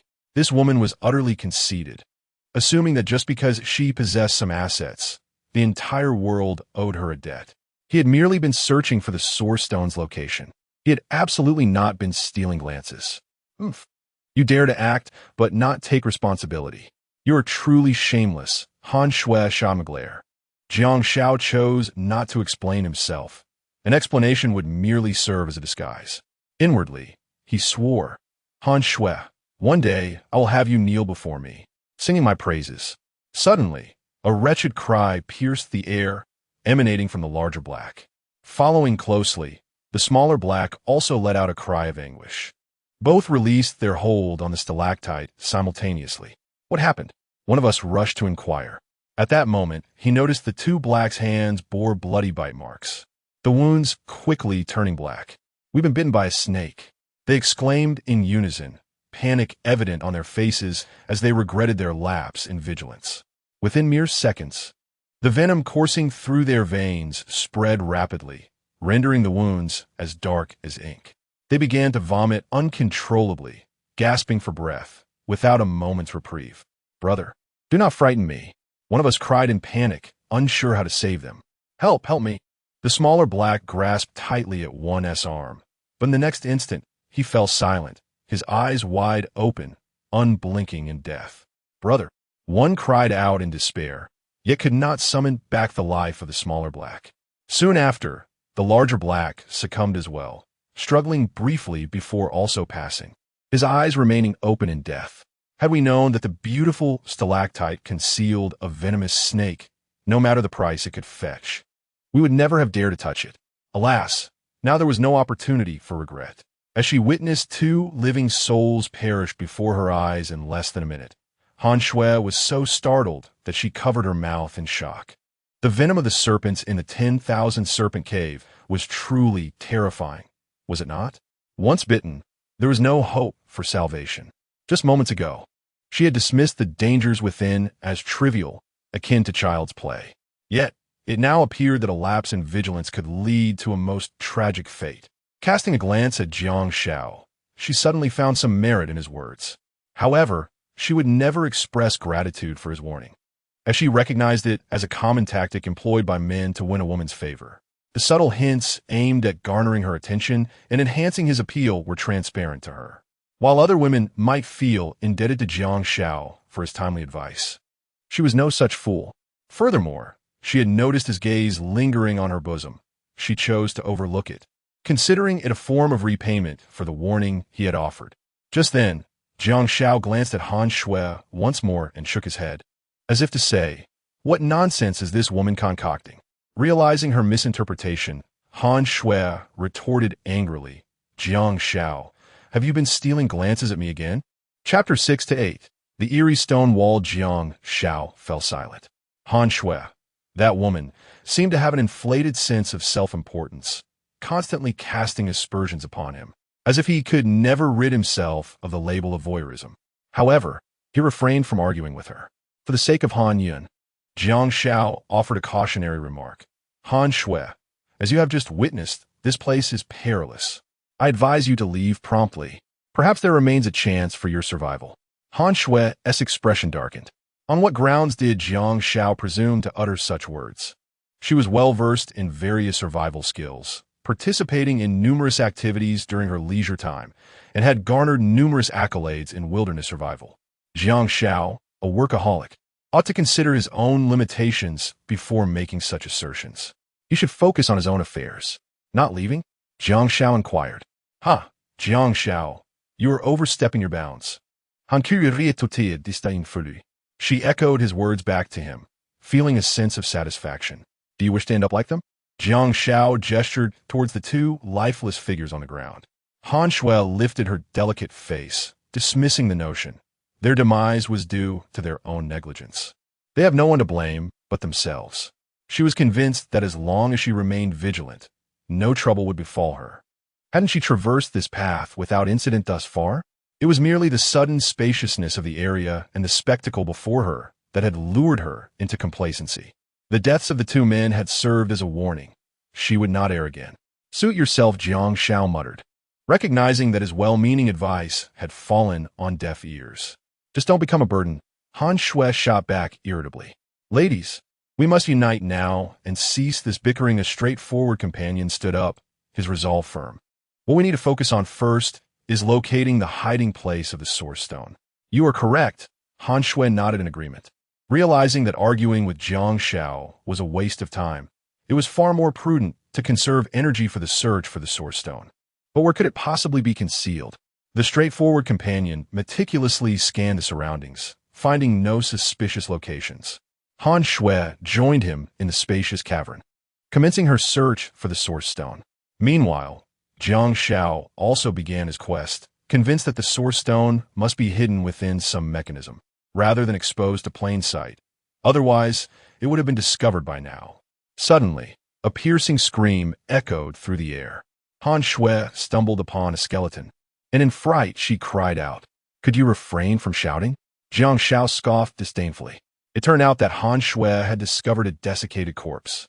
He approached to examine it more closely and deduced that it likely belonged to one of the individuals who had ventured in years prior to seek the Source Stone, only to meet their end by a venomous snake and succumb here. The remains were seated quietly against a smooth stone wall, gazing ahead. In death, it appeared that there had been no struggle. It had departed in utter silence. Jiang Xiao, had you stumbled upon this sight by chance, you would have surely fainted in terror, Han Shui remarked defiantly. At that moment, Jiang Xiao discovered a transparent glass vial concealed at the waist of the skeletal remains, containing a trace of golden liquid. He crouched down, intent on examining it. Jiang Xiao, how utterly mundane you are. What purpose does a worthless bottle serve? You would be better off utilizing your time to search for Source Stones, Han Shui retorted, her words laced with sarcasm. Jiang Xiao paid her no heed, engrossed in retrieving the glass vial. As he unscrewed the cap, a fragrance reminiscent of earth wafted towards him. Moreover, he sensed an inexplicable vitality emanating from it. What could this liquid be? Initially, Jiang Xiao presumed it to be perfume, but he quickly dismissed that notion.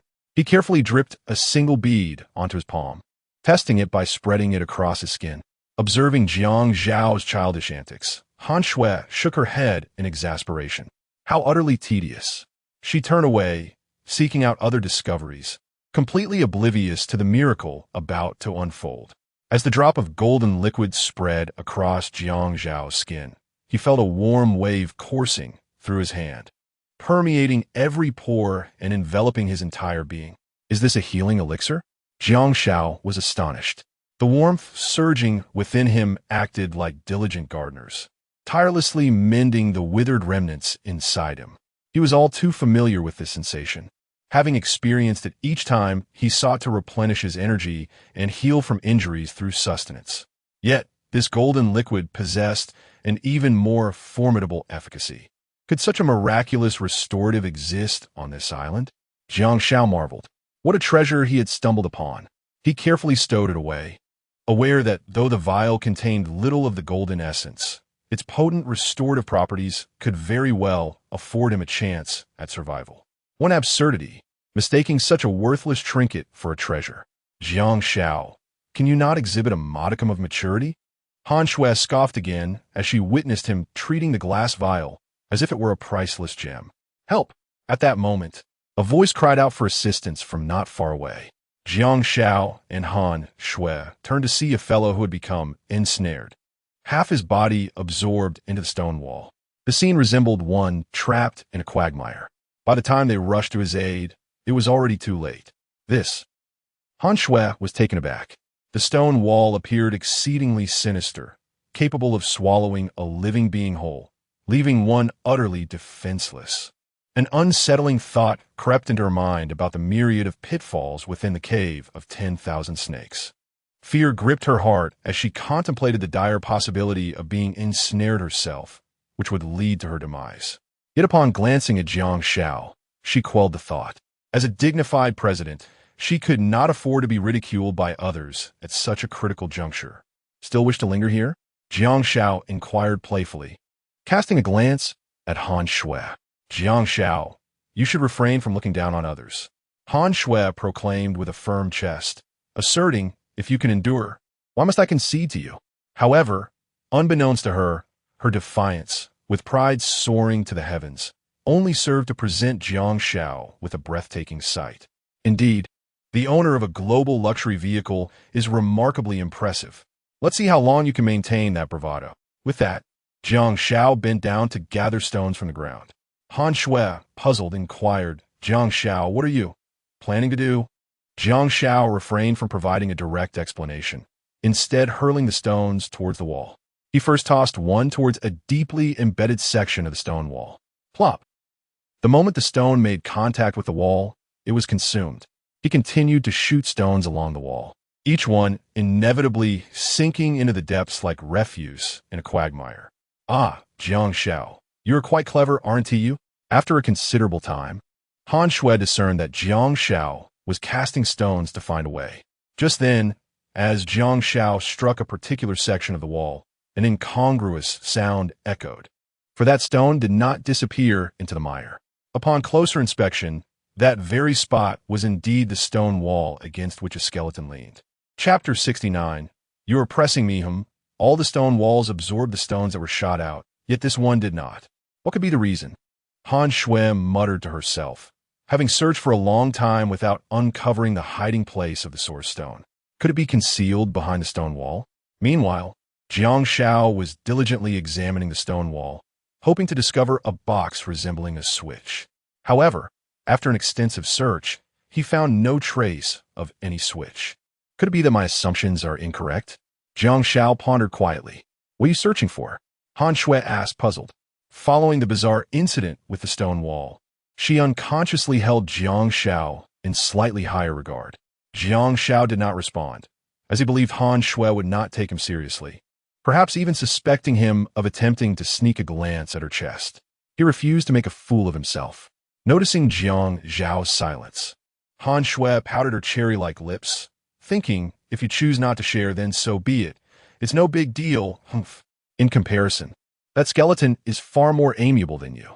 Faced with someone who wouldn't even engage in conversation, Han Shui felt that Jiang Xiao lacked charm. Skeleton? Jiang Xiao's eyes flickered with a glimmer of insight. Since he first laid eyes on the skeletal remains, he sensed something was amiss. The absence of any struggle at the time of death suggested a deliberate effort to conceal something. If his intuition was correct, Jiang Xiao slightly rose, intending to move the skeleton. Seeing Jiang Xiao's actions, Han Shui felt a chill run down her spine. Hey, Jiang Xiao, don't be reckless. Disturbing someone's resting place is quite disrespectful. Jiang Xiao paid her no heed. He silently recited a few words in his mind and gently shifted the skeleton aside. As he moved the skeleton, he indeed uncovered a hidden box behind it, which contained what appeared to be a switch. To his astonishment, it was true. Jiang Xiao was elated. Precisely as he had surmised, the skeleton was safeguarding the switch leading to the entrance of the source stone. Oh, a switch! At that moment, Han Shui also spotted the switch behind the skeleton and felt a surge of excitement. The source stone was just beyond the stone wall. Seizing the opportunity, while Jiang Xiao was distracted, an impatient Han Shui pressed the button of the stone wall switch. Wait! Jiang Xiao tried to intervene, but realized it was too late. The stone wall erupted with a thunderous noise and began to slowly rotate. It was certain that a pathway to another realm lay beyond. Jiang Xiao, it's thanks to your astute mind that we discovered the hiding place of the source stone. Han Shui unexpectedly praised him, though she remained oblivious to the imminent danger that was stealthily approaching. Whoosh! Just then, as the stone door turned halfway, four cold arrows suddenly shot forth, aimed directly at the two of them. Be careful! Jiang Xiao sprang to his feet and tackled Han Shui to the ground, narrowly avoiding the arrows that whizzed past, allowing Han Shui to escape with her life. Are you trying to kill me and inherit my debts? Jiang Xiao shouted vehemently. If it weren't for his quick reflexes, he might have been pierced by the arrows and met a tragic end. Unintentionally, a chasm suddenly caught his eye. Han Shui was at a loss for words regarding Jiang Xiao's reprimand. Who could fathom which wretched soul had set such a perilous trap behind the stone door? Jiang Xiao, you're pressing down on me. It's quite uncomfortable. Please, move off me, Han Shui said, a hint of embarrassment lacing her voice. The position they found themselves in was undeniably intimate. Had this been in the past, she would have certainly kicked him away and even accused him of misconduct. Yet, in this moment, how could Han Shui not understand that Jiang Xiao was, in fact, saving her? A flicker of doubt crossed her mind. How had Jiang Xiao's skills improved so remarkably? The speed of the previous ambush was akin to lightning. He had managed to tackle her in the blink of an eye, rendering the arrow's aim futile.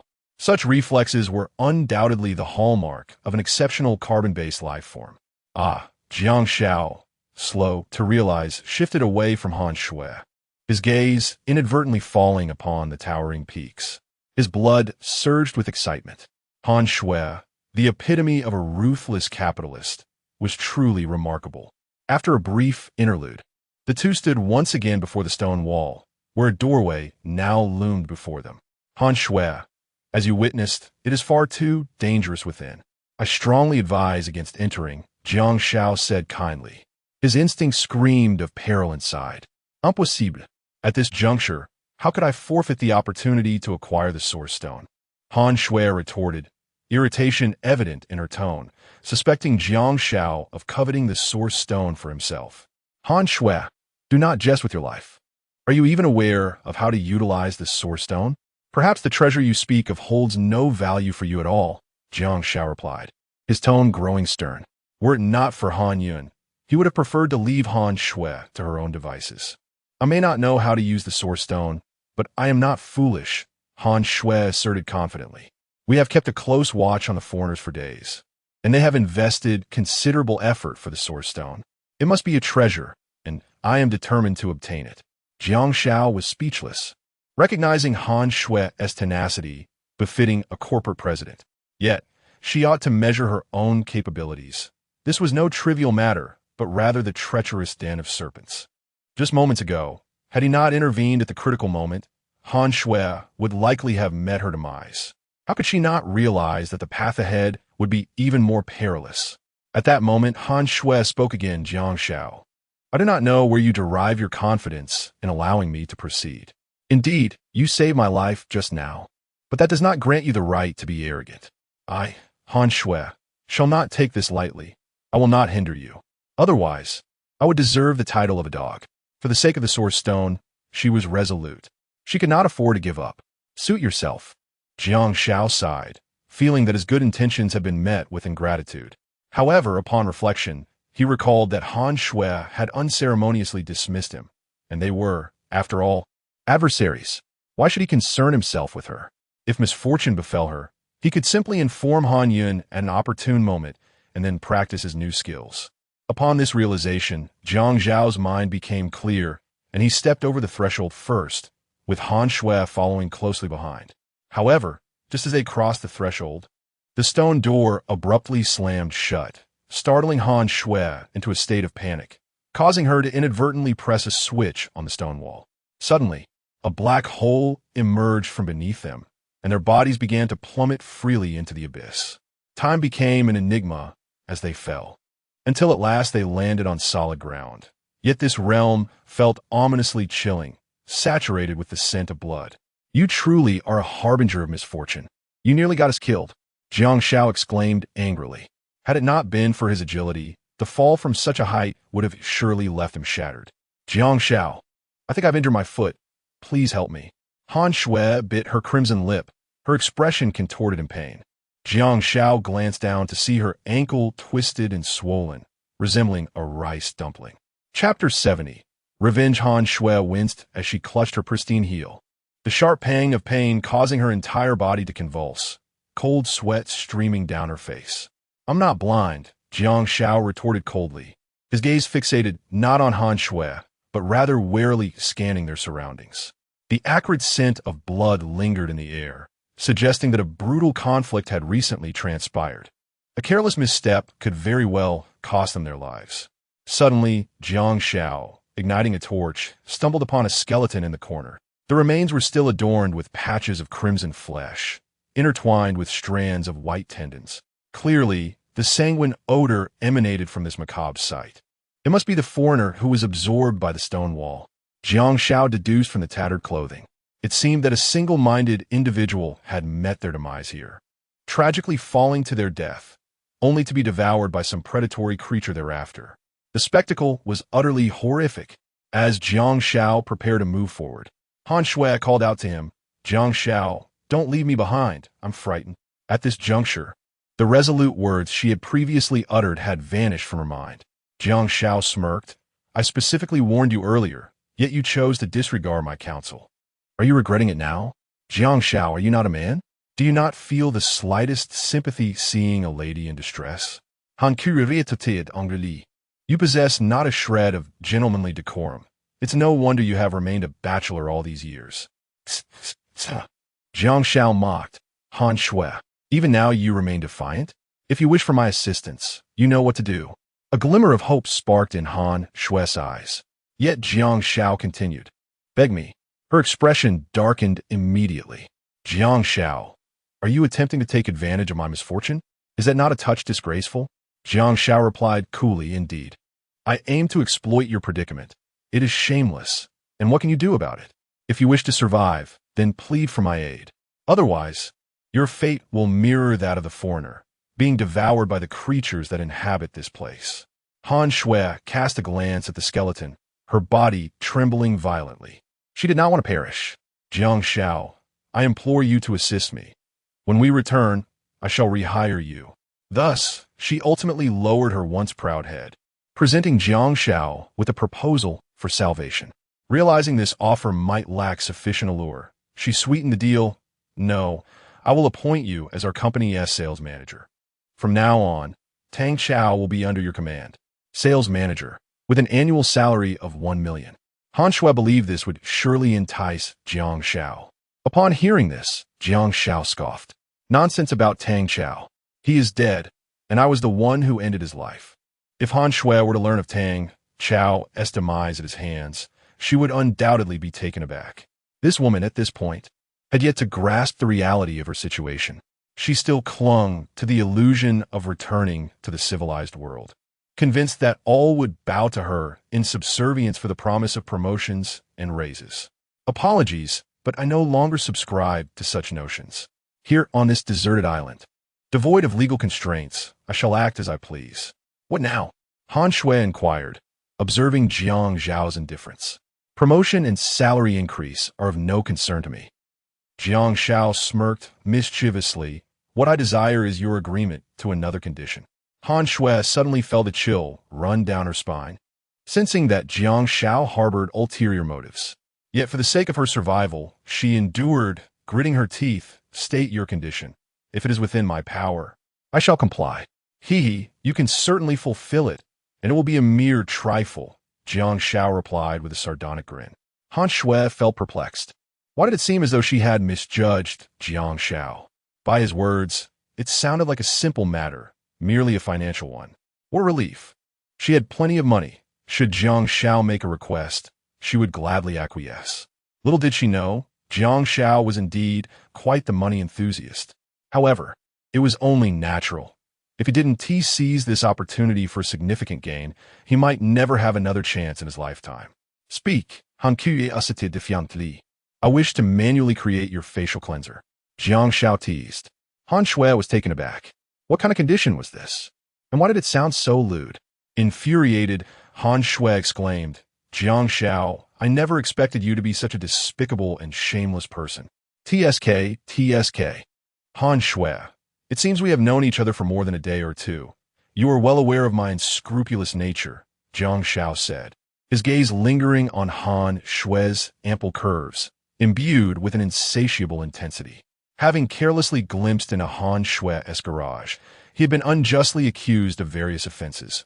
Thus, he felt compelled to live up to those accusations. Han Shui was so furious she nearly coughed up blood. As a woman of noble lineage, how could she allow a lecherous man to desecrate her dignity? So, Han Shui, will you agree or not? Jiang Xiao inquired playfully. Jiang Xiao, why are you so petty? Clinging to past grievances? Is it amusing? Han Kui retourted angrily. Indeed, I am petty. And what of it? Jiang Xiao continued to jest as Han Shui, in that moment, should have grasped the meaning of despair. Jiang Xiao grew somewhat impatient, demanding a clear answer. Would she accept or refuse? Let me think. I will count to 3. 3. 2. I agree. Han Shui hurriedly interjected, her expression rife with reluctance. Yet, considering the alternative, refusal leading to her demise, what harm was there in conceding a minor advantage? Once she escaped this desolate island, she would surely report Jiang Xiao for harassment, ensuring he would rot in prison. Jiang Xiao clapped his hands. Well done, Han Shui. It seems even in a life-or-death situation, your wits remain sharp. Han Shui replied coldly. If you wish to satisfy your lewd desires, do so swiftly. My legs are killing me. Ah, Han Shui, you are indeed straightforward. I admire that. Suddenly, Jiang Xiao's expression darkened. Remember, do not attempt to resist. If I am not satisfied, you will endure until I am. Han Shui felt a surge of anger within her. Never had she imagined that one day she would be subjugated by another, especially by such a depraved individual. She would remember this grievance. TSK, such a marvelous figure. It truly is intoxicating. Jiang Xiao's lips curled into a slight smirk as he began to indulge himself. Han Shui's face flushed with embarrassment as she endured the situation in silence. After a moment, Jiang Xiao nodded in satisfaction, remarking on her undeniable prowess as a wealthy individual, expressing his admiration. Previously, she had been dismissed at a mere glance. Now, he reveled in his power over her, feeling a sense of vindication and pleasure. Han Shui, still blushing and visibly irritated, urged, Aren't you going to assist me? I almost forgot. Jiang Xiao's smile, so disarmingly amiable, could easily mislead others into perceiving him as benevolent. He crouched down, retrieving a transparent glass vial from his pocket. What are you planning to do with that? Han Kui inquired, perplexed. Isn't this the time for realignment? As she watched, a drop of warm liquid fell onto her ankle, and in that instant, something extraordinary began to unfold. Chapter 71, 8th condition. The excruciating pain in her ankle began to dissipate the moment it made contact with a mysterious liquid, slowly replaced by a soothing warmth. The agony that had once consumed her was swept away like leaves in an autumn breeze. Han Shui considered herself well-versed in the world of medicine. Even in the finest hospitals, a severe injury, such as hers, would typically require days of bed rest with ice packs to alleviate the pain. Yet, what on earth was this enigmatic liquid that could facilitate such an instantaneous recovery? Just moments ago, she had dismissed Jiang Xiao's collection with disdain. Now, having saved her life, she felt as though she were striking her own face. It was too late to retreat now. She would have to rely on her own resources or seek Jiang Xiao's protection. At that moment, Jiang Xiao's indifferent voice reached her ears. Indeed, she had inadvertently triggered a mechanism that caused them to plummet into this unknown place. The atmosphere was rife with peril, and her desire to withdraw was no longer feasible, for she had no knowledge of the exit's location. Thus, she was compelled to seek Jiang Xiao's shelter. However, the thought of his lecherous and repugnant nature incited feelings of indignation within her. Shouldn't he cast aside his prejudices and work together to locate the source stone? How could one be so vile? Taking advantage of her misfortune was despicable. Jiang Xiao, you cannot behave in such a manner. Han Shui attempted to reason with him. Oh, do enlighten me, Jiang Xiao replied, a teasing glint in his eyes. Look at our predicament. We find ourselves ensnared in an unknown trap. Should we not unite to overcome this adversity? Moreover, as a man, should you not shoulder the responsibility of protecting a woman? Han Shui spoke with conviction. Jiang Xiao chuckled coldly. Han Shui, are you trying to morally bind me? Have you yet to awaken from your slumber? Still lost in your delusions? When you ordered me, without hesitation, to go to the finance office to settle my wages, did you ever consider that your command could lead to my losing my job and becoming a statistic among the unemployed? Did you contemplate that, with the loss of that job, I might be unable to provide for my family, my mortgage, and car payments? And now you preach to me about morality? You hypocrite. Han Shui fell silent, her head bowed. Why was Jiang Xiao being so harsh? Did he not bear any fault in the situation? Would this calamity have occurred had he not been caught peering at her chest? Ultimately, it was his lecherous behavior that had precipitated this circumstance. Rustling sounds echoed around them, a swift approach of something animalistic. Ah! As she caught sight of its true form through the flickering flames, Han Shui screamed in terror.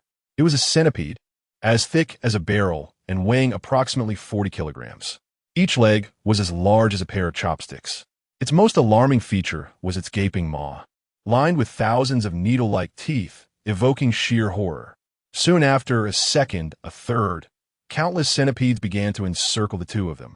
As the menacing creatures approached, Han Shui trembled in fear. It was evident that the foreigner who had fallen into this place had met his demise at the hands of these centipedes. So now you know fear? Jiang Xiao remarked coldly, a hint of mockery in his tone. Jiang Xiao, protect me. If I can secure a source stone and survive, I will agree to one condition of yours, Han Shui declared, determination etched on her face. Ah, President Han, your obsession with the source stone remains unwavering, Jiang Xiao observed, bemused by her tenacity even in the face of death, which aligned with her ambitious nature. What is your answer? Will you agree? Han Shui pressed anxiously, having reached her limit. Then from now on, you must follow my lead without question. Do you have any objections? Jiang Xiao inquired. Han Qirinu did, acknowledging that for the sake of survival, she would have to yield to Jiang Xiao's command. All right, I accept your condition, Jiang Xiao replied nonchalantly. Yet in Han Shui's eyes, Jiang Xiao should have displayed more excitement. After all, she was the most beautiful woman in Triple X City, possessing both looks and figure.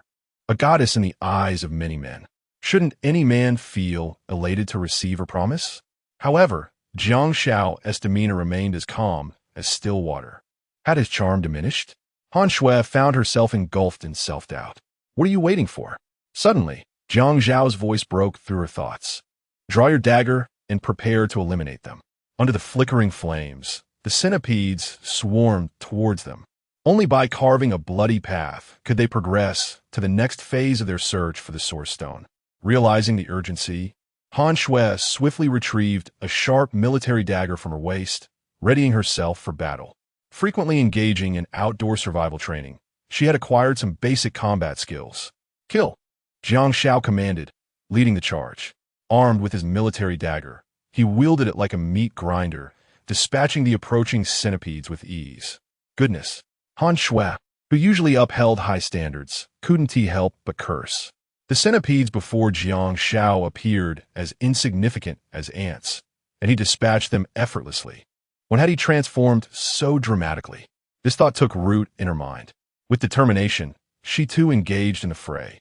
Brandishing her military dagger, she struck at a nearby centipede, slicing it open and causing blood to spurt forth.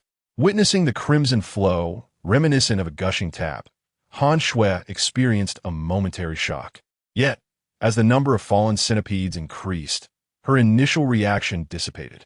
At that moment, She resembled a warrior goddess, striking down the centipedes, instilling fear in their ranks. Breathing heavily, Han Shui felt exhaustion wash over her. She had never felt so fatigued. In contrast, Jiang Xiao, as the vanguard, had dispatched no fewer than 8,000 centipedes. However, there was no trace of fatigue visible on his face, which was quite peculiar. Jiang Xiao, why are there so many of these creatures? Han Shui found it increasingly difficult to wield her weapon.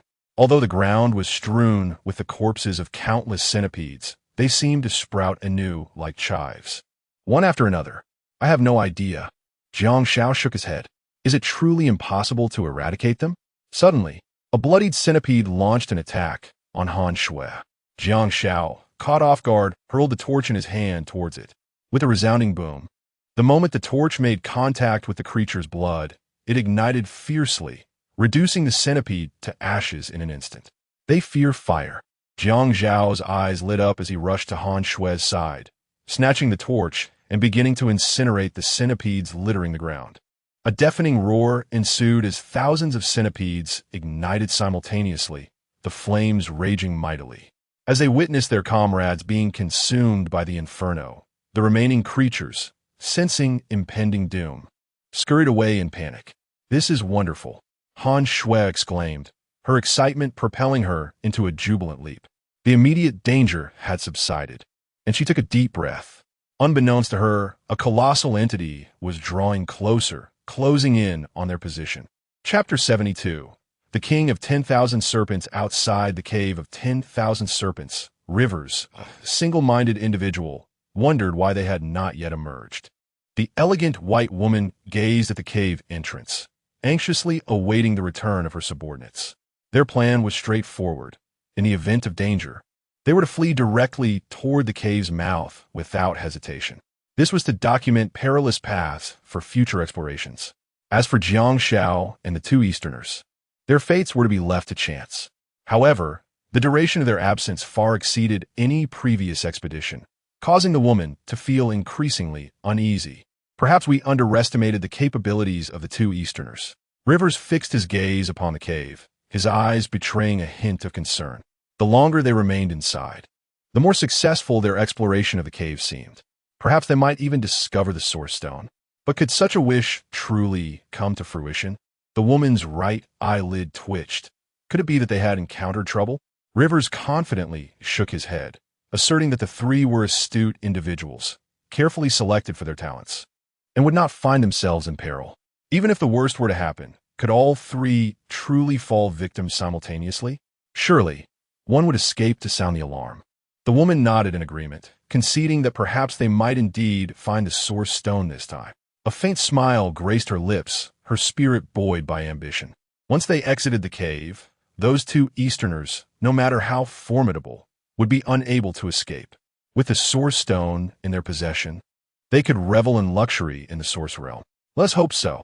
Rivers's gaze reflected a tumultuous blend of hope and uncertainty. Meanwhile, within the Cave of 10,000 Serpents, Jiang Xiao and his companion had yet to fully acclimate when a tremendous noise erupted. Did you hear that sound? Jiang Xiao, whose senses were keener than most, inquired. It is quite jarring. Han Shui listened intently, feeling that the noise was approaching them.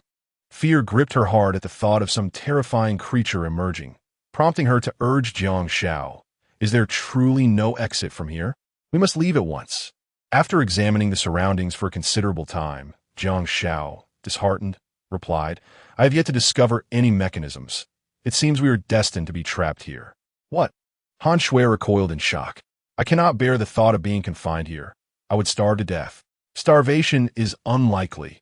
There are plenty of centipedes within. With some effort, they could sustain us for a day." Jiang Xiao jested. "Ugh." Han Shui shuddered at the thought. The idea of consuming centipedes was repulsive to her. They're a rich source of protein. Jiang Xiao teased, "When hunger strikes, you will devour anything edible without a second thought." Han Shui felt nauseated. "Jiang Xiao, are we truly destined to be trapped in this place forever?" She surveyed their surroundings, which were vast, reminiscent of 2 football fields in size. While it was not particularly stifling, being trapped there would undoubtedly be tedious. "I think being here is quite pleasant." Jiang Xiao declared unexpectedly. Why is that? Han Shui asked, momentarily taken aback. Accompanied by a female CEO, I shall indulge my whims. Jiang Xiao remarked with a smile that failed to reach his eyes. Jiang Xiao, can you not be so frivolous? Han Shui was on the verge of losing her temper. Even at this critical moment, Jiang Xiao's mind was preoccupied with inappropriate thoughts. Instead of contemplating trivialities, he ought to be devising an escape plan from this confined space. Alas, given that you had previously bullied me, being trapped here presents the perfect opportunity for revenge. If I did not seize the moment, I would be failing myself. Han Shui furrowed her brow. In Jiang Xiao's eyes, did she truly appear to be a person of such despicable character? Upon reflection, the prospect of being eternally ensnared with Jiang Xiao seemed unbearable, as it would likely subject her to his relentless torment daily. He was a man of his word, as evidenced by his earlier insistence on kneading dough. Furthermore, he deliberately provoked her, which was utterly mortifying. Sigh. Han Shui felt an overwhelming sense of helplessness. To have never experienced love and yet be subjected to Jiang Xiao's humiliation was a profound failure. And would this lead to fatal consequences? She genuinely worried. In such a place, should a life be lost, the subsequent care and maintenance would undoubtedly be horrendous. She despised this place. Just then, a hissing sound pierced the air, and Jiang Xiao immediately became alert. This sound was all too familiar to him. It reminded him of the king cobra he had encountered in the forest not long ago. Something formidable was approaching. Jiang Xiao warned.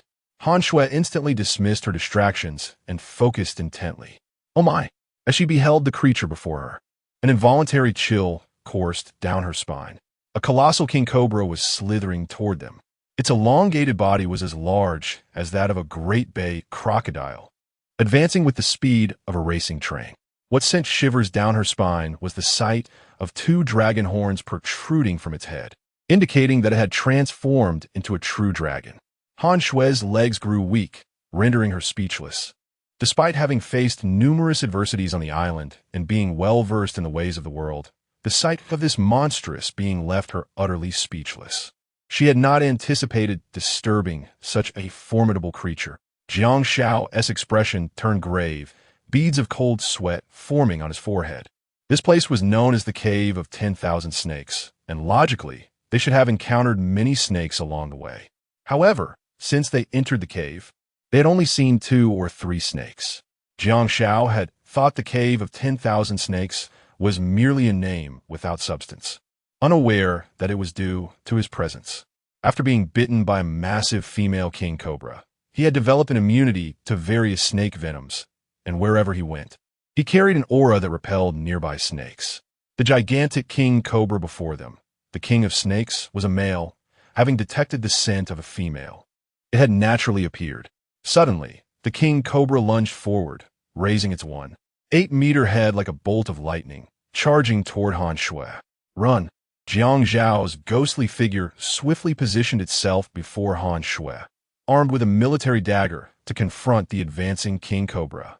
Jiang Xiao, I can no longer move, Han Shui stammered, as if uttering these few words had drained her of all her strength.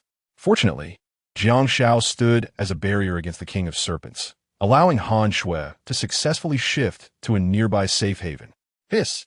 The serpent king, Jiang Xiao, flicked its tongue, seemingly reluctant to strike. For within Jiang Xiao, it detected the scent of a female. Yet, Jiang Xiao obstructed its path, inciting the Serpent King's fury. Even if it were a female, there must be limits. After all, it is the leader of all serpents, intolerant of any defiance, even from its own mate. Buzz! With a swift flick of its powerful tail, it unleashed a fierce offensive towards Jiang Xiao with the force of thunder. Jiang Xiao, undeterred, brandished a military dagger, slashing towards the Serpent King's tail. The clash of their formidable energies resulted in an explosive shockwave, sending Han Shui hurtling several meters away, unable to withstand the force. Chapter 73. The formation, the defense of this Serpent King is remarkably formidable. Jiang Xiao was taken aback, a tremor coursing through his fingertips. He initially believed that with the enhancement of a military dagger, he would effortlessly breach the myriad defenses of the serpent and sever its tail. Yet, upon the dagger's contact with the Serpent King, a resounding clang echoed, followed by a shower of sparks. Such a robust defense. On the other side, a glint of astonishment flickered in the Serpent King's eyes. Despite its full-force assault, a survivor remained. It was the first time in its existence that it encountered such a phenomenon. With a hiss, it descended into a frenzy. At that moment, its irises turned crimson, and the once ebony scales began to transform into a vivid red, one by one. Its aura surged violently, unleashing a terrifying tempest that battered the stalactites within the cavern. Unable to withstand the immense pressure, the stalactites shattered and plummeted, causing a thunderous roar to reverberate through the cave. All las hankuya, pusihun in Niarbi, had no means of escape and was struck on the calf by a falling stalactite, emitting a pained whimper. Jiang Xiao merely cast a fleeting glance her way before redirecting his focus to the Serpent King. He sensed instinctively that a single misstep could cost him his life today. His pupils constricted as he swiftly retreated 3 paces, the grip on his military dagger causing beads of sweat to form in his palm. Meanwhile, the Serpent King had completely transformed into a shade of deep crimson, resembling an infernal dragon emerging from molten lava. Could it metamorphose further? Jiang Xiao spat out a mouthful of blood. Although he had narrowly avoided a fatal blow, the brute force of the Serpent King exceeded his expectations, inflicting a minor internal injury. He steadied his breath, concentrating intently, ready to engage in the second round of combat with the myriad serpents. This time, he was acutely aware of the stakes involved.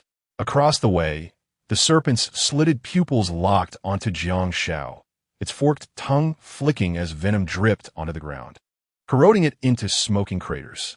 Suddenly, it lunged, its speed so swift that it left after images, its gaping maw aimed directly for Jiang Xiao's head. "Come forth. Watch me sever you," Jiang Xiao bellowed, advancing rather than retreating. At the critical moment, he rolled sideways, the military dagger grazing the serpent's abdomen, leaving behind merely a faint white mark. A heaviness settled in his heart. The creature's defenses were even more terrifying than anticipated. At that moment, the image of a robust sea turtle surfaced in his mind. The defenses of both creatures were indeed comparable. As Jiang Xiao momentarily lost focus, the serpent's tail lashed out like a whip, yet he evaded it flawlessly. Though the myriad serpents possessed immense strength, their speed paled in comparison to Jiang Xiao, akin to that of a tortoise before him. If he refrained from recklessly engaging, he could sufficiently protect himself. Yet today, he vowed to slay this beast and acquire the Source Stone. The question remained, how could he possibly defeat this impenetrable Serpent King? As he deftly dodged the serpent's assaults, his mind raced, conjuring strategies for victory. The eyes, a sudden spark ignited within him. The Serpent King's most vulnerable spot lay within its eyes. If he could pierce through them, there lay the potential to vanquish it. At that moment, the Serpent King lunged at Jiang Xiao like a flash of lightning. In a split second, Jiang Xiao deftly evaded the attack, his right hand firmly gripping a military dagger, which he plunged mercilessly into the creature's eye. A sharp, sickening sound echoed as blood erupted from the Serpent King's eye socket like a cascading waterfall. The beast emitted a pained shriek, violently thrashing its head in an attempt to throw Jiang Xiao off. As it struggled, Jiang Xiao seized the opportunity to tightly grasp its neck with his left hand, mounting its back while his right hand relentlessly drove the dagger deeper. The Serpent King, seemingly aware of Jiang Xiao's intentions, recklessly flailed through the debris, attempting to dislodge him. However, it underestimated his resolve. No matter how fiercely the creature fought to escape, Jiang Xiao's left hand remained steadfast, and his right hand continued to apply pressure with the dagger.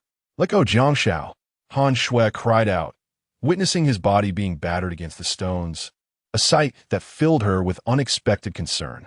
After all, they were adversaries. Jiang Xiao's suffering should have satisfied her desire for revenge, yet her feelings had inexplicably shifted. Perhaps it was fear that Jiang Xiao might perish, becoming the Serpent King's next victim. This beast was indeed terrifying. With gritted teeth, Jiang Xiao adjusted his position midair, using his legs to secure his grip while his left hand clutched firmly onto the serpent's horn. This provided a better leverage for his right hand, and the sharp dagger sank deeper into the Serpent King's flesh, seemingly piercing its brain. The creature reacted violently, emitting a wailing cry. Seizing the moment, Jiang Xiao pressed on, driving the dagger deeper with each surge of force, millimeter by millimeter, into the Serpent King's skull.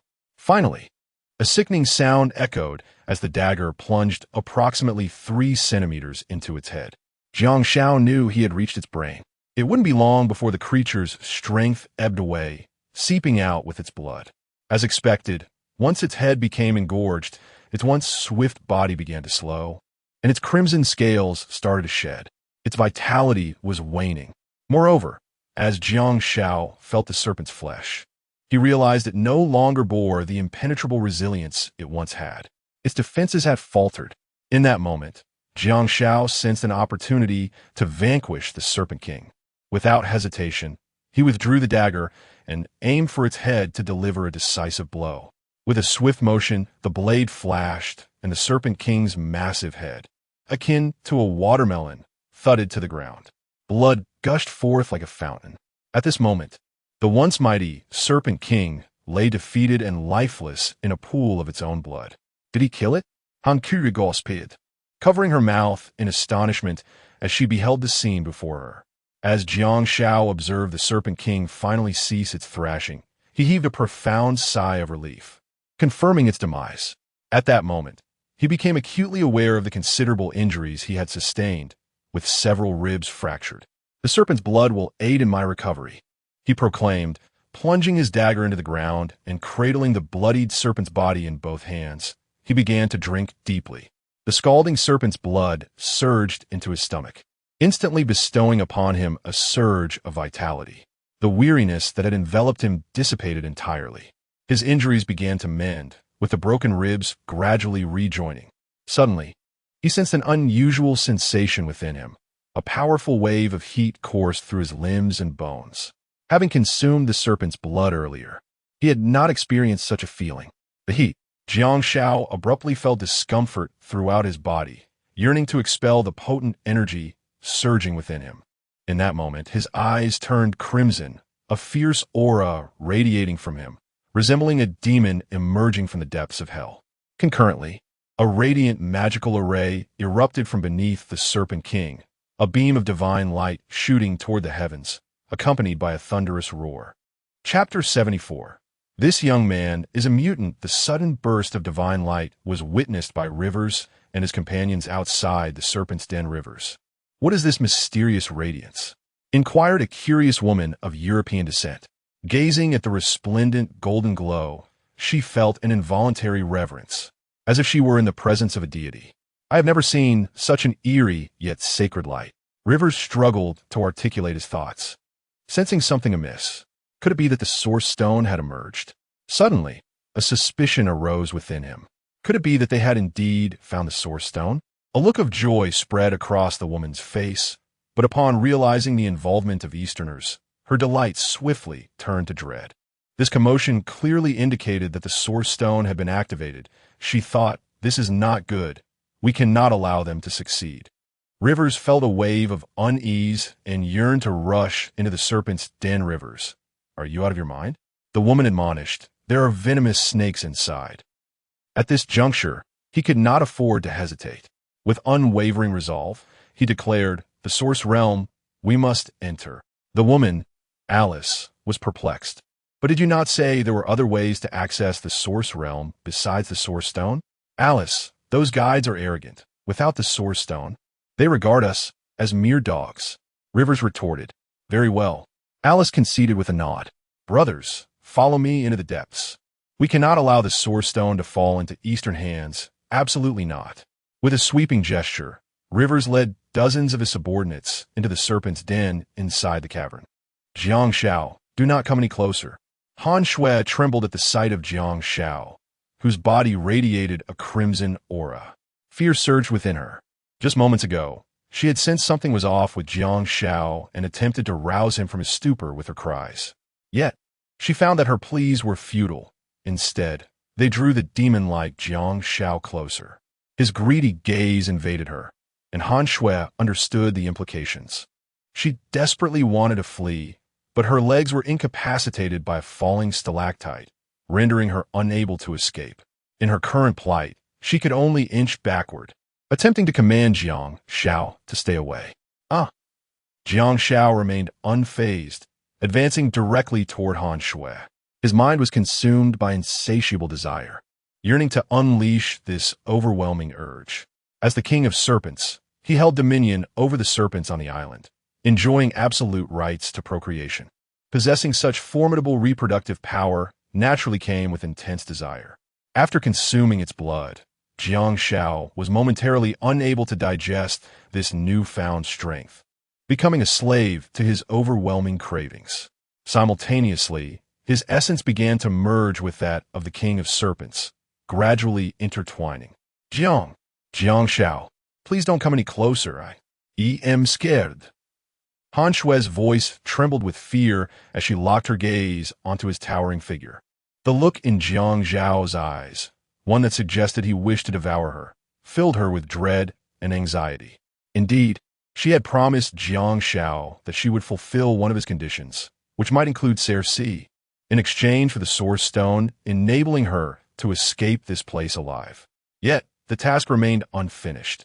How could Jiang Xiao demand anything prematurely? At that moment, Han Shui's mind wandered to the epic battle of the sword god Chun from the drama Fengyan. Jiang Xiao now resembled Chun, impervious to any calls that might awaken his consciousness, instead plunging him deeper into madness. Jiang Xiao continued to advance. In a moment of desperation, Han Shui seized a piece of rubble from the ground and hurled it at Jiang Xiao. With a resounding crash, the fist-sized stone was effortlessly shattered by Jiang Xiao. No matter how many times she tried, it was futile. Han Shui felt a sense of despair. Was she truly destined to share the same tragic fate as Chu Chu? Just then, Rivers and his companions arrived, descending on a stone platform akin to an elevator. Clearly, they had discovered the switch for the stone door and, subsequently, found the mechanism leading to this location.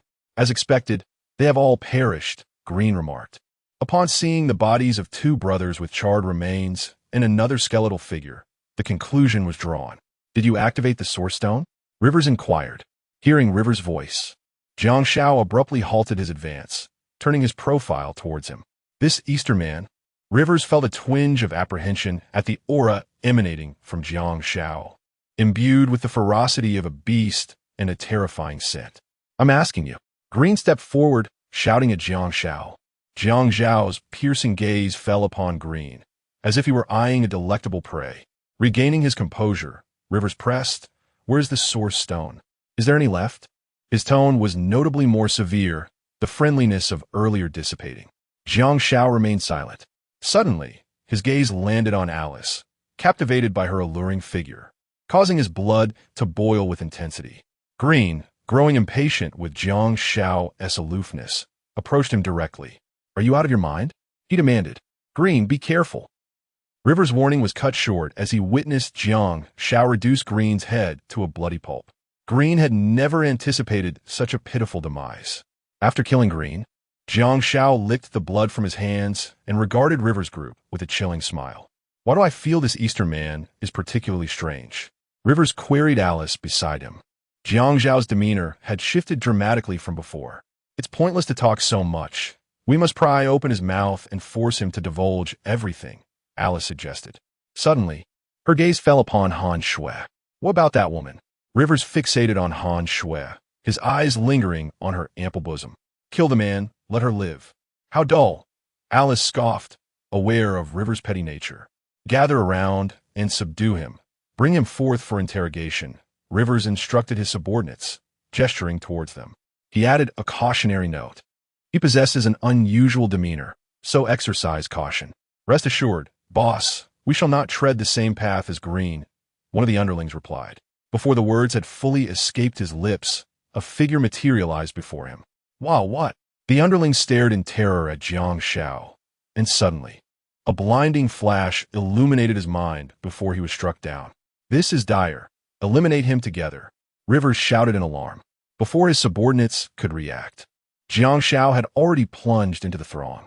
With a swift motion, he dispatched one with a single strike. With a powerful kick, he felled two more. Each of his actions resulted in another unknowing soul perishing.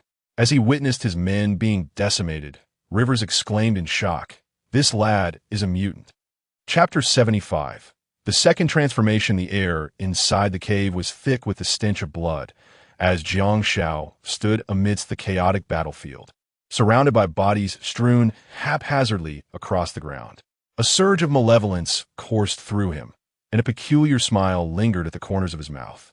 Invigorated by the exhilarating thrill of slaughter, awakening the primal blood that flowed within. "Alice, you are a formidable adversary. I hope you will lend me your strength."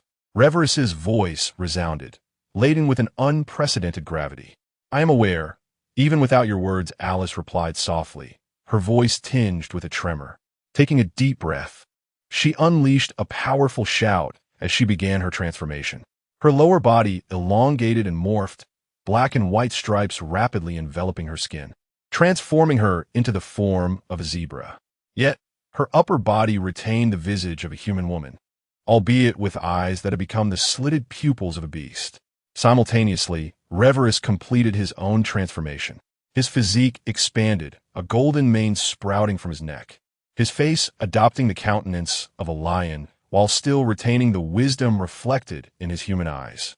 His hands morphed into lethal claws, glistening with a chilling light, capable of rending anything apart. Exposed to the eerie red radiance, their genetic makeup underwent a metamorphosis. Upon augmenting their strength, they would inevitably transform into monstrous beasts. Initially, they had feared this change, deeming it grotesque. However, stranded on the desolate island and confronted with peril, the tenfold increase in combat prowess post-transformation gradually led to their acceptance. With a thunderous roar, Reverus bellowed, "I will strike from the front." You wait for your opportunity. After formulating their strategy, he launched the first attack. His speed had accelerated tenfold compared to his human form, a golden blur that swiftly closed the distance to Jiang Xiao, claws aimed directly at his throat. "Jiang Xiao!" Han Shui cried out in alarm, fearing for his safety. Yet, Jiang Xiao remained unfazed, his eyelids not even fluttering at the sight of Reverus's assault. It was simply too slow. He merely sidestepped slightly, allowing the claws capable of tearing steel to graze past his collar. "Impossible!" Reverus exclaimed, astonished that his strike had missed, an occurrence unheard of since his transformation. At that moment, Alice's voice cut through the air as she propelled herself forward with astonishing speed, her powerful hind legs driving her toward Jiang Xiao, a sharp military dagger drawn from her waist. Her upper body maintained an elegant human posture, while her lower body exhibited the remarkable explosive power of a zebra. This bizarre amalgamation rendered her attack angles exceptionally cunning. Jiang Xiao, however, made a slight movement, deftly evading Alice's kick. In a split second, he grasped her wrist with precise accuracy, twisting it gently. Crack! A sharp sound echoed as Alice cried out in pain, the military dagger clattering to the ground. Jiang Xiao, seizing the opportunity, forcefully threw her several meters away, where she collided heavily against the stone wall of the cave. The thunderous strike was executed in an instant, leaving Alice no time to react. "Oh my God!" Reverus's eyes widened in disbelief, his lion-like face betraying an expression of incredulity. Alice's zebra form was even swifter, yet she was effortlessly subdued by her opponent. Han Shui covered her mouth in disbelief, unable to fathom the reality of the situation, as Jiang Xiao's prowess exceeded her wildest imagination. Observing Rivers and his companion falter, a strange smile curled upon Jiang Xiao's lips, though his eyes remained tinged with crimson. Still under the dominion of the Serpent King's desires, he advanced slowly towards Rivers, each step seemingly resonating with the rhythm of his heartbeat. Rivers recoiled repeatedly, engulfed by an unprecedented terror, yet he swiftly suppressed this emotion, roaring once more to launch an attack. This time, he held nothing back, his muscles tensed to their utmost, and his claws traced golden arcs in the air, sealing off all possible avenues of retreat for Jiang Xiao. As Rivers finally decided to take this seriously, a trickle of blood escaped from the corner of Alice's mouth as she whispered weakly. Jiang Xiao finally raised his hand, His movement was simple and straightforward, a direct punch that effortlessly pierced through Rivers' meticulously woven web of attacks, striking him squarely in the chest. Boom! Rivers felt as if he had been struck head-on by a high-speed train. His body hurtled backward, crashing into the stone wall with a resounding impact, embedding himself within it. He coughed up blood, his face a canvas of disbelief. His strength was formidable and overwhelming. How could it be so easily countered? Who exactly was this individual before him? He had not heard of such a monstrous being hidden within the reckless camp. Who? Who is he? Alice's exquisite visage glistened with cold sweat, utterly astonished that Jiang Xiao, single-handedly, had caught them off guard, and moreover, without transforming. This was beyond absurd. It would be embarrassing to admit. Rivers struggled to extricate himself from the collapsed stone wall, a glimmer of resolution flashing in his eyes. It seemed he had no choice but to resort to that. Alice's expression shifted drastically. Are you insane? A second transformation will cost you a significant portion of your life. Among the mutants, only a select few could undergo a second transformation, which would enhance their strength and speed to tenfold that of the first transformation. However, this transformation exacted a price, the burning of one's own life force. It is better than dying here. Rivers intoned gravely. Rivers, do not act rashly. Alice implored. If we cannot win, we can flee. Despair clouded Rivers' voice. Alice, do you still not grasp the reality? This individual before us is as powerful as a monster. His adrenaline surges, transforming him into a killing machine. In our current state, escape is impossible. Today, either he dies or we do. With that, disregarding Alice's pleas, his body began to shift once more. His golden fur thickened, his form expanded further, and his face nearly fully beastified, with only his eyes retaining a semblance of humanity. A more ferocious aura emanated from him. Ultimately, he transformed entirely into a magnificent golden lion. This was his second form. Honsuri gasped, coveting her mouth. She was well aware of the existence of the mutants, yet she remained oblivious to the fact that they could transform a second time. Moreover, upon this transformation, they would irrevocably become a beast. The horror of it was overwhelming. Jiang Xiao's crimson gaze surveyed the scene, a peculiar smile lingering at the corners of his lips. Even now, do they still underestimate me? Rivers furiously struck the ground with his claws, causing it to fracture into a spiderweb of cracks, and then he launched his assault. His speed had increased tenfold since his initial transformation, and he appeared before Jiang Xiao in an instant, his claws slicing through the air with a piercing shriek. Simultaneously, Alice coordinated from the side, her zebra hind legs propelling her with astonishing force, hurtling toward Jiang Xiao like a cannonball. In a flash, Jiang Xiao moved, finding himself in front of Alice in the blink of an eye. He struck her chest with a resounding smack, reverting her back to her original form. Then, with an ominous glare fixed on Rivers, he witnessed the reflection of his massive silhouette in Rivers' eyes. How could this be possible? Chapter 76. The mysterious woman. After fully unleashing his physical potential, Rivers had reached the pinnacle of his capabilities.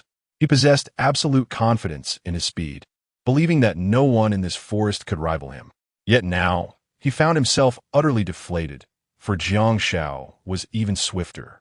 Like a specter, he appeared before Rivers, having effortlessly defeated Alice, and in that moment, Rivers lost his usual composure. It is noteworthy that Jiang Xiao refrained from directly attacking him. Instead, he fixated on Rivers, a disdainful smile curving his lips as if to say, "Is that all you've got?" Enraged, Rivers' pride surged, igniting an unprecedented strength within him. He swung his claws wildly towards Jiang Xiao, yet he could never graze the hem of Jiang Xiao's clothing. This was not how it was meant to be. As Rivers attacked, he began to unravel. Clang! Suddenly, his claws finally struck Jiang Xiao, but the excruciating recoil left him aghast. For upon contact with Jiang Xiao, he felt an unyielding hardness akin to steel. Even his claws, capable of rending anything asunder, could not inflict any damage. What? Rivers was on the brink of madness. How could such a person exist in this world? Without transforming, being toyed with by them was a blatant disregard for the overwhelming power he took pride in possessing during his second transformation. At that moment, Jiang Xiao made his move. Clenching his fist tightly, he struck Rivers' chest with tremendous force. Bang! A terrifying sound echoed as Rivers was sent hurtling backward several meters, leaving a significant dent in the stone wall. This blow also reverted him to his original form. As he regained his humanoid shape, his once golden hair was now streaked with white, and the wrinkles on his face deepened, aging him by over a decade. At this moment, he was on the verge of death. "Rivers!" Alice cried out, glaring at Jiang Xiao and shouting, "You scoundrel! How dare you treat Rivers this way? I will kill you." She struggled to rise, yet her grievous injuries rendered her incapable of supporting her own will. Soon, she collapsed heavily to the ground, her exquisite figure inadvertently provoking Jiang Xiao's instincts. He displayed a sinister smile as he advanced towards Alice, the heat of his breath palpable. Don't come any closer." Alice's lips quivered, her body instinctively retreating, yet she found herself at the precipice, unable to move another inch. The gaze with which she regarded Jiang Xiao was filled with terror, as if he intended to devour her whole. But who could now halt Jiang Xiao's advance? Alice's unease magnified infinitely, and she thought to herself that today would be her end. At that moment, Jiang Xiao loomed before her. He licked his razor-sharp claws, and one by one, Alice's garments began to tear apart. Then he forcefully pinned her to the ground, the tremendous impact creating a deep crater beneath her. An hour later, Jiang Xiao regained his composure. After donning his gear, he approached Han Shui and casually inquired, "Have you seen enough?"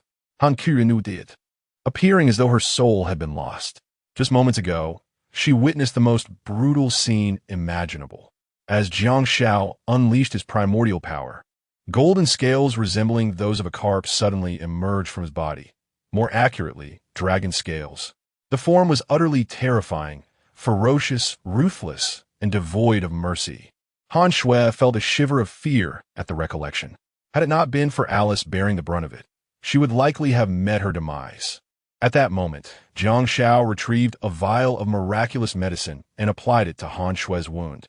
Soon, she began to recover. Cautiously, she inquired, "Jiang Xiao, do you remember what just transpired?" Maintaining a wary distance from him, she feared he might revert to that monstrous state and devour her. Jiang Xiao's memories of the battle with Rivers were hazy, yet he distinctly recalled awakening during his research on human engineering with Alice. Seeing Alice in such a fragile state was unfathomable to him. He pondered whether the blood of the king of serpents, saturated with male hormones, had driven him to lose his sanity. He offered no response to Han Shui, merely casting a glance at Alice. Western women, after all, were not so formidable. Perhaps now she would no longer regard Eastern men with such arrogance. Han Shui chose not to press further. She understood that silence was prudent. The transformation into that dragon-scale demon was a fate she wished to avoid. Suddenly, the formation beneath the king of serpents began to crack, revealing a doorway that resembled a wormhole. "Look, a door!" Han Shui exclaimed excitedly, wondering if it led to the place where the source stone was kept. Jiang Xiao gazed at the wormhole doorway, his expression grave. The two foreigners, Han Shui, contemplated whether to suggest eliminating them, given their enmity. No need to bother. Rivers is utterly incapacitated. Without top-tier medical intervention, he is doomed. And Alice, in her current state, is incapable of making any waves. Rather than waste time, we should seek the source stone and leave this place. Who knows if an even more formidable king of serpents might emerge. Soon, the pair stepped through the wormhole doorway. Inside, they seemed to enter a space akin to an automated elevator. After approximately 3 seconds, they began a rapid descent, and when the elevator halted, another wormhole doorway appeared below them. They emerged into a scene that left Han Shui astonished. Before them lay an extraordinary space bathed in a gentle golden light, with a beautiful environment and pleasant climate, seemingly ideal for habitation. In that vast area, Han Shui scanned for any signs of life and discovered only a semicircular mechanical chamber. Jiang Xiao squinted slightly.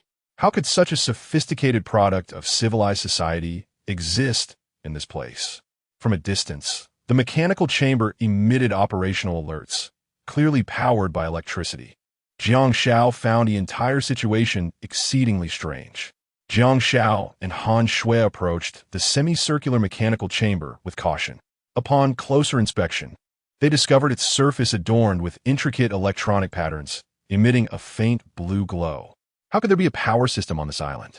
Han Shui whispered, noting that they had not encountered any cables or high-voltage lines in this deserted place. Suddenly, the mechanical chamber emitted a beeping sound, and the display screen on the hatch illuminated, followed by all the lights turning on. Through the observation window, they were astonished to find the chamber filled with liquid, within which lay a breathtakingly beautiful woman. Warning! Warning! The mechanical chamber abruptly began to emit a series of persistent beeps, and red lights flashed incessantly. The system was disrupted, forcibly initiating intervention measures. Treatment progress stood at 87, with liquid extraction imminent, signaling the conclusion of treatment. The timid Han Shui was startled by the mechanical voice, retreating behind Jiang Xiao and clutching his clothing tightly. At that moment, as a substantial amount of golden liquid was expelled from the chamber, the woman within suddenly opened her eyes, a mysterious smile gracing her lips. Chapter 77. The Beings of the Source Realm. As the mechanical chamber expelled its liquid, Jiang Xiao was astonished to discover that the substance bore an uncanny resemblance to the liquid contained within his glass vial. It was indeed the healing elixir.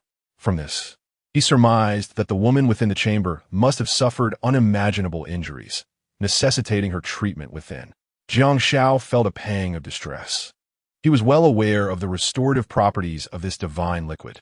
It would not be an exaggeration to say that this elixir possessed regenerative capabilities, a fact that made its apparent waste all the more heartbreaking. The sudden appearance of the woman from the serpent's den ignited profound curiosity within Jiang Xiao regarding her background. He believed that once she regained consciousness, she would divulge the answers to the questions he sought, including those pertaining to the source stones. As the healing liquid continued to drain, the woman's exquisite silhouette boldly revealed itself to both of them.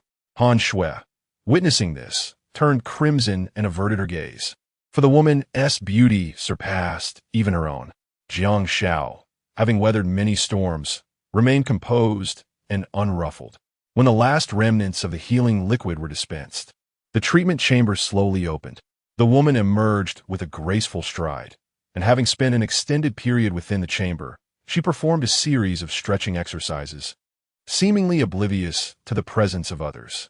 It feels so much better outside. After being cooped up for so long, I feel as if my body has rusted, she mused, her radiant smile gracing her lips. Having narrowly escaped this calamity, I shall return with vengeance and show those who wrong me my true prowess. Casting a glance at Jiang Xiao and Han Shui, she spoke gently. It seems that Huang Bao has sent 2 guards to escort me.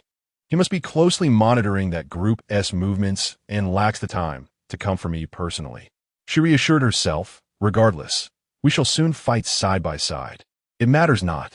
Suddenly, her brow furrowed. She sensed a lack of strength emanating from Han Shui, indicating that she was merely an ordinary person. However, upon detecting the vigor within Jiang Xiao, her expression softened slightly. Choosing an ordinary woman as a companion may not be such a bad idea, she mused silently. In her mind, possessing strength signified the potential for combat, and with combat comes the specter of death.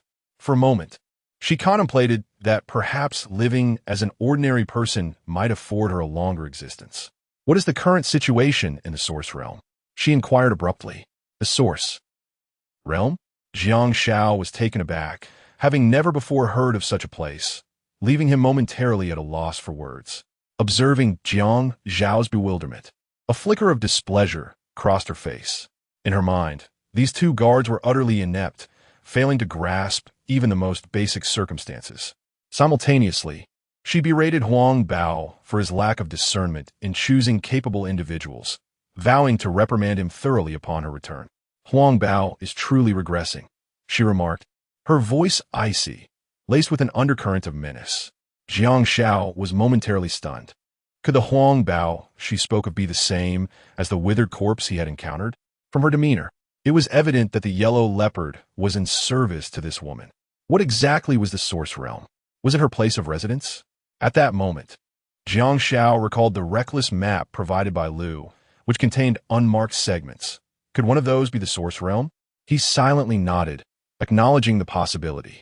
The woman then extended her hand toward Han Shui, seemingly requesting something. Han Shui was utterly perplexed and flustered, uncertain about what she possessed that could possibly interest the woman before her. The woman's expression darkened. Could she not comprehend such a subtle hint? Given her immaculate appearance, would it not be reasonable to retrieve a storage capsule and present a few outfits? The yellow leopard had truly erred in selecting such an oblivious attendant. Perhaps he should simply eliminate her upon their return. Noticing the woman's displeasure, Han Shui cautiously inquired, "May I assist you in any way?" The woman inwardly shook her head, finding the attendant's stubbornness infuriating. "The storage capsule," she commanded coldly, unaware of the whereabouts of her own storage capsule, which had been collected by the yellow leopard after she entered the treatment chamber. Han Shui could not muster the effort to search for it. Dumbfounded, Han Shui quietly asked, "Was a storage capsule?" She had never heard of such a thing. This woman was indeed peculiar. Jiang Xiao narrowed his eyes, feeling that his suspicions were confirmed. The woman retorted angrily, "How can one from the source realm not know what a storage capsule is? What kind of instruction has the yellow leopard provided to you in serving your master?" "Master?" Han Shui's eyes widened in disbelief. Was she being regarded as a servant? Moreover, she genuinely had no idea what a storage capsule was. Or was this source realm? Who was the yellow leopard? Overwhelmed, she found herself at a loss for words. "We are neither from the source realm nor the so-called subordinates you speak of," Jiang Xiao interjected at that moment. "Wow, what?" The woman was taken aback, as if she had just heard the most shocking revelation imaginable. Then, her gaze turned icy. "Nonsense.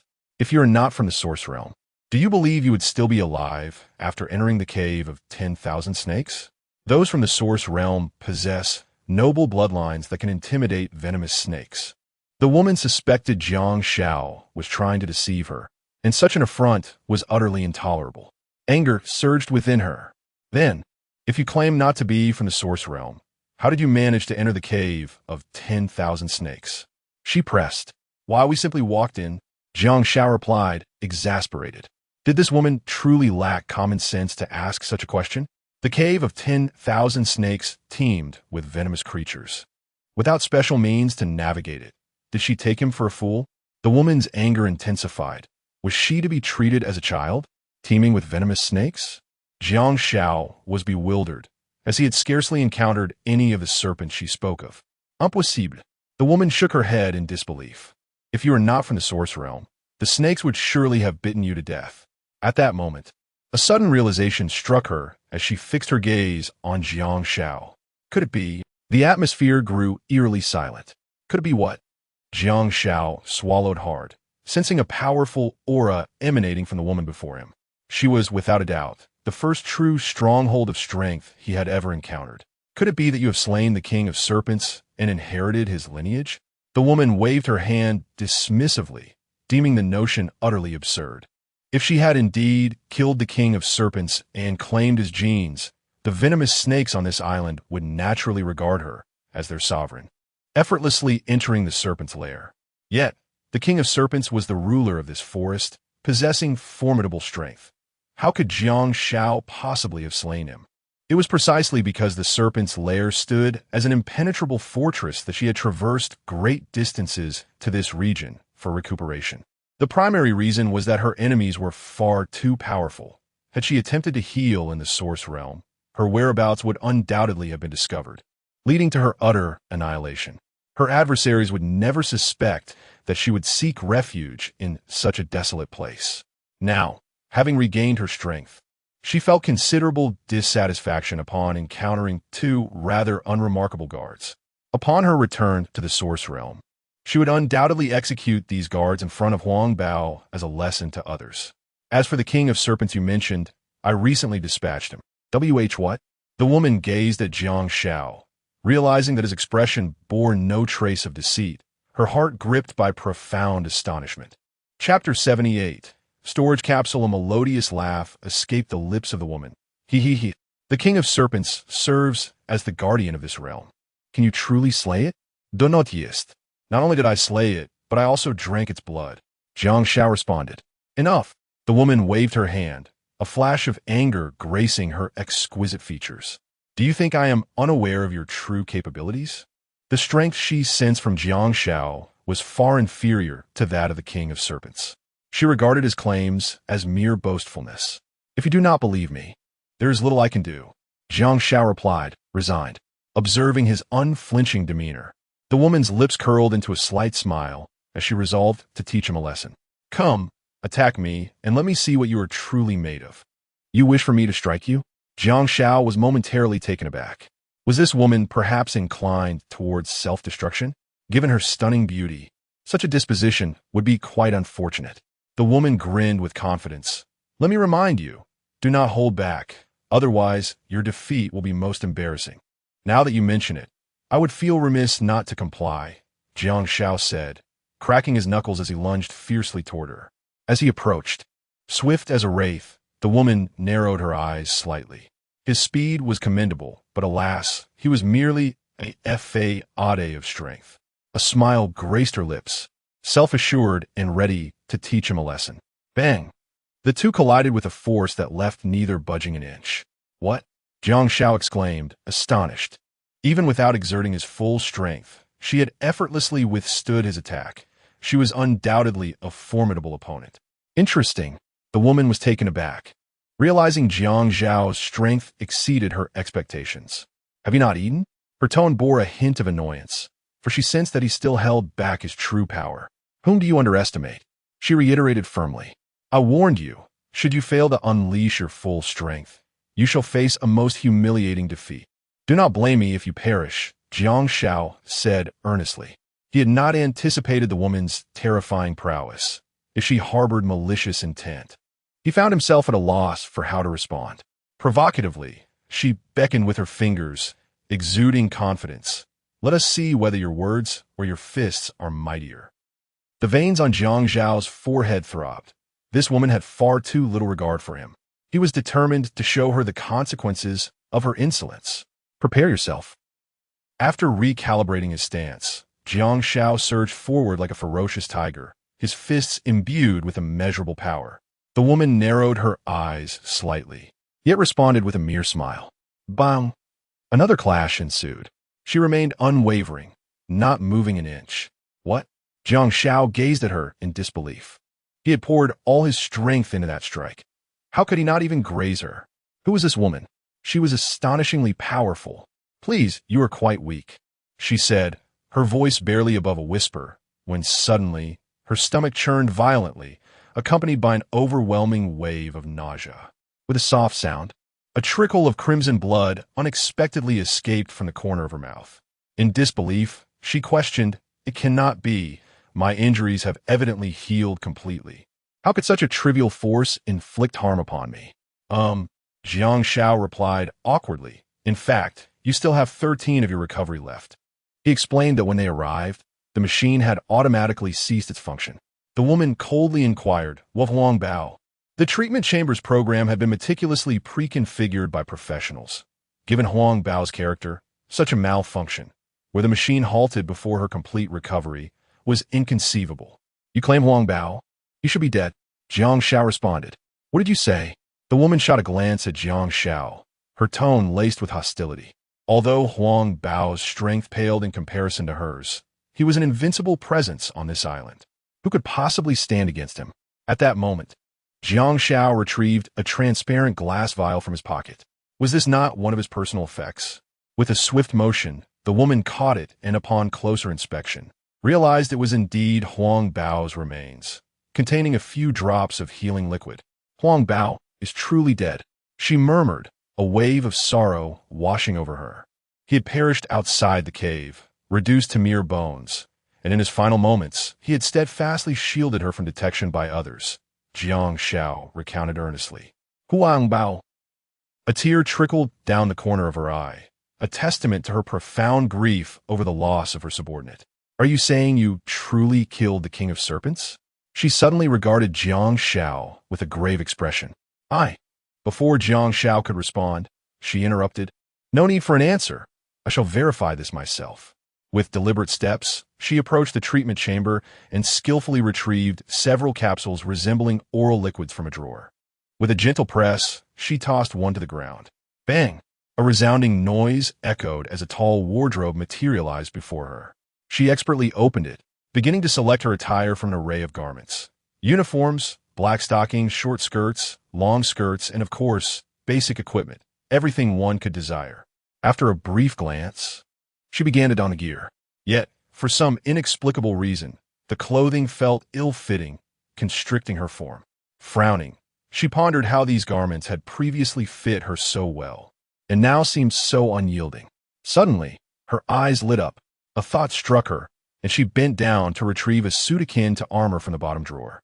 Observing this, Jiang Xiao felt his heart leap into his throat, swallowing hard. This bending motion was imbued with significance.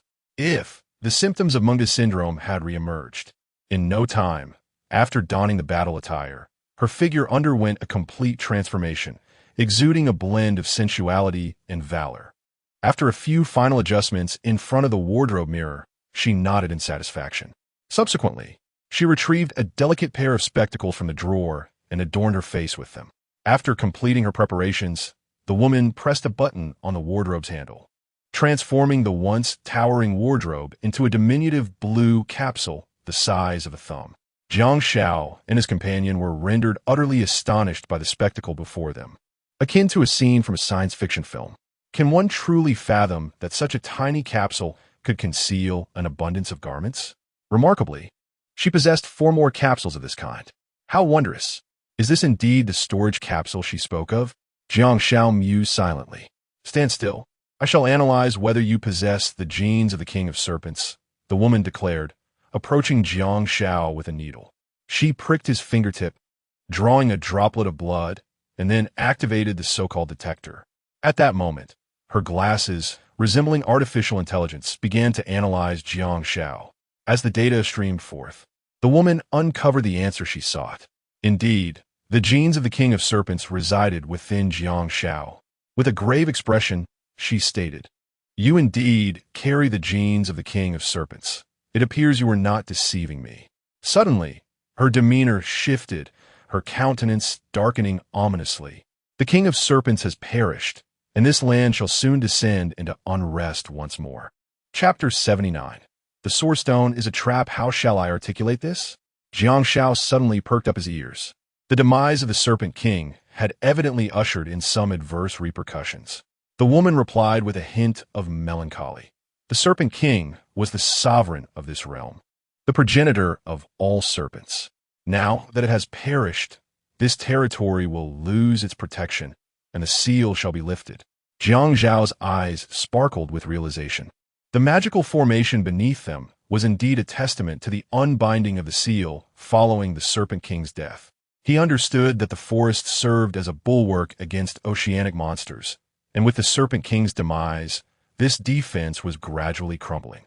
Thus, it could be inferred that, in the near future, the forest would witness the emergence of these sea creatures, and in a dire scenario, they might even venture beyond the forest into other territories. The reason for your slaying of the Serpent King may have dire consequences for the Source Realm, the woman added. The Source Realm. Jiang Xiao had heard this term from the woman repeatedly, yet he lacked a concrete understanding of it. Where's the Source Realm? He inquired. The woman, not shying away from providing clarity, responded directly. The Source Realm lies beyond the forest, inhabited by a multitude of residents. Jiang Xiao nodded. He had seen the marked location on the map provided by Lu Meng. That was indeed the Source Realm. From the woman's candid reply, it could be inferred that she bore no malice towards him. Thus, he laid bare his lingering doubts. What you refer to as the Source Realm, does it not yield an abundance of Source Stones? With the Serpent King deceased, it was too late to pursue further inquiries. His primary concern now was the Source Realm and its Source Stones. Oh, the woman smiled with intrigue. You're aware of Source Stones? We have come here because we heard rumors of their existence. Han Shui, who had remained silent, responded. After absorbing such alarming news, she resolved to return and discuss strategies with Guo Furong and the others. The woman shrugged and smiled. There are no Source Stones here. It's all a ruse. What? Both Jiang Xiao and Han Shui were taken aback. They had toiled in search of something, only to discover it was a deception. Were those foreigners attempting to ensnare them? It was uncertain who had orchestrated this trap, luring them to their demise. The woman expressed relief. Yet, you are quite fortunate to have found this place and to have slain the Serpent King. Jiang Xiao felt a twinge of disappointment. Judging by the woman's dialogue, there appeared to be no deceit in her words. They had indeed been duped by the foreigners. The woman clearly possessed knowledge about source stones, perhaps even secrets pertaining to them. But should he reveal the pearl he held? Jiang Xiao found himself conflicted. If it truly was a source stone, would this woman resort to trickery and deny him? Moreover, given her strength, Jiang Xiao was currently no match for her. Should she glimpse the source stone and suddenly harbor murderous intent, it would spell disaster for him. Although his previous attack had inflicted some damage upon her, he feared that in a genuine confrontation, he would be swiftly overwhelmed. With merely 87 of his power restored, her terrifying prowess was evident. In her prime, just how formidable would she be? After much contemplation, Jiang Xiao decided against providing her with an appraisal and instead inquired about the purpose of the source stone. What exactly is the function of this source stone? Why would someone employ it to orchestrate such a scheme? He asked. Just then, a resounding voice broke the silence. From the doorway of the wormhole emerged a young man clad in battle armor. He wore the same type of armor as the woman, indicating that they hailed from the same origin. However, Jiang Xiao sensed a formidable and malevolent aura emanating from this man. The source stone is utilized to forcibly augment one's power. The man smirked, his piercing gaze settling on the woman. Xiaoju, I have searched for you for 2 months. I never anticipated you would seek refuge here to heal your wounds. What surprise! Xinghui, it is you. Xiaoju exclaimed, realization dawning upon her. The information regarding the source stone had been disseminated by him, aimed at luring her out. This is entirely Huang Bao's fault. He thought he could escape to this remote location and be free from our reach, underestimating us entirely. Xinghui's lips curled into a slight smile. Did you kill him? Qiu inquired coldly. Not quite, Xinghui replied with a playful grin. I merely inflicted severe injuries upon him, employing a long-term strategy to catch a bigger fish. As expected, this fool led me right to this forest. From that moment, I suspected you were healing here. Xinghui's expression darkened. Unfortunately, after Huang Bao's demise, he concealed the switch that would reveal your hiding place, which is why I could not uncover your true location. So, you disseminated the information about the source stone to entice treasure seekers and uncover my whereabouts. Xiaoju articulated for him. Indeed, Xinghui replied with a triumphant smile, glancing at Jiang Xiao. Without the assistance of that young brother, I would have truly struggled to locate you. Despicable. Xiaoju bit her crimson lip, her anger surging. This is not my fault, Xinghui scoffed. If you remain alive, we would be unable to find peace. Oomph. Xiaoju retorted disdainfully. Even if you find me, what of it? In the past, you were no match for me, and even now, you remain inferior. Now that you've found me, I can send you to meet the king of hell. Oh, is that so? Xinghui grinned wickedly. His glasses, a different model from Xiaoju's, beeping as they scanned her data. Xiaoju, your aura is quite feeble at the moment, he remarked, lifting his proud chin. Did you think I would come to trouble you without adequate preparation? What are you implying? Xiaoju questioned. Xinghui raised his hand, pointing at his glasses. These are the newly developed AI glasses from the Source Realm. They encompass all the functions of the previous models, with the addition of 2 special features. The first new feature, they can transmit precise location data to headquarters at any time. The second new feature, they can clearly detect our aura, which indicates our combat strength. Upon concluding his remarks, Xinghui employed a novel detector to assess Han Shui. She possessed commendable beauty, yet regrettably, her combat prowess was a mere 5, rendering her suitable only for a subservient role. Han Shui, in a state of panic, vehemently rejected such an idea. Subsequently, Xinghui scrutinized Jiang Xiao with the detector, which emitted a series of beeping sounds as its readings ascended steadily.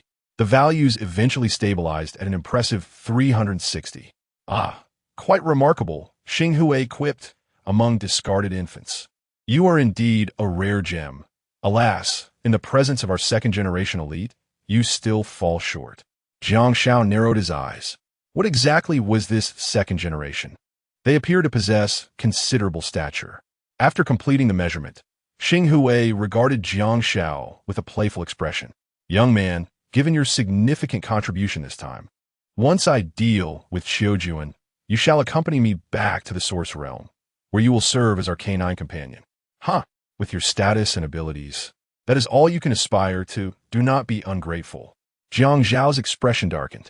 The notion of servitude had ceased to exist the moment he underwent his transformation. Xing Hui, do you truly believe you can boast so grandly, disregarding my presence?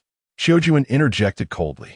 You, Xing Hui chuckled derisively. You currently possess a combat power of only 870. What do you intend to challenge me with?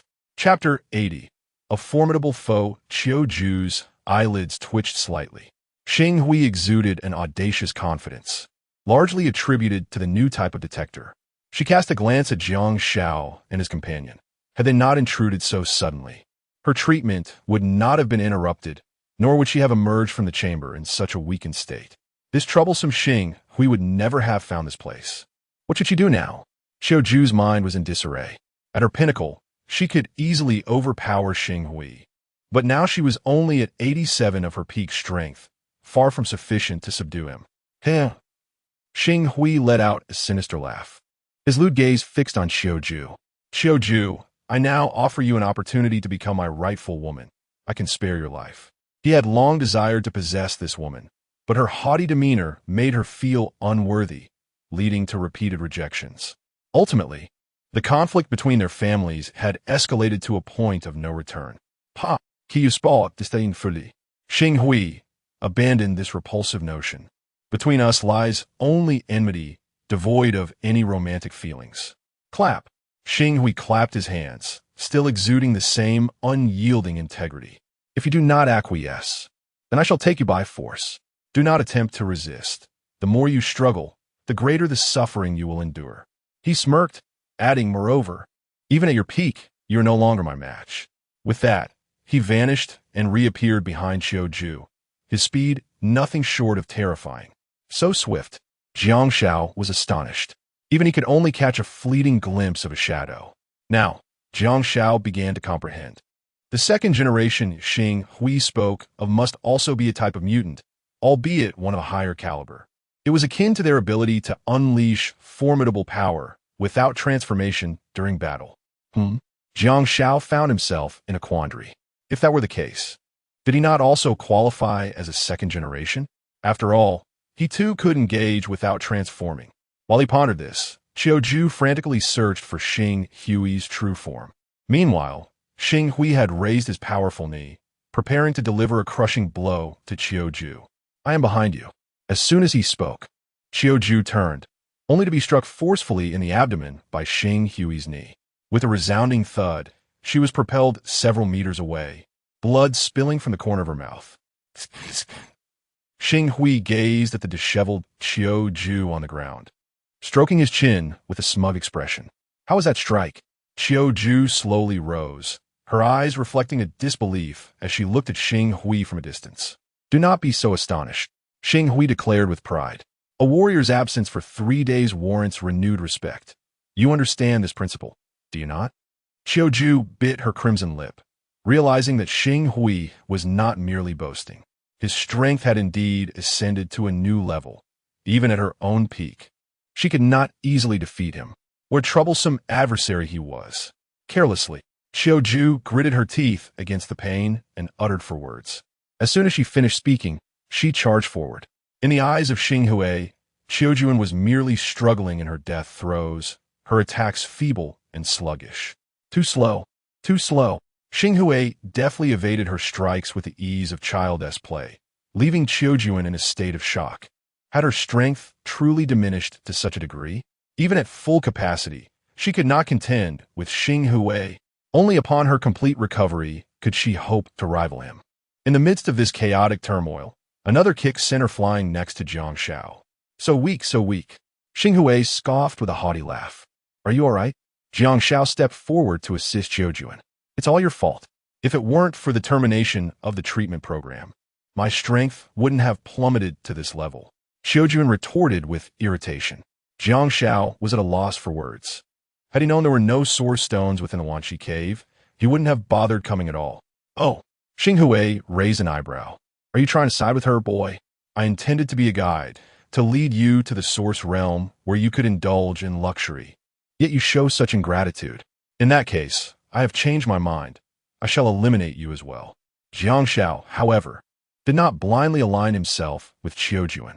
From the very beginning, she had not exhibited any overt malice. Even upon realizing he was not from the source realm, she refrained from killing him. She had even chosen not to obliterate him when he disrupted the treatment process.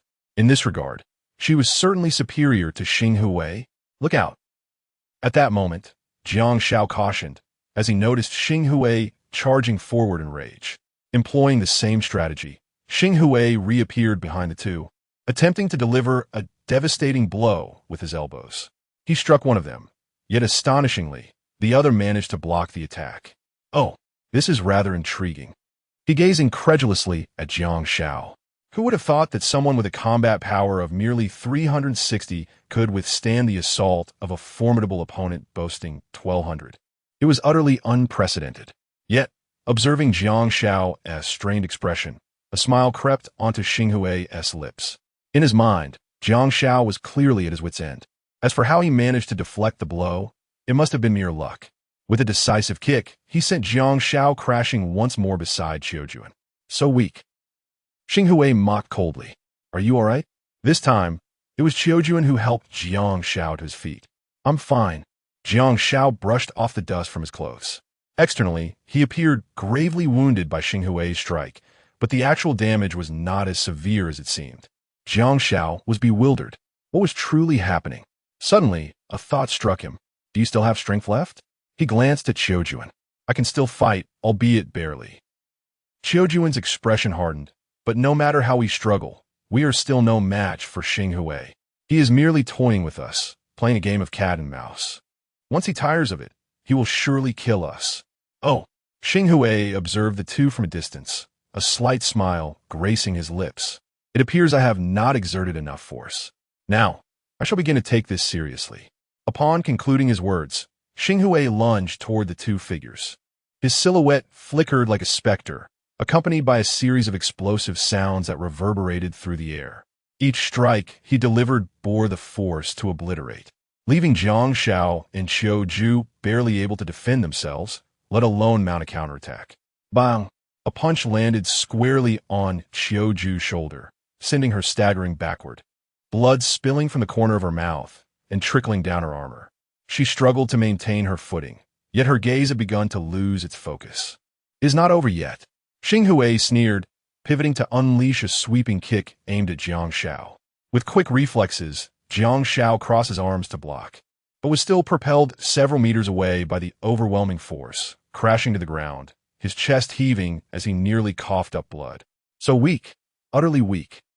Xinghui shook his head, advancing slowly toward them, his eyes filled with mockery. With such feeble strength, should I unleash my full power, it would be sheer domination. Xiaoju wiped the blood from her lips, gritting her teeth. Xinghui, do not revel in your triumph. Oh, Xinghui raised an eyebrow. Are you defiant? Xiaoju offered no reply, instead turning to Jiang Xiao, whispering, I will hold him off. You must find an opportunity to escape. Jiang Xiao was taken aback. What about you? Do not concern yourself with me. Xiaoju's eyes were resolute. He seeks me as his target. There is no need for you to sacrifice yourself in vain. Jiang Xiao clenched his fists. A wave of unwillingness surged within him. If only we had a source stone, would you be able to stand against him? Chapter 81. The method of utilizing source stones indeed. Xiaoju affirmed. However, the source stone was now 100,000 miles away from her. How could it possibly manifest before her eyes? Moreover, although the source realm was the origin of the source stones, not everyone could possess one. Upon overhearing the conversation between Jiang Xiao and Xiaoju, Xinghui smirked with satisfaction. Were they conspiring on how to defeat me? I suggest you abandon such impractical dreams. He squinted, fixating on Xiaoju. If the source stone were to be forcibly used to enhance her combat prowess, perhaps she could contend with me. Yet, his expression shifted as he spread his hands and cast a sidelong glance at Jiang Xiao. However, the Source Stone is an exceedingly rare treasure. Even the tribal leaders of the Source Realm might not possess one, let alone a forsaken child like you. Ha ha ha. At this moment, Xinghui's arrogance swelled further. Qiujiu, it is only my abundant patience that has spared you. Had it been my companions, you would have been slain hundreds of times over. I shall ask once more, will you be my woman? Qiujiu replied coldly. Xinghui, do you not take a moment to reflect upon yourself? Am I a woman you could ever claim? Upon hearing this, the veins on Xinghui's forehead writhed like worms, his expression contorted with malice. Very well, you have successfully worn down my patience and incited my wrath. Once I have slain you, I shall ensure you feel the harshness of this world. You. Qiujiu spat out a mouthful of blood in her fury. At this point, she was utterly exhausted. To combat Xinghui, she had expended all her strength. Alas, the disparity in power was insurmountable. In her peak condition, she might have subdued Xinghui, but she had been awakened prematurely. It seemed that fate had ordained a great calamity for her today. Is this not a Source Stone? At that moment, Jiang Xiao retrieved the precious gem from his pocket. He had struggled long before making this decision. With his current strength, he was far from being Xinghui's match.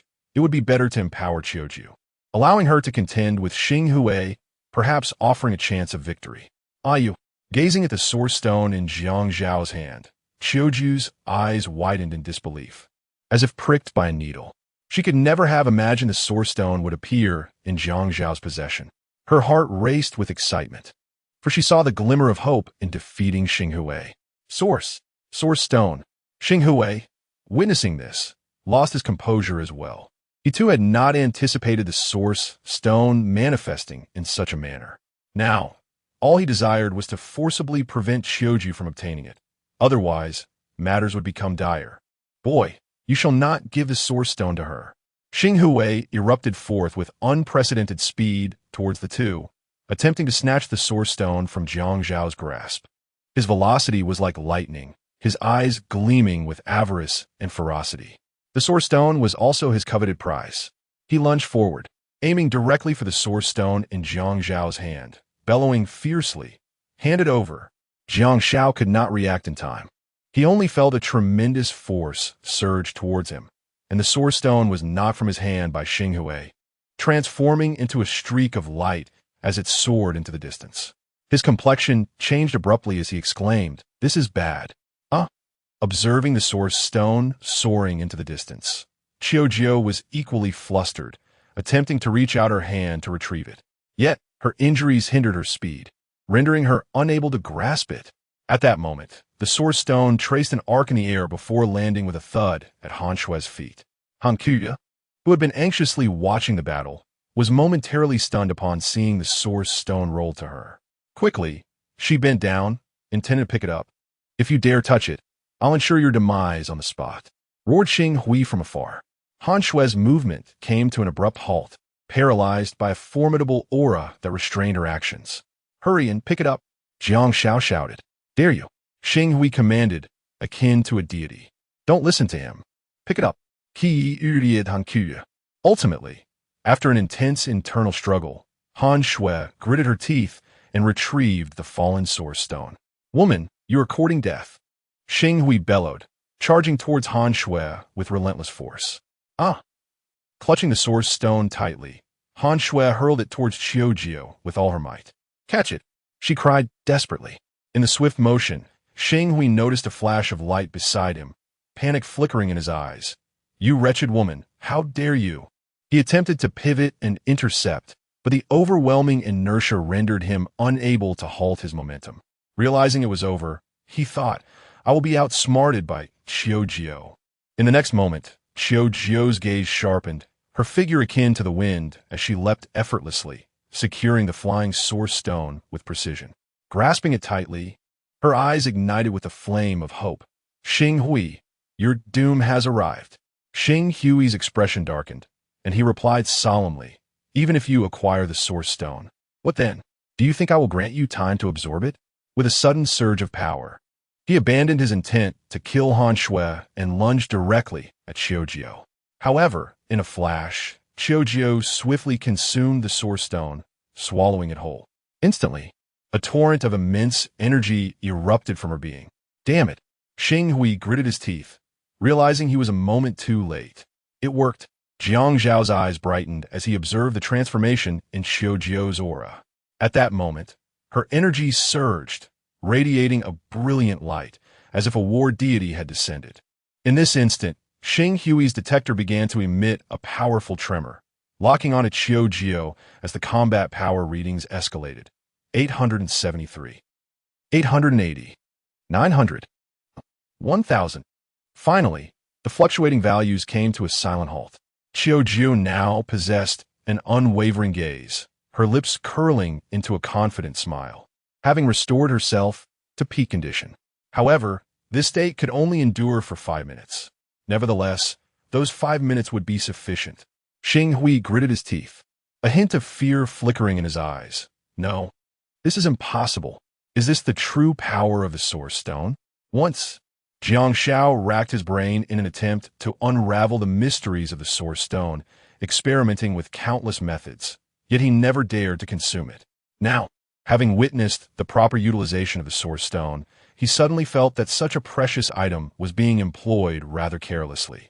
However, it must be said that after enhancing her power through the Source Stone, Xiaoju's strength had reached a level that could rival Xing Hui, shifting the dynamics of the battlefield. Xing Hui, your doom is at hand. A faint smirk appeared at the corner of Xiaoju's mouth, as her cold, murderous intent locked onto Xing Hui. How infuriating! Xing Hui struck the ground with a heavy fist, causing numerous spiderweb-like fissures to rapidly spread, nearly allowing him to thwart her. He glanced at Han Shui behind him, a palpable aura of menace enveloping her. Yet, his primary concern was Xiaoju. Xiaoju, by enhancing your strength with the Source Stone, you will be in a weakened state for the next month. Are you truly intent on dragging me down with you? Xing Hui declared. Jiang Xiao was taken aback, realizing that the Source Stone not only augmented power, but also bore such formidable negative repercussions. It seems that everything possesses a duality. Chapter 82. United against the foe, you are indeed correct, Xiaoju replied coldly. A sudden glimmer of brilliance flickered in Xing Hui's dim eyes. Naive, do you truly believe that by briefly restoring your peak strength through the Source Stone, you could defeat me? Xiaoju's expression shifted. What do you mean? Xing Hui's lips curled into a slight smirk. Do not hold back. Unleash your attack, and soon you shall comprehend. I need not your encouragement. I shall slay you regardless. Xiaoju retorted, her red lips biting down as she vowed to reclaim everything that had once been hers. With that, she surged forward with terrifying speed toward Xing Hui. How swift! Jiang Xiao exclaimed, assessing that her speed rivaled that of Xing Hui. He clenched his fists tightly, fixating on the two before him. From them, he perceived an immense chasm. He realized he must grow stronger. Otherwise, he could fall prey to death at any moment on this desolate island. Unbeknownst to him, as Jiang Xiao's emotions fluctuated, a powerful aura ignited faintly within him. His gaze remained fixed on Xiaoju and Xing Hui, and he observed that their battle was fiercely contested, neither side willing to yield. Yet, it appeared that Xing Hui held a slight advantage. Why was that? After distancing herself from Xing Hui, Xiaoju's eyes revealed an intense incredulity. Xiaoju, do you recall when our last battle took place? Xing Hui asked arrogantly. Of course I remember, Xiaoju replied, her lips parting slightly. 2 months prior, she had clashed with Xing Hui, overpowering him single-handedly. Had it not been for the intervention of a formidable being, she would not have sustained such severe injuries and would not have fled the Source Realm. Could 2 months truly bridge the gap between them? Ridiculous. GGG. Xing Hui chuckled triumphantly. You squandered too much time fleeing and healing your injuries, while I have devoted these past 2 months to diligent training. Naturally, I have closed the distance between us. Nonsense, Xiaoju interrupted. With your inferior warrior's aptitude, achieving significant progress in merely 2 months is nothing but a pipe dream. However, what Xiaoju did not anticipate was the monumental transformation that had transpired in the Source Realm during her absence. Xiao Ju, you truly are long-haired yet short-sighted. You refuse to acknowledge it, Xing Hui said, shrugging. What if I employed the most advanced cultivation methods to enhance my combat prowess and bridge our gap? This left Xiao Ju momentarily speechless. She had once heard from her elders that the Source Realm was researching an advanced cultivation method, but results had yet to materialize. Now, hearing Xing Hui's claim, it seemed that during her 2-month absence, such methods had indeed been developed. Hee, you've grasped it, haven't you? Xing Hui grinned smugly. Now, do you understand that even if you forcibly reclaim your peak, you cannot vanquish me? You must feel that sense of despair now, don't you? A playful smile lingered on his lips. Once the effects of the Source Stone wane and your peak period concludes, no one here will be able to obstruct me, and I shall toy with you until you are utterly devastated. Suddenly, Xing Hui's face twisted into a horrifying grimace. Naturally, he did not forget to fix his gaze upon Han Shui. He too longed to ravage this wretched woman. Han Qiu trembled, feeling that Xing Hui's expression was as terrifying as that of a demon, reminiscent of Jiang Xiao not long ago. Enough of the idle chatter. Within these 5 minutes while I regain my peak strength, I must defeat you. A resolute glint flashed in Xiao Jiao's eyes as she resolved to expend all her energy to ensure she and Xing Hui would perish together. If you can achieve that, then by all means, try. Xing Hui taunted her with a provocative gesture. Xiao Jiao ceased her words and charged forward. The two engaged in an intense battle once more. This is not good. If this continues, it will not bode well for me. I must lend my assistance. Observing that the clash between them yielded no victor, Jiang Xiao sensed an impending crisis. Bang! At that moment, a dull thud echoed as Xiao Jiao was kicked by Xing Hui and sent crashing before Jiang Xiao. Puff! She spat out a mouthful of blood. A fierce aura began to wane, showing signs of decline. Are you all right? Jiang Xiao helped her up. I'm fine. Xiao Jiao wiped the blood from the corner of her mouth, her eyes gleaming with unwillingness. Even with her restored peak strength, she was still unable to contend with Xing Hui. Now, her ultimate aura began to falter, and she would no longer be a match for him. I will join forces with you against him, Jiang Xiao whispered in her ear. Xiao Jiao turned her profile towards Jiang Xiao, surprised that this individual dared to confront the formidable strength of Xing Hui. Such courage is essential for a warrior. It's futile, utterly futile. Xing Hui crossed his arms, displaying an air of superiority. Even if you were to unite in the thousands, in my eyes, you would merely be a pitiful group unable to stir up any significant waves. Listen well, I shall take the lead, and you will seek his weaknesses, waiting for the opportune moment. Xiao Jiao spoke softly.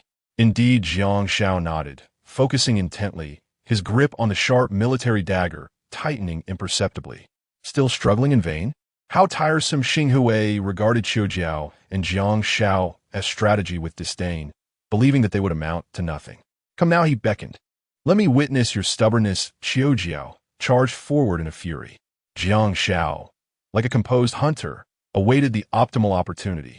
A splendid chance just then, as Xing Hui turned his back to Jiang Xiao, preoccupied with battling Xiao Jiao. Jiang Xiao sprang forth like an arrow released from a bow, dagger poised at Xing Hui's vital points. A smile crept across Xing Hui's lips. How could he have not anticipated this move? In fact, he had deliberately feigned a weakness to lure Jiang Xiao in, intending to defeat him effortlessly. Just as he prepared to pin Jiang Xiao down with a powerful strike, Jiang Xiao suddenly twisted his body, narrowly evading the blow. This guy Xing Hui was taken aback. He had no time to express his astonishment at Jiang Xiao's astonishing speed, for Xiao Jiao's lethal strike was already upon him. Jiang Xiao had also harbored intentions. However, Xiao Jiao's attack still failed to inflict substantial harm upon Xing Hui, merely leaving a faint scratch upon his neck. Due to his speed and reflexes, he is indeed not to be underestimated. I have truly underestimated you all. Xing Hui finally shed his arrogance, his gaze growing solemn. Had it been anyone else, the combined strike just now would have likely resulted in their head rolling on the ground. Underestimating us will lead to your disgrace.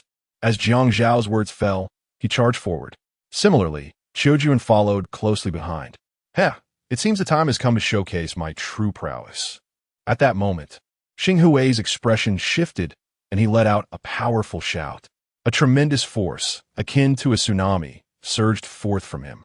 Jiang Xiao and Qiujuan found themselves halted by this formidable barrier, unable to advance even an inch. What? Qiujuan gasped in disbelief. Was Xinghui's combat power truly limited to this? A strength far beyond her imagination poured forth from Xinghui, and a palpable aura of death began to envelop the three of them. Chapter 83. The Reappearance of the Demon. What formidable strength! The overwhelming force emanating from Xinghui surged forth like a tempest. Upon sensing this extraordinary power, Jiang Xiao's lips curled slightly, and his fists clenched tightly. "Ha! Qiujuan, how could I dare to pursue you alone without any trump cards?" Soon, that ferocious aura abruptly ceased, and Xinghui's physical capabilities ascended to a new echelon. Now, I unleashed the pinnacle of my strength, with a combat power reaching the formidable intensity of 1200. How does it feel to know despair? He abruptly raised his chin, a sardonic smile gracing his lips. Kneel before me and lick my toes, and I might spare your life. In your dreams, Qiujuan spat defiantly, her astonishment palpable. According to Xinghui, her peak combat power barely reached 1,000, while Xinghui's strength now soared to 1,200. How could she possibly contend with that? She could distinctly feel the power within her dissipating rapidly. She was no longer a match for Xinghui. Ah, how delightful, such a spirited personality. Truly, a fiery stallion I have long wished to ride, Xinghui remarked, turning his gaze to the side at Jiang Xiao. You, my boy, possess commendable speed, yet your combat power stands at a mere 360. Should you elevate it to around 1,000, you could rival an ordinary second-generation fighter. Suddenly intrigued, he continued, "What do you say? Care to become my subordinate? Under my advanced guidance, within 2 months, you could undergo a remarkable transformation. I grant you 3 seconds to ponder your response." Without hesitation, Jiang Xiao declared, "I refuse." Xinghui's expression darkened abruptly, and in an instant, his speed reached its zenith. Incorrect answer. In the blink of an eye, his spectral form appeared behind Jiang Xiao, delivering a kick that sent him flying. Jiang Xiao felt a sharp pain as he arced through the air, crashing heavily to the ground. Yet, to his bewilderment, the impact was not as agonizing as he had anticipated. It seemed he could endure. The previous blow had felt similar, leaving him perplexed as to the reason behind it. As the Harbinger, I have elevated you by allowing your entry into the Source Realm. Yet, you remain ungrateful, inviting your own suffering. Xinghui spoke in a grave tone. However, when he beheld Jiang Xiao slowly rising, disbelief flickered in his eyes. This fellow, with a combat power of 360, how could he withstand such blows? It was known that the force he had just unleashed, while not at full capacity, was certainly beyond what someone with 360 power could withstand. How curious. Qiujuan, too, was astonished. Was Jiang Xiao truly this resilient? It was unexpected. "Oh, I may have underestimated you," Xinghui remarked, the corners of his mouth twitching as he radiated an imposing aura. "Your physical strength now rivals that of an ordinary second-generation fighter. I shall ask you once more, do you wish to become my hound?" Wiping the blood from the corner of his mouth, Jiang Xiao replied, "I have no such inclination." Furious, Xinghui declared, "I shall end you." With that, he charged once more at Jiang Xiao. "Xinghui, you shall not." Qiujuan cried out, rushing ahead to shield Jiang Xiao, determined to protect him from Xinghui's wrath. "Ha! A mere ant dares to stand against the chariot?" Xinghui scoffed, delivering a swift kick that sent Qiujuan flying several meters away. "Your current strength has fallen below 870. Soon, you will be as insignificant as an ant. When I command you to live, you shall live. When I command you to die, you shall perish." He let out a cold snort. Qiujuan raised her hands, incredulity washing over her as she witnessed the extensive depletion of her power. Her aura was now at its lowest ebb. The side effects of the Source Stone had begun to manifest. Would her fate truly unfold as Xinghui predicted? No. Qiujuan shook her head, determined that while she still possessed the capacity to fight, she would extract at least a morsel of flesh from Xinghui, even at the cost of her life. "Xinghui, prepare yourself. Qiujuan staggered to her feet, throwing herself into the fray with desperate fervor. An ant must recognize its own limitations. Engaging in futile efforts only squanders energy. Xinghui dodged urgently, landing a punch squarely in Qiujuan's abdomen, devoid of any semblance of compassion. The weight of the blow left Qiujuan feeling as though her internal organs were being torn apart, an excruciating pain enveloping her. You see, this is what constitutes an effective strike. Xinghui raised his fist, a smug smile gracing his lips. Yet, his smile abruptly froze as he shot a sidelong glance at Jiang Xiao. In an instant, Xinghui teleported, lunging towards Jiang Xiao. However, Jiang Xiao had anticipated this move, evading Xinghui's attack with remarkable speed and thrusting a sharp dagger towards Xinghui's heart with lightning speed. A sickening sound echoed as the dagger pierced flesh. Xinghui's heart was lightly punctured. Bastard! Xinghui exclaimed in shock, kicking Jiang Xiao away. How dare you injure my body, you wretch! A fighter with 360 combat power, who is over 800 units weaker than him, could inflict harm. It was utterly absurd. Moreover, what was up with this fellow's speed? From earlier until now, it was unfathomably swift. Was this truly a mutated individual perceived as trash in their eyes? At the same time, he felt a sense of relief. Had it not been for his armor's formidable defensive capabilities, he would likely be facing death now. I must alter my order of elimination. Xinghui's gaze fell upon Jiang Xiao, though he could not discern the reason. An inkling told him that if he eliminated you first, unforeseen variables might arise. A sense of inexplicable unease quietly took root within Xinghui. If I can kill you, then I shall. Jiang Xiao's keen, eagle-like eyes remained fixed on Xinghui. Arrogant.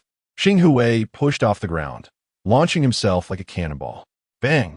He reached Jiang Xiao's side, delivering another kick, only for Jiang Xiao to block it with his arms. Interesting. He retracted his leg and executed a spinning kick aimed at Jiang Xiao's side. Bang! The tremendous force sent Jiang Xiao flying several meters away. Yet, a shocking scene unfolded. He stood once again. Was this fellow a monster? Xinghui's expression turned grave. That last blow had been delivered with full force, aimed to take his life. Yet, it still failed to claim it. How could this not leave him astounded? Wow. On the other side, Jiang Xiao coughed up a mouthful of blood, astonished by the vast disparity in strength, feeling an undeniable sense of resentment. Suddenly, an inexplicable exhilaration surged within him, as if a soul compelled him to fight. Kill! Jiang Xiao's voice took on an eerie quality, his smile sending chills down the spine. Beside him, Han Xue's eyes widened in disbelief. She was no stranger to this scene. The true demon was approaching, overreaching. Xinghui proclaimed, summoning formidable power to coalesce in his fist. He charged towards Jiang Xiao and delivered a powerful blow to his chest. Jiang Xiao was sent flying, blood spewing from his mouth. Observing this, a slight smirk appeared on Xinghui's lips. This punch contained the force to annihilate worlds. Surely, you must be at your end now? What? Xinghui faltered. Jiang Xiao rose once more, though his appearance had become somewhat terrifying. His body was adorned with golden scales, and his crimson gaze resembled that of a dark demonic eye. A chilling smile lingered at the corners of his mouth. He raised his claws, as if intending to shred everything apart. From a distance, it was evident that the formidable and terrifying power emanating from Jiang Xiao could no longer be contained. Beep! The detector chimed as his combat power soared. Chapter 84. The Conclusion. Combat Power 380. Combat Power 480. Combat Power 600. Impossible. Xinghui's eyes were filled with panic as he gazed upon Jiang Xiao, who appeared as a demon incarnate, his body trembling involuntarily. Combat Power 1000. In the next moment, Jiang Xiao's combat power soared to 1000, and the detector showed no signs of ceasing its readings. No, it cannot be. Xinghui clutched his hair in despair, utterly confounded by how a mere aberrant could possess such formidable combat strength. His eyes betrayed an abyss of fear. Yes, yes. Xinghui nodded repeatedly. It must be a malfunction of the detector. Yet, upon further reflection, He realized this was a state-of-the-art device. How could it suddenly fail? Recalling his experience battling Jiang Xiao, he found it exceedingly strange. Clearly, Jiang Xiao was regarded as possessing a trash physique, yet in combat, he had not even resorted to his most pronounced transformation, yet he exhibited remarkable vitality. Only now did he transform. Was he deliberately concealing his true power? Xing Hui felt belittled. Wait, at that moment, he suddenly sensed something amiss. The scales adorning Jiang Xiao's body were too peculiar. However, it was also quite reasonable.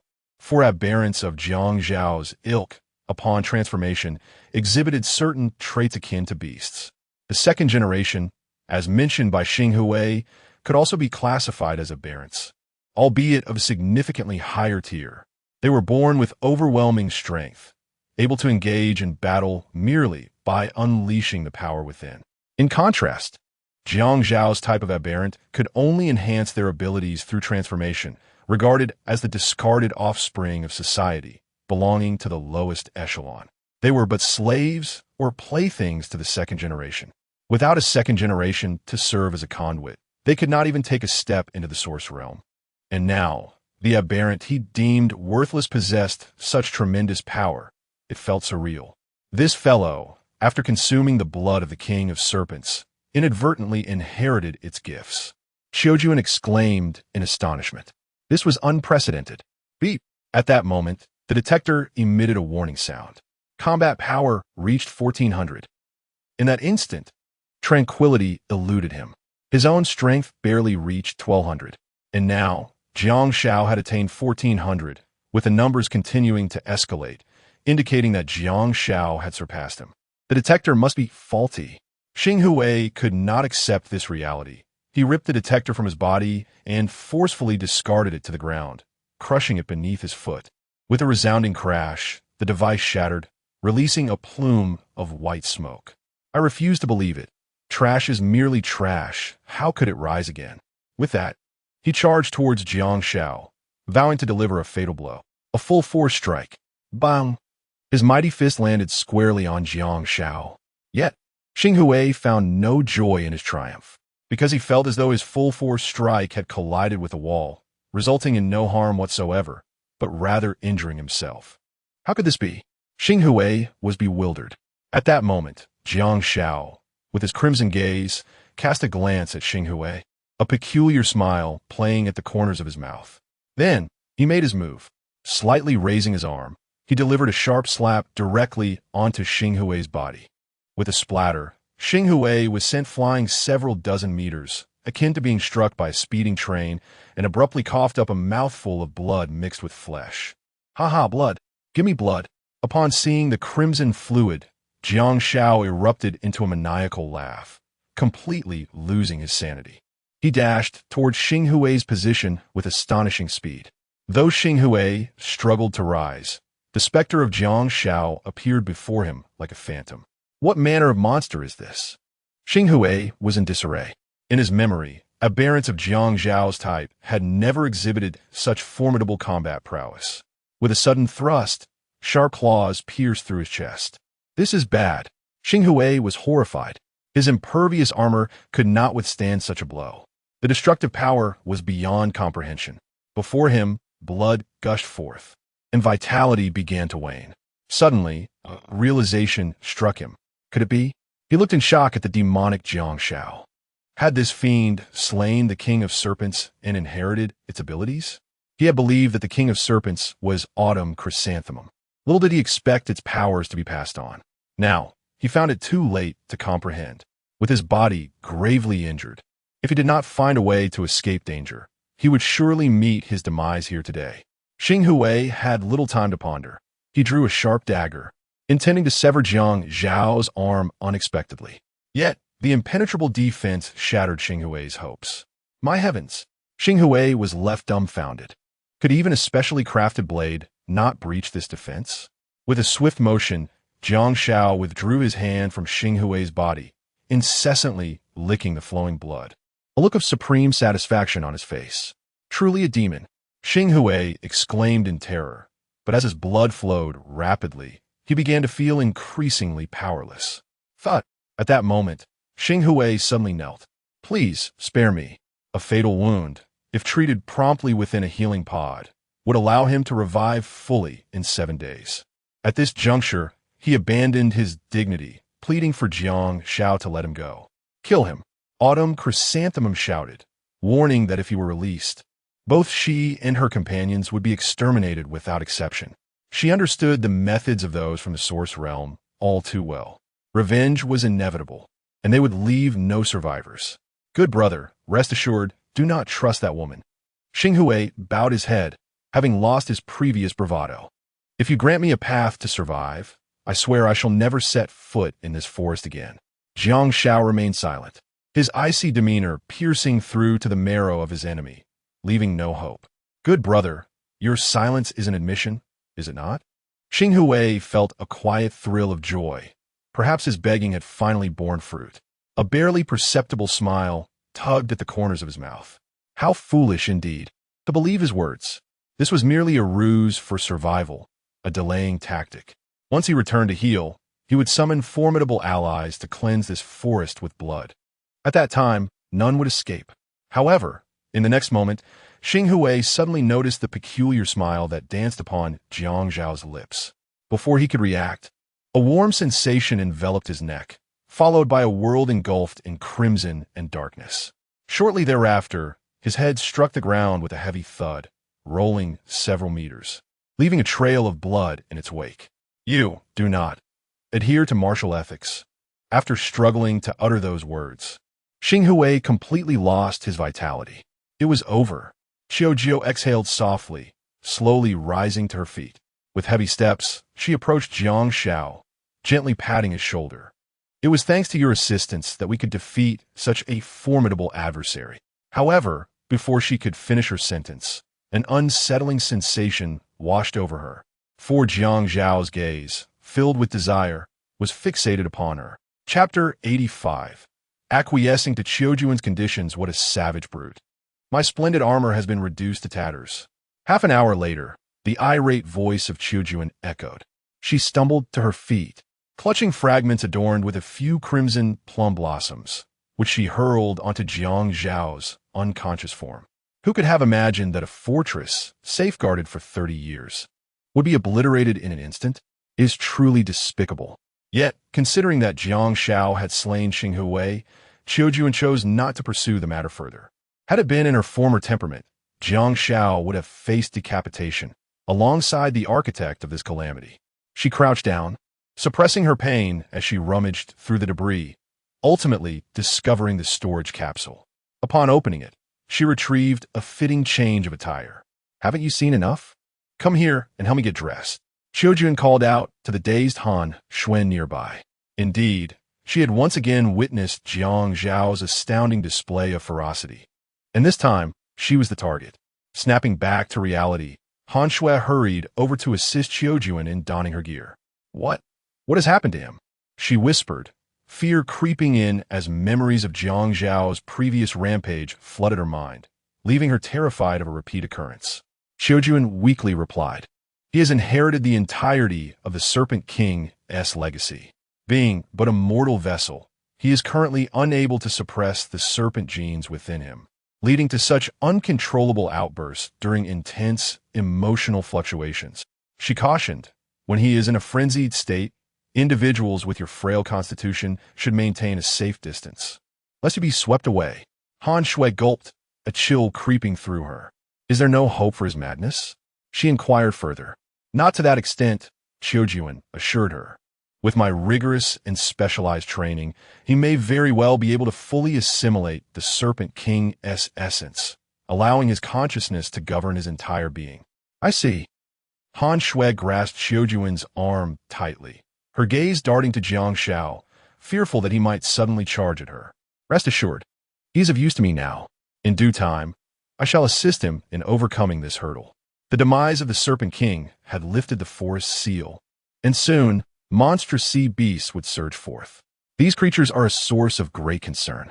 Currently, due to the severe repercussions of her forced resurgence to peak condition, Qiujuan would be unable to engage in any combat for an entire month. Otherwise, her foundation would sustain irreparable damage. Moreover, with Xinghui's death, news of his demise would surely reach his comrades in the Source Realm, heralding a new wave of vengeance. They were beset by marine monstrosities in front and formidable foes from the Source Realm behind. Truly a dire predicament. Thus, Qiujuan devised a brilliant plan to train Jiang Xiao intensively, transforming him into a formidable asset for her faction.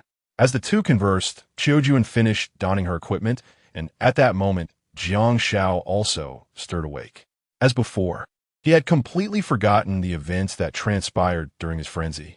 Yet, he retained a vague recollection of his confrontation with Qiujuan. Awake? Qiujuan glanced over. Yes, awake.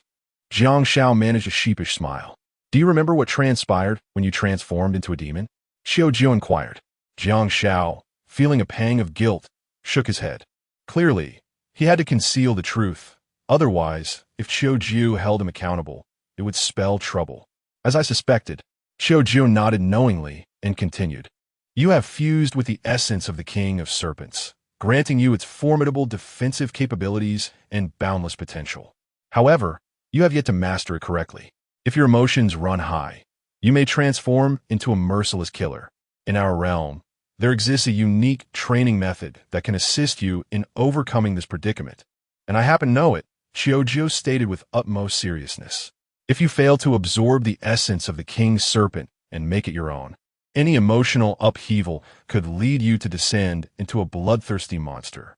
Her gaze pierced through to Jiang Xiao. Surely, you do not wish to slaughter everyone around you? What training method? Jiang Xiao realized the gravity of the situation.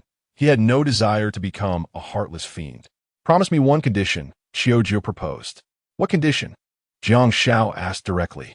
Once your training is complete, aid me in repelling the enemies seeking vengeance, and escort me back to our realm. Qiujuan's intuition told her that if Jiang Xiao could master his own body, he might undergo a profound transformation, perhaps even defeating the allies of Xinghui. But would there be enough time? She felt uncertain, yet resolved to do her utmost. Jiang Xiao paused momentarily. That seems to be more than one condition.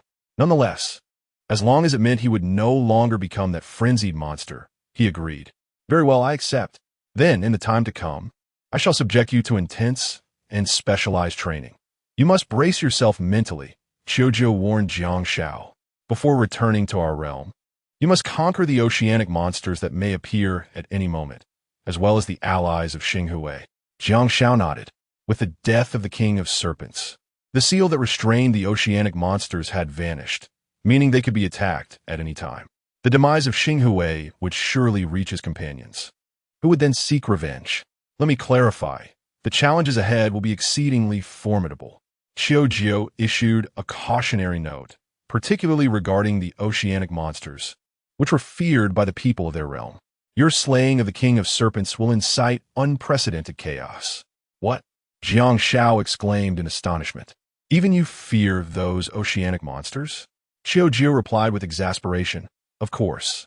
That sea is no ordinary place. The creatures within possess terrifying strength beyond imagination. What you have encountered are merely the lesser minions. The more formidable ones would make even the strongest tremble. The more formidable ones? Jiang Xiao was intrigued. Seeing his confusion, Qiujuan explained, those like you, who can only fight through transformation, lack a true designation. Of course, she implied, in reality, there's a name, though it is rather unflattering. In our realm, they are referred to as beasts of burden, tasked with the dirtiest and most arduous work. Qiujuan further elaborated, stating that we, the second generation, are inherently endowed with mutated genes, which imbue us with formidable power, enabling us to engage in combat without the need for transformation. She added that the parents of the second generation possess either second-generation genes or superior ones. In contrast, the first generation boasts an even purer genetic lineage, being the original mutants, endowed with terrifying strength from birth. Qiujuan shook her head, revealing to Jiang Xiao that she had only heard of the existence of the first generation, but had never encountered them due to her insufficient rank to warrant such an encounter. What is your rank among the second-generation warriors? Jiang Xiao inquired, astonished by the seemingly unattainable stature of the first generation mentioned by Qiujuan. Simultaneously, he felt a chill at the thought of the oceanic monstrosities. The warriors of the Source Realm are classified into 5 tiers: lower, middle, upper, elite, and genius. I, like Xing Hui, am of the lowest rank, a lower-tier warrior, Qiu Ju candidly revealed. What? Jiang Xiao exclaimed, once again taken aback.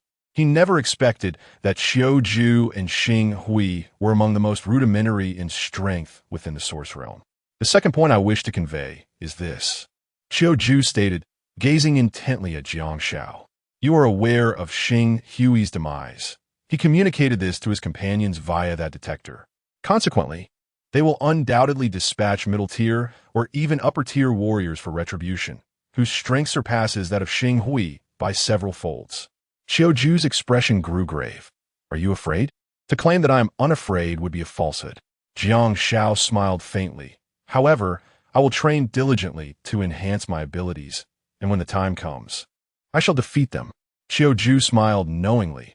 She had indeed not misjudged him.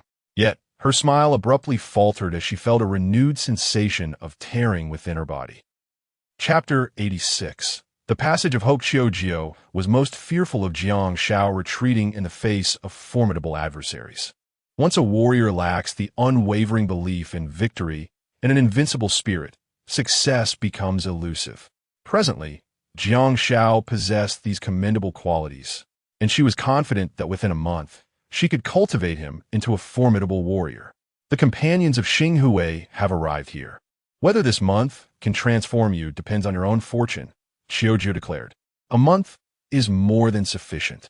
I shall surpass myself, Jiang Xiao proclaimed, clenching his fists as a surge of powerful confidence coursed through him.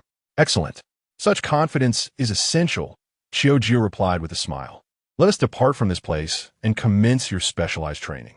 She was determined to transform Jiang Xiao into a stronger version of himself in the shortest time possible. Unbeknownst to Jiang Xiao and Han Shui, their arduous venture into the Serpent's Den had led them to discover that there were no source stones within. The foreigners had truly led them astray. Before we leave, let's gather everything from Xing Hui, Jiang Xiao responded to Qiu Jiu, rubbing his hands together in preparation for scavenging. He approached Xing Hui's side, beginning to rummage through his belongings. First, he grasped a specially crafted dagger, swinging it a few times with satisfaction before stowing it away. Next, he collected the storage capsule from Xing Hui. Regrettably, the detector had been crushed. Otherwise, he would not have let it slip through his fingers. Before long, they arrived at the site of the Serpent King's demise. Gazing upon the lifeless form of the Serpent King, Qiu Jiu sighed softly, reflecting on the tragic downfall of a creature that once commanded such awe. At that moment, she noticed Jiang Xiao slowly approaching the fallen Serpent King, inexplicably producing several thick vines and beginning to bundle the several hundred pounds of serpent meat. What are you doing? Qiu Jiu felt a shiver run down her spine, a flicker of fear ignited by the cold-blooded creature. Such a delectable feast must not go to waste. It ought to be taken back to share with everyone, Jiang Xiao declared, having already wrapped the Serpent King in coils and secured it with vines before hoisting it onto his shoulder. Wow, what? You intend to eat snake meat? Qiu Jiu exclaimed in astonishment. Isn't that surprising for a survivor like you? I have lived in the Source Realm my entire life. I have never heard my ancestors mention that snake meat is edible. On the contrary, we revered them as deities. Qiu Jiu explained. Han Shui, puzzled, asked ancestors, your ancestors have resided in the Source Realm for ages? Indeed, for at least several thousand years, Qiu Jiu affirmed, nodding. Several thousand years. Han Shui and Jiang Xiao were taken aback. How is that possible? Chinese civilization has barely existed for a few thousand years. How could anyone have ventured into the Source Realm millennia ago? Back then, there was no capability for seafaring. Could this remote island be a civilization that has existed independently until now? What's wrong? You both seem quite surprised, Qiu Jiu queried. In truth, Qiu Jiu also believed that Jiang Xiao and his companions were native inhabitants of the island, completely disregarding their status as survivors of a maritime disaster. Consequently, Jiang Xiao recounted their experiences to Qiu Jiu. Upon hearing this, Qiu Jiu's expression was one of sheer amazement. Was it possible that beyond this land, there existed so many wondrous places? The 7 continents and 5 oceans. She had never even heard of them. She had assumed that this vast expanse of land was the entirety of the world. Now, upon hearing Jiang Xiao's tales, she felt the world was indeed immense. Miss Qiujuan, do you know if there is a passage connecting this island to the outside world? Han Shui suddenly inquired. There is. Qiujuan nodded, adding that only the elders possessed specific knowledge about it. Jiang Xiao and Han Shui's eyes sparkled with renewed hope. If such a passage existed, could it not lead them back to their society? It seemed they must venture to the source realm. Oh, those 2 foreigners are dead. At this moment, Han Shui pointed at Rivers and Alice. She was not surprised by Rivers' demise, but Alice. A chill ran down her spine. Qiujuan glanced at Alice, and then shot Jiang Xiao a glare, evidently aware of the true culprit. Let us go, let us go. Jiang Xiao felt quite helpless. He did not wish for things to unfold this way, yet he could not control the insatiable desire of the king of serpents within him. As the 3 departed, Jiang Xiao inquired about the technological advancements in the source realm. The emergence of healing pods, restorative elixirs, detectors, battle armor, and storage capsules. These marvels surpassed his imagination. Igniting his curiosity, Qiujuan proceeded to explain some basic aspects of the source realm. The astonishing items that left Jiang Xiao and his companions in shock were commonplace in the source realm, nearly found in every household. As for electricity, they possessed powerful batteries that, when charged once, could last for 10 days to half a month. Jiang Xiao and Han Shui were utterly astounded. Could this possibly be an extraterrestrial civilization? While they were still reeling from their astonishment, Qiujuan retrieved a storage capsule from her pocket, pressed a yellow capsule, and tossed it onto the ground. With a resounding bang, a car materialized before the trio. Jiang Xiao and Han Shui were taken aback. Get in. Amidst their astonishment, Qiujuan had already entered the driver's seat. Jiang Xiao placed the King of Serpents in the trunk, and then climbed into the vehicle with Han Shui. The car measured 5 meters in length and 2 meters in width, resembling those in their society. However, in the next moment, their perspective shifted entirely. This vehicle was capable of flying. It possessed powerful propulsion that allowed it to hover in the air and move forward at a speed of approximately 80 kilometers per hour. The items you retrieve from the Starshine may also include such a jet vehicle. Qiujuan glanced at Jiang Xiao, hinting that he might possess something unexpected. Jiang Xiao's eyes gleamed, feeling as though he had stumbled upon a treasure. Meanwhile, at Jiang Xiao's camp, Brother Meng, what is the situation with that oceanic monster? Wan Peng looked at Lu Meng with a frantic expression, for their camp is currently under siege by a colossal sea shrimp, towering in size akin to an African buffalo, furiously battering the defensive walls with its formidable pincers. How was I to know? Reckless was equally perplexed. In his recollection, the greatest range of oceanic monsters was confined to the beach. How had one now ventured into the forest? Had the barrier been breached? Reckless's expression grew grave. If that were the case, it would spell disaster. Brother Meng, we have exhausted our stones and cannot breach its defenses. This creature is truly terrifying, reported Black Dog. Drenched in sweat. Can we withstand it? Reckless inquired with a serious demeanor. At present, the situation is manageable, Black Dog replied. Fortunately, the chief had the foresight to reinforce the camp. Otherwise, we would be utterly defenseless. Upon hearing this, Reckless sighed in relief, acknowledging that the survival of the entire camp to this day was largely due to Jiang Xiao's invaluable contributions. Chapter 87. The monster strikes. Why have Rivers and Alice been gone for such an extended period without any news? At the foreign camp, Chalmers felt an unsettling twitch in his eyelids, a premonition of impending calamity. Boss, given Rivers and Alice's composed natures, there is unlikely to be any trouble. A middle-aged man named Zach, also a mutant, reassured him. You need not worry. I recently dispatched someone to assess the situation, and they should be returning shortly with a report. Just then, a voice came from outside the tent. Look, speaking of the devil, here comes our scout. Zach chuckled, anticipating the return of their comrade. Chalmers waved his hand impatiently. Hurry, bring him in. Have Rivers and the others obtained any information regarding the source stone? Cool mean. Zach called out loudly. Soon, A gaunt man appeared before the two leaders, his eyes filled with terror, unable to meet their gaze. What news? Did those sent to seek the Source Stone find any leads? Chalmers inquired. The thin man shook his head in sheer panic. Useless fool. Chalmers' expression darkened. If there is no Source Stone, how can we curry favor with those who guide us? How can we enter the Source Realm? Boss, let us wait a little longer.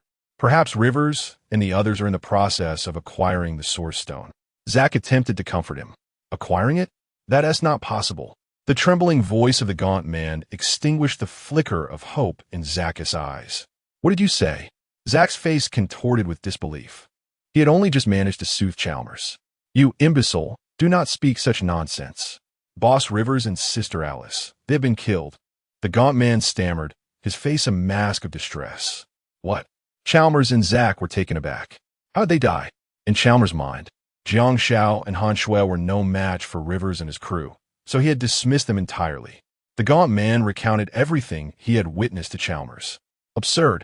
Chalmers slammed his palm heavily on the wooden table. How could those two Easterners possibly have killed Rivers and his team?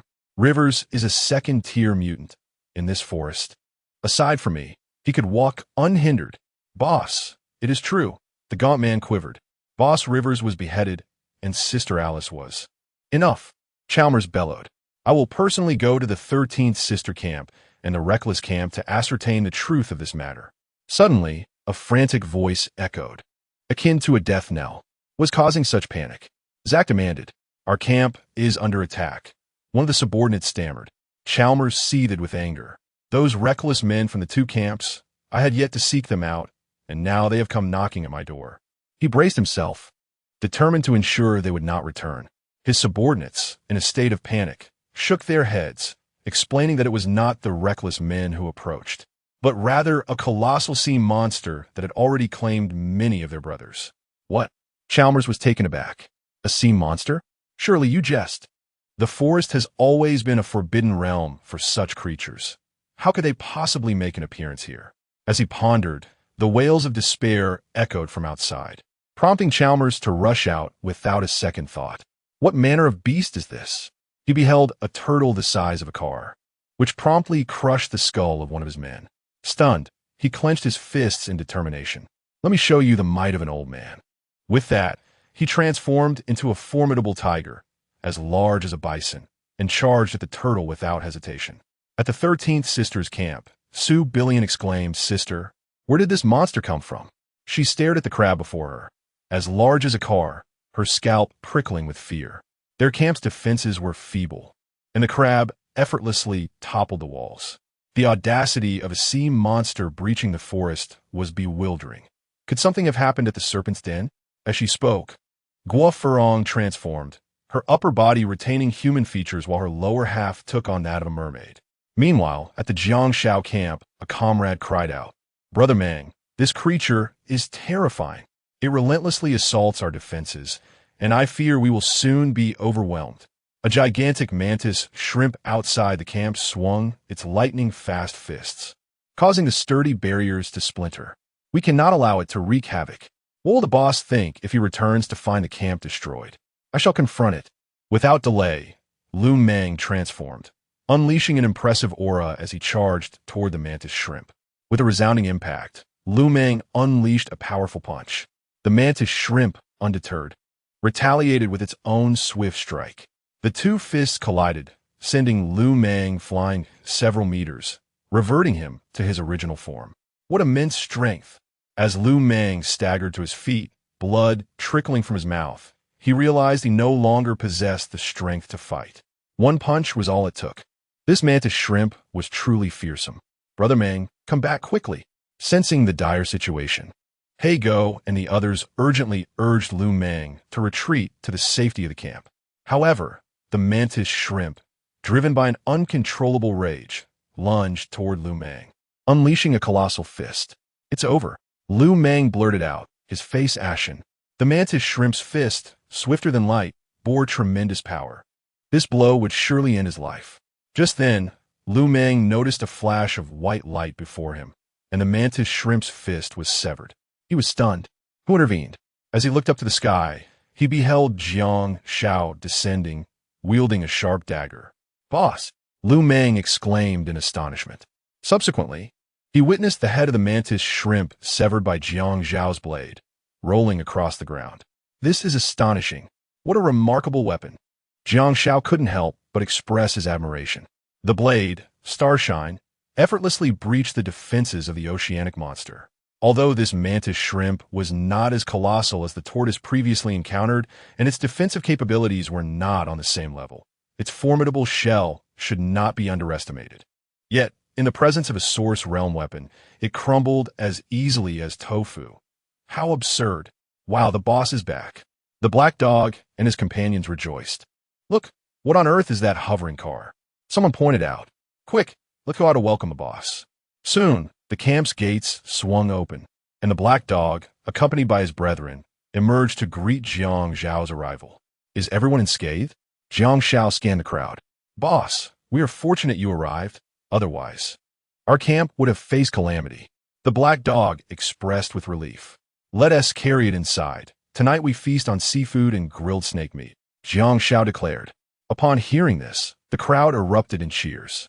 Chapter 88.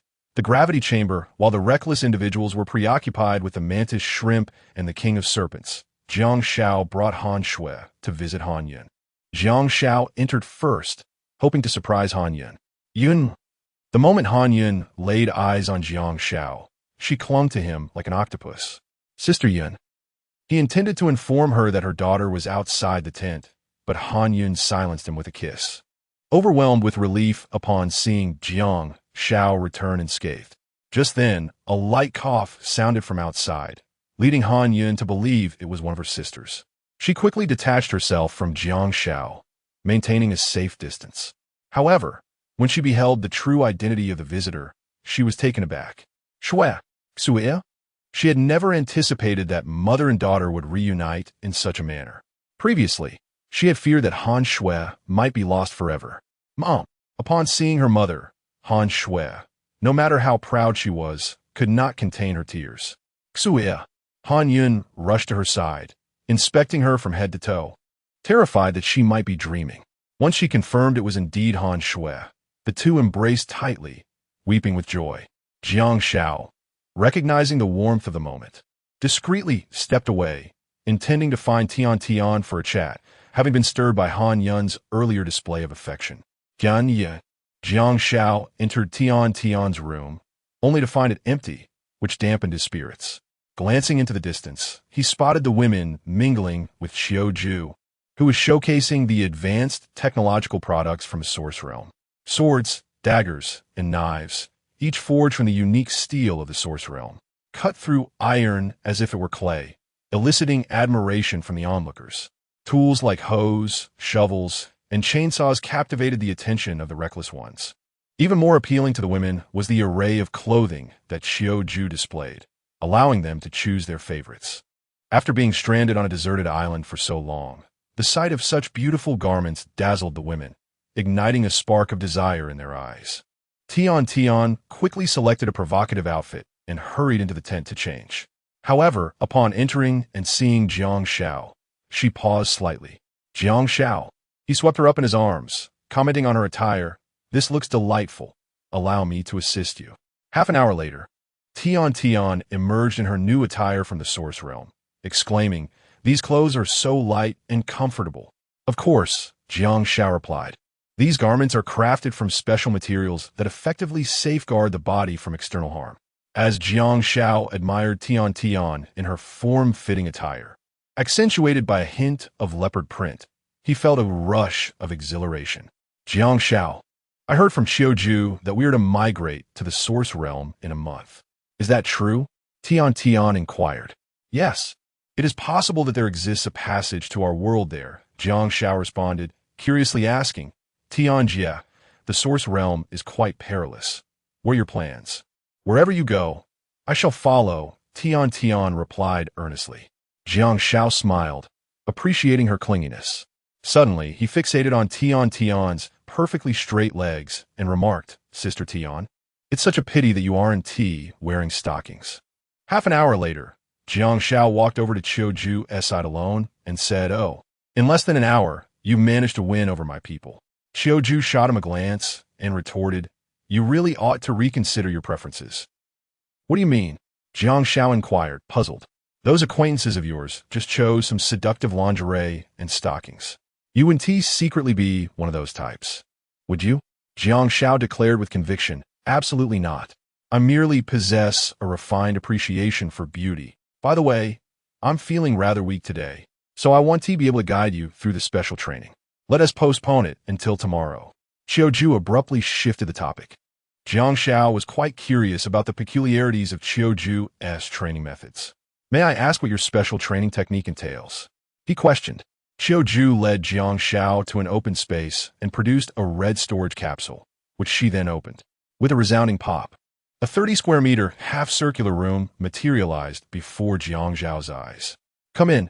I'll introduce you to it. Xiaoju beckoned as she opened the door. Jiang Xiao stifled his astonishment and followed her inside. However, the moment he stepped into the room, he was suddenly lifted by a tremendous force, his feet feeling as heavy as if they were encased in lead. He struggled to raise his foot, expending immense effort just to leave a single footprint. Jiang Xiao was taken aback, beads of sweat streaming down his forehead. What on earth was happening? The environment inside felt entirely different from that outside. How could he articulate such an experience? Suddenly, Jiang Xiao's eyes lit up.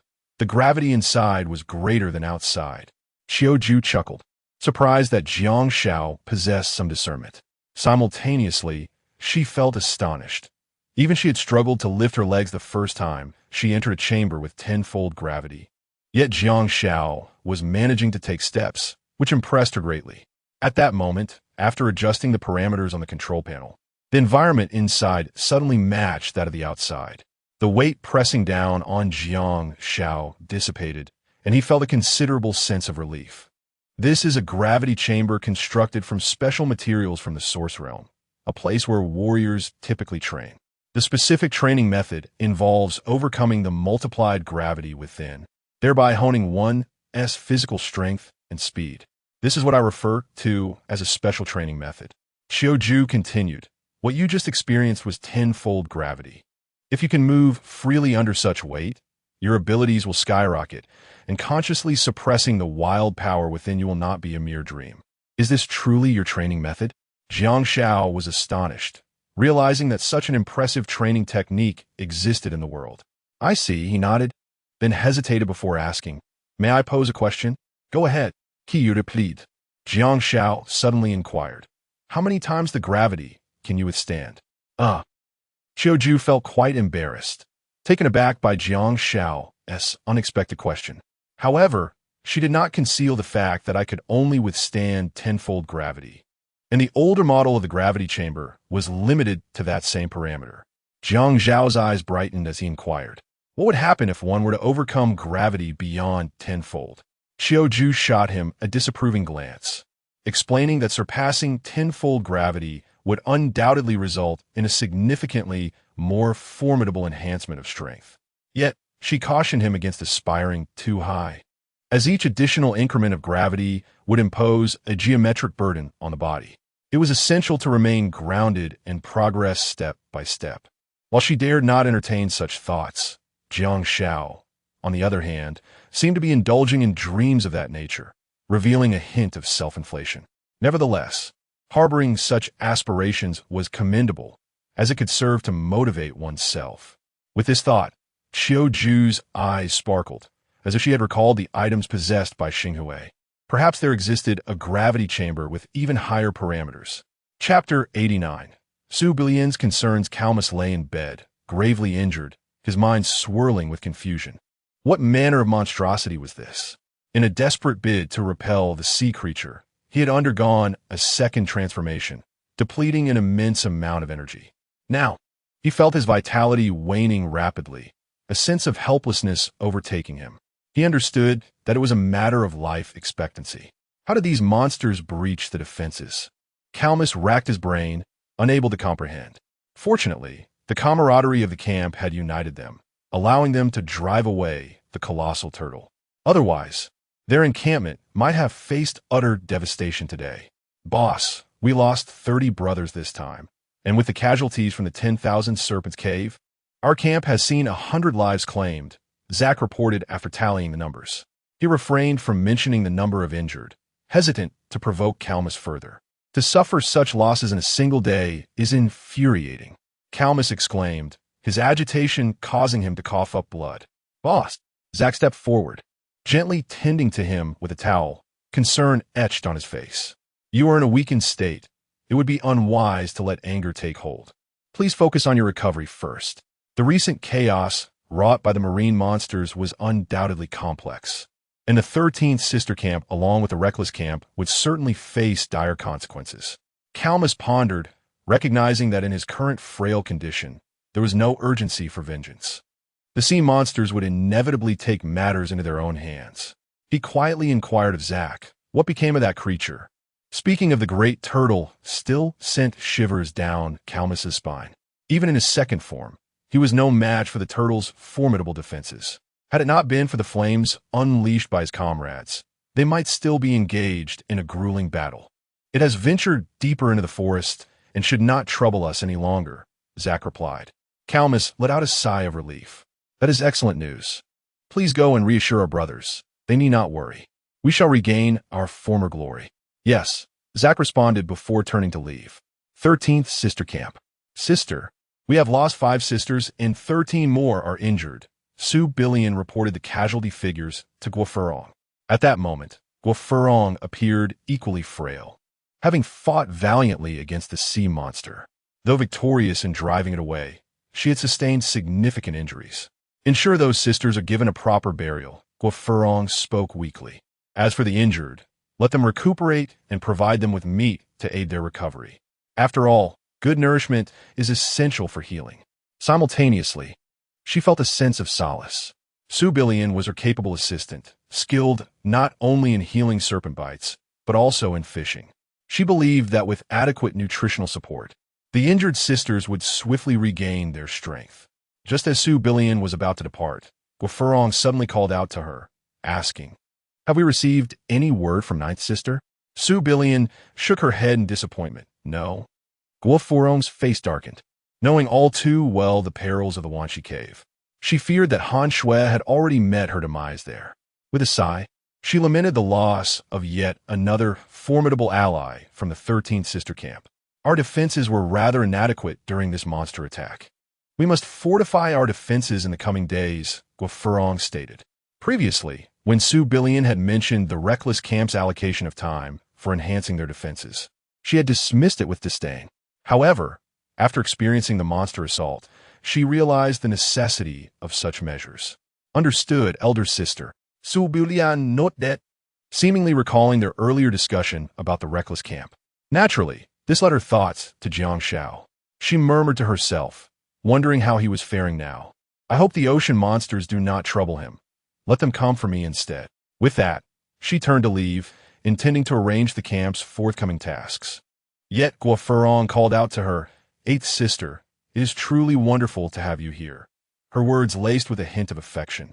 Elder Sister, please rest well. I will attend to all the camp's duties before returning to serve you. Guofurong replied with a cheerful nod. Meanwhile, at the Jiang Xiao camp, Han Yun, reunited with her daughter, began to share her harrowing experiences. Schwer, despite the hardships we faced during our survival on the island these past days, everything is now behind us. Our reunion is a blessing bestowed upon us by fate. Han Yun affectionately stroked Han Shue's head. Hearing her mother speak thus, Han Shui felt a surge of guilt. Surely, these past days had been a living nightmare for her mother. Yet, observing that her mother appeared not to have lost weight, Han Shui was taken aback, suspecting it to be mere superficiality, indicative of an unhealthy state. This only confirmed her suspicions that her mother had not been faring well. Mother, did that scoundrel Jiang Xiao force you into doing things you despise? Han Shui asked bitterly. Han Yun immediately covered her mouth. Shui, what nonsense are you speaking? Although Jiang Xiao had employed certain tactics to possess her in the initial days on the island, it had been of her own volition. Furthermore, Jiang Xiao had later treated her like a princess, fulfilling her every whim. How could he ever compel her to do something against her will? Though at times he could be domineering, she found joy amidst it all. Fearing that Jiang Xiao would be hurt by Han Shui's words, she swiftly silenced her daughter. Han Shui's eyes turned icy. Indeed, her mother's vehement reaction hinted that Jiang Xiao, in his quest for revenge, had unleashed his fury upon her. This was evident from their ordeal in the Wanqi cave. She silently cursed Jiang Xiao, deeming him petty and ruthless in his vendetta. However, now that they were reunited, she would not allow her mother to suffer any further harm. Mother, come with me to the 13th sister camp. Do not endure any more of that nonsense here. Han Shui urged, wanting to take her mother away. Only by persuading her mother to join the 13th sister camp could she break free from Jiang Zhao's constraints. Moreover, she aspired to recruit Li Manman's 4 subordinates as well. She had arrived in haste and hadn't even had the opportunity to greet the other women. First, she would persuade her mother, and then she would win over the others. As the president of a publicly listed company, convincing a few subordinates would be a trivial matter. Shuer, what are you talking about? Han Yin asked, slightly taken aback. Mom, listen to me, Han Shui said passionately. By joining the 13th sister camp, you will become a free and sovereign queen. Do not endure the oppression of others any longer. Before she could finish, Han Yin covered her mouth. Stop talking nonsense. How has she been oppressed? What is this foolish daughter saying? Has she been stimulated in some way to think so irrationally? Han Shui pried her mother's hand away. Mom, you need not fear. Now that I have found you, I will ensure you are safe and that Jiang Xiao cannot bully you any longer. Come with me to ally with the 13th sister camp. She believed her mother's timidity stemmed from Jiang Zhao's bullying and coercive possession. Now that she had arrived, she was determined to prevent Jiang Xiao from acting with impunity. She was also confident that Jiang Xiao could not harm her. Otherwise, she would return to civilized society and have him imprisoned or, in severe cases, sentenced to death. Chapter 90. We follow Jiang Xiao. Han Yun hastily interjected. Shuer, you mustn't speak so recklessly. Jiang Xiao is not as you portray him. Han Yue was taken aback. Her mother was defending that scoundrel? Was this truly the mother she remembered? Han Yue was certain it was the same person, yet her personality seemed to have transformed too swiftly. In XX City, Han Yun was an epitome of aloofness, having remained single for over 20 years, with countless suitors turned away at her door. Yet now, she had morphed into a domestic sweetheart, a perplexing transformation indeed. Had she been coerced or seduced by Jiang Xiao? Han Yue found this probability quite high. That despicable Jiang Xiao, so vile and shameless. Mother, regardless of what tricks Jiang Xiao has employed, now that I am here, he shall have no power to act arrogantly. Come, let us leave this place. Han Yue attempted to pull her mother away to confront Jiang Xiao directly. Shuer, I cannot leave with you. Han Yun halted her, feeling it imperative to clarify matters with her daughter.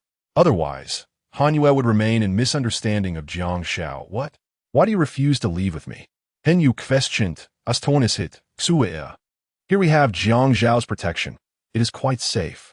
He has shared both joys and hardships with us, dedicating himself to our well-being. Why should we depart? Han Yun explained, attempting to enlighten her daughter. You must have deep-seated misconceptions about Jiang Xiao. How about this? I will speak with him shortly, and perhaps he could allow you to stay with us in our camp. Han Yue was left dumbfounded. She had intended to take Han Yun to the 13 Sisters camp, only to find herself persuaded to remain in the reckless camp instead. Mother, Jiang Xiao is merely pretending, Han Yue retorted angrily. He is nothing but a villain, worse than a beast. The humiliation of the serpent's den remained an indelible nightmare for Han Yue. She would never forgive Jiang Xiao. Oh, you! Han Yun was nearly driven to exasperation, perplexed by her daughter's vehement disdain for Jiang Xiao. Mother, why are you defending Jiang Xiao so fervently? Do you have feelings for him? Anya Sudinli enquailed. Anya is flushed. Had this been discerned? Should she confess to Han Yue? She believed the moment was not yet ripe, especially with the existing conflict between Han Yue and Jiang Xiao. Thus, she feigned composure, responding, Nonsense. How could I ever be moved by a man? Have you forgotten? I am renowned for my icy demeanor. Any man wishing to approach me might as well abandon hope. Han Yue nodded, conceding that her mother had a point. Han Yun's capabilities were beyond the grasp of ordinary individuals. Perhaps she had overthought the situation. Han Yun remained resolute, and Han Yue felt it unwise to press further, conceding to let her stay. Upon closer inspection, the fortifications here seemed quite robust, ensuring her mother's safety. Han Yue resolved to remain vigilant in this area, should any unforeseen circumstances arise. She would be the first to rush to her mother's aid. Though her mother was unwilling to depart, surely Li Man and her companions would not reject her overtures. Just then, Li Man and her 3 companions entered Jiang Xiao's tent. Han Yue was momentarily stunned, for all 4 women were adorned in silk stockings, their appearance undeniably alluring. She furrowed her brow. This must be Jiang Xiao's despicable attempt to satisfy his own beastly desires by coercing them into such attire. It is utterly shameless. Han Shui could hardly believe that the once formidable generals under her command had been reduced to this state by Jiang Xiao, filling her with indignation. However, she felt a sense of relief now that she had arrived. She intended to reclaim Li Man and the others to her side. President Fan.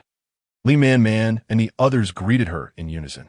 Man, Xiaoling, Mengyao, Xuemian, you have all endured much hardship, Han Shui expressed with a tinge of compassion.